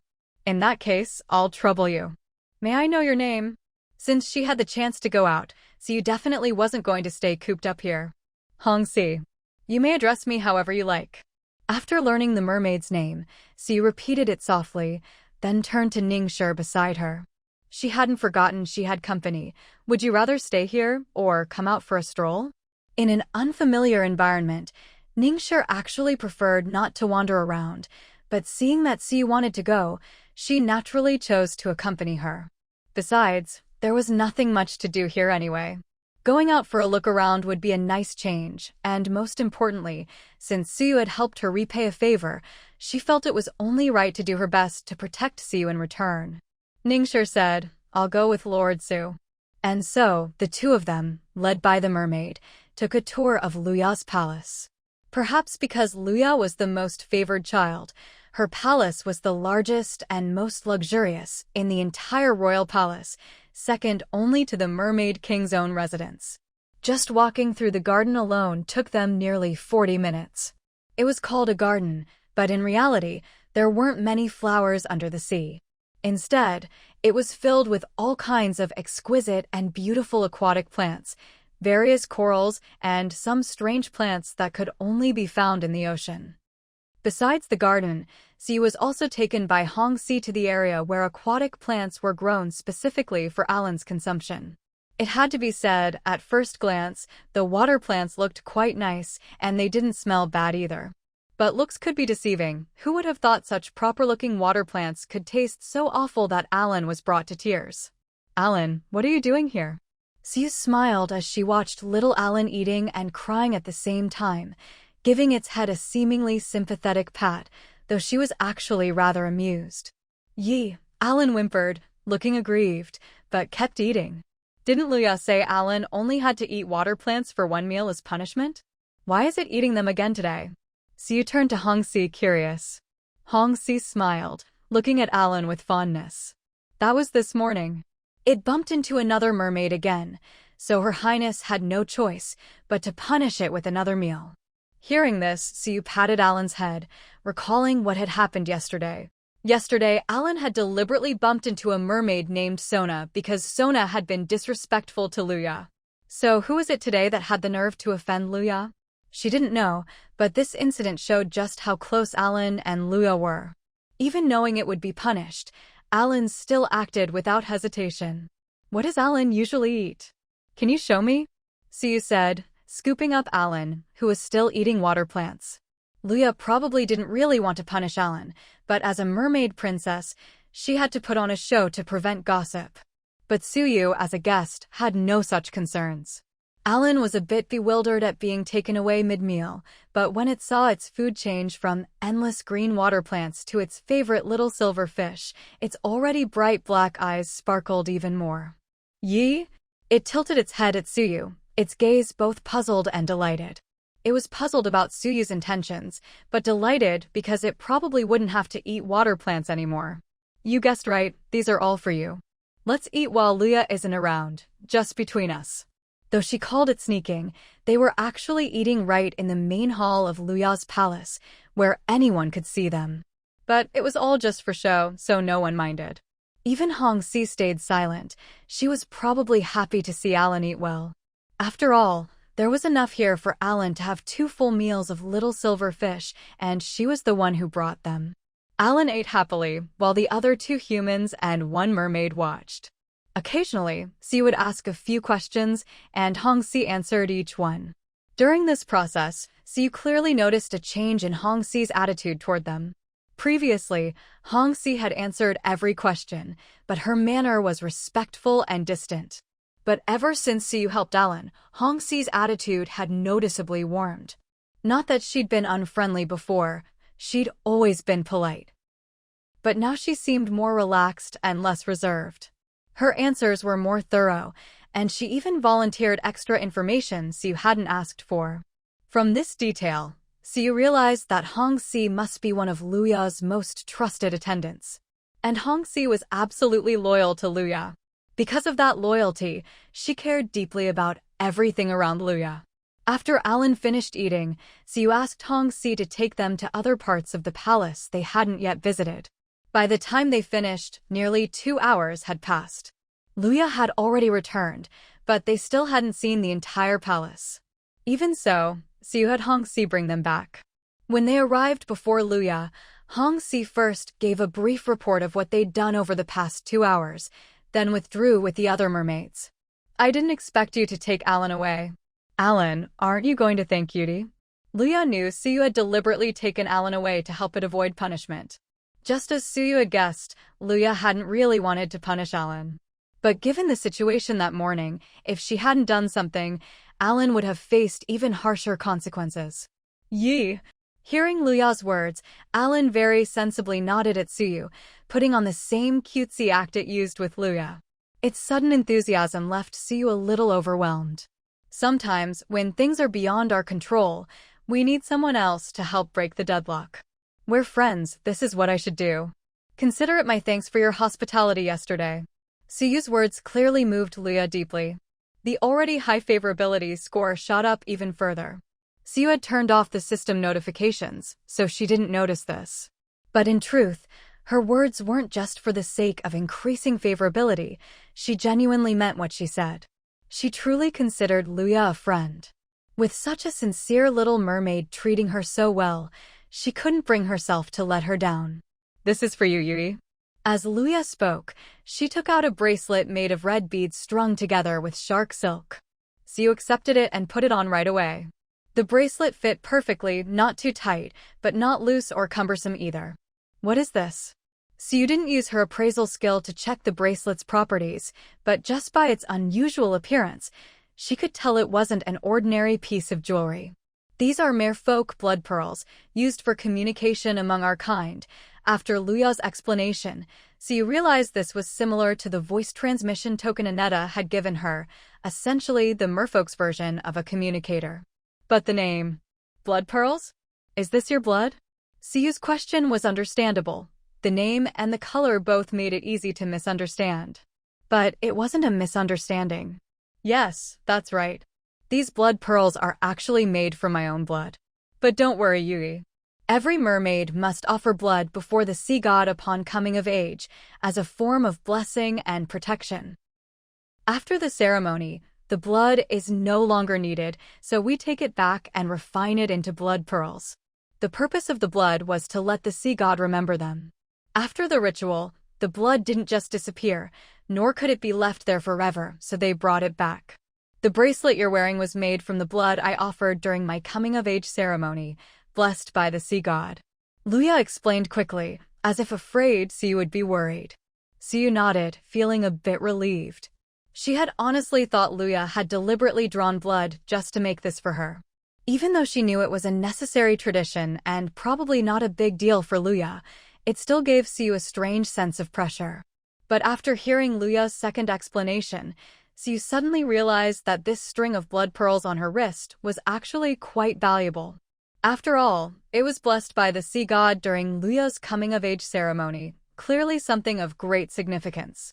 Siyu didn't have any particularly good gift to give in return, but considering the merfolk might be facing hidden dangers and secrets, the best thing she could do now was to help them resolve these crises. Not just for herself, but also for Luya. After the topic of the blood pearls passed, Siyu suggested having a private conversation with Luya somewhere quiet and secluded. Luya was a little puzzled, but still led her to her own bedroom and even raised a barrier to block out the outside world. Before I say anything, Luya, promise me you won't share what I'm about to tell you with anyone else. Suyu's expression was very serious, startling Luya, who had thought this would just be a private chat. Yuri, you can trust me. Luya felt a vague sense of unease, suspecting that what Siyu wanted to say wasn't a personal matter, but something concerning the merfolk as a whole. After Ningshi and I entered the sea, we were looking for Alan to guide us to you, but we couldn't find him. Since we weren't familiar with the underwater paths, we waited near the whirlpool entrance for quite a while. In fact, before you arrived, we encountered another group of creatures. If I'm not mistaken, they were fishmen. At this point, Luya's expression changed completely. At the mention of fishmen, her face turned grim, all traces of her usual smile gone. Yuri, are you sure they were fishmen? Luya's voice trembled with anger and a hint of fear. I can't be completely sure, since I've never seen fishmen before, but they looked exactly like the descriptions in the books. In truth, Siyu was certain they were fishmen. She had seen them before and even used her skills to check. She just couldn't say so directly, but she described their appearance in detail to Luya. That's right. Luya's anger was now mixed with sorrow. They were fishmen. What are they doing here? Luya's reaction struck Siyu as odd. It was normal for merfolk and fishmen to be enemies, so anger was expected. But where did the sudden sadness come from? She was curious, but now wasn't the time to dig deeper. Besides the fishmen, the main thing Siyu wanted to discuss was something she'd overheard during the fishmen's conversation. I overheard a bit of their conversation. It sounded like they were about to take some action, and Siyu paused, then looked Luya in the eye and whispered, I suspect there's a traitor among the merfolk. Luya opened her mouth, at a loss for words. First the fishmen, now news of a traitor, both were serious matters, and the shock was not small. Seeing that Luya was listening intently despite her surprise, Siyu continued, sharing her own deductions based on what she'd heard. This traitor has probably been planted for quite some time. The fishmen said this person has already gained your trust, and that while you're all busy with other matters, they'll work together with the traitor from within to harm the merfolk. So you knew very little about merfolk affairs. She didn't even know what they were busy with lately, so this was all she could offer. In 4 days, it will be the merfolk's grand sacrificial ceremony. Luya had regained her composure and began to explain. The grand sacrificial ceremony is held once every 10 years. It's a ritual to honor the sea god and seek blessings, to ensure the merfolk are protected from harm for the next decade, and that the surrounding seas remain peaceful and free from threats by outsiders. To sum it up in one sentence, the sacrificial ceremony is of utmost importance to the merfolk, and they devote a huge amount of manpower and resources to preparing for it with all their heart. Because so many people are involved, even though they strengthen security, there are inevitably more areas left unguarded. So, they must be planning to make their move during the ceremony, Siyu concluded directly. This was actually a very obvious deduction, one that didn't even require much thought. If possible, I'd like to meet the merfolk king and inform him of this. In Siyu's view, telling Luya was partly because she was the first mermaid Siyu had met among the merfolk, and so far, the only one she felt she could trust. Besides, Luya was the merfolk king's daughter, and Siyu needed her to introduce her to the king. So, she had to tell Luya about this matter. But in reality, Luya wasn't the one who could truly solve this problem. No matter how favored she was still just a princess, without the real power to influence the direction of the entire merfolk tribe. The only ones with that power were the merfolk king, or, at the very least, the merfolk elders. But in terms of priority, the king was definitely the first choice. However, when Siyu brought up telling the merfolk king, Luya strongly objected. No, you can't tell my father about this. Luya shook her head, looking at Siyu with utter seriousness. You have to trust me, Yui. Telling my father won't help. He's no longer the wise and heroic merfolk king he once was. Siyu. Luya's words left Suyu's mind completely blank. But Luya was the merfolk princess. She definitely wanted the best for her people. Of course, that's not to say the merfolk king didn't, but compared to him, Siyu was more inclined to trust Luya's judgment. If she thought this couldn't be told to the king, there had to be a reason. Can you tell me why? Luya, you must know that only by telling your father can we have more room to maneuver. He's the one best positioned to make all the necessary arrangements. Siyu pressed, her gaze fixed on Luya, who gave a bitter smile. My father, ever since my mother passed away, he's changed. Now he's just a muddle-headed man easily manipulated by those with ulterior motives. After saying this, Luya took a deep breath and began to recount the story. It was a long story, going back over a year, and frankly, it was melodramatic and cliché. The merfolk king and the former queen were a loving couple. Luya and her siblings all shared the same parents, so their relationships were naturally close. But over a decade ago, while the king was out patrolling the seas, the fish people suddenly attacked the merfolk. The merfolk didn't suffer heavy losses, but the price was that the queen had to unleash all her power. Afterwards, the queen's body was left weak from overexertion, and she eventually lost her vitality and died. The king fell into a long period of depression because of this. Then, about a year ago, the king returned from a trip with a female mermaid named Sangrua. Everyone who saw her was struck by how much she resembled the late queen, so no one was surprised when the king transferred his affections to her. Even Luya and the other princes and princesses accepted Sangrua's presence. This Sangrua became known as Lady Sang. Within less than a month of arriving at the palace, Lady Sang caused quite a stir. First, she accidentally entered the late queen's forbidden quarters. Then, she accused the second prince of inappropriate behavior towards her. Of course, it was later proven to be a misunderstanding, but the second prince still left the merfolk tribe, only returning a week ago for the sacrificial ceremony. And that wasn't even the most outrageous part. The most unbelievable thing was that Lady Sang actually asked the king for permission to bring her child from a previous marriage into the palace. It was only then that everyone learned Lady Sang had already been married before. It's not that divorce is forbidden among the merfolk, their views on love are very free. Relationships are private matters, and as long as both parties are willing, not even the king can interfere. But usually, merfolk marriages are blessed by the sea god, and it's extremely rare for couples to fall out. Over 99% of merfolk, once they've chosen a partner, are soulmates for life. Only in cases like the late queen's passing would someone find another partner, and even that was rare. But Lady Sang was different. Her ex-husband was still alive. Lady Sang claimed her previous husband was violent and often abused her and her daughter.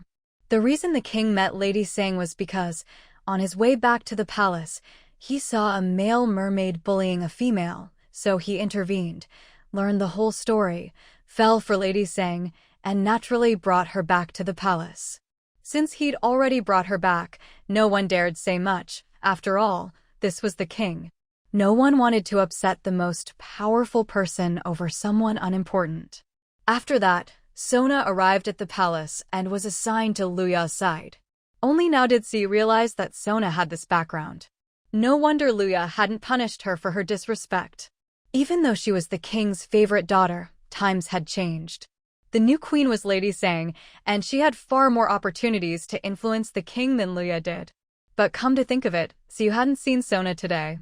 Now that she knew all this, Siu didn't hold back and asked directly. "Oh, her? I sent her out of the palace this morning. Not a bad result for the fuss I made last night." Normally, this would be something to celebrate, finally getting rid of someone she disliked. But after hearing Siu's bad news today, Luya's good mood from yesterday only lasted half a day. Siu didn't know exactly what happened, but judging by Luya's demeanor, it was clear she hadn't suffered any losses. But thinking about how Sona left in the morning and Alan was punished that same morning, Siu could guess it was probably related to Alan. Looks like that little dolphin, mischievous as he was truly loyal and obedient. Back to the main point, Luya's expression grew serious. That's basically the story. Ever since Lady Sang arrived, my father's spirits have improved compared to after my mother's passing, but his willpower has grown weaker. To put it nicely, his willpower is weak. To put it bluntly, he's become addicted to women. Fortunately, he hadn't become so obsessed that he couldn't pull himself out. He was just not as wise as he used to be. Otherwise, the merfolk would have been destroyed long ago, and with Luya's unruly personality, there's no way she'd still be as favored as before. "Are you suspecting that Lady Sang is the traitor?" Siu asked. It was perfectly reasonable for Luya to have her doubts. Even Siu found Lady Sang rather suspicious after hearing the whole story. But something still felt off. If Lady Sang really was the traitor, she was being far too conspicuous. She shouldn't have brought Sona into the palace, nor should she have caused a misunderstanding with the second prince. She certainly wouldn't have broken taboos and entered the late queen's palace so soon after arriving at the king's side, nor would she have managed to offend every prince and princess. All her actions screamed that she was up to something, but they also put her right in the spotlight, making her an easy target for suspicion. Yet, precisely because she was so easy to suspect, Siyu felt things weren't that simple. And it wasn't just Siyu who thought so. Even Luya, who now loathed Lady Sang and wished she could throw her out of the palace, didn't really believe she was the traitor the merfolk were talking about. To be honest, even though she's really annoying, I actually don't think it's her. You must have noticed it too, Yuri. She's too high profile, so much so that it's unnatural. She doesn't seem like someone who'd actually do the dirty work.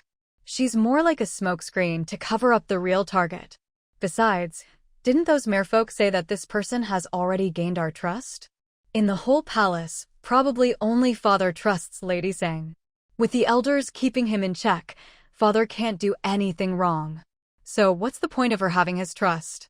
Siyu nodded in agreement.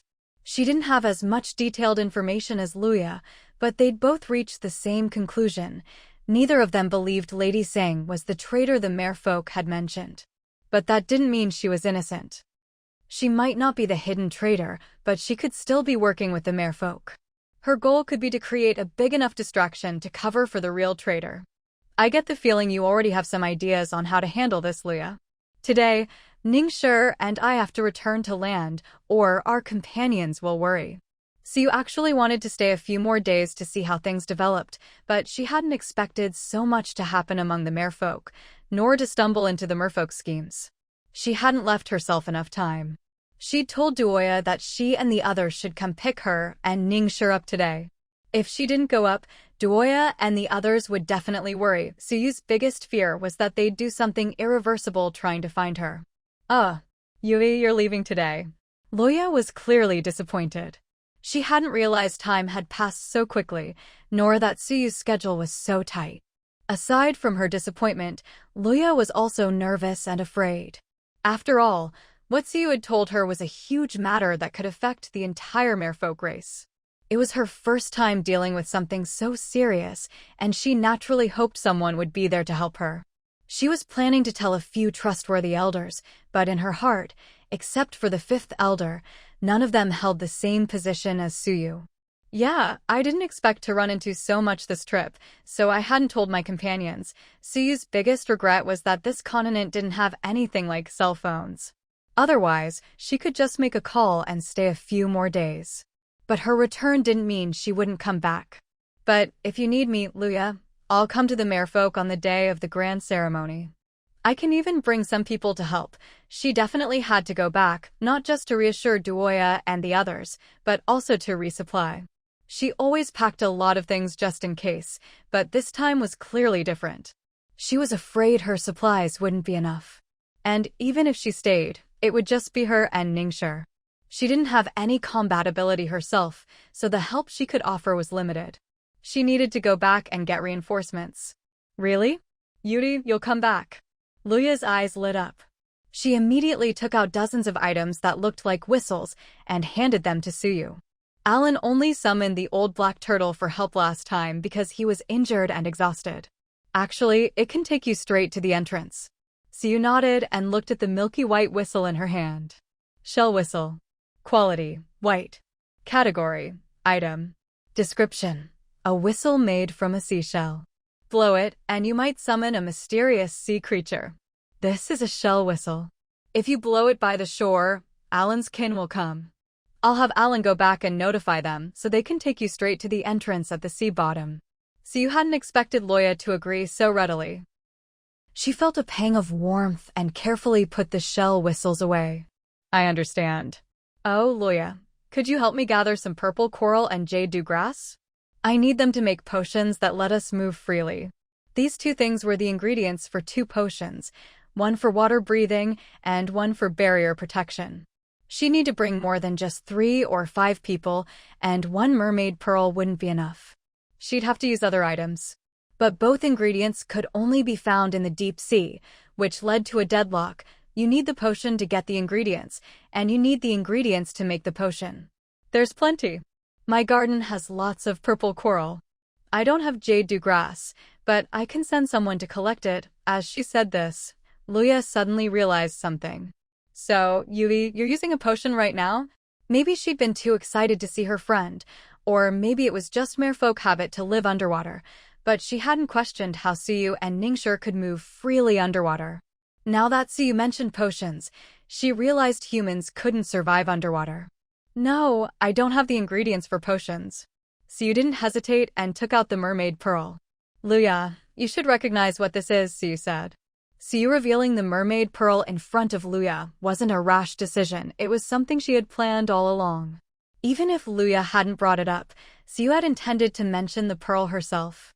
Although there would be potions available once she returned, their effects weren't as good as the mermaid pearls. So, the next time she ventured out, she'd still need to use the pearl. Since she needed to use it, she'd have to keep it on her, which meant there was always a risk of being discovered by the merfolk. Even if it wasn't Luya who found out, it could be another merfolk. Rather than being caught off guard and forced to explain herself, it was better to be upfront now and clarify things with Luya, avoiding misunderstandings later. This is a mermaid pearl? Yuri, where did you get it? Luya immediately recognized what Suyu was holding. After all, this was the most treasured possession of the merfolk. It wasn't just its function that made it a treasure. More importantly, it was what it represented. A mermaid pearl was essentially the life of a merfolk. Its existence was similar to the relics left behind by eminent monks after cremation, except with merfolk, it was simpler. When a merfolk's life ended, they would directly transform into a pearl, no other process required. Every pearl was stored in the merfolk's treasury, and opening the vault required the presence of at least 5 elders. This is actually a broken mermaid pearl. I found it at the source of the pollution that triggered the beast tide when my territory was invaded, Suyu explained. This wasn't exactly a lie. She couldn't mention the treasure chest from clearing the dungeon, but since the chest came from the polluted dungeon, it was technically found there. Luya had been startled when Suyu took out the pearl, but she didn't suspect Suyu had obtained it through improper means. Hearing Suyu's explanation, she was reassured. Let me see. It does look like this pearl has some cracks. The repair done by Dory wasn't perfect. An ordinary person might not notice, but as a merfolk, Luya could sense with her energy that the pearl had once been shattered. Don't worry, Yui. I'll inform the elders. Although mermaid pearls are our tribe's treasures, if one ends up outside by accident, we don't forcibly reclaim it. Especially since this one had been broken and repaired, there was even less reason to take it back. This was exactly what Suyu wanted to hear. With Luya's assurance, she could use the pearl among the merfolk without worrying about causing conflict or misunderstanding if it was discovered. By the way, mermaid pearls are actually very tough, since they're sustained by all the energy of the merfolk they once were. A pearl usually only shatters if all its internal energy is depleted. As she spoke, Luya frowned slightly, thinking of where Suyu had found the pearl. Suyu seemed to realize something as well. Although the pearl had come from a treasure chest, it was still a dungeon drop, which could mean something. But for now, the more pressing issue was the situation with the merfolk and the fishmen, so neither pursued the topic further. After that, Luya sent people to collect purple coral and jade du grass. While they were being gathered, she took Suyu on a tour of the palace to help her get familiar with the layout. Later, Luya brought Suyu to meet the 5 elders and reported the matter of the pearl. Just as Luya had said, the 5 elders didn't make a fuss about Suyu having a mermaid pearl. One of them only asked to see it, then handed it back. Originally, Luya had wanted to discuss the fishmen with the elders while Suyu was there, but the elders were called away on other business, so she had to give up and planned to secretly approach them again that evening. Considering the time, after lunch Luya reluctantly escorted Suyu and Ningxue to the entrance at the bottom of the sea. Yuri, you must come. There are so many fun and beautiful things at the sacrificial ceremony. The guards nearby just thought the 6th princess was inviting her friend out of fondness, but only Suyu and Luya knew this was their secret code. Beneath the calm surface, the merfolk tribe was rife with hidden currents. Luya didn't want her people to face disaster again.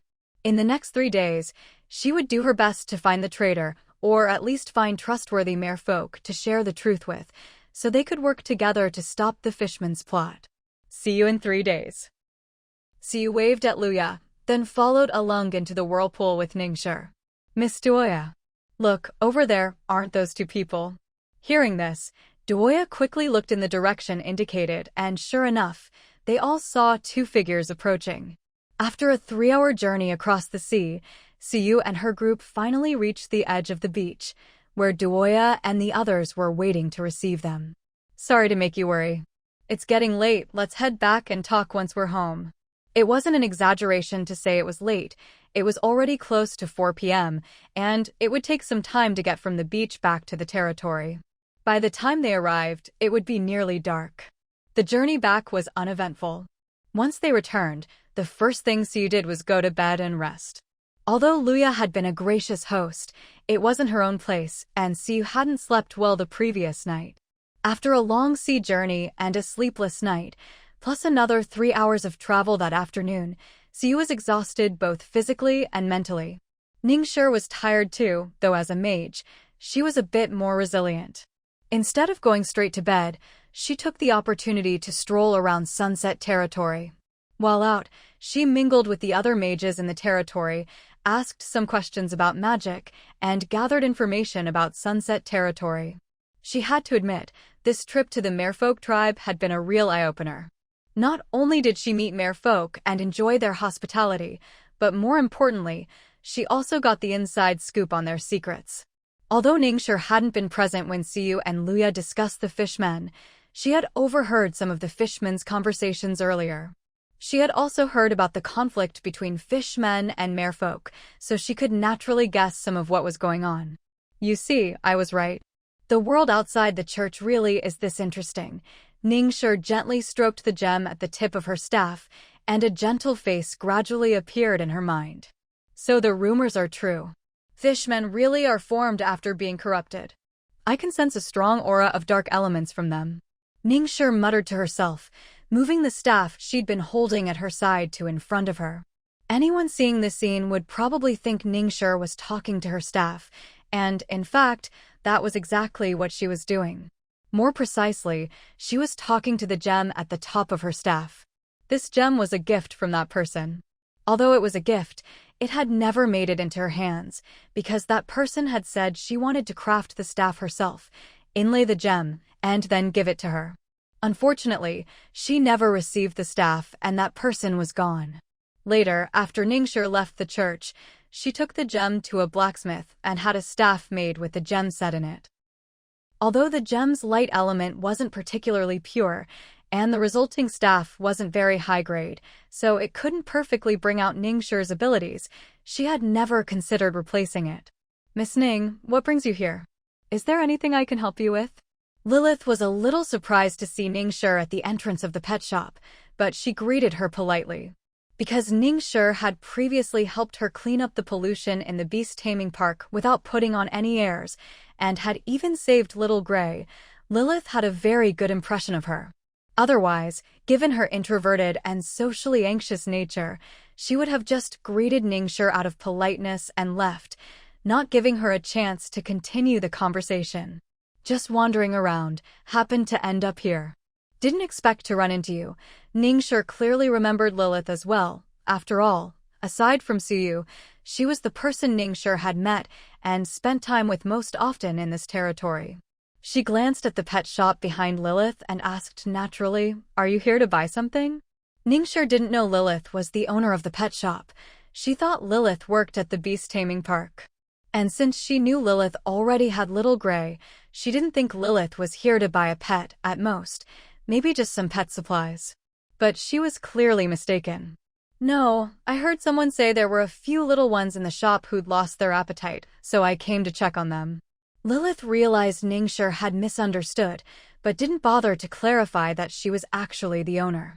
Still, Ningxia picked up on something. If Lilith was coming to help at the pet shop, she couldn't be a customer. She had to be either an employee or the owner. But seeing how free Lilith was, and knowing she was the manager of the beast taming park, Ningxia naturally didn't think she was just a pet shop employee. "You're a beast tamer?" Ningxia immediately guessed Lilith's profession. Lilith nodded. That was something many people knew, so there was no need to hide it. Miss Ning, do you like animals? Would you like to come in and have a look? Maybe you'll find one you like. Lilith didn't know where she found the courage to invite a mage inside. Maybe it was because Ningxue had always seemed so approachable, so the words just came out naturally. Ningxue was about to refuse, but just then, a startled cry came from inside the pet shop, and a brown blur shot out. Ali. Boss, Ali ran out, came the anxious voice of an employee from inside. Lilith jumped in surprise and hurried to catch the little creature that had escaped. But the little squirrel called Ali, though it had escaped the shop, didn't seem to want to run away. Instead, it scurried up Ningxue's staff and, to Lilith's shock and complicated feelings, plopped itself right on top of the gem at the tip. Lilith, I'm so sorry, Miss Ning. I'll get him down right away. Ningxue looked at the little squirrel perched atop the softly glowing gem, its black eyes meeting her own. Crack, asterisk the little squirrel, seeing the human in front of it who was dozens or even hundreds of times its size, wasn't scared at all. Instead, it somehow produced a nut, cracked it open, and offered it to Ningxue as if trying to please her. Lilith was taken aback by this. After a moment's thought, she didn't immediately take Ali down, but instead looked at Ningxue and asked, Ali seems to really like you, Miss Ning. Would you be interested in taking care of him for a while? The pet shop will cover all the expenses. Ningxue lowered her eyes, but instead of using her free hand to take the squirrel off the gem, she finally handed it over to Lilith. No need. I'm not looking to take care of another little life right now. It's getting late, I'll be heading back. Ningxue's refusal left Lilith a little disappointed, but it was also what she'd expected. Indeed, Ningxue didn't seem like the type to keep a pet. I'm sorry to have bothered you just now. I hope you have a wonderful evening. Lilith held down Ali, who was trying to escape and get closer to Ningxue, and smiled as she said goodbye. After Ningxue left, Lilith looked at the squirrel lying on its back in her hand, clutching its nut, looking dejected. She felt both sorry and helpless. You can't force someone to like you. Don't worry, there'll be someone else who likes you in the future. The pet shop always had a steady stream of customers, but business wasn't exactly booming. That was because, unlike other shops, the main products here were living creatures with thoughts and feelings, not objects to be bought and sold at will. Every customer who came in would first pick out a few animals they liked, and then the chosen animals would get to pick their owner. If one of them liked the customer, it would be a perfect match. But if either side was unwilling, then it was a failure. But Ningxue's situation was rare. Usually, people came to the pet shop because they wanted a pet, so if a match failed, it was usually because the animals didn't like the customer, not the other way around. But Ningxue wasn't really a customer, she was just passing by, and Ollie had only come out by chance, so it wasn't surprising that things didn't work out. All right, it's getting late. Let me take you back to rest. Lilith gently stroked Ollie's tail, then placed her back into her own little nest inside the pet shop. Boss, did that lady just now not like Ollie? The shop's only staff member on duty looked at the squirrel, who seemed utterly dejected and couldn't help but feel sorry for her. If she was working here, it was because, like Lilith, she loved animals. Besides, she'd been working here for a while now and had grown attached to these little creatures. Although she always felt a pang of sadness when they left with their new owners, knowing they'd found a loving home made it easier to let go. But clearly, Ollie wasn't doing so well right now. It's not that she didn't like her, Miss Ning just isn't planning on keeping a pet. There's a difference between not liking and simply not wanting, but the result is the same. That's really a shame, the staff member sighed, making a mental note to give Ollie an extra treat tomorrow and comfort her properly. Keep a close eye on Ollie these next couple of days. If you notice any emotional issues, let me know right away. Don't worry, boss. I'll take good care of Ollie and the others. And then it's pretty much certain that the fishmen are going to invade the merfolk. I understand. I'll inform Her Majesty the Queen. If the merfolk are in trouble, our elves will not stand idly by. But if you want to lure the enemy out, it's not convenient for us to go directly to the merfolk's territory. They'll probably make their move during the grand ceremony or right after it ends. Aida, you only need to come that night. I'll help stall them. Understood. I'll make arrangements right away. By the way, if all goes well, that young girl should arrive at your territory today. After finishing her conversation with Ainita, Siu breathed a sigh of relief, feeling a bit more confident about the merfolk's safety. Siu wasn't naive enough to think that all the fishmen's meticulous plotting over such a long time could be undone by her alone, or even with the extra dozen people she'd brought. Since they'd schemed for so long, there were bound to be hidden cards they didn't know about, beyond just the traitor. So Siu didn't hesitate to seek outside help, and the elves were the obvious choice. After all, the elves and merfolk were already allied. Even without Siu's intervention, if the merfolk reached out for help, the elves would come. All Siu did was make sure help would arrive sooner. So, after waking up, the first thing Siu did was contact Ainita and inform her of the fishmen's plan to attack the merfolk during the grand ceremony. Ainita's reaction was as expected. She immediately agreed to lead the elves to help, and went to inform the elf queen at once. Siu didn't tell Luya about the elves' involvement. She knew that even if she warned Luya, Luya wouldn't spread the news, but Siu felt that the fewer people who knew, the better. That way, things would be more genuine. If Luya knew the elves would help, even if she kept quiet, she might subconsciously rely on that when making arrangements with the other elders. That could affect the outcome, so it was best not to mention it at all. Of course, Siu's greatest hope was that the elves would make the trip for nothing and not need to help at all. That would mean the merfolk's crisis wasn't so serious, just discovering the plot would be enough to resolve it. But she didn't think that was likely. After settling the merfolk business, Siu remembered what Ainita had said about Shaling arriving today. She went to the tavern, first telling Shauna the news. Seeing Shauna's delighted expression, Siu sat down at the bar. Tavern recruitment has refreshed. View now. Without hesitation, Siu opened the recruitment interface. The recruitment refresh had actually happened yesterday, but Suyu had slept straight through to morning, so she could only check it today. The tavern was still level 6, and since Suyu had postponed recruitment last time, this time the candidates were all top-notch, with at least advanced-level skills, truly outstanding talents. After filtering out those with ordinary or duplicate skills, the remaining candidates were an advanced spirit medium, an advanced array master, at a bottleneck, and an advanced puppeteer. An advanced spirit medium had appeared in the last recruitment as well, and that one had even reached a bottleneck.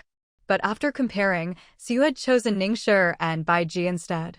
This time, the spirit medium's level was a bit lower, but she had a trait that matched her skills very well, so Siu still considered her. But in the end, it didn't really matter, because after comparing, Siu felt that with Yaoguang around, she wasn't in a hurry to recruit a second spiritualist, so she passed on the spirit medium and chose the advanced array master and advanced puppeteer.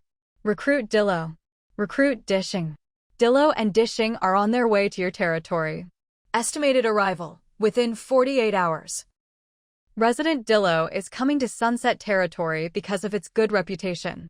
She will join immediately upon arrival. Please check your messages and process accordingly. Siu raised her eyebrows, pleasantly surprised. Dillo. Gender, female. Age, young adult. Loyalty, 75.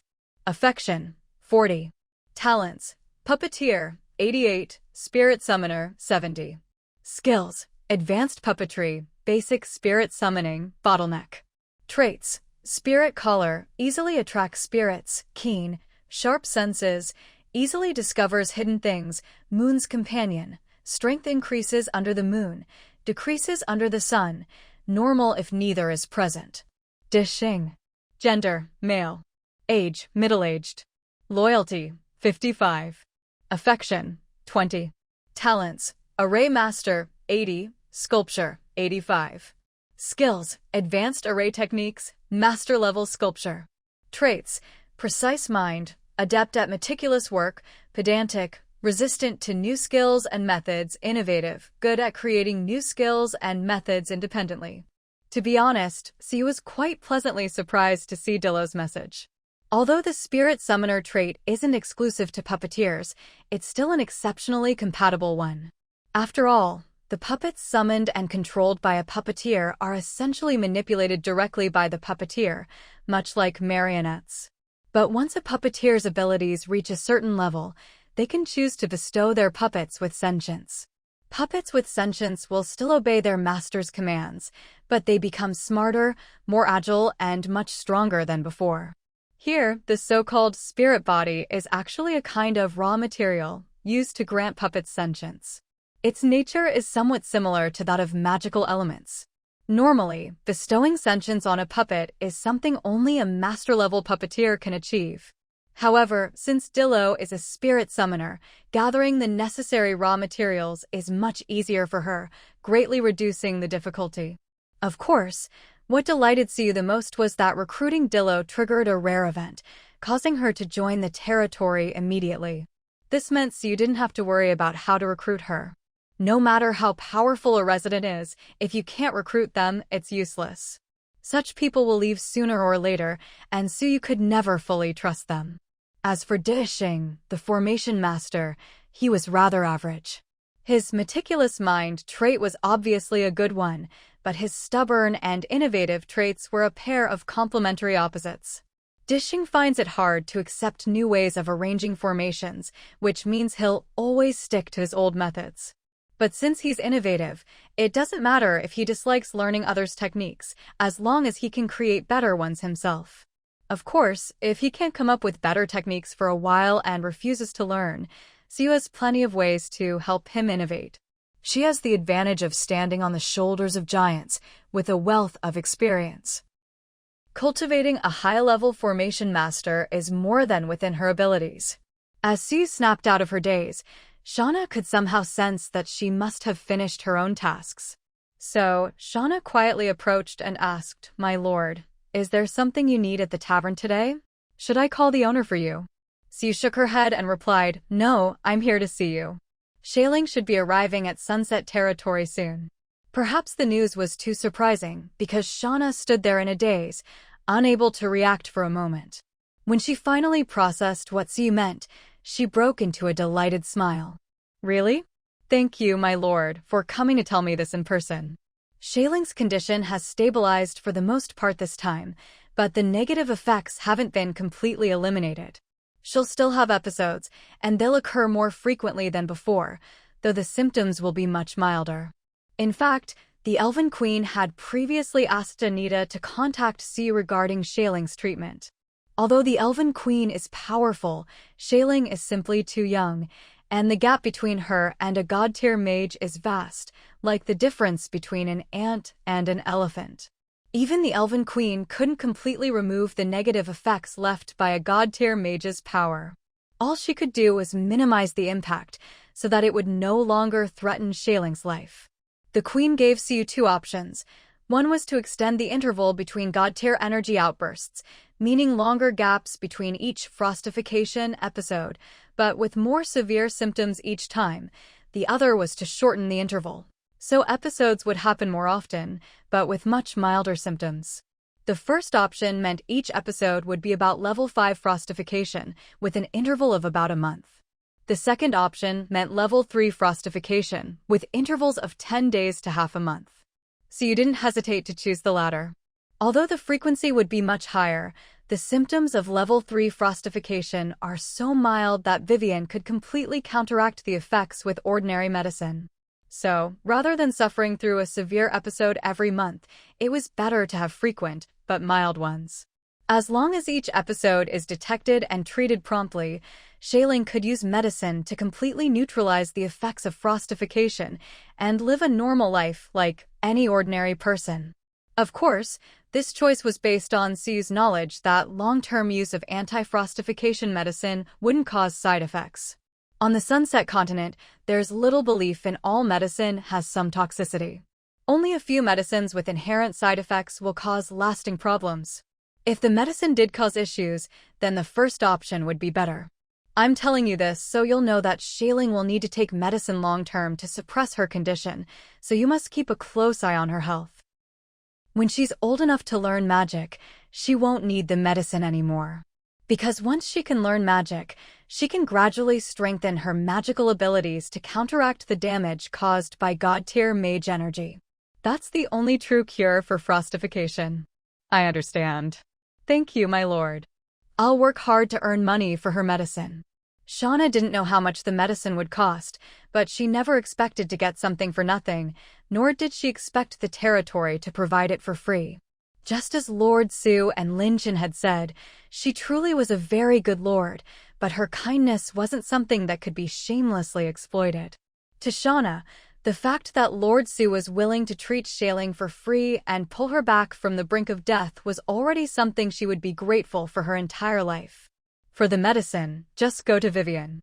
Su nodded, not dwelling on the cost. She didn't mind providing the medicine for free. The herbs needed for treatment were all common, with the highest grade being blue quality, and there was plenty in by Chow's herb garden. Besides, providing the medicine for free wasn't charity, it was an investment in a future god-tier mage. It was an extremely worthwhile investment. As long as Shailing survived and grew up healthy, the returns you could expect in the future would be worth thousands of times more. Of course, if Shauna wanted to pay, that would be fine too. Even if Shailing was still weak at the moment, she was a mage. After her treatment, her energy had stabilized enough that she could already cast a few minor spells. On this continent, mages are the least likely people to ever lack money. So you believed that it wouldn't be long before Shailing earned her first pot of gold in the territory. Shailing will be sent directly to the clinic. When you have time, just go there to pick her up. After saying this, Su left the tavern. Her next destination after leaving the tavern was the dungeon. She was coming here because the mysterious organization members who had tried to capture Lin Chen and Lin Mu half a month ago were still imprisoned here. Naturally, after half a month, the number of people in the dungeon had increased quite a bit. Some were those who had violated the territory's rules, while others had been caught by Lake and Chio He working together to fish out suspicious newcomers whose intentions for coming to the territory were clearly unusual. Suyu's purpose here was definitely not to deal with those who had broken the territory's rules. This time, she wanted to check on how Lake and the others were interrogating the other two types of prisoners. After half a month of torment, the first batch of people who had been caught trying to kidnap Lin Chen and Lin Mu were already mentally broken. Some even flinched in fear at the sight of outsiders. As for the second batch, those who had infiltrated the territory as undercover agents, although they had been caught more recently, their mental state wasn't much better. Lord, who would you like to question first? Lake, who had known in advance that Su would be coming, was already waiting with a list of the prisoners. In truth, there wasn't much point in choosing, since none of the names on the list were their real names. But it wasn't that they were deliberately hiding their real names, they simply didn't have names of their own, just like Jinkei once did. Still, the list included other information, such as their rank and duties within the organization. This one. For certain reasons, Su chose as her first target the one person who had yet to reveal any information at all. But after making her choice, Su didn't immediately ask Lake to bring the person in. Instead, she waited where she was. About 5 minutes later, footsteps sounded outside the door, and in walked a young girl in a lavish, frilly cake dress. Lord, is it true what you said? I can do whatever I want with these people. The girl walked over excitedly, her brightly colored outfit looking completely out of place in the gloomy dungeon. Vivian, calm down, don't scare them. Su smiled, then her expression turned serious as she swept her gaze over the prisoners. Of course it's true. All the disobedient ones are yours. You can use any of your new medicines on them, as long as you don't kill anyone. That's wonderful. You can trust me, I know what I'm doing. I'll make sure they'll wish for death but not be able to die. Unlike Su's half-joking tone, Vivian's excitement was completely genuine. Because she was so sincere, the prisoners, seeing this young, adorably dressed girl utter such chilling words, couldn't help but feel a surge of fear and panic. Some of them still stubbornly believed the two women were just putting on an act and wouldn't really do anything to them. But they would soon realize how wrong they were and regret it deeply. Lake, bring in the first one. The person Su had been waiting for was Vivian. Now that she was here, there was no need to waste any more time. Lake promptly brought in the prisoner, who had already been prepared. Since Siu hadn't expected this person to answer any questions, her interrogation was casual. She just asked whatever came to mind. When she got to the fifth question and the prisoner still refused to speak, Siu simply waved her hand, signaling Vivian to take over. Vivian moved quickly, perhaps afraid Siu would change her mind. She immediately poured a vial of potion she'd prepared straight into the prisoner's mouth. Puh! What disgusting stuff. The man still acted tough as he swallowed the potion, pretending it didn't bother him at all. The other prisoners watching also breathed a sigh of relief, their earlier fear fading, but soon, they realized things weren't so simple. Ugh. About 10 seconds later, the previously defiant man's eyes suddenly bulged wide, and he began to vomit violently. If his hands hadn't been restrained, he would have tried to stick his fingers down his throat to force up everything he'd just swallowed.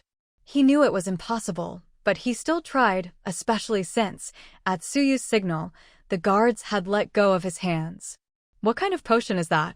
Siu asked, not out of formality but genuine curiosity. She'd only called Vivian here on a whim, not as part of a plan, so she had no idea what Vivian would bring.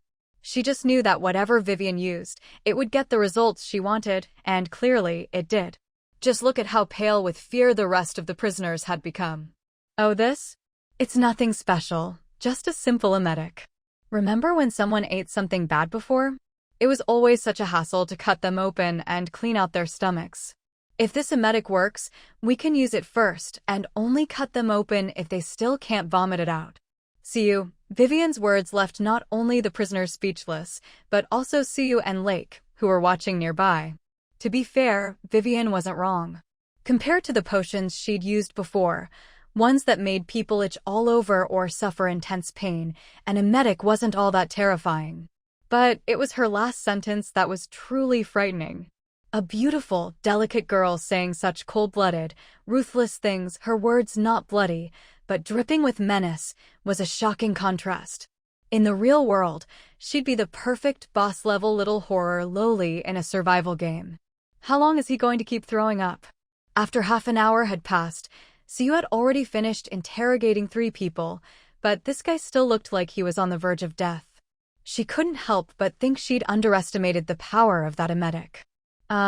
Even I'm not really sure, Vivian replied, her face the picture of innocence. After all, it's still an experimental drug, but it should last for about another 2 hours, I think. As she spoke, she was still holding several vials of different colors, unknown effects, all waiting to be tested. The other prisoners waiting in the cell, just kill me already. Lake, as expected of Miss Vivian. Siu, 2 hours? He's probably going to throw up his guts at this rate. Siu opened the man's info panel for a look. And sure enough, even though Vivian claimed not to know, her estimate was pretty accurate. Status: vomiting, time remaining, 2 hours, 9 minutes, 46 seconds. But in a way, this worked out well. The rest of the prisoners, seeing the miserable state of the first guy, became more and more cooperative. Aside from things they genuinely didn't know, they answered every question without hesitation. There was a problem, though. These people were all just low-level lackeys of the mysterious organization and didn't actually know much. So even with their full cooperation, the information Siu got was very limited, simply because they themselves didn't know much. Even the few useful tidbits were either things she'd already learned from others, or things Jinkei had discovered and told her before. Still, Siu did manage to pick up a few new details.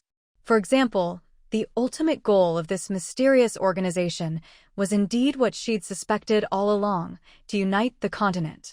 But when she asked why they wanted to do that, none of them had any idea. They genuinely didn't know, not just pretending. Siu also asked why they worked for the organization. Their answers were all the same. Joining gave them greater power and a better life. Digging deeper, Siu learned something else. These people had all originally been ordinary folks with no special talents. While they weren't exactly powerful now, each of them at least had one skill, all at a minimum of advanced level. When Siu asked how that happened, they couldn't say. All they knew was that they'd willingly joined the organization, taken some kind of mind-controlling drug, slept, and when they woke up, they had skills. The specific skills varied from person to person, but everyone had at least one. Thinking of what happened to Shailing, so you could more or less guess the truth. This organization wasn't just collecting materials to unite the continent, they were also using forbidden techniques to transfer other people's abilities to their own members, constantly growing their power that way. All right, bring in the next one. She'd finished questioning this person, so Suyu had him taken away. The first poor soul who'd been vomiting his guts out had already been dragged off. She'd made her point, and leaving him here to keep retching was just annoying. Vivian watched as another person was escorted away and let out a long, wistful sigh. Lord, did you just bring me here to mess with me? I've been here all this time and only got to test one potion. Vivian shot Suyu a resentful look, then turned her gaze to the next prisoner. Can you people have a little professional pride? Be a bit tougher. This is no fun at all. I can even pick a milder potion for you. Promise you won't end up like that last guy. The prisoner waiting for interrogation. What? Is this woman insane? Of course, he didn't dare say that out loud. All he could do was look at Suyu with pleading eyes and prove with his actions that he was neither tough nor had any professional ethics. Which meant that before Suyu even opened her mouth to ask anything, he spilled everything he knew, rapid fire, like beans pouring out of a bag. At the end, he even added, if there's anything else you want to know, just ask. I'll tell you everything, I swear. If I lie, may I drop dead on the spot. Suyu is speechless. Thanks, but I'm not old. Vivian pouted and snorted, so boring. After interrogating the rest of the prisoners, including the ones caught during the fishing operation, Suyu organized the information and left the dungeon with a very disgruntled Vivian in tow. Lake, I'll leave things here to you. Suyu didn't bother with many instructions. Lake had always done a good job, and she didn't need to micromanage. Lake, yes, my lord. Don't worry, they'll stay put in the dungeon. Seeing Suyu about to leave, Vivian realized her drug testing fun was probably over for the day. She thought to herself, if I'd known, I would have picked a stronger potion to test, as she handed her remaining and used vials to Lake. If anyone acts up, just use these. They won't die. And be sure to tell me how they react, or just call me over directly. Lake glanced at the Lord, who showed no objection, and accepted the potions with trembling fingers. All right. Only after Lake took the potions did Vivian look a little happier. Suyu thought about how well Vivian had behaved today, and felt a little guilty that she hadn't managed to find more test subjects for her as promised, but that guilt lasted less than 2 seconds. She hadn't expected the prisoners to give in so easily. Are you busy? If not, come with me to the merfolk in a couple of days. Suyu was thinking that these prisoners might still be useful, so she couldn't let Vivian keep experimenting on them. But after the merfolk situation was resolved, there would definitely be plenty of fishmen prisoners.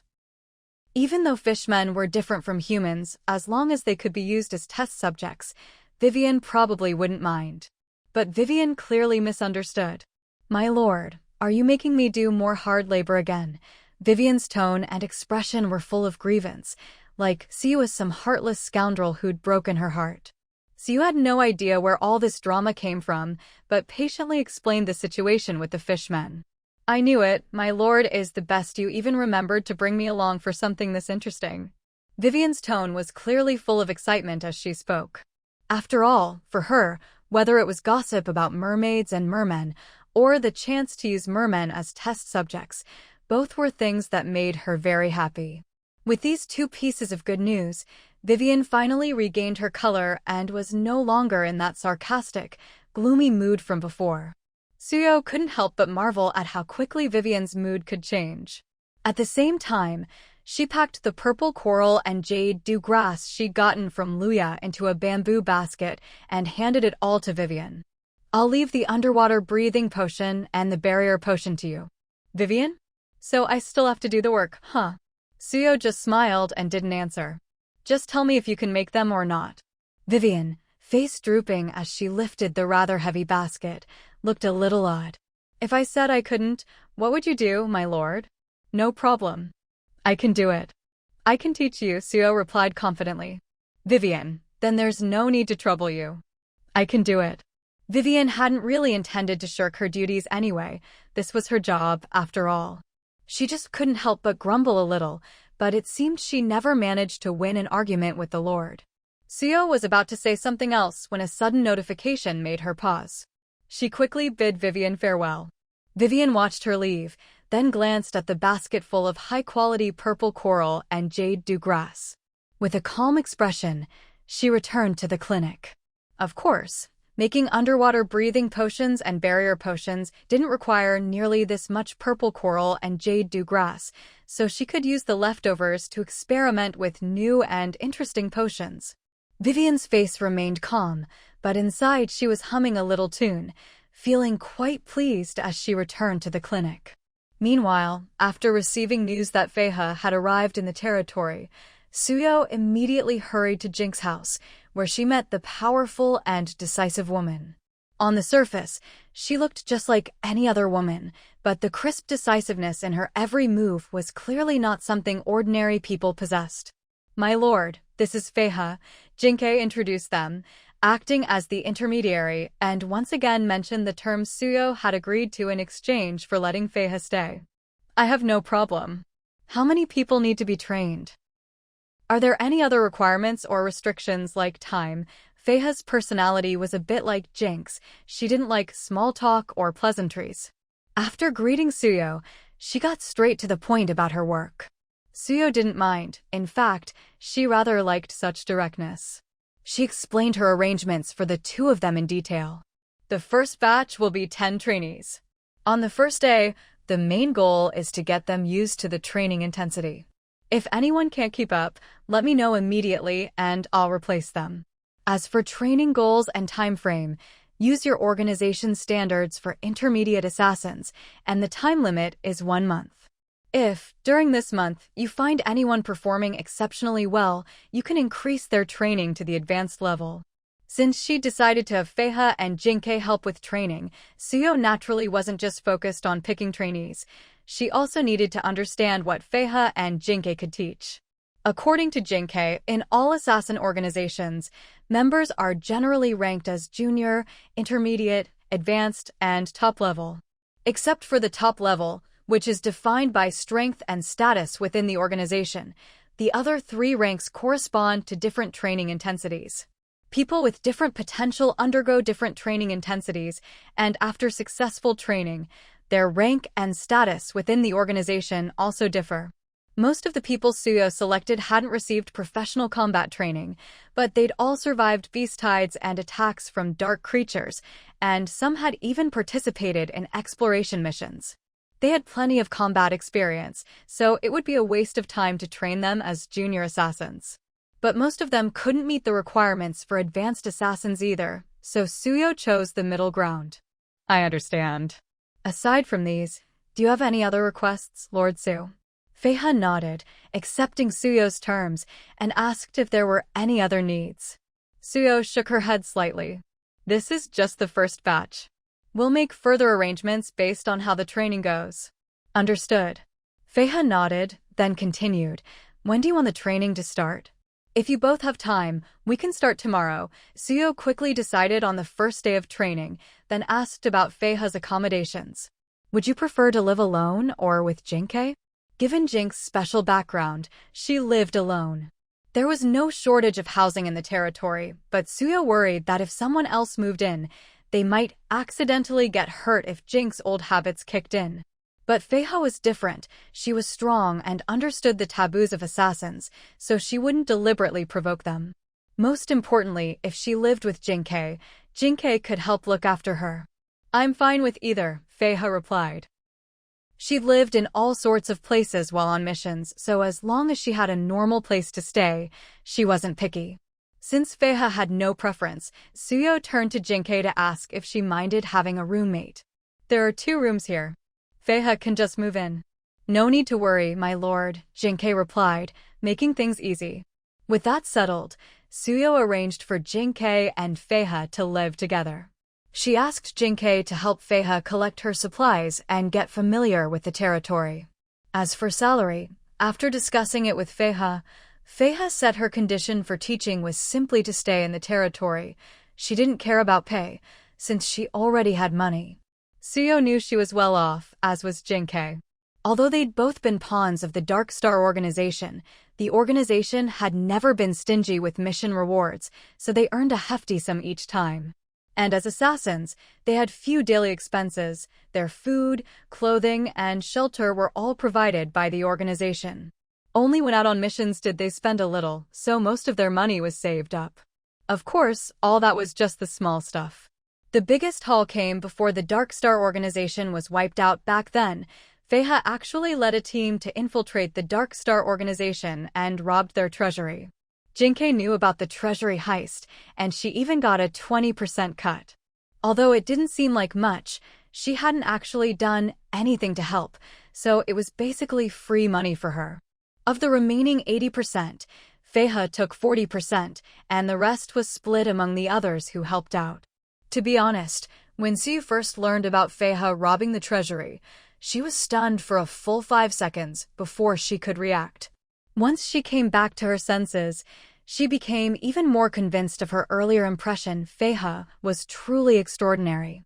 Whether it was trading her own hand for someone's life, robbing a treasury, or secretly orchestrating the downfall of the Dark Star organization, these were clearly not things an ordinary person could pull off.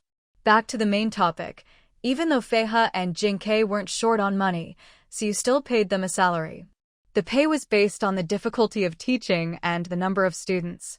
Currently, there were 10 people at the intermediate level, so the monthly salary was 1 gold coin. However, Feiha insisted on not taking the money, saying that her work was just to cover her room and board. So Siu switched her salary from money to goods. For example, every month Feiha could pick up a certain amount of potions from the clinic, get protective gear from the tailor shop, or order custom weapons from the weapon shop, and so on. Feiha didn't refuse this kind of payment in goods, so that was how things were settled. Since Feiha had just arrived in the territory, Siu didn't linger. After explaining everything, she left right away, giving Feiha time to rest. With Jinkei keeping an eye on things, there shouldn't be any problems. After leaving, Siu went to find Lake to explain the training arrangements and told him to find a time that afternoon to visit Jinkei and Feiha to confirm the details. After a busy morning, it was already noon.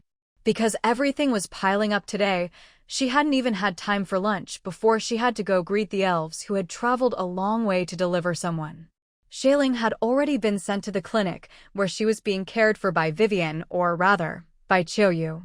Choyu and Shailing were about the same age, and both had been through a lot. They were both good-natured, tough girls, so Siu felt at ease letting them be together. Vivian also got to avoid the headache of looking after a child, which was a relief. We've delivered her safely and need to return to the tribe immediately. I hope Lord Su understands. The speaker was Lingxi, an old acquaintance from the elf tribe. She was one of the elf knights who had come to the territory with Elder Tashang when Anita was kidnapped. Perhaps because she was one of the few powerful elves who also knew the exact location of Sunset Territory, the task of escorting Shailing fell to her this time. In that case, I won't keep you any longer. By now, Suyu and the elves were as close as could be, so there was no need for unnecessary formalities. However, before Lingxi and the others left, Siu handed her a pouch-like item. Please give this to Anita for me. It contains a calming rune. I hope it helps her sleep better. Lingxi nodded, her tone full of gratitude. Thank you, Lord Su, for your concern for Her Highness.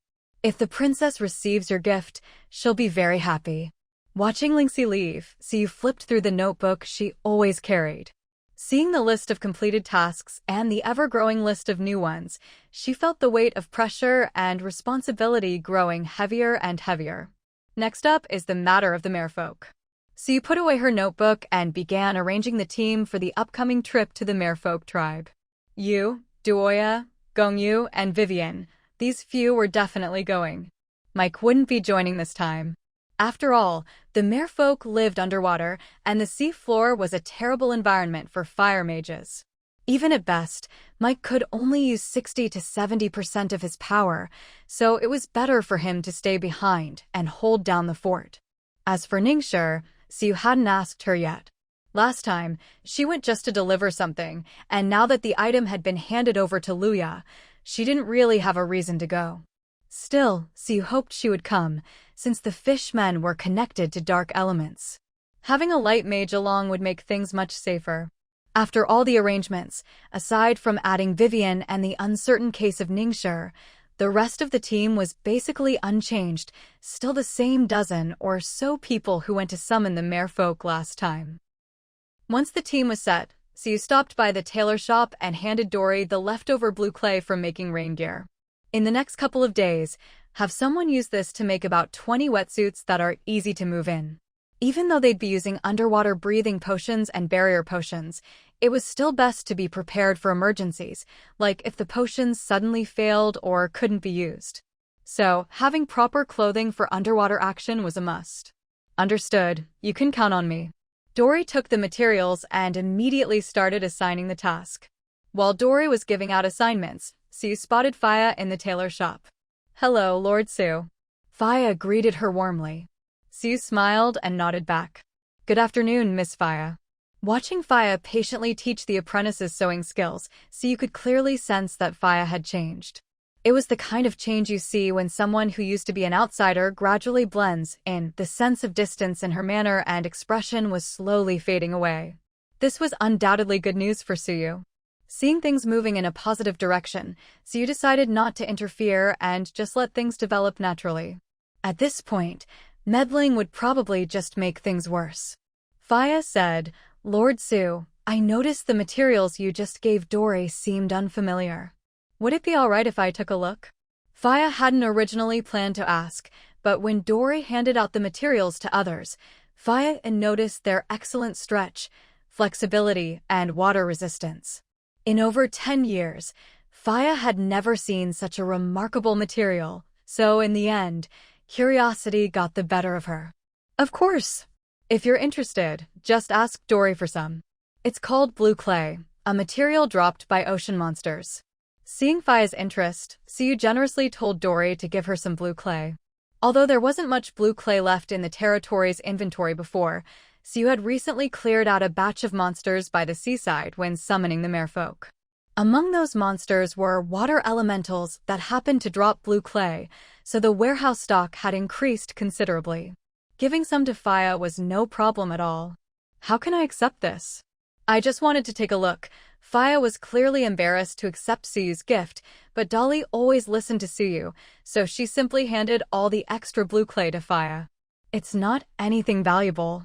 If you're interested, just take it. If you really feel bad about it, just let Dolly know if you discover anything new during your research." Siu was being completely honest. As far as she was concerned, anything that could be recycled or renewed wasn't particularly valuable. If blue clay could be used to gain favor or even to freeload some creative inspiration from Faya, then those intangible benefits were worth far more than the blue clay itself. "The Lady Lord is right, you should just take it. And if you discover anything new, be sure to tell me." Dolly chimed in with a smile, backing Siu up. Unable to refuse their kindness, Faya had no choice but to accept. "I'll leave it with you then. I'll come by tomorrow night to pick up the diving suit." Siu waved her hand and left the tailor shop. She spent most of the rest of the day in the city lord's mansion, handling the backlog of territory affairs from the past couple of days. In the evening, she made a trip to the clinic.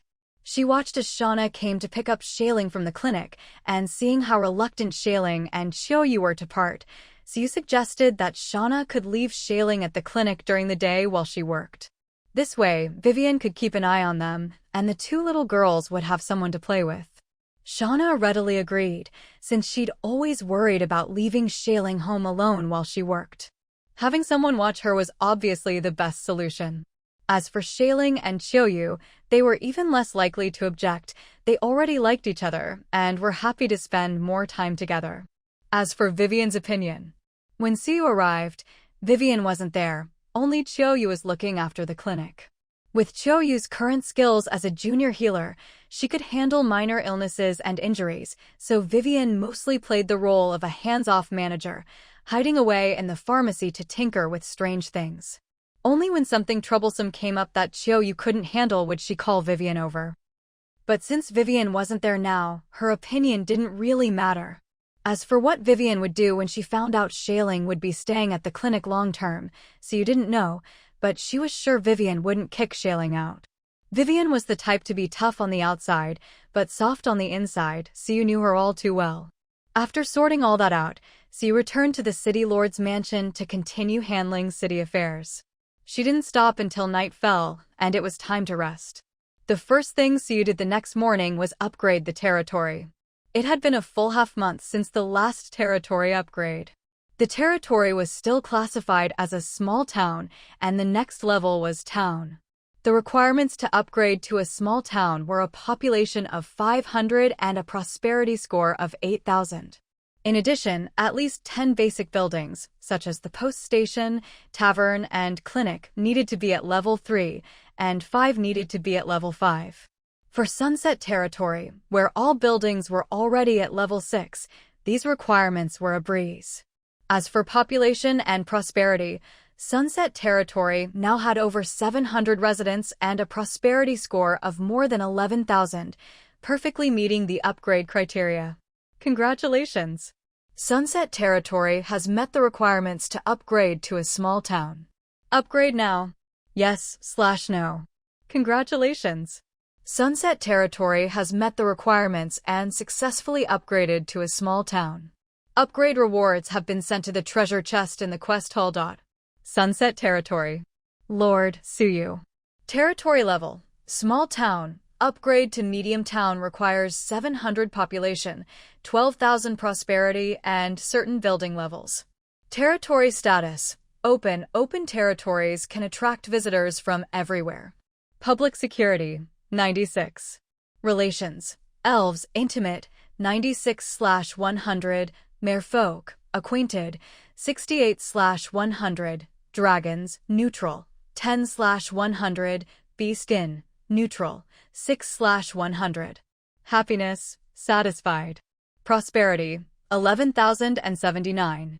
Reputation, 2,487. Population, 764. Territory auras, Blessing of Life 3, from the Goddess Statue Doris, Treasure-Seeking Bloodline 3, from Guardian Beast Ling Bao, Battle Bloodline 3, from Guardian Beast Ling Bao, Inspiration Aura 2, from the Aura Pouch. Territory events. Dark Creature Invasion Event, omitted. 2. Nature's Favor Event, omitted. 3. Pollution has harmed the forest, causing great suffering to its creatures. As the ones who save the forest, you will receive their gratitude. New. 4. Far out at sea, there exists a beautiful race. They are the elves and rulers of the ocean. But even such powerful beings seem to be in trouble. New. Due to worsening pollution, the surrounding environment is deteriorating even faster. Despite your efforts, some damage is irreversible. Soon, another environmental crisis will arrive. New. Although the territory had just upgraded to a small town, it was already on the verge of becoming a medium town. The population requirement was met, the building levels were sufficient, and only the prosperity score was lacking. That missing 1,000 prosperity points wouldn't be hard to obtain. Even without doing anything special, at the current rate of about 100 prosperity points per day, the requirement would be met in just over a week. If she wanted to speed things up, she could build or upgrade more structures, since building scores contributed heavily to prosperity. But Siyu chose not to boost prosperity through construction, as that kind of prosperity was hollow. Given that all the territory's buildings were already sufficient, adding more, especially high-level ones, would just result in unused facilities. That would mean wasting building materials, paying maintenance costs with no return, and having empty buildings would even lower the average comfort level of the territory's structures. All that just to upgrade a few days sooner clearly wasn't worth it. So Siyu did nothing extra, letting things develop naturally and laying a solid foundation step by step. That, she believed, was far more important than rushing the territory's upgrade by artificial means. Compared to rapidly upgrading her territory, Siyu was clearly more concerned about the 3 newly added territory events. She guessed that the first new event was probably related to her previous efforts in clearing out sources of pollution. By leading her people to clean up the pollution, Xiu had essentially helped the animals whose homes had been contaminated, allowing them to return. It was only natural that these animals would feel grateful. However, up to now, Xiu hadn't noticed any real, tangible effects, good or bad, from this event. What was even stranger was that nearly 10 days had passed since the beast tide ended, yet this event had only just appeared. It made her wonder if the system's delay was a bit too ridiculous. Unable to make sense of it, Xiu decided to set it aside for now and moved on to check the other two events. The second new event was much more straightforward. It was clearly about the merfolk, and the so-called trouble obviously referred to the fishmen. But once she understood what this event meant, another question arose. After all, territory events, as the name suggested, were supposed to be related to the territory. The merfolk's issues didn't seem to have anything to do with her territory, so why would it show up here? But then, thinking about it from another angle, the outcome of the merfolk situation will affect the territory. Working backward from this conclusion, Xiu started to get some ideas, though she wasn't sure of the answer yet. The only real connection between the merfolk and her territory was the sea. If the outcome of the merfolk's troubles affected this stretch of ocean, and if something changed there, it would definitely have a significant impact on Sunset Territory, which wasn't far from the sea. As for what kind of change this could be, the most likely answer Xiu could think of was pollution. Could the fishmen be planning to use pollution to attack the merfolk? The thought startled Xiu, but the more she considered it, the more plausible it seemed, maybe even highly likely. After all, the disaster that nearly wiped out the merfolk years ago had been largely caused by pollution. If that was the case, then the merfolk's situation 2 days from now was going to be far more complicated than she'd imagined. Xiu instinctively wanted to take out the shark blood pearl and warn Luya, but after calming down, she just gripped the pearl tightly, not immediately sending a message, though she didn't put it away either. If this really was about pollution, then the ocean was so vast that a day or two of contamination wouldn't pose much threat. For the fishmen to have the confidence to attack the merfolk with pollution, it would have to be an enormous, long-accumulated amount. If the pollution was on that scale, even if Xiu told Luya now, she wouldn't be able to do anything about it. In fact, it might just throw her into a panic. But saying nothing wasn't an option either. Even if all her guesses were wrong, Xiu still had to contact Luya and give her a heads up. As she pondered what to say, Xiu glanced over the third new event as well. This one seemed to have the most content, but was actually the easiest to understand. In a nutshell, due to pollution and environmental deterioration, a natural disaster would soon be triggered. Compared to the first two events, which still left her with questions, this was the only one Xiu fully understood. Looks like I need to visit Yaguang. Xiu, holding the shark blood pearl, headed straight to Yaguang's house. She wasn't sure why, but when Xiu arrived, she found Yaguang's door was actually open. Before she could even check the door, she saw Yaguang peeking at her through the crack, which gave Xiu quite a start. So you knew I'd come? If Yaguang hadn't been there, Xiu might have considered other possibilities, but since she was standing there as if waiting for her, it could only mean she'd known Xiu would show up. Please, my lord, don't joke. How could I possibly know you'd drop by? Yaguang denied it, but Xiu didn't mind. After all, they both knew the truth. Since you're here, you must have something to discuss. Come in and let's talk. Though Yaguang played dumb, she still welcomed Xiu inside. Just like last time, as soon as Xiu entered, she saw the table covered in sketches and notes, presumably Yaguang's records from her astrological divinations. Strictly speaking, these things, though incomprehensible to ordinary people, shouldn't be left lying around, especially for powerful astrologers, whose every stroke could carry great significance if deciphered. Yet, for the second time in a row, Yaguang had left these important notes out in the open when Xiu visited. It was almost as if she wanted Xiu to see them, or was hoping Xiu would ask her about something. But honestly, Xiu really didn't want to look. She quickly glanced over the papers, then casually turned back to Yaguang. You should really put away such important things. It'd be a disaster if they got lost. Yaguang. Yaguang's expression stiffened slightly, and her tone took on a rare note of resignation. Thank you for your concern, "My lord, but this little place of mine isn't somewhere just anyone would visit. Whether someone would come was one thing, whether they could come was another." With that, she basically admitted Siyu's guess was right. She had indeed left those things out on purpose for Siyu to see, or perhaps to prompt Siyu to ask her about something. But since Siyu played dumb, there was nothing Yaoguang could do. With that little interlude over, Siyu finally sat down to discuss the real reason for her visit. "I just got back from the merfolk yesterday and learned a bit about their situation. They're in some trouble right now." Siyu briefly explained the issue between the merfolk and the fishmen, then expressed her desire to help the merfolk and asked if Yaoguang had any advice. On this point, Siyu wasn't worried about Yaoguang playing dumb. After all, it was Yaoguang who had tipped her off that the merfolk would be the next to face trouble. If she still played dumb now, it wouldn't just be treating Siyu like a fool, it'd be treating herself like one. "So, my lord, what do you want to ask?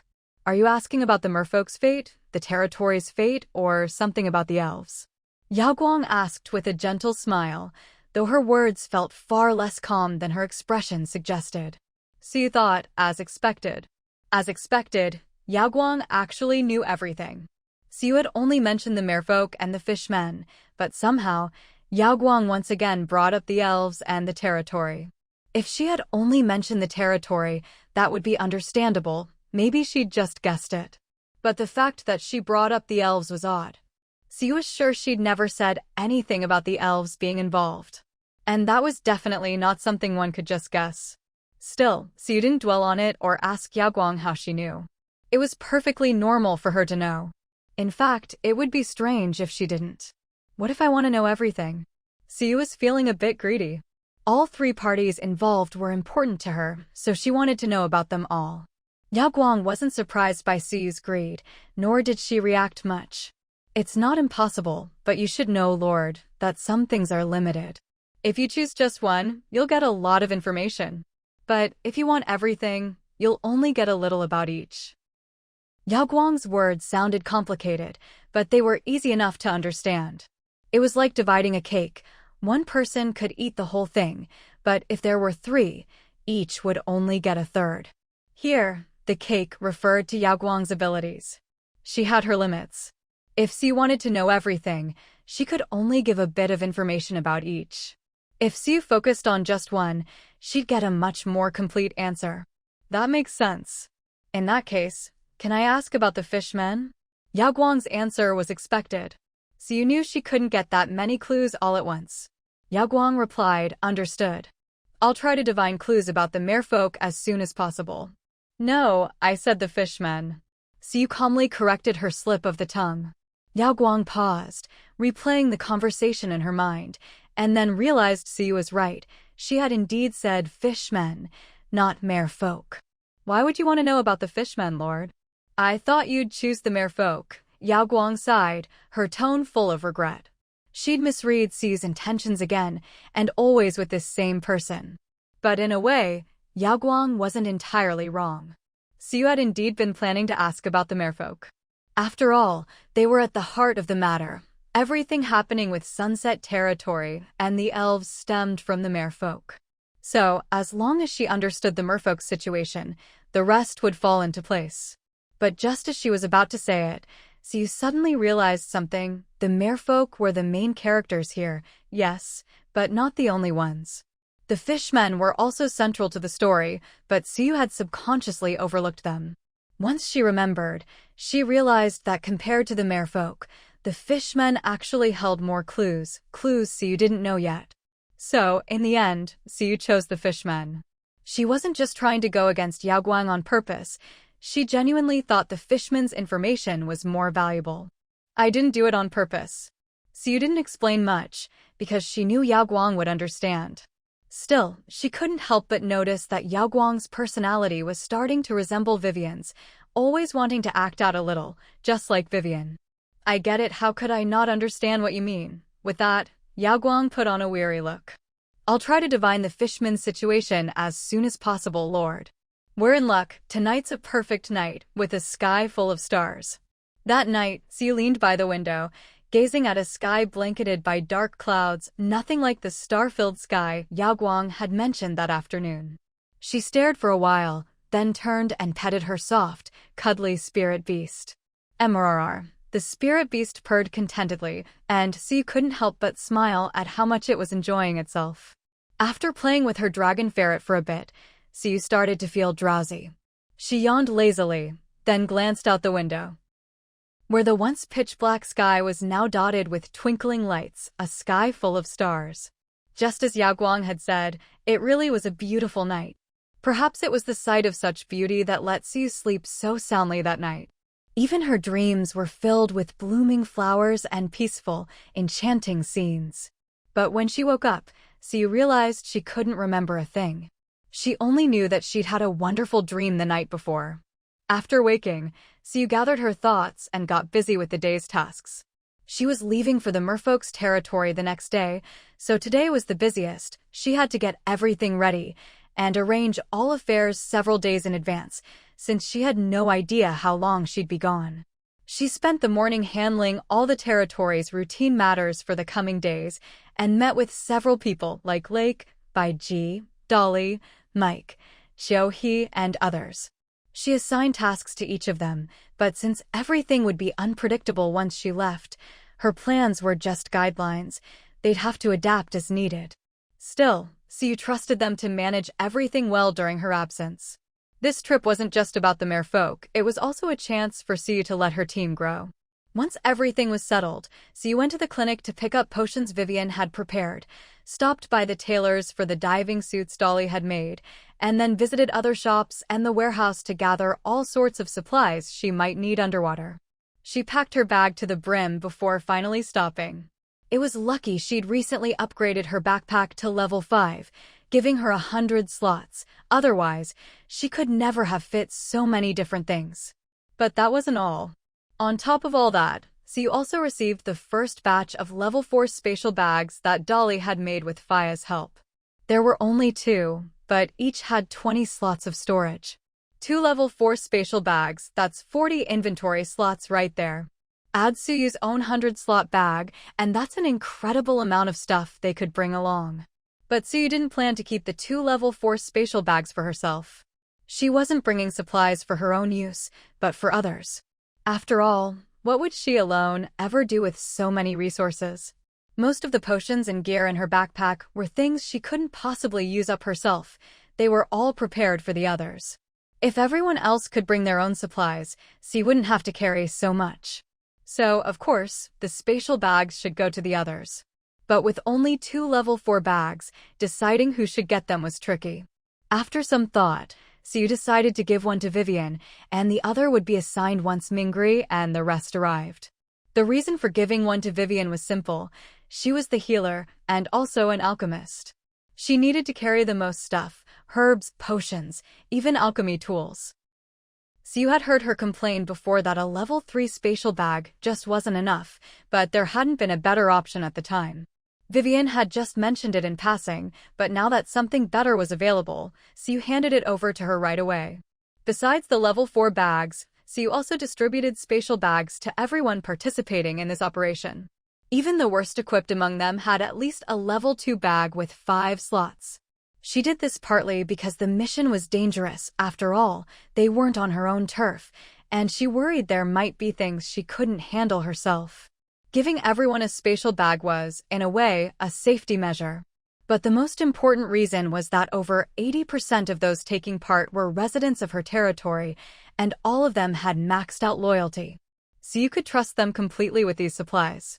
As for the remaining 20%, while they weren't official residents, they had participated in many of the territory's operations before. Several of them even wanted to join Sunset Territory, but for various reasons, mostly family, they couldn't leave their original homes. Still, because of their close relationship with the territory, so you could see their attitudes and thoughts, and they were all positive. That's why she felt comfortable letting them join the mission and entrusting them with such important items. Leaving aside how surprised everyone was to receive their spatial bags, Siu herself was stunned for several seconds when 3 notifications about new residents suddenly popped up. Wanderer Dillo requests to join the territory. Accept. Wanderer Chemo requests to join the territory. Accept. Wanderer Jiuyue requests to join the territory. Accept. As for these three, Dillo was a resident she had recruited herself and had even triggered a direct join event, so it was no surprise that she applied to join as soon as she arrived. The other two, Kimo and Jiuyue, were also part of the current mission to the Merfolk and had previously helped clear the sea area. Jiuyue had also participated in the pollution clearing operation, though Kimo hadn't. Looking at it this way, these two could be considered veterans. Jiuyue was a ranger at the advanced bottleneck stage. Her class was similar to Duoya the archer, except her weapon wasn't a bow, but a handheld repeating crossbow. Kimo, on the other hand, was a master-level swordsman, a combatant who, as the name suggests, fought with a sword. Their joining was undoubtedly good news. In fact, two pieces of good news. And if you counted Dillo as well, that made 3 blessings at once. Siu approved all 3 applications, then opened the territory map to check Dillo's current location. He was at the enchantment shop. After confirming, Siu grabbed the gift she'd prepared for Dillo, something suitable for a puppeteer.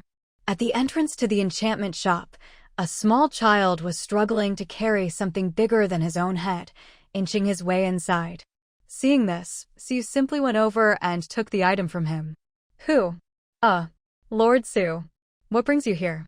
Xiaoyang was startled at first, instinctively about to ask who had taken his stuff. But when he turned and saw Suyu, his face broke into a smile. I'm here to see someone, Siu replied simply. Then she looked at the skull in her hand, paused for a few seconds, and asked, What's this? Did Kaichi ask you to fetch it? Is this what he usually has you do? Kaichi was the owner of the enchantment shop, an enchanter, and the teacher Siu had found for Xiaoyang. Her meaning was clear. She'd sent Xiaoyang here to learn enchantment, not to run errands. Kaichi wasn't teaching for free either. To get him to take Xiaoyang as a student, Siu had extended his shop lease at the same rent. So, while there was no direct payment, Kaichi was benefiting plenty. The money saved on rent alone could have paid for several teachers. Faced with Suyu's questioning, Xiaoyang froze, then lowered his head and tried to sound calm. No, I wanted to get it myself. There's a customer in the shop who ordered something, and Mr. Kai said it was a privacy issue. Xiaoyang's acting was pretty good for his age, but Siu was an adult. How could she not see through a child's little tricks? There was definitely more to the story. But Xiaoyang didn't seem willing to say. Maybe he was worried about troubling Siu. From his perspective, she'd already done so much for him and his sister. Asking for help with his studies too would be asking too much. Siu guessed what he was thinking, so she said directly, Xiaoyang, you have to understand, you're here to learn. Kaichi is being paid to teach you, and it's his duty to do so. If he's not fulfilling his responsibilities as a teacher, and you can't learn properly because of it, that's the real problem. At first, Xiaoyang didn't quite understand what she meant, but once he did, he looked up and told her everything that had happened recently. At first, Mr. Kai was great. He taught me all the basics of enchantment, and I learned a lot. But about 10 days ago, when I was supposed to start learning actual enchanting techniques, he suddenly changed. Xiaoyang was, after all, just a kid. He didn't have much experience and was easily misled. His study schedule had always been arranged by Kaichi. At the time, he thought he had already mastered all the basics and was ready to start learning real enchanting techniques. However, Kaichi insisted he continue working on the fundamentals, claiming his foundation wasn't solid enough. Although Xiaoyang wasn't the type of naive child who believed everything he was told, Kaichi was, after all, the only adult he knew in this territory apart from the bounty team, Suyu and Vivian, and he was his teacher. With all these layers of trust, Xiaoyang ultimately let himself be convinced by Kaichi. He genuinely believed his foundation was lacking and that he'd overlooked some things, which was why he couldn't start learning true enchanting skills. It wasn't until a few days ago, when Kaichi sent him to fetch something, that Xiaoyang accidentally returned early because he couldn't find what he was looking for. That's when he overheard a conversation between Kaichi and a customer. Hey, Boss Kai, where's your little apprentice? Off fetching something. The kid's a bit slow in the head, only good for running errands.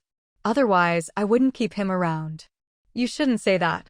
I think your apprentice is quite attentive to you. Every time I've come by, I've seen him studying. With such a hard-working apprentice, being a bit slow isn't a big deal. Isn't there a saying, diligence makes up for lack of talent? He's just trying to take shortcuts. His basics aren't solid, and all he does is hang around me, trying to pick things up by watching. I don't need an apprentice with such crooked intentions. The customer sensed something was off. This wasn't something a normal master would say about his apprentice. If Kaichi's first comment could be brushed off as a joke, this second part made it clear he really didn't like Chiao-yang. Haha, let's not talk about that. Has the weapon I asked you to enchant been finished yet? The customer changed the subject, not wanting to continue. Kaichi probably realized Chiao-yang would be back soon, so he dropped it as well. Lord Su, I really have been studying enchanting seriously. I never tried to secretly learn Mr. Kai's techniques. After telling Siyu what happened, Chiao-yang earnestly explained the misunderstanding to her. Siyu glanced at him. Kaichi talks nonsense. You don't need to explain, just do your best. Siyu didn't know much about Chiao-yang's personality, but she was well aware of how hardworking and outstanding Chiao-yu was. Even Vivian, who was usually stubborn, couldn't help but praise her. The siblings were so alike. If Chiao-yu was so exceptional, Chiao-yang couldn't be much worse. Besides, Siyu had noticed Kaichi's scheming nature back when she signed the shop rental contract with him. That's why she had Chiao-yang study both enchanting and hidden weapons. Learning hidden weapons gave him some ability to protect himself. Otherwise, she wouldn't have felt comfortable letting a child study alone with someone like Kaichi. But looking at things now, while Kaichi was indeed full of tricks, he wasn't as bold as she'd feared. After all, he didn't dare badmouth Chiao-yang to his face, only behind his back, and even then, he was afraid Chiao-yang would find out. Still, Kaichi's selfishness in withholding knowledge had nothing to do with his courage. Since he dared to bully Chiao-yang and play games in front of Siyu, putting on one face in public and another in private, Siyu was definitely going to teach him a lesson. As for Chiao-yang's enchanting studies, Siyu decided to put them on hold for now. After all, with a teacher like this, he wasn't going to learn much anyway. Even if she punished Kaichi, there was no guarantee he wouldn't hold a grudge and do something to Chiao-yang, or just teach him nonsense and lead him astray. Rather than waste time, it was better for Chiao-yang to continue learning from Jing Ke. With this in mind, Siyu had already made up her mind. But before that, she needed to deal with Kaichi. While she was talking with Chiao-yang, they'd already spent about 10 minutes at the door. Inside the enchanting shop, Kaichi, waiting for materials, was already getting impatient. But since there was a customer in front of him, he couldn't show it. He could only keep waiting patiently, apologize, and complain a bit about Chiao-yang. Fortunately, the customer seemed easygoing. Even after waiting over 10 minutes, she showed no signs of impatience.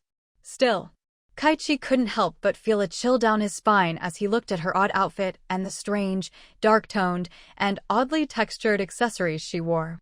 Especially since, as soon as she entered, she'd said she wanted to use a high-quality skull as enchanting material.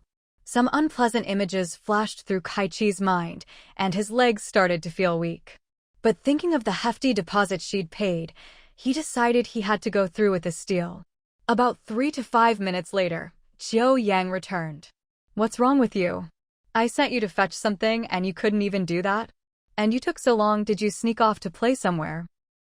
Because of his angle, Kaichi only saw Chiao-yang's empty hands and didn't notice Siyu behind him.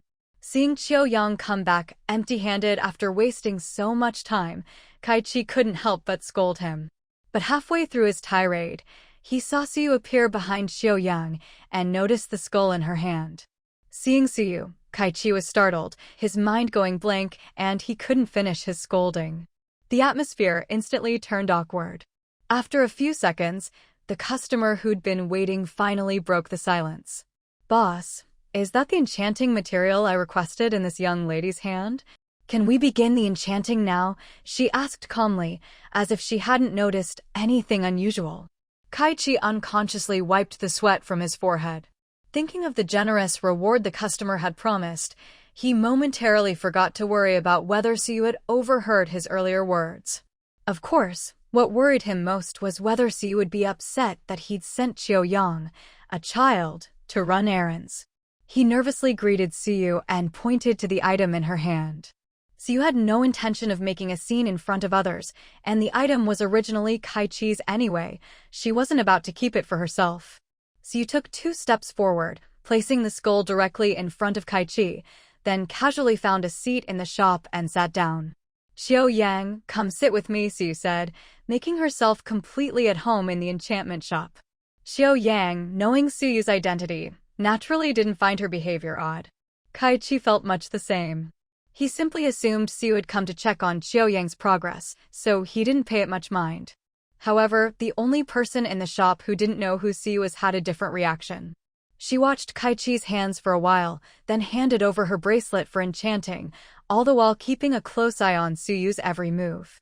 Suyu, of course, noticed the woman watching her, but she merely looked up, smiled, and didn't say anything, nor did she care. Half an hour later, Kaichi held the perfectly enchanted bracelet in his trembling hands, barely able to contain his excitement. "Congratulations, miss. This is the smoothest enchantment I've done in a long time." Kaichi chattered on about how flawless the enchantment was, all the while sneaking glances at the customer's expression. Normally, anyone who found out their enchanted item turned out perfect would be thrilled, some might even tip extra for such a result. But this customer remained as calm and expressionless as ever. In fact, she'd worn the same look since she entered the shop. If Kaichi were from the modern world, he'd know the perfect word to describe her: poker-faced. It's good," the customer said, accepting the bracelet and paying the remaining fee. Without even giving it a close look, she slipped it onto her wrist. Seeing the money, Kaichi's face lit up with joy. He always treated generous customers like this with extra care. So when he saw her put on the freshly enchanted item right away, he couldn't help but kindly remind her, "Miss, since this enchantment uses dark creature remains as materials, there's a lot of dark energy in it. Right after enchanting, the elemental fluctuations are at their strongest." "I know. Thank you for the reminder," the customer replied, but she still didn't take off the bracelet. Seeing this, Kaichi let it go. He'd done his duty by warning her. Whether she listened or not was her business. If something happened, it wouldn't be his fault. Though this customer was a bit odd, her best quality was her generosity and prompt payment. After receiving the bracelet, she immediately paid the last gold coin owed. With the gold in hand, Kaichi was over the moon, but soon remembered the presence of Qiu Yang and Suyu. Since the customer had already left and no new customers had arrived, Kaichi put away the money, greeted Suyu, and started to ask about her visit. "Lord Su, what brings you to my humble shop today?" Kaichi didn't know Suyu was here for someone, but couldn't think of any other reason, so he assumed she'd come for Qiu Yang. "Just looking around," Suyu replied, not specifying what she was here to see. She glanced around the shop before fixing her gaze on Kaichi. Kaichi broke out in a cold sweat under her stare. "Are you here to check on Qiu Yang's studies?" he ventured, feeling a bit guilty. After all, he was well aware of his own corner-cutting. He'd managed to fool Qiu Yang, but he knew Suyu was not someone so easily deceived. If Suyu found out what he'd told Qiu Yang before, he'd be in real trouble. Still, thinking of how eager Qiu Yang usually was to please him, Kaichi doubted the boy would suspect him, let alone tell Suyu about their previous conversations. Although Kaichi often complained about Qiu Yang to customers, he knew better than anyone how the boy actually performed. He also knew Qiu Yang wasn't the type to tattle, nor would he trouble Lord Su unless absolutely necessary. Otherwise, Su wouldn't have only just shown up today. From this, it was clear that after this period of time, Kaichi had figured out Qiu Yang's personality pretty well. Unfortunately for him, his luck was bad. Suyu had happened to catch him bossing Qiu Yang around. But at this moment, Kaichi had no idea Suyu already knew everything from Qiu Yang, so after his last question, he started praising Qiu Yang, almost talking to himself. "Qiu Yang's a real talent for enchanting, works hard, has a solid foundation. When I was learning, I wasn't half as quick as him." Who knows how much of Kaichi's praise was true, but he wasn't really saying it for Suyu's benefit, it was for Qiu Yang to hear. He hoped that by flattering Qiu Yang, the boy would forget what had happened before, or at least not bring it up while Suyu was here. I really didn't expect Qiuyang to be so outstanding.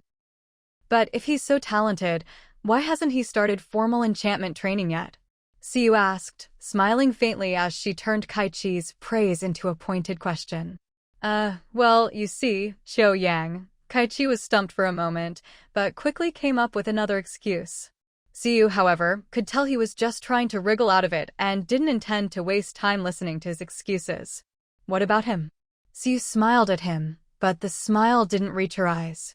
Instead, it sent a chill down Kaichi's spine. Frightened, all the excuses Kaichi had prepared vanished from his mind. He began to wonder if Siyu already knew everything. I won't waste words with you. Considering you did put some effort into teaching Qiuyang, I'll let this matter go. Suyu's words made it clear she knew the whole story. But she'd come to lay everything out in the open, so being direct was for the best.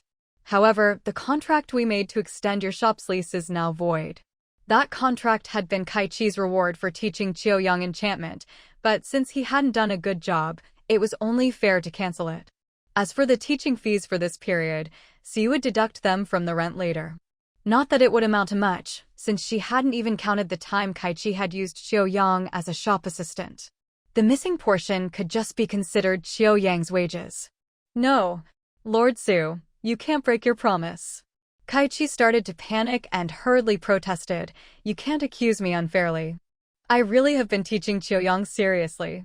It's just that his foundation isn't solid enough. If he starts learning enchantment now, it'll only make things harder for him down the road. Kaichi's excuse sounded reasonable, but paired with his anxious, defensive demeanor, anyone could tell something was off. Let alone the two people in front of him, who had already seen right through him. Even Qiuyang, who had always respected and looked up to him, wasn't buying a word he said anymore. Never mind Siyu, who already knew his true nature. Enough. Stop pretending in front of me. Don't you realize your words contradict themselves? Siyu sneered at Kaichi, then pulled out pen and paper and started drafting a document to dissolve the previous shop contract. She wrote out 2 identical copies and handed them to Kaichi. Seeing his reluctance to sign, Siyu simply tossed the documents in front of him and said coldly, I don't care if you want to keep your secrets. All I ever asked was for you to teach Qiuyang the basics. Your personal techniques, keep them to yourself. No one's interested. Siyu truly didn't care about so-called exclusive skills. She knew plenty of good things herself. If she had the time and energy, and if her own enchantment skills here weren't still in their infancy, she could have been a teacher herself. And not just any teacher, but one for all professions. You don't have to teach your original creations, but as a teacher, you can't even fulfill the most basic responsibilities. Bullying a child who isn't even 10 yet. Did you really think you're the only enchanter in the territory? Enchanters were rare, but nowhere near as rare as mages.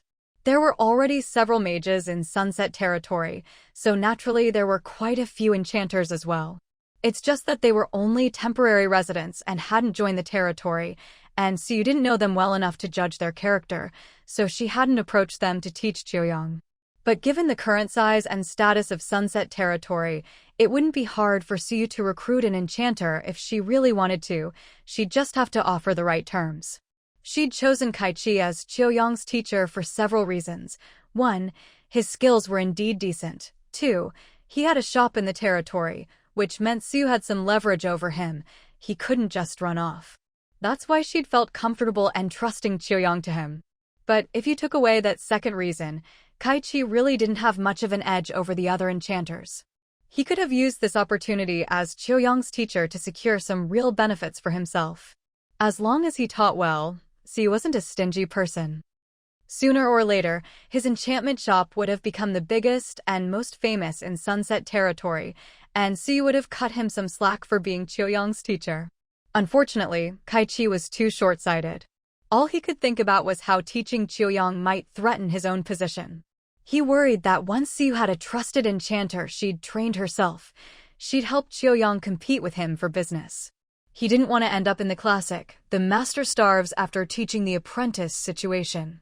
Honestly, his concerns weren't entirely unfounded. But he never considered that Qiuyang was not even 10 years old.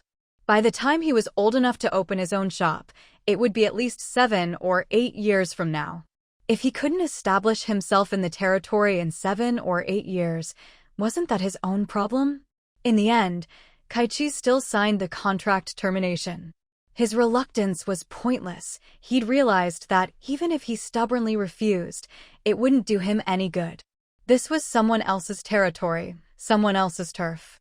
He couldn't win against Suyu. Most importantly, he was in the wrong to begin with, so even if he tried to make a scene to force Suyu to compromise, it wouldn't work. He could have refused to sign out of pride, but then he could forget about doing business here in the future. After all, the shop lease still had over a year left. If he fell out with Suyu now, he could kiss that year's business goodbye. So, after thinking it over, Kaichi made the choice that was most beneficial to himself, though deep down, he knew that even the best option now was nothing compared to what he'd just lost. But what's done was done, regret was useless. Once Kaichi signed his name, the agreement took effect. Suyu tore up the previous shop contract, then left the enchantment shop with Chiuyang. We'll put your enchantment studies on hold for now. In a while, I'll find you a better teacher, Suyu said to Chiuyang calmly. Chiuyang nodded. He didn't complain or say he didn't want to study. He'd always loved learning. He just had the bad luck to get stuck with an irresponsible teacher. If he'd had a normal teacher, he'd have started formal studies long ago, just like Chiuyu. So, for now, Lord, if you have anything you need done, I'm ready to help. With enchantment lessons on hold, Chiuyang would have plenty of free time, but he didn't want to be idle. He knew that in this world, only the strongest, or the most useless, had time to spare. He was clearly not the former, but he refused to be the latter. Don't worry, you definitely won't be idle these days. Suyu had already decided what she wanted Chiuyang to do during this break. But before that, she needed to ask for his opinion, because what she had in mind would be quite tough on him. I'll take you somewhere first. After you see it, you can tell me your answer. With that, Suyu didn't wait for Chiuyang's response and led him straight to the territory's training grounds. Normally, the territory's training grounds were open, but today, many people noticed that the grounds were closed. Ever since the monster tower had been built, people rarely used the training grounds. After all, the tower was better for gaining real combat experience. Still, plenty of people would come to the grounds now and then to practice new moves or spar with each other. But now that the training grounds were closed, they couldn't use them. Why are the training grounds closed? I was hoping to find someone to spar with. Come to think of it, I saw a bunch of people enter the training grounds this morning. How come we can't get in now? Someone muttered to their companion at the gate. The other person, perhaps thinking of something, simply grabbed him and left. Forget it, if it's closed, it's closed. Come on, let's go. I'll treat you to a few rounds in the monster tower today. While everyone else was distracted, two people quietly slipped in through the back door of the training hall, Suyu and Chiuyang. At first, Chiuyang didn't understand why Suyu had brought him here. He'd overheard the others talking, so he was also curious why the training hall was suddenly closed. But once Suyu led him inside and he saw what was going on, he started to get a vague sense of what was happening. The training hall looked nothing like before. It was now filled with all sorts of equipment, some Chiuyang recognized, like sandbags and wooden dummies, but most of it was stuff he'd never even heard of. Besides the equipment, there were a lot of people inside, both men and women, all engaged in some kind of strange training. At least, it seemed strange to Chiuyang. Odd as it was, everyone was taking it very seriously. Even when they noticed Suyu and Chiuyang entering, they only glanced over briefly before returning to their tasks with full concentration. Chiuyang also spotted someone else he knew, Jing Kei. After all, Jing Kei was his throwing weapons instructor, so of course he recognized her. Though she usually seemed cold and hard to approach, Chiuyang always felt that Teacher Jing Kei was better than Mr. Kai. Whenever he had a question, Teacher Jing Kei would always answer patiently, never showing a hint of annoyance. Mr. Kai was different. Well, never mind. He wasn't Chiuyang's teacher anymore, so there was no point dwelling on the past.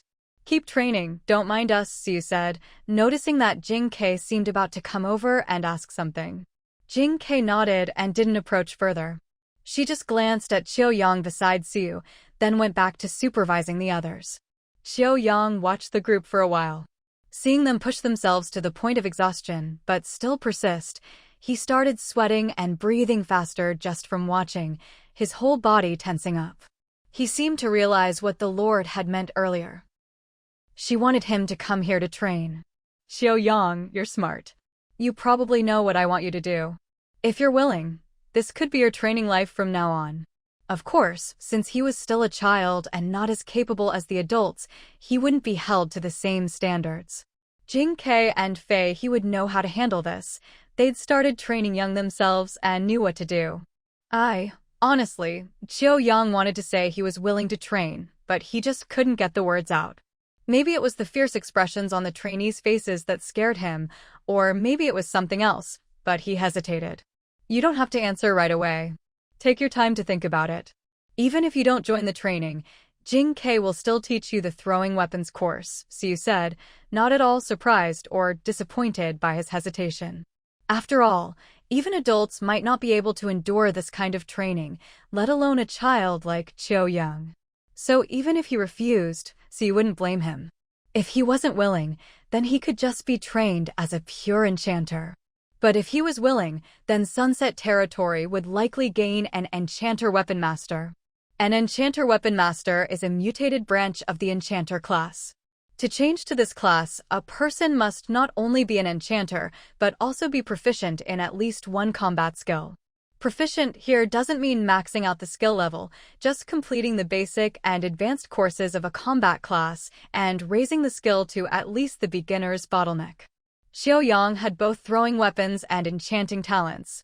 Though neither was very high, he still had a chance to become an Enchanter Weapon Master. If you don't want to, then just focus on enchanting. Throwing weapons can just be for self-defense. Xiaoyang's enchanting stat was still a bit low at 65, and without any special opportunities, he could at most reach Advanced Enchanter in the future.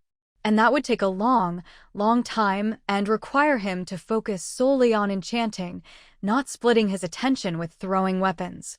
That's why Siu said throwing weapons would just be for self-defense. But if he chose the Enchanter Weapon Master path, it would be different.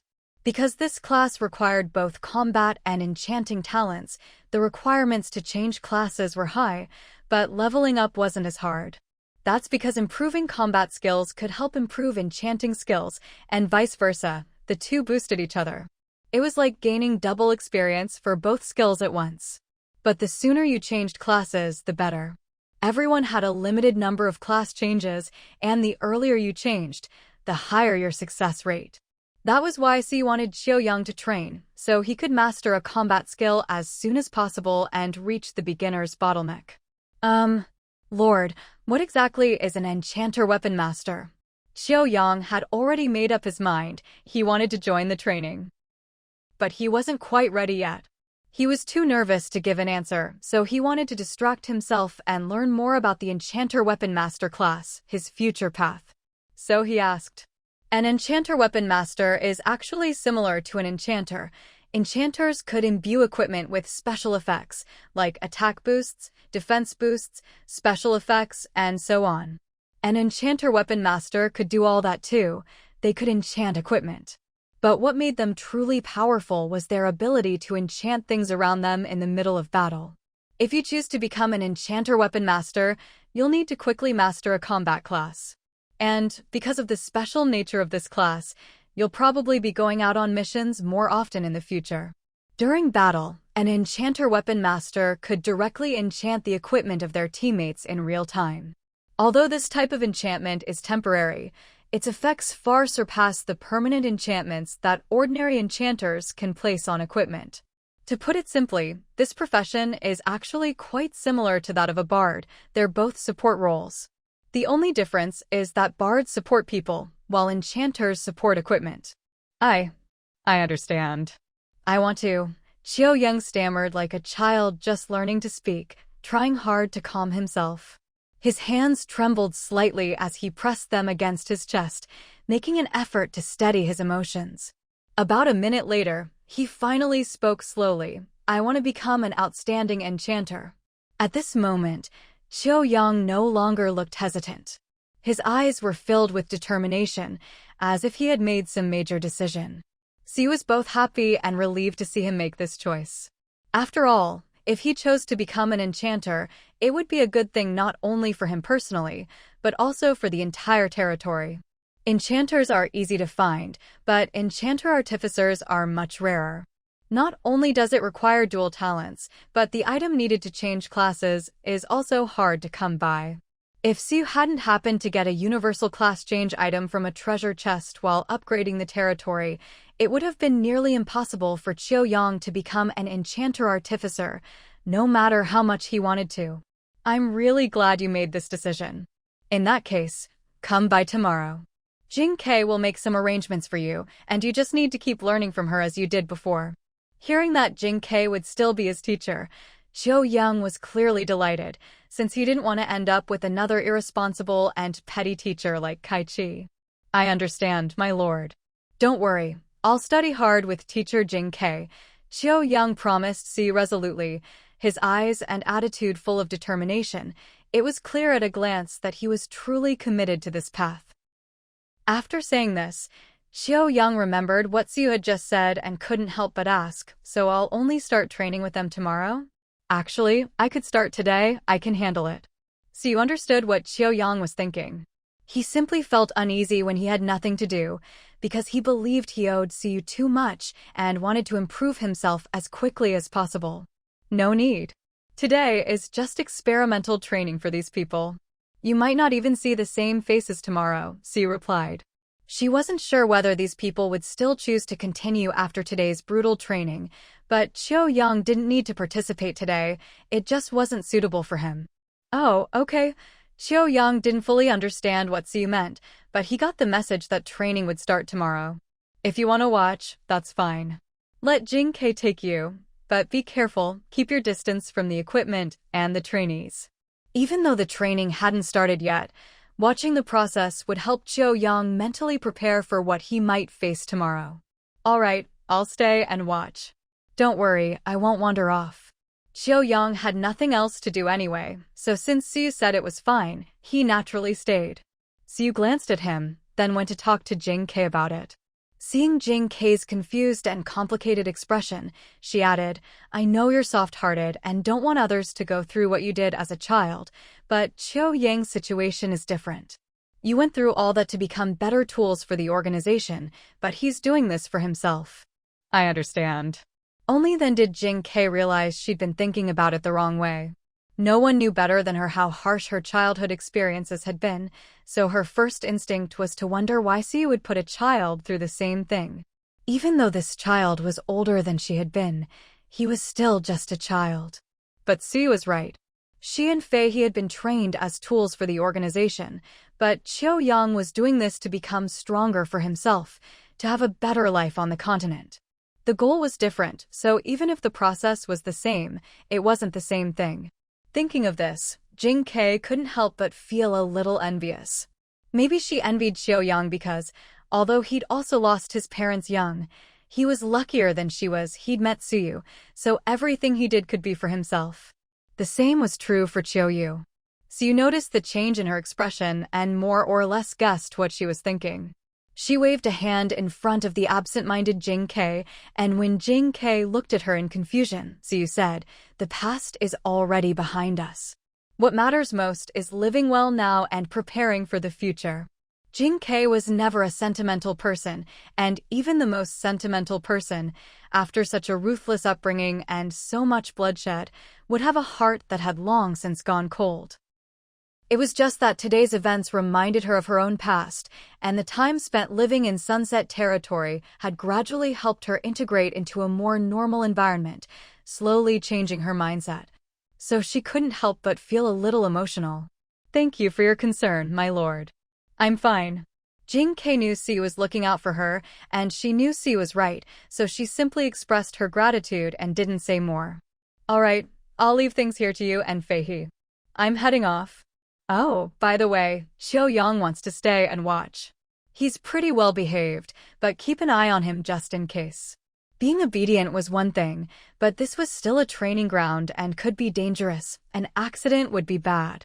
Don't worry, I'll take care of him. Strictly speaking, Qiuyang was Jing Ke's first student. She was very satisfied with his attitude toward learning, so she had a good impression of him and didn't mind looking after him. After entrusting Qiuyang to Jing Ke, Siyu left. If she didn't have other things to do, she actually would have liked to stay and watch their training. But Siyu hadn't forgotten that the reason she'd gone to the enchantment shop in the first place was because Dilo was there. She'd just gotten delayed by the situation with Qiuyang and Kaichi. But come to think of it, Siyu had already met Dilo.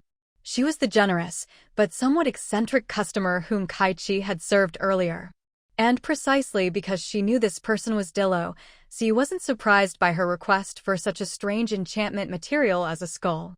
Siyu glanced at the map and saw that Di Luo was currently at the monster tower. According to her activity log, after leaving the enchantment shop, she had gone straight to the monster tower and hadn't left since. It was safe to assume she'd managed to secure a room there and had been practicing combat inside the whole time. A few minutes later, Siyu arrived at the monster tower. She had come to the monster tower to look for Di Luo, but unexpectedly, before she could find Di Luo, she ran into someone else she'd been planning to seek out later, Ningshi. Ningshi seemed to have just come out of one of the monster tower rooms. She looked a bit tired, and the gem at the tip of her staff was noticeably dim. As Siyu was debating whether to greet her, Ningshi had already spotted her. "Lord Su," Ningshi called out, walking over to Siyu. Siyu nodded in response and politely asked what brought her to the monster tower. For most people, coming to the monster tower was obviously to train themselves.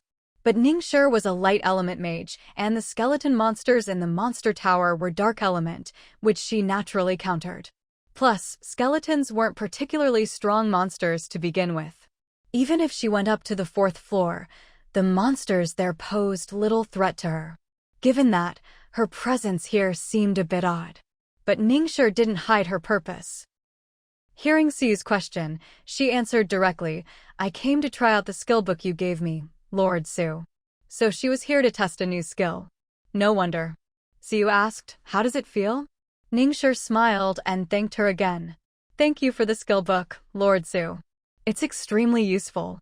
An AoE heal plus AoE damage, of course it's useful. But even the best skills have their downsides. For this one, the main drawback was its high mana consumption, which explained why Ningshi looked a bit drained. If you have business here, Lord Su, I won't keep you." After a brief chat, Ningshi prepared to leave. She could tell Siyu had come for something specific, and she herself was feeling a bit weak after testing the new skill, so she wanted to head back and rest. "Wait a moment. I do have other matters to attend to, but since I've run into you, there's something I wanted to discuss." Suyu's something was actually an invitation for Ningshi to join her on a trip to the Merfolk tomorrow. Siyu had been busy with other things these past 2 days and hadn't been out much, so she hadn't seen Ningshi and thus hadn't had a chance to ask her. She'd planned to find her later, but since they'd run into each other now, she might as well ask. "If Lord Su needs my help, I'll certainly come. Besides, I'm curious to see just how deep the legendary feud between merfolk and fishmen really is." Although Ningxi's words made it sound like she was treating the trip as a bit of fun, Siyu didn't mind. As long as she was willing to go, her reasons didn't matter. "When do we leave?" "I'll get ready."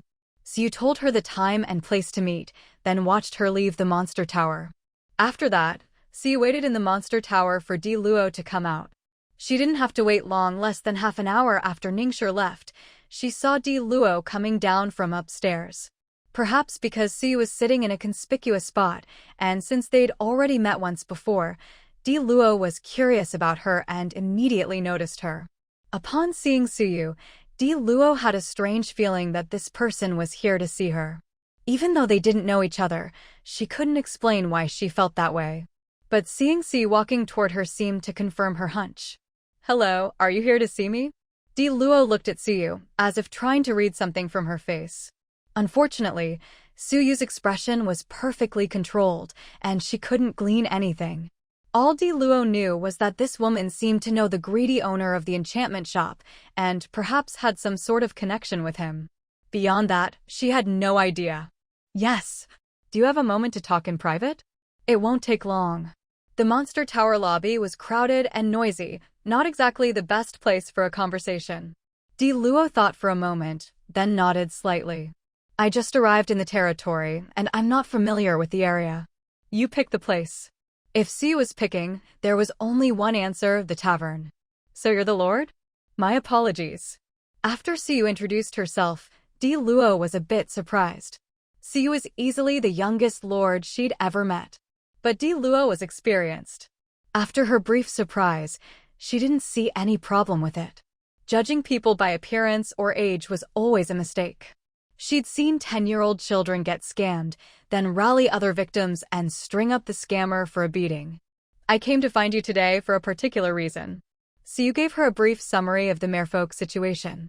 However, she didn't mention that it was a conflict between merfolk and fishmen, instead referring to it as a dispute between two unknown organizations.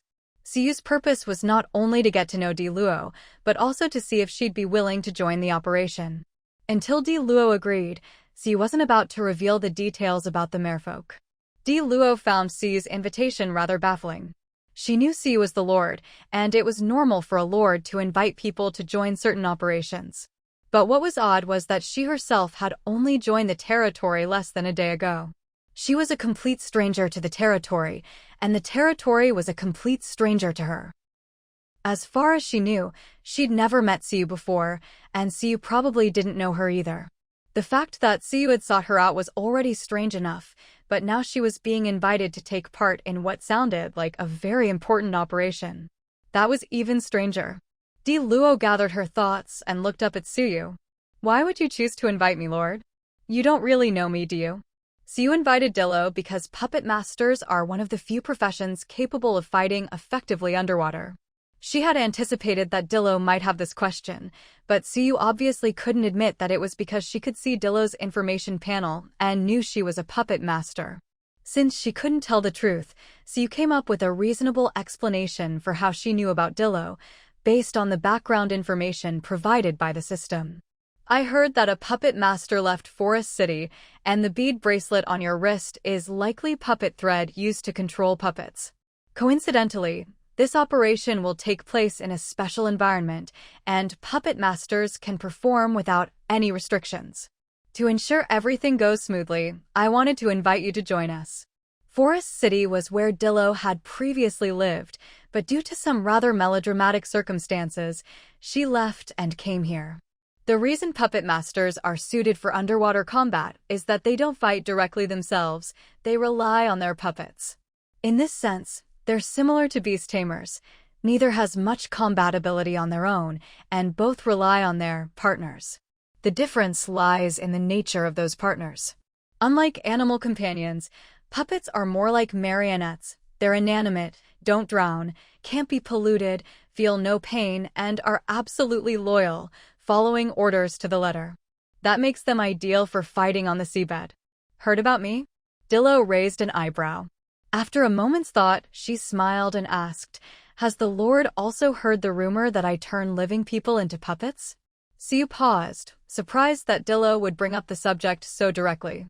Dillo's background, as described by the system, did mention her making puppets from living people, but the system's information was factual, not rumor or slander, so Siu knew the real story. To my knowledge, turning living people into puppets is something even master-level puppet masters can't do easily. Some of those rumors are really exaggerated.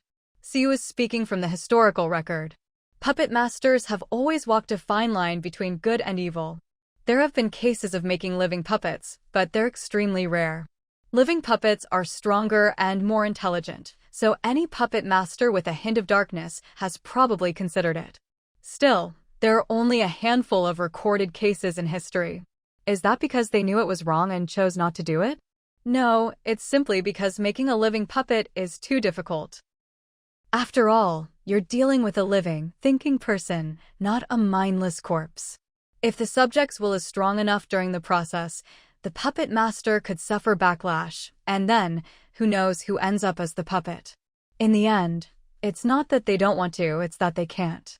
It's not that C looked down on Dillo, it's just the truth. Even if Dillo had the desire, she didn't have the ability. In that light, whoever spread these rumors about her clearly had malicious intent. They took advantage of the average person's ignorance about puppet masters to ruin Dillo's reputation. I didn't expect the Lord to know so much about puppet masters. Dillo smiled, her expression much more genuine than before. She didn't like explaining herself, but that didn't mean she was willing to be slandered or misunderstood. So you hadn't believed the rumors, whatever her reasons, that made Dillo feel much more favorable toward this unfamiliar lord. Since you've personally invited me, of course I'm willing to participate. But before that, I hope you'll tell me the real details of this operation. Dillo wasn't stupid. She could tell Siyu was hiding something, but that was understandable since she hadn't agreed to join yet. If she agreed to help and Siyu still kept secrets, then Dillo would see no reason to waste her time and energy. If someone's being this secretive, it can't be anything good, right? I have to warn you, this mission is very dangerous. It involves contamination. Siyu couldn't mention the merfolk, but she had to mention the contamination, since it was a matter of life and death. Oh? There's contamination involved. Dillo's reaction was a bit unexpected. When she heard the word contamination, not only did she not look afraid, she actually seemed excited and even a little delighted. This attitude struck Siyu as rather odd. But then she remembered Dillo was a puppet master, and it made sense. Most puppets are related to contamination in some way. Sure enough, Dillo's next words explained her excitement and showed just how closely puppet masters are tied to contamination. Dillo said, "As it happens, my newly made puppet still needs some nourishment. If there's contamination, I might soon have a much stronger helper." The lilt in Dillo's voice made Siyu feel, for a moment, as if she were looking at a copy of Vivian. That same excitement and thrill in the face of strange events, they really were alike. As long as you don't mind, that's fine. At this point, Dillo's participation was pretty much a done deal. Siyu mentally reviewed the roster for tomorrow's mission, glanced at Dillo's information panel, and, seeing Dillo's expectant look, explained the whole operation to her. Merfolk, really? Dillo's expression turned a little strange, as if something had occurred to her. I didn't expect the Lord to have dealings with the merfolk. After Suyu's explanation, Dillo could guess that the people Siyu was helping were merfolk. Ordinary humans could never even meet merfolk, let alone have such deep interactions. That alone proved Suyu's relationship with the merfolk was extraordinary. Tomorrow morning, meet at the plaza, Siyu said, not responding to Dillo's comment. After giving the time and place for the rendezvous, she prepared to leave. But before she left, she remembered to take out the gift she'd brought for Dillo. Looking at the present Siyu gave her, Dillo found this lord even more interesting. She didn't really believe Siyu's excuse about hearing rumors about her. It sounded plausible, but there were too many holes in it. But so what?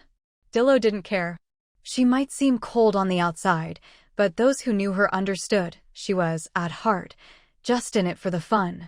A person who always goes wherever the fun is. But unlike Vivian, who only watches the excitement and rarely gets involved, Dillo is different. She'll step in. Maybe it's because she's spent so much time with puppets, things devoid of emotion and humanity, that Dillo's personality has started to shift in that direction as well. Her way of doing things is all about following her whims. In her eyes, there's no absolute good or evil. If something rubs her the wrong way, she'll intervene. If she's in a bad mood, she'll act. If she's in a good mood, she'll still act. The rumor about the living puppet that she and Siyu mentioned before actually started because she interfered in something, and the other party spread that rumor as revenge. Dillo doesn't regret it. In fact, if she hadn't had to leave for some special reason, she would have made that rumor come true and made the person who spread it a participant in the process. So these are shark silk gloves. What a great thing and a wonderful gift. Dillo stroked the gloves, which glimmered with a faint icy blue in the shadows, yet looked almost invisible and transparent under the light.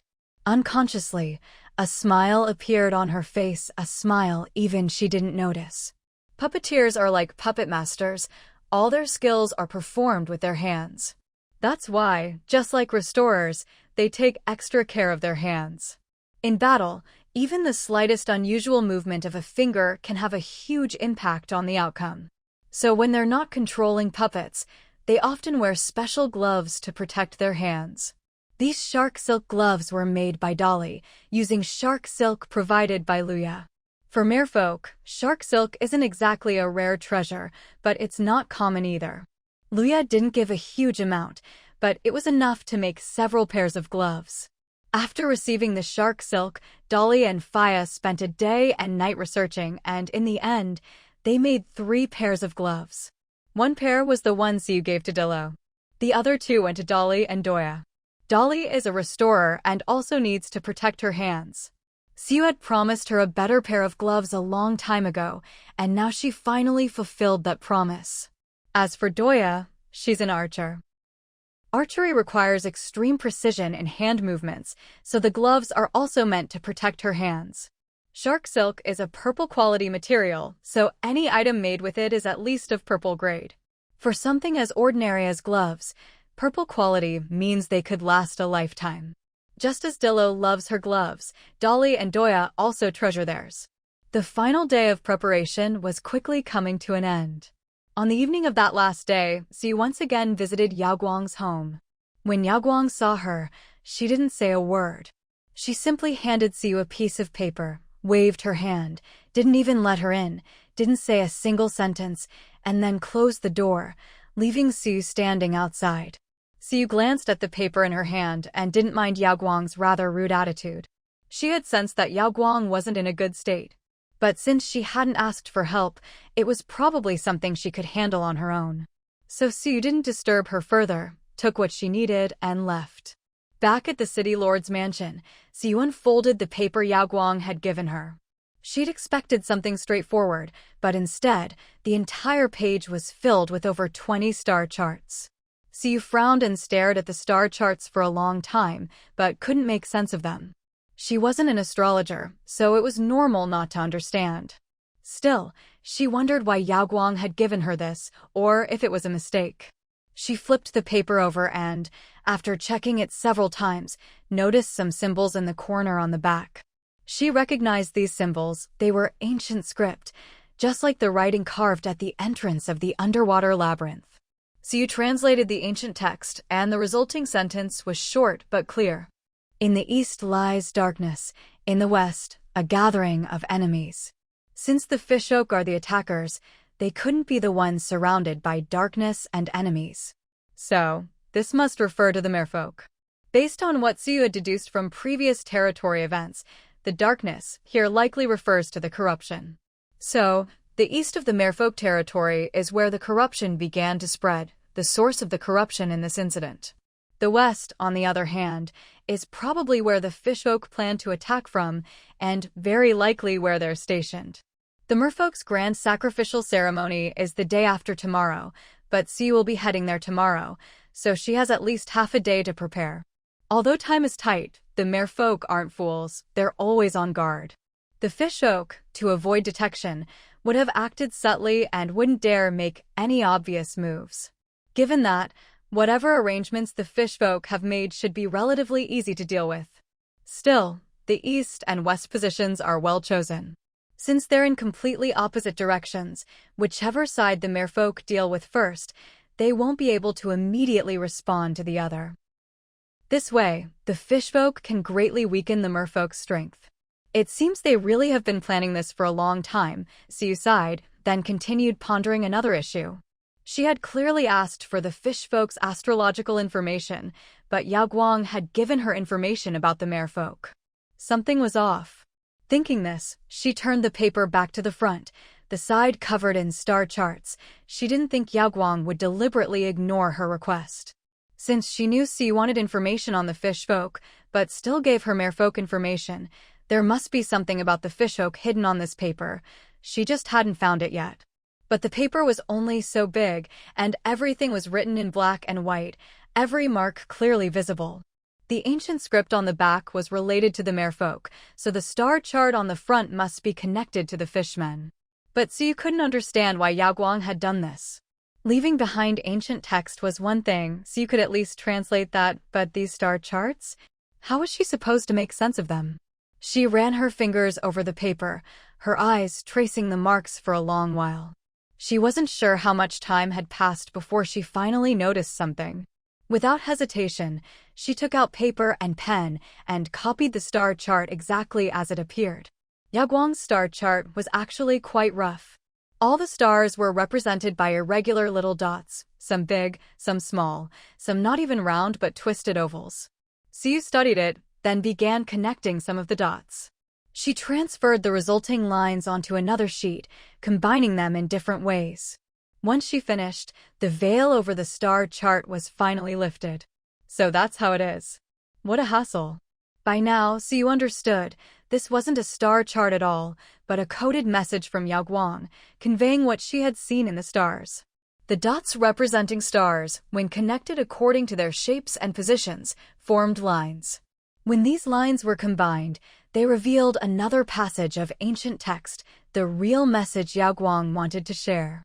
Compared to the previous, brief translation of ancient text, this star chart was much more complex, and so the information it conveyed was far more detailed. The combined message consisted of 2 sentences. The fishmen envy the merfolk, so they are willing to pay any price, driven by darkness, hoping to use its power to wipe out the merfolk and take their place. The merfolk's power comes from the merman pearl, but fishmen who possess dark power can corrupt the pearl.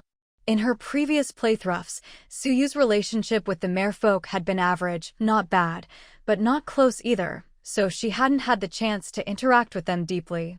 Most of her knowledge about the merfolk came from other sources or written records. She knew a bit about them, but nothing in depth. For example, she'd heard the rumor that if a fishman obtained a merman pearl, they could shed their fishman identity and become a merfolk again, but she hadn't known the pearl could be corrupted. She didn't know that the heart of the elves couldn't be corrupted, and since it was similar to the merman pearl, she'd just assumed the same was true for the pearl. And on the game forums, there was very little information about the merman pearl. That made sense, though. The pearl was vital to the merfolk, a matter of life and death. If it could be corrupted, they'd never want that weakness exposed. But now, the fishmen had discovered this vulnerability and were planning a deadly strike against the merfolk. The thought made Siyu unconsciously furrow her brow. She quickly relaxed, though.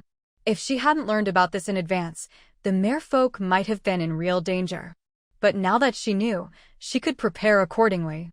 For example, she could gather more items to resist or dispel corruption. Or she could investigate the source of the corruption near the fishmen's camp, find it, and eliminate it, ideally catching the fishmen off guard and turning the tables. That last option was less likely, though, since time was short and Siyu was short-handed. If this were a dungeon run, she could bring dozens of people and it wouldn't be so difficult. But this time, Ningxue was here too, which was good news. Not that a single light mage could withstand all the fishmen's attacks, but at least Ningxue could protect the merfolk's pearls from being corrupted. And since light mages are highly sensitive to corruption, Ningxue could detect it immediately, allowing them to respond quickly and limit the spread and impact on the merfolk. Based on this new information, Siyu revised her plans for what to prepare and watch out for tomorrow. Once everything was ready, her gaze fell on the star chart she'd just copied. The question she'd pondered countless times finally had an answer. Why hadn't Yaguang just told her the information directly? Why use such a roundabout method? Yaguang had said before that when observing multiple targets in the stars, she could only glean superficial information. Only when focusing on a single target could she observe and analyze deeply, obtaining more clues. Siyu had chosen to get as much information about the fishmen as possible. Yaguang had not only accomplished that, but also included clues about the merfolk, clearly not an easy feat. Thinking back to Yaguang's weakened state, it wasn't hard to guess she'd paid a steep price for this. And with matters of fate and the stars, astrologers pay a price not only when observing and analyzing, but also when passing that information to others. The more targets observed, the more complex and in-depth the analysis, the higher the cost. The more people who know and the more detailed the information, the higher the cost. Siyu guessed that Yaguang was only supposed to analyze and share information about the fishmen, not the merfolk. So Yaguang came up with a clever workaround. Instead of telling Siyu the results directly, she used this roundabout method to reduce the price of passing on the information. Ancient script, coded diagrams. If this paper was dropped anywhere on the continent, 99% of people wouldn't understand it. If no one could read it, it was as good as not leaking anything. Even if someone did decipher it, it would be thanks to Suyu's own abilities. So Yao Guang had minimized the price of revealing the secrets and, in exchange, managed to pass on extra information about the merfolk. It might seem a bit like covering one's ears while stealing a bell, but it really did fool the heavens and served as a reasonable way to avoid risk. As expected, another one who's all talk but soft-hearted inside, Suyu sighed, thinking about the personalities of the people around her. She realized that quite a few of them had a bit of a tsundere streak. Mike was like that, so was Vivian, and now, after Yao Guang revealed her true colors, she was the same. She could only chalk it up to her own good fortune. Suyu suddenly felt that maybe her luck wasn't so bad after all. She figured she must have used up all her luck recruiting such great residents. So far, there wasn't a single bad person by her side. And it wasn't just about their strength. When it came to personality and character, they were all wonderful. Most importantly, they were all wholeheartedly loyal to her. People often said that meeting Suyu was their good luck, but Suyu actually felt the same way. Being able to meet them in this world was her own stroke of luck. A new day arrived. At the agreed-upon time, everyone gathered together. Suyu handed out what needed to be distributed, then led everyone to the seaside. Once they arrived, Suyu immediately blew the shell whistles that Luya had given her. She thought they might have to wait a while, but perhaps the dolphins already knew she'd be coming with people at this time, so they'd arrived early to wait. In the end, Suyu had barely blown the shell whistle for 10 minutes before a group of dolphins, led by Alan, appeared from the distance. Wow! So many dolphins! It looks like those dolphins are heading right toward us. What are they up to? Is it possible that these dolphins are our rides for this trip out to sea? Hearing that last comment, everyone couldn't help but recall how Suyu and Ningshi had been taken away by a dolphin and then brought back the next day. Thinking about it, it actually made a lot of sense. Even so, everyone's feelings were complicated. After all, who would have thought someone could command sea creatures? Even most beast tamers only worked with land animals. If word got out about this, it would definitely be considered a rare and remarkable event. Among the group, aside from Suyu, the calmest was undoubtedly Ningshi. After all, she'd gone with Suyu to visit the merfolk riding a dolphin. She could guess that these dolphins were probably sent by the mermaid princess to pick them up. The most surprised by the dolphins' arrival, however, was Dillo. Other than Dillo and Vivian, everyone else had participated in the previous mermaid summoning mission and had met Alan before, so their surprise was only momentary. Vivian, having spent so much time with Suyu, was already used to all sorts of strange and wonderful things, so she didn't react much. But Dillo was different. She was new here, curious and unfamiliar with everything, so seeing something so extraordinary, she couldn't help but ponder it for a while. But before she could figure anything out, the dolphins had already reached their side. Everyone, get your things and change your clothes, then pick a dolphin for yourself, Suyu said, walking straight over to Alan. She was definitely going to ride with him. Duoya had wanted to go with Suyu, but seeing that some dolphins seemed to pick their own riders, she remembered that Ningshi had gone with Suyu last time, so that dolphin was probably more familiar with Ningshi and might not want to carry her. So she didn't insist. Meanwhile, Vivian had already found a dolphin that willingly offered to carry her, so she called Duoya over to keep her company. 5 minutes later, everyone was seated on a dolphin. There were 13 dolphins summoned by the shell whistles, some big, some small. The smaller ones could only carry one person, while the larger ones like Alan could carry two, so it worked out perfectly. Everyone Suyu brought could be accommodated, with even a couple of seats to spare. Just like before, it was a sea journey of over 2 hours. But this time, Suyu was prepared. She took out something like a saddle and fitted it onto Alan.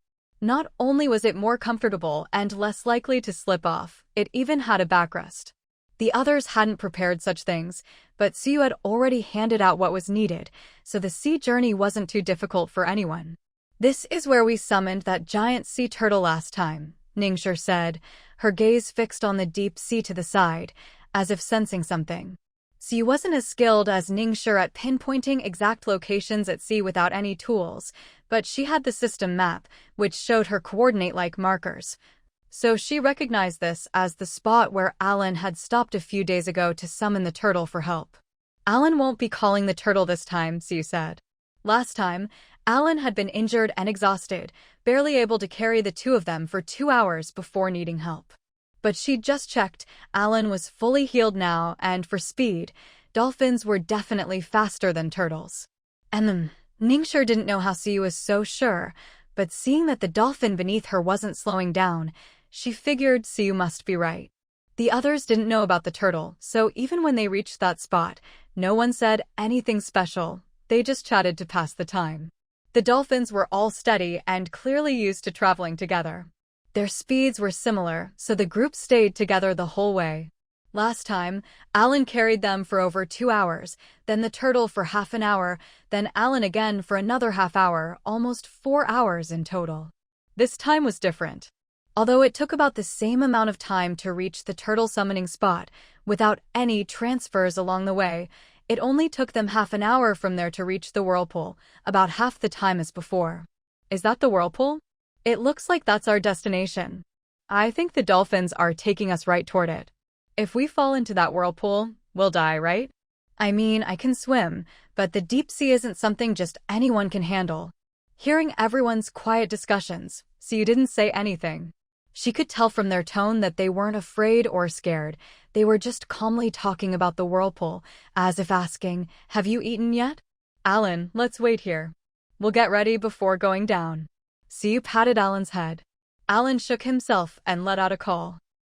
After hearing Alan's call, the other dolphins first slowed down, then gradually gathered around Alan at a pace similar to a human's walking speed. "Everyone, take out the purple and blue potions I gave you earlier," Siyu instructed. The purple potion was for underwater breathing, and the blue one created an isolating barrier. Since everyone had a spatial pouch, they'd all stored their potions inside. After all, once they entered the sea, these potions were as essential as oxygen tanks in space, life-saving tools. If they ran out, it would be fatal. Remember what I told you before. Both the underwater breathing potion and the isolating barrier potion last for 5 hours. 5 hours was already quite a long duration. If the effect was any shorter, they'd have to keep drinking potions frequently, which would be troublesome. Worse, in an emergency, they might not be able to replenish the effect in time and could drown. After you drink the underwater breathing potion, a mark will appear on your hand. When the mark starts to fade, it means the potion's effect is about to wear off. You must replenish it within half an hour. Once the mark disappears completely, the effect is gone. This method of using a mark to indicate the potion's duration was something Siyu had told Vivian about. Siyu had also instructed Vivian to add a certain herb to the potion, one that wouldn't affect the potion's efficacy, but would leave a special mark that faded over time. It was inconvenient to check the time underwater. There was no day or night and no clocks, so keeping track of time was difficult. Although Siyu had access to the system's time, she couldn't guarantee that everyone would always be by her side. If she forgot to remind someone, it could be deadly. That's why the mark was essential. Siyu continued, "The isolating barrier potion doesn't have a mark, but you can observe the barrier around you. When you see it thinning, becoming almost as fragile as a cicada's wing, that means the effect is about to end." The isolating barrier was like a protective shell around everyone. It made them less susceptible to water currents and shielded them from some of the ocean's natural forces. Otherwise, in the deep sea, it wasn't just drowning that could kill you. Water pressure and turbulent currents could be just as deadly. Still, the barrier potion wasn't as essential as the underwater breathing potion, because the merfolk's territory had a protective shield. Once inside, everyone had to use the breathing potion, but the barrier potion was optional. One last thing. Siyu took out a palm-sized stone from her backpack. This is a return stone. It's set to teleport you back to Sunset Territory. Everyone has one. If you're in danger, you can activate it with magic, a drop of blood, or simply crush it, and it will take you back.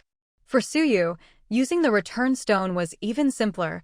She could just activate it directly from her backpack. But for the others, whether it was dropping blood on it or crushing the small stone, it was easy enough. When they heard Suyu's words, they couldn't help but gasp in surprise. They'd been prepared for a life-or-death mission, but now it seemed survival was almost guaranteed. The reason they were willing to risk their lives was partly loyalty and trust, but also because almost everyone present had reached a bottleneck in their abilities. Breaking through the beginner and intermediate bottlenecks in combat skills was easy enough, but the advanced bottleneck was the peak for most people. To break through, they needed not just talent, but also to endure hardships. Surpassing the ordinary required extraordinary experiences. This was clearly the perfect opportunity. Not only could they meet the legendary merfolk and stay as guests in their territory, but they might also find a chance to break through. But now, with the return stone, their imagined life-or-death situation no longer existed. This was simply a well-prepared, unknown adventure arranged by their lord. With the return stone, unless someone acted recklessly, their survival rate was over 90%. All right, drink both the underwater breathing and isolating barrier potions. Let's go. Suyu had explained everything. Since she'd brought these people along, she was responsible for bringing them back safely. She'd done all the preparation she could. If something still went wrong, it would be their own fault. Yes, everyone responded, quickly drinking both potions. As they watched the purple ring-shaped mark appear on the backs of their hands and the semi-transparent barrier form around them, they felt both excited and reassured. Alan, let's go. Suyu had a mermaid pearl, but didn't want to reveal it, so she drank the potion as well, using the pearl at the same time. Ningxue knew Suyu had a better tool than the potion, but also knew Suyu wouldn't reveal it. She guessed that mysterious item had a limit on how many people it could help. If Suyu used it just for herself, it was fine. But if she brought some people and not others, it could cause resentment. Even though everyone present was trustworthy and of good character, it was better not to take chances. Ningxue quickly drank both potions, tied the cloth strip Suyu gave her around her wrist, and passed it to the next person. It was easy to get separated in the vortex, so Suyu had everyone tied together again. Once everything was ready, Suyu and Ningxue, both on their second visit, entered the whirlpool first. The others, still a bit nervous, saw so many people going in and Suyu herself leading the way, so they mustered their courage and followed. After everyone had entered, Alan flicked his tail and led the other dolphins, bypassing the whirlpool and heading straight for the seabed. Half an hour later, the group finally escaped the troublesome whirlpool and reached the ocean floor. I didn't expect the seabed to look like this. It's not what I imagined at all. What did you think it would look like? Tell us. Well, at the very least, there should be coral, seaweed, and all kinds of cute sea creatures, right? But it's so dark here I can't see my hand in front of my face. If I didn't remember jumping into the sea, I'd think I was back in the Black Domain. You're right, it really does look just like the Black Domain, where you can't see a thing. Hearing how relaxed their conversation was, so you could tell that their spirits hadn't been affected, and she couldn't help but breathe a sigh of relief. Aside from external factors, Suyu was also worried about an internal issue. She didn't know if anyone in the group suffered from thalassophobia, nyctophobia, or other psychological conditions related to the deep sea or darkness. These were hidden traits that wouldn't show up on the information panel, so Suyu couldn't detect them. When selecting people, she could only try her best to pick those who seemed comfortable in the water, or at least didn't appear to have any water-related psychological trauma. She was afraid of failing before even starting. She didn't have many people with her to begin with, and if she lost any more, she'd be left with no one. All right, that's enough chatting. Alan and the others are here. Suyu had let them talk earlier because Alan and the others hadn't arrived yet. She was waiting for them. Now that she saw Alan, it was time to follow him to the merfolk tribe. Everyone fell silent at Suyu's words. The dozen or so dolphins that had been carrying them earlier swam over and formed a circle around them. Alan, leading the way, called out to Suyu, signaling for her to bring everyone along. Let's go, Suyu called to the group behind her. They switched on their underwater lights, illuminating the path ahead, and followed Alan forward. After about 10 minutes, they could already make out the shadows of houses in the distance. Calling them houses might not be quite accurate, The merfolk didn't live in buildings like humans did. Only the royal palace of the merfolk tribe vaguely resembled a house, but that didn't matter. At least it meant they had entered merfolk territory. At the entrance to the merfolk tribe, Alan flicked his tail and woke up the dozing merfolk guard. The guard, startled by the blow, was first confused, then quickly became angry. But as soon as he saw that it was Alan who had hit him, his anger vanished instantly, or rather, it transformed into fear. "Little ancestor, I beg you, can you just pretend you didn't see anything?" The merfolk guard knew full well that his behavior just now counted as dereliction of duty. After all, his job was to guard the entrance to the merfolk tribe. Everyone knew that, deep under the sea, no one was likely to find this place. The guards here were widely considered to have the cushiest jobs. If no one caught you slacking, it was fine, but if you were caught, you'd definitely be punished. The lightest punishment was a beating, the worst was losing the job and being demoted to an ordinary merfolk. Alan called again, looking like he couldn't be bothered to deal with the guard. He glanced back at Suyu, then flicked the guard once more. All right, I get it. These are the 6th princess's honored guests. Since they're the princess's guests, of course they can enter the merfolk tribe." With that, the guard moved aside to let them through the gate.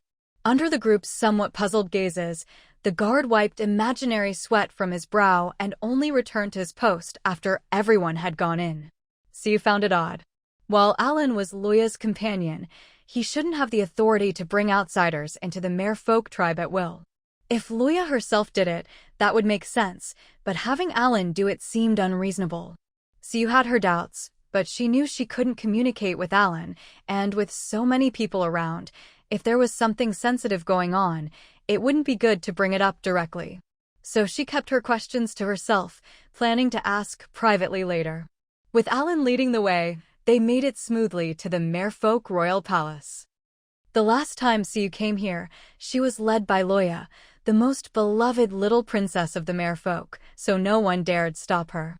But this time, it was Alan leading them, not Luya, so they ran into a bit of trouble at the palace entrance. Non-royals are not permitted inside. The merfolk guards weren't rude, they were just doing their duty by not letting outsiders into the palace. Siyu didn't take offense. She noticed Alan was about to lose his temper like before, so she quickly had someone hold the little dolphin back and took out the shark blood pearl to call Luya. When Luya heard Siyu had arrived, she was delighted, but upon learning Siyu was stuck outside the palace, she smacked her forehead, admitting she'd forgotten to give Siyu the token needed to enter. "Yoi, wait for me. I'll come get you right away." As her voice faded, the atmosphere grew a little awkward. The merfolk guard who had stopped them now wished he could bury his head in the seaweed and pretend nothing had happened. He definitely recognized the shark blood pearl and could tell it was the 6th princess's voice, so he realized he'd just blocked the princess's guest. Thinking about this, the guard began to wonder how he'd plead for mercy if the princess kicked him out of the guard squad. But he also knew that, as a lowly guard, his pleas would probably be useless. So he looked hopefully at Suyu. If the princess's guest didn't hold a grudge, maybe he'd be spared. Before he could say anything, Luya arrived with a large entourage. "Yoi, I missed you so much." Luya's eyes lit up when she saw Suyu, and she ran over to hug her. Suyu smiled and hugged her back. After a brief greeting, just as the guard expected, Luya turned from beaming at Suyu to glaring coldly at him. "What's your name? Who gave you permission to block my guest?" Luya's face was calm, but her tone didn't reveal much anger. Still, someone who's always smiling becomes even scarier when they go cold. Luya was just that sort of person. "Please forgive me, Your Highness. I am Harry." "I didn't know." Sweat beaded on Harry's forehead, and he trembled slightly from nerves and fear. Luya snorted and was about to say something, but Siyu stopped her. "Luya, he was just doing his job. You should be glad to have such a responsible guard." Siyu didn't mean to speak up for the guard. After all, Luya was the princess and she was just an outsider. Interfering would only undermine Luya's authority. The most important thing was, Luya did all this to stand up for her, so Siyu felt she had even less right to stop her, but that was only under normal circumstances. Siyu spoke up because she felt something was off about the situation. Yoi is kind-hearted, but we can't just let this go. I notified the palace guards a day in advance, telling them to let you through as soon as they saw Alan bringing you here. Loya had indeed forgotten to give them the token for entering the palace, but she had already informed her subordinates. What she hadn't expected was that Siyu was still stopped at the gate. Loya wasn't spoiled or unreasonable, she was fair. If she hadn't notified them in advance and Siyu was stopped as a result, Loya would never have blamed anyone else. Because she knew Siyu was right, the guard was only doing his duty. But the circumstances were different this time, so the way to handle it was different too. Siyu, however, hadn't known about this prior arrangement, so after learning about it, she stopped speaking up for the guard. Still, she couldn't help but frown slightly when she noticed the guard's sudden look of shock just now. Since Yoi spoke up for you, your position will be kept, but you'll need to report to your captain and accept your punishment. Loya felt her decision was fair, and everyone else who hadn't noticed the details agreed. Just as everyone thought the matter was settled, the guard who had been standing silently with his head down suddenly spoke up. Harry, 6th Princess, I am willing to accept punishment, but I was not informed about this matter. What did you say? Loya frowned, momentarily not understanding. What I mean is, I never received any notice that your guests would be visiting the palace today. That's why I accidentally stopped your honored guests. At this point, Harry seemed to realize he might have been set up. In fact, he wasn't even supposed to be on duty today. The guard who was scheduled had something come up and asked Harry to cover for him. Harry's relationship with that merman guard was just average, not particularly good or bad. Everyone has emergencies sometimes, and Harry himself had asked others to cover his shifts before, so he usually wouldn't refuse such requests. Helping each other out is how you get by in this job. But because he wasn't the one originally scheduled, the message about the 6th Princess's guests coming today never reached him, so naturally, he didn't know. And when the merman guard handed over the shift, he didn't mention anything about it either. Harry thought, if something this important had landed on his shoulders, he would never have forgotten to tell the next person. After all, someone was doing him a favor, and not passing on such crucial information would only harm them, just like what happened to him now. So he could only suspect the other guard did it on purpose. Please, 6th Princess, I swear every word is true. I even have the records of the shift handover at home. Harry's tone was firm, not at all like he was lying. No one thought Harry was lying, either. After all, this was an easy lie to expose. Just call in the others and compare stories, and the truth would come out. There was no room for manipulation, so no one believed he'd lie about this. Loya frowned slightly. She hadn't expected there to be such a hidden side to this matter. She had thought Harry had simply been negligent and hadn't taken the order seriously, but now it seemed another merman was involved. Go call your captain, and also bring in the merman who asked you to cover his shift. This could be a small issue or a big one. On the surface, it was just a lapse in passing on a message, but if the order had been to stop an escaping enemy instead of letting guests in, the consequences would have been disastrous. Yes! Harry's face was serious, but inside he was relieved. No one wants to suffer unjust punishment, so any chance to clear things up is welcome. He didn't even dare imagine what would happen if he really got punished for offending the 6th Princess. Just thinking about it made him shudder, and he hurried off to find the others. After Harry left, Loya looked apologetically at Suyu. Sorry, Yoi, I need to handle this first and can't host you right now. I'll have Alan take you to my palace. I've already arranged everything there. Suyu nodded, then turned to the people behind her. You all go with Alan and rest for now. Yes. Although everyone was curious about what would happen next, they knew this was an internal matter for the merfolk and not something they should stick around for. Just witnessing what they already had would be enough for them to talk about for a lifetime. Though they couldn't stay, when Suyu showed she wanted to remain, Loya didn't stop her. Yoi, do you have something to say? Loya had already noticed Suyu's odd expression earlier and knew that, under normal circumstances, Suyu wouldn't have tried to stop her from punishing Harry. But she had, so Loya guessed Yoi must have noticed something. I do, but I can't be sure yet. I want to ask you a few questions first. Suyu glanced around. All the merfolk Luya had brought were standing several meters away. No one could overhear their conversation. Siyu said, I could sense that Harry was afraid of you just now. Do you know why? He stopped you, Yoi, and knew I'd punish him. Isn't it normal for him to be afraid? Luya was puzzled. She hadn't noticed anything odd about Harry's initial reaction and thought it was all reasonable. No, Luya, think about it. If you were Harry, and you stopped the princess's guest without knowing in advance, would you really be so terrified just because the princess showed up? If it were Suyu, she'd be nervous and worried at most. At the same time, she'd feel she was just doing her job. If she really got punished, she'd be anxious and scared, but mostly indignant. Luya frowned and thought for a while, finally noticing something was off. So, Yoi, you mean? Luya was too close to the situation to see it clearly. She could sense something was wrong, but didn't know why, so she could only rely on Suyu to explain. His fear shows that he's more afraid of you than of the incident itself. That was putting it mildly. More bluntly, everyone knew the sixth princess was ruthless, and what Harry feared wasn't that he'd stopped Luya's guest, but Luya herself. In his eyes, disobeying Luya's orders was far scarier than breaking the rules of the merfolk. Openly defying the royal family is actually a very reckless thing to do among the merfolk. Yet, even after Luya said she would go easy on him for Suyu's sake, Harry still chose to speak bluntly.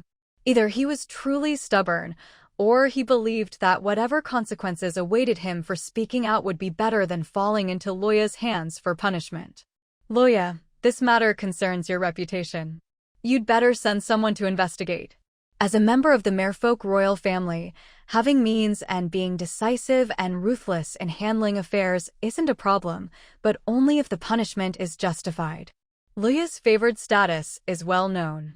What Suyu worries about most is that someone might exploit this, painting Luya as a spoiled, unreasonable, and willful princess, thereby ruining her reputation.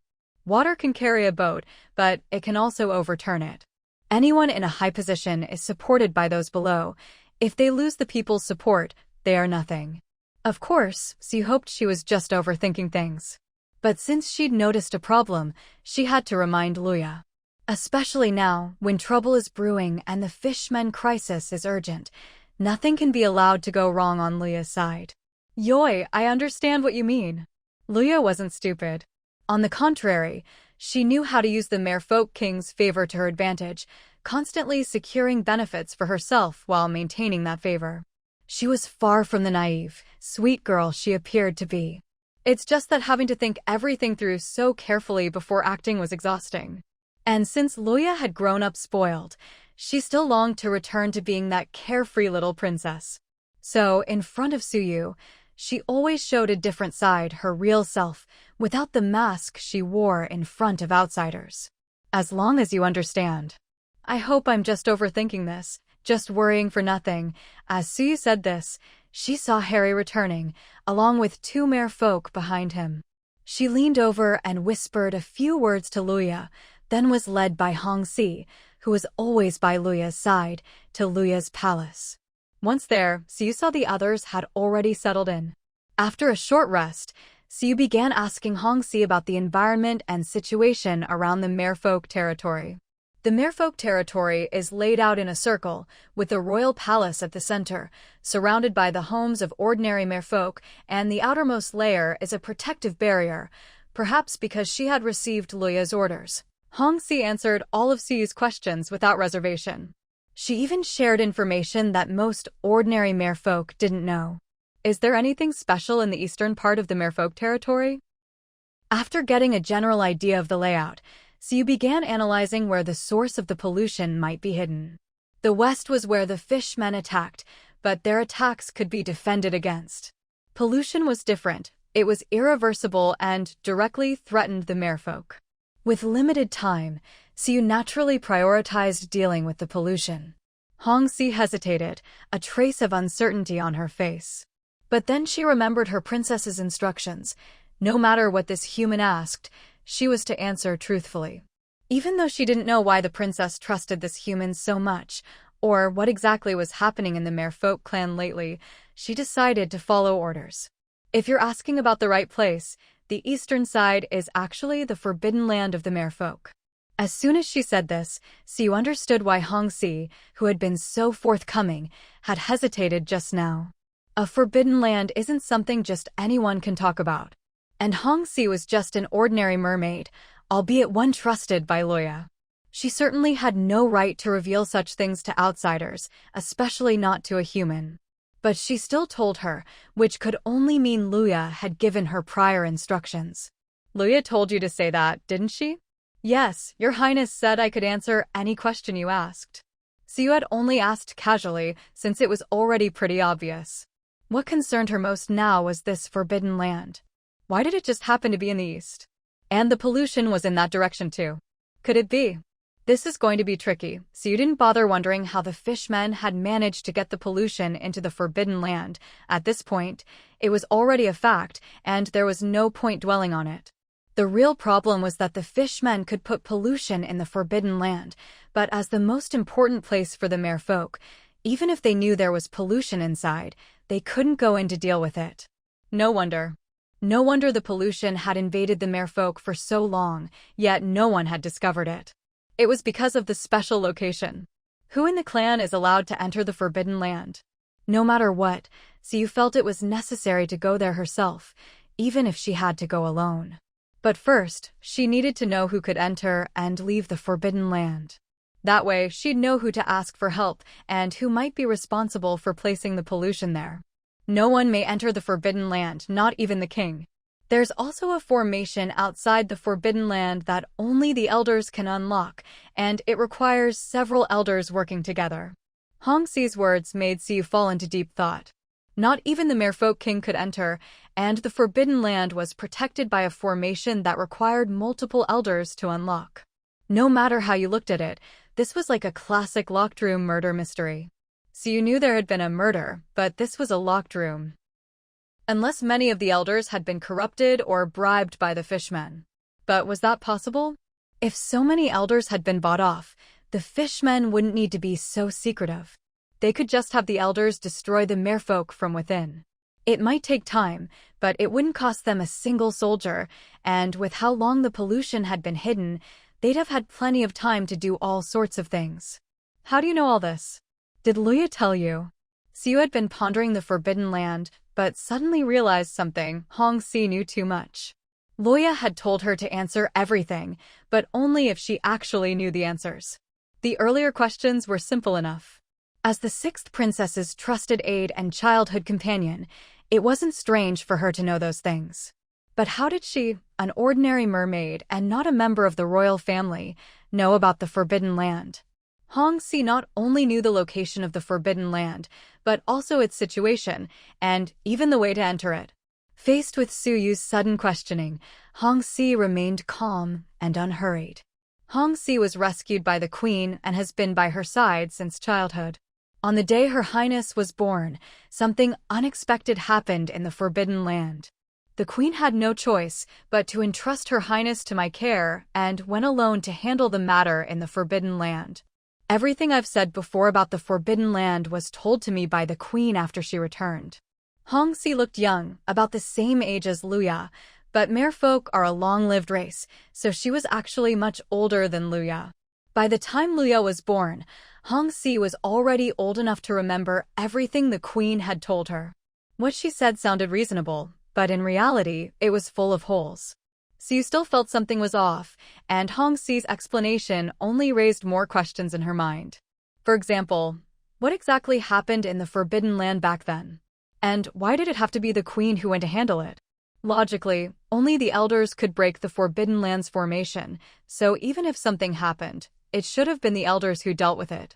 At the very least, it should have been the Merman King, not the queen, who had just given birth and was physically and mentally exhausted. And putting that aside, why would the queen tell Hongxi about this? Was it just a casual mention?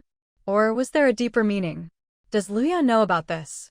Siu had previously heard Luya talk about the queen, and she didn't believe that such a wise and powerful queen, someone willing to sacrifice herself for the entire merfolk race, would casually reveal the secret of the forbidden land to anyone around her.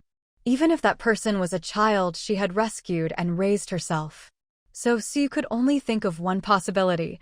When the queen went to handle the Forbidden Land, something happened that made her feel threatened. That's why she told Hongxi about it, in case something happened to her and the secret would otherwise be lost forever. Hongxi was in the know, but she was definitely not the only one. The merfolk elders must know something as well. But the difference was, the elders' interests didn't completely align with the queen's. They were elders of the merfolk, but the queen was not only the queen of the merfolk, she was also Luya and the other princes and princesses' mother, and the king's wife. After Luya was born, Hongxi stayed by her side, which was essentially the queen leaving Hongxi to Luya. So, most likely, the queen wanted Hongxi to pass on the secret of the Forbidden Land to Luya once she was old enough. It was because of this guess that Siu asked if Luya knew, if she knew about the Forbidden Land, and whether she knew her mother had gone to do something secret when she was born. Her Highness doesn't know. Hongxi's eyes flashed, her lips curling slightly, and her entire aura subtly shifted after she said this. Siu stared at her for a while, and the tangled thoughts in her mind began to unravel. You. She seemed to have thought of something and wanted to confirm it, but just then, Luya's cheerful voice came from outside. Siu looked outside, then turned back to Hongxi, only to see her return to her previous respectful and dignified demeanor.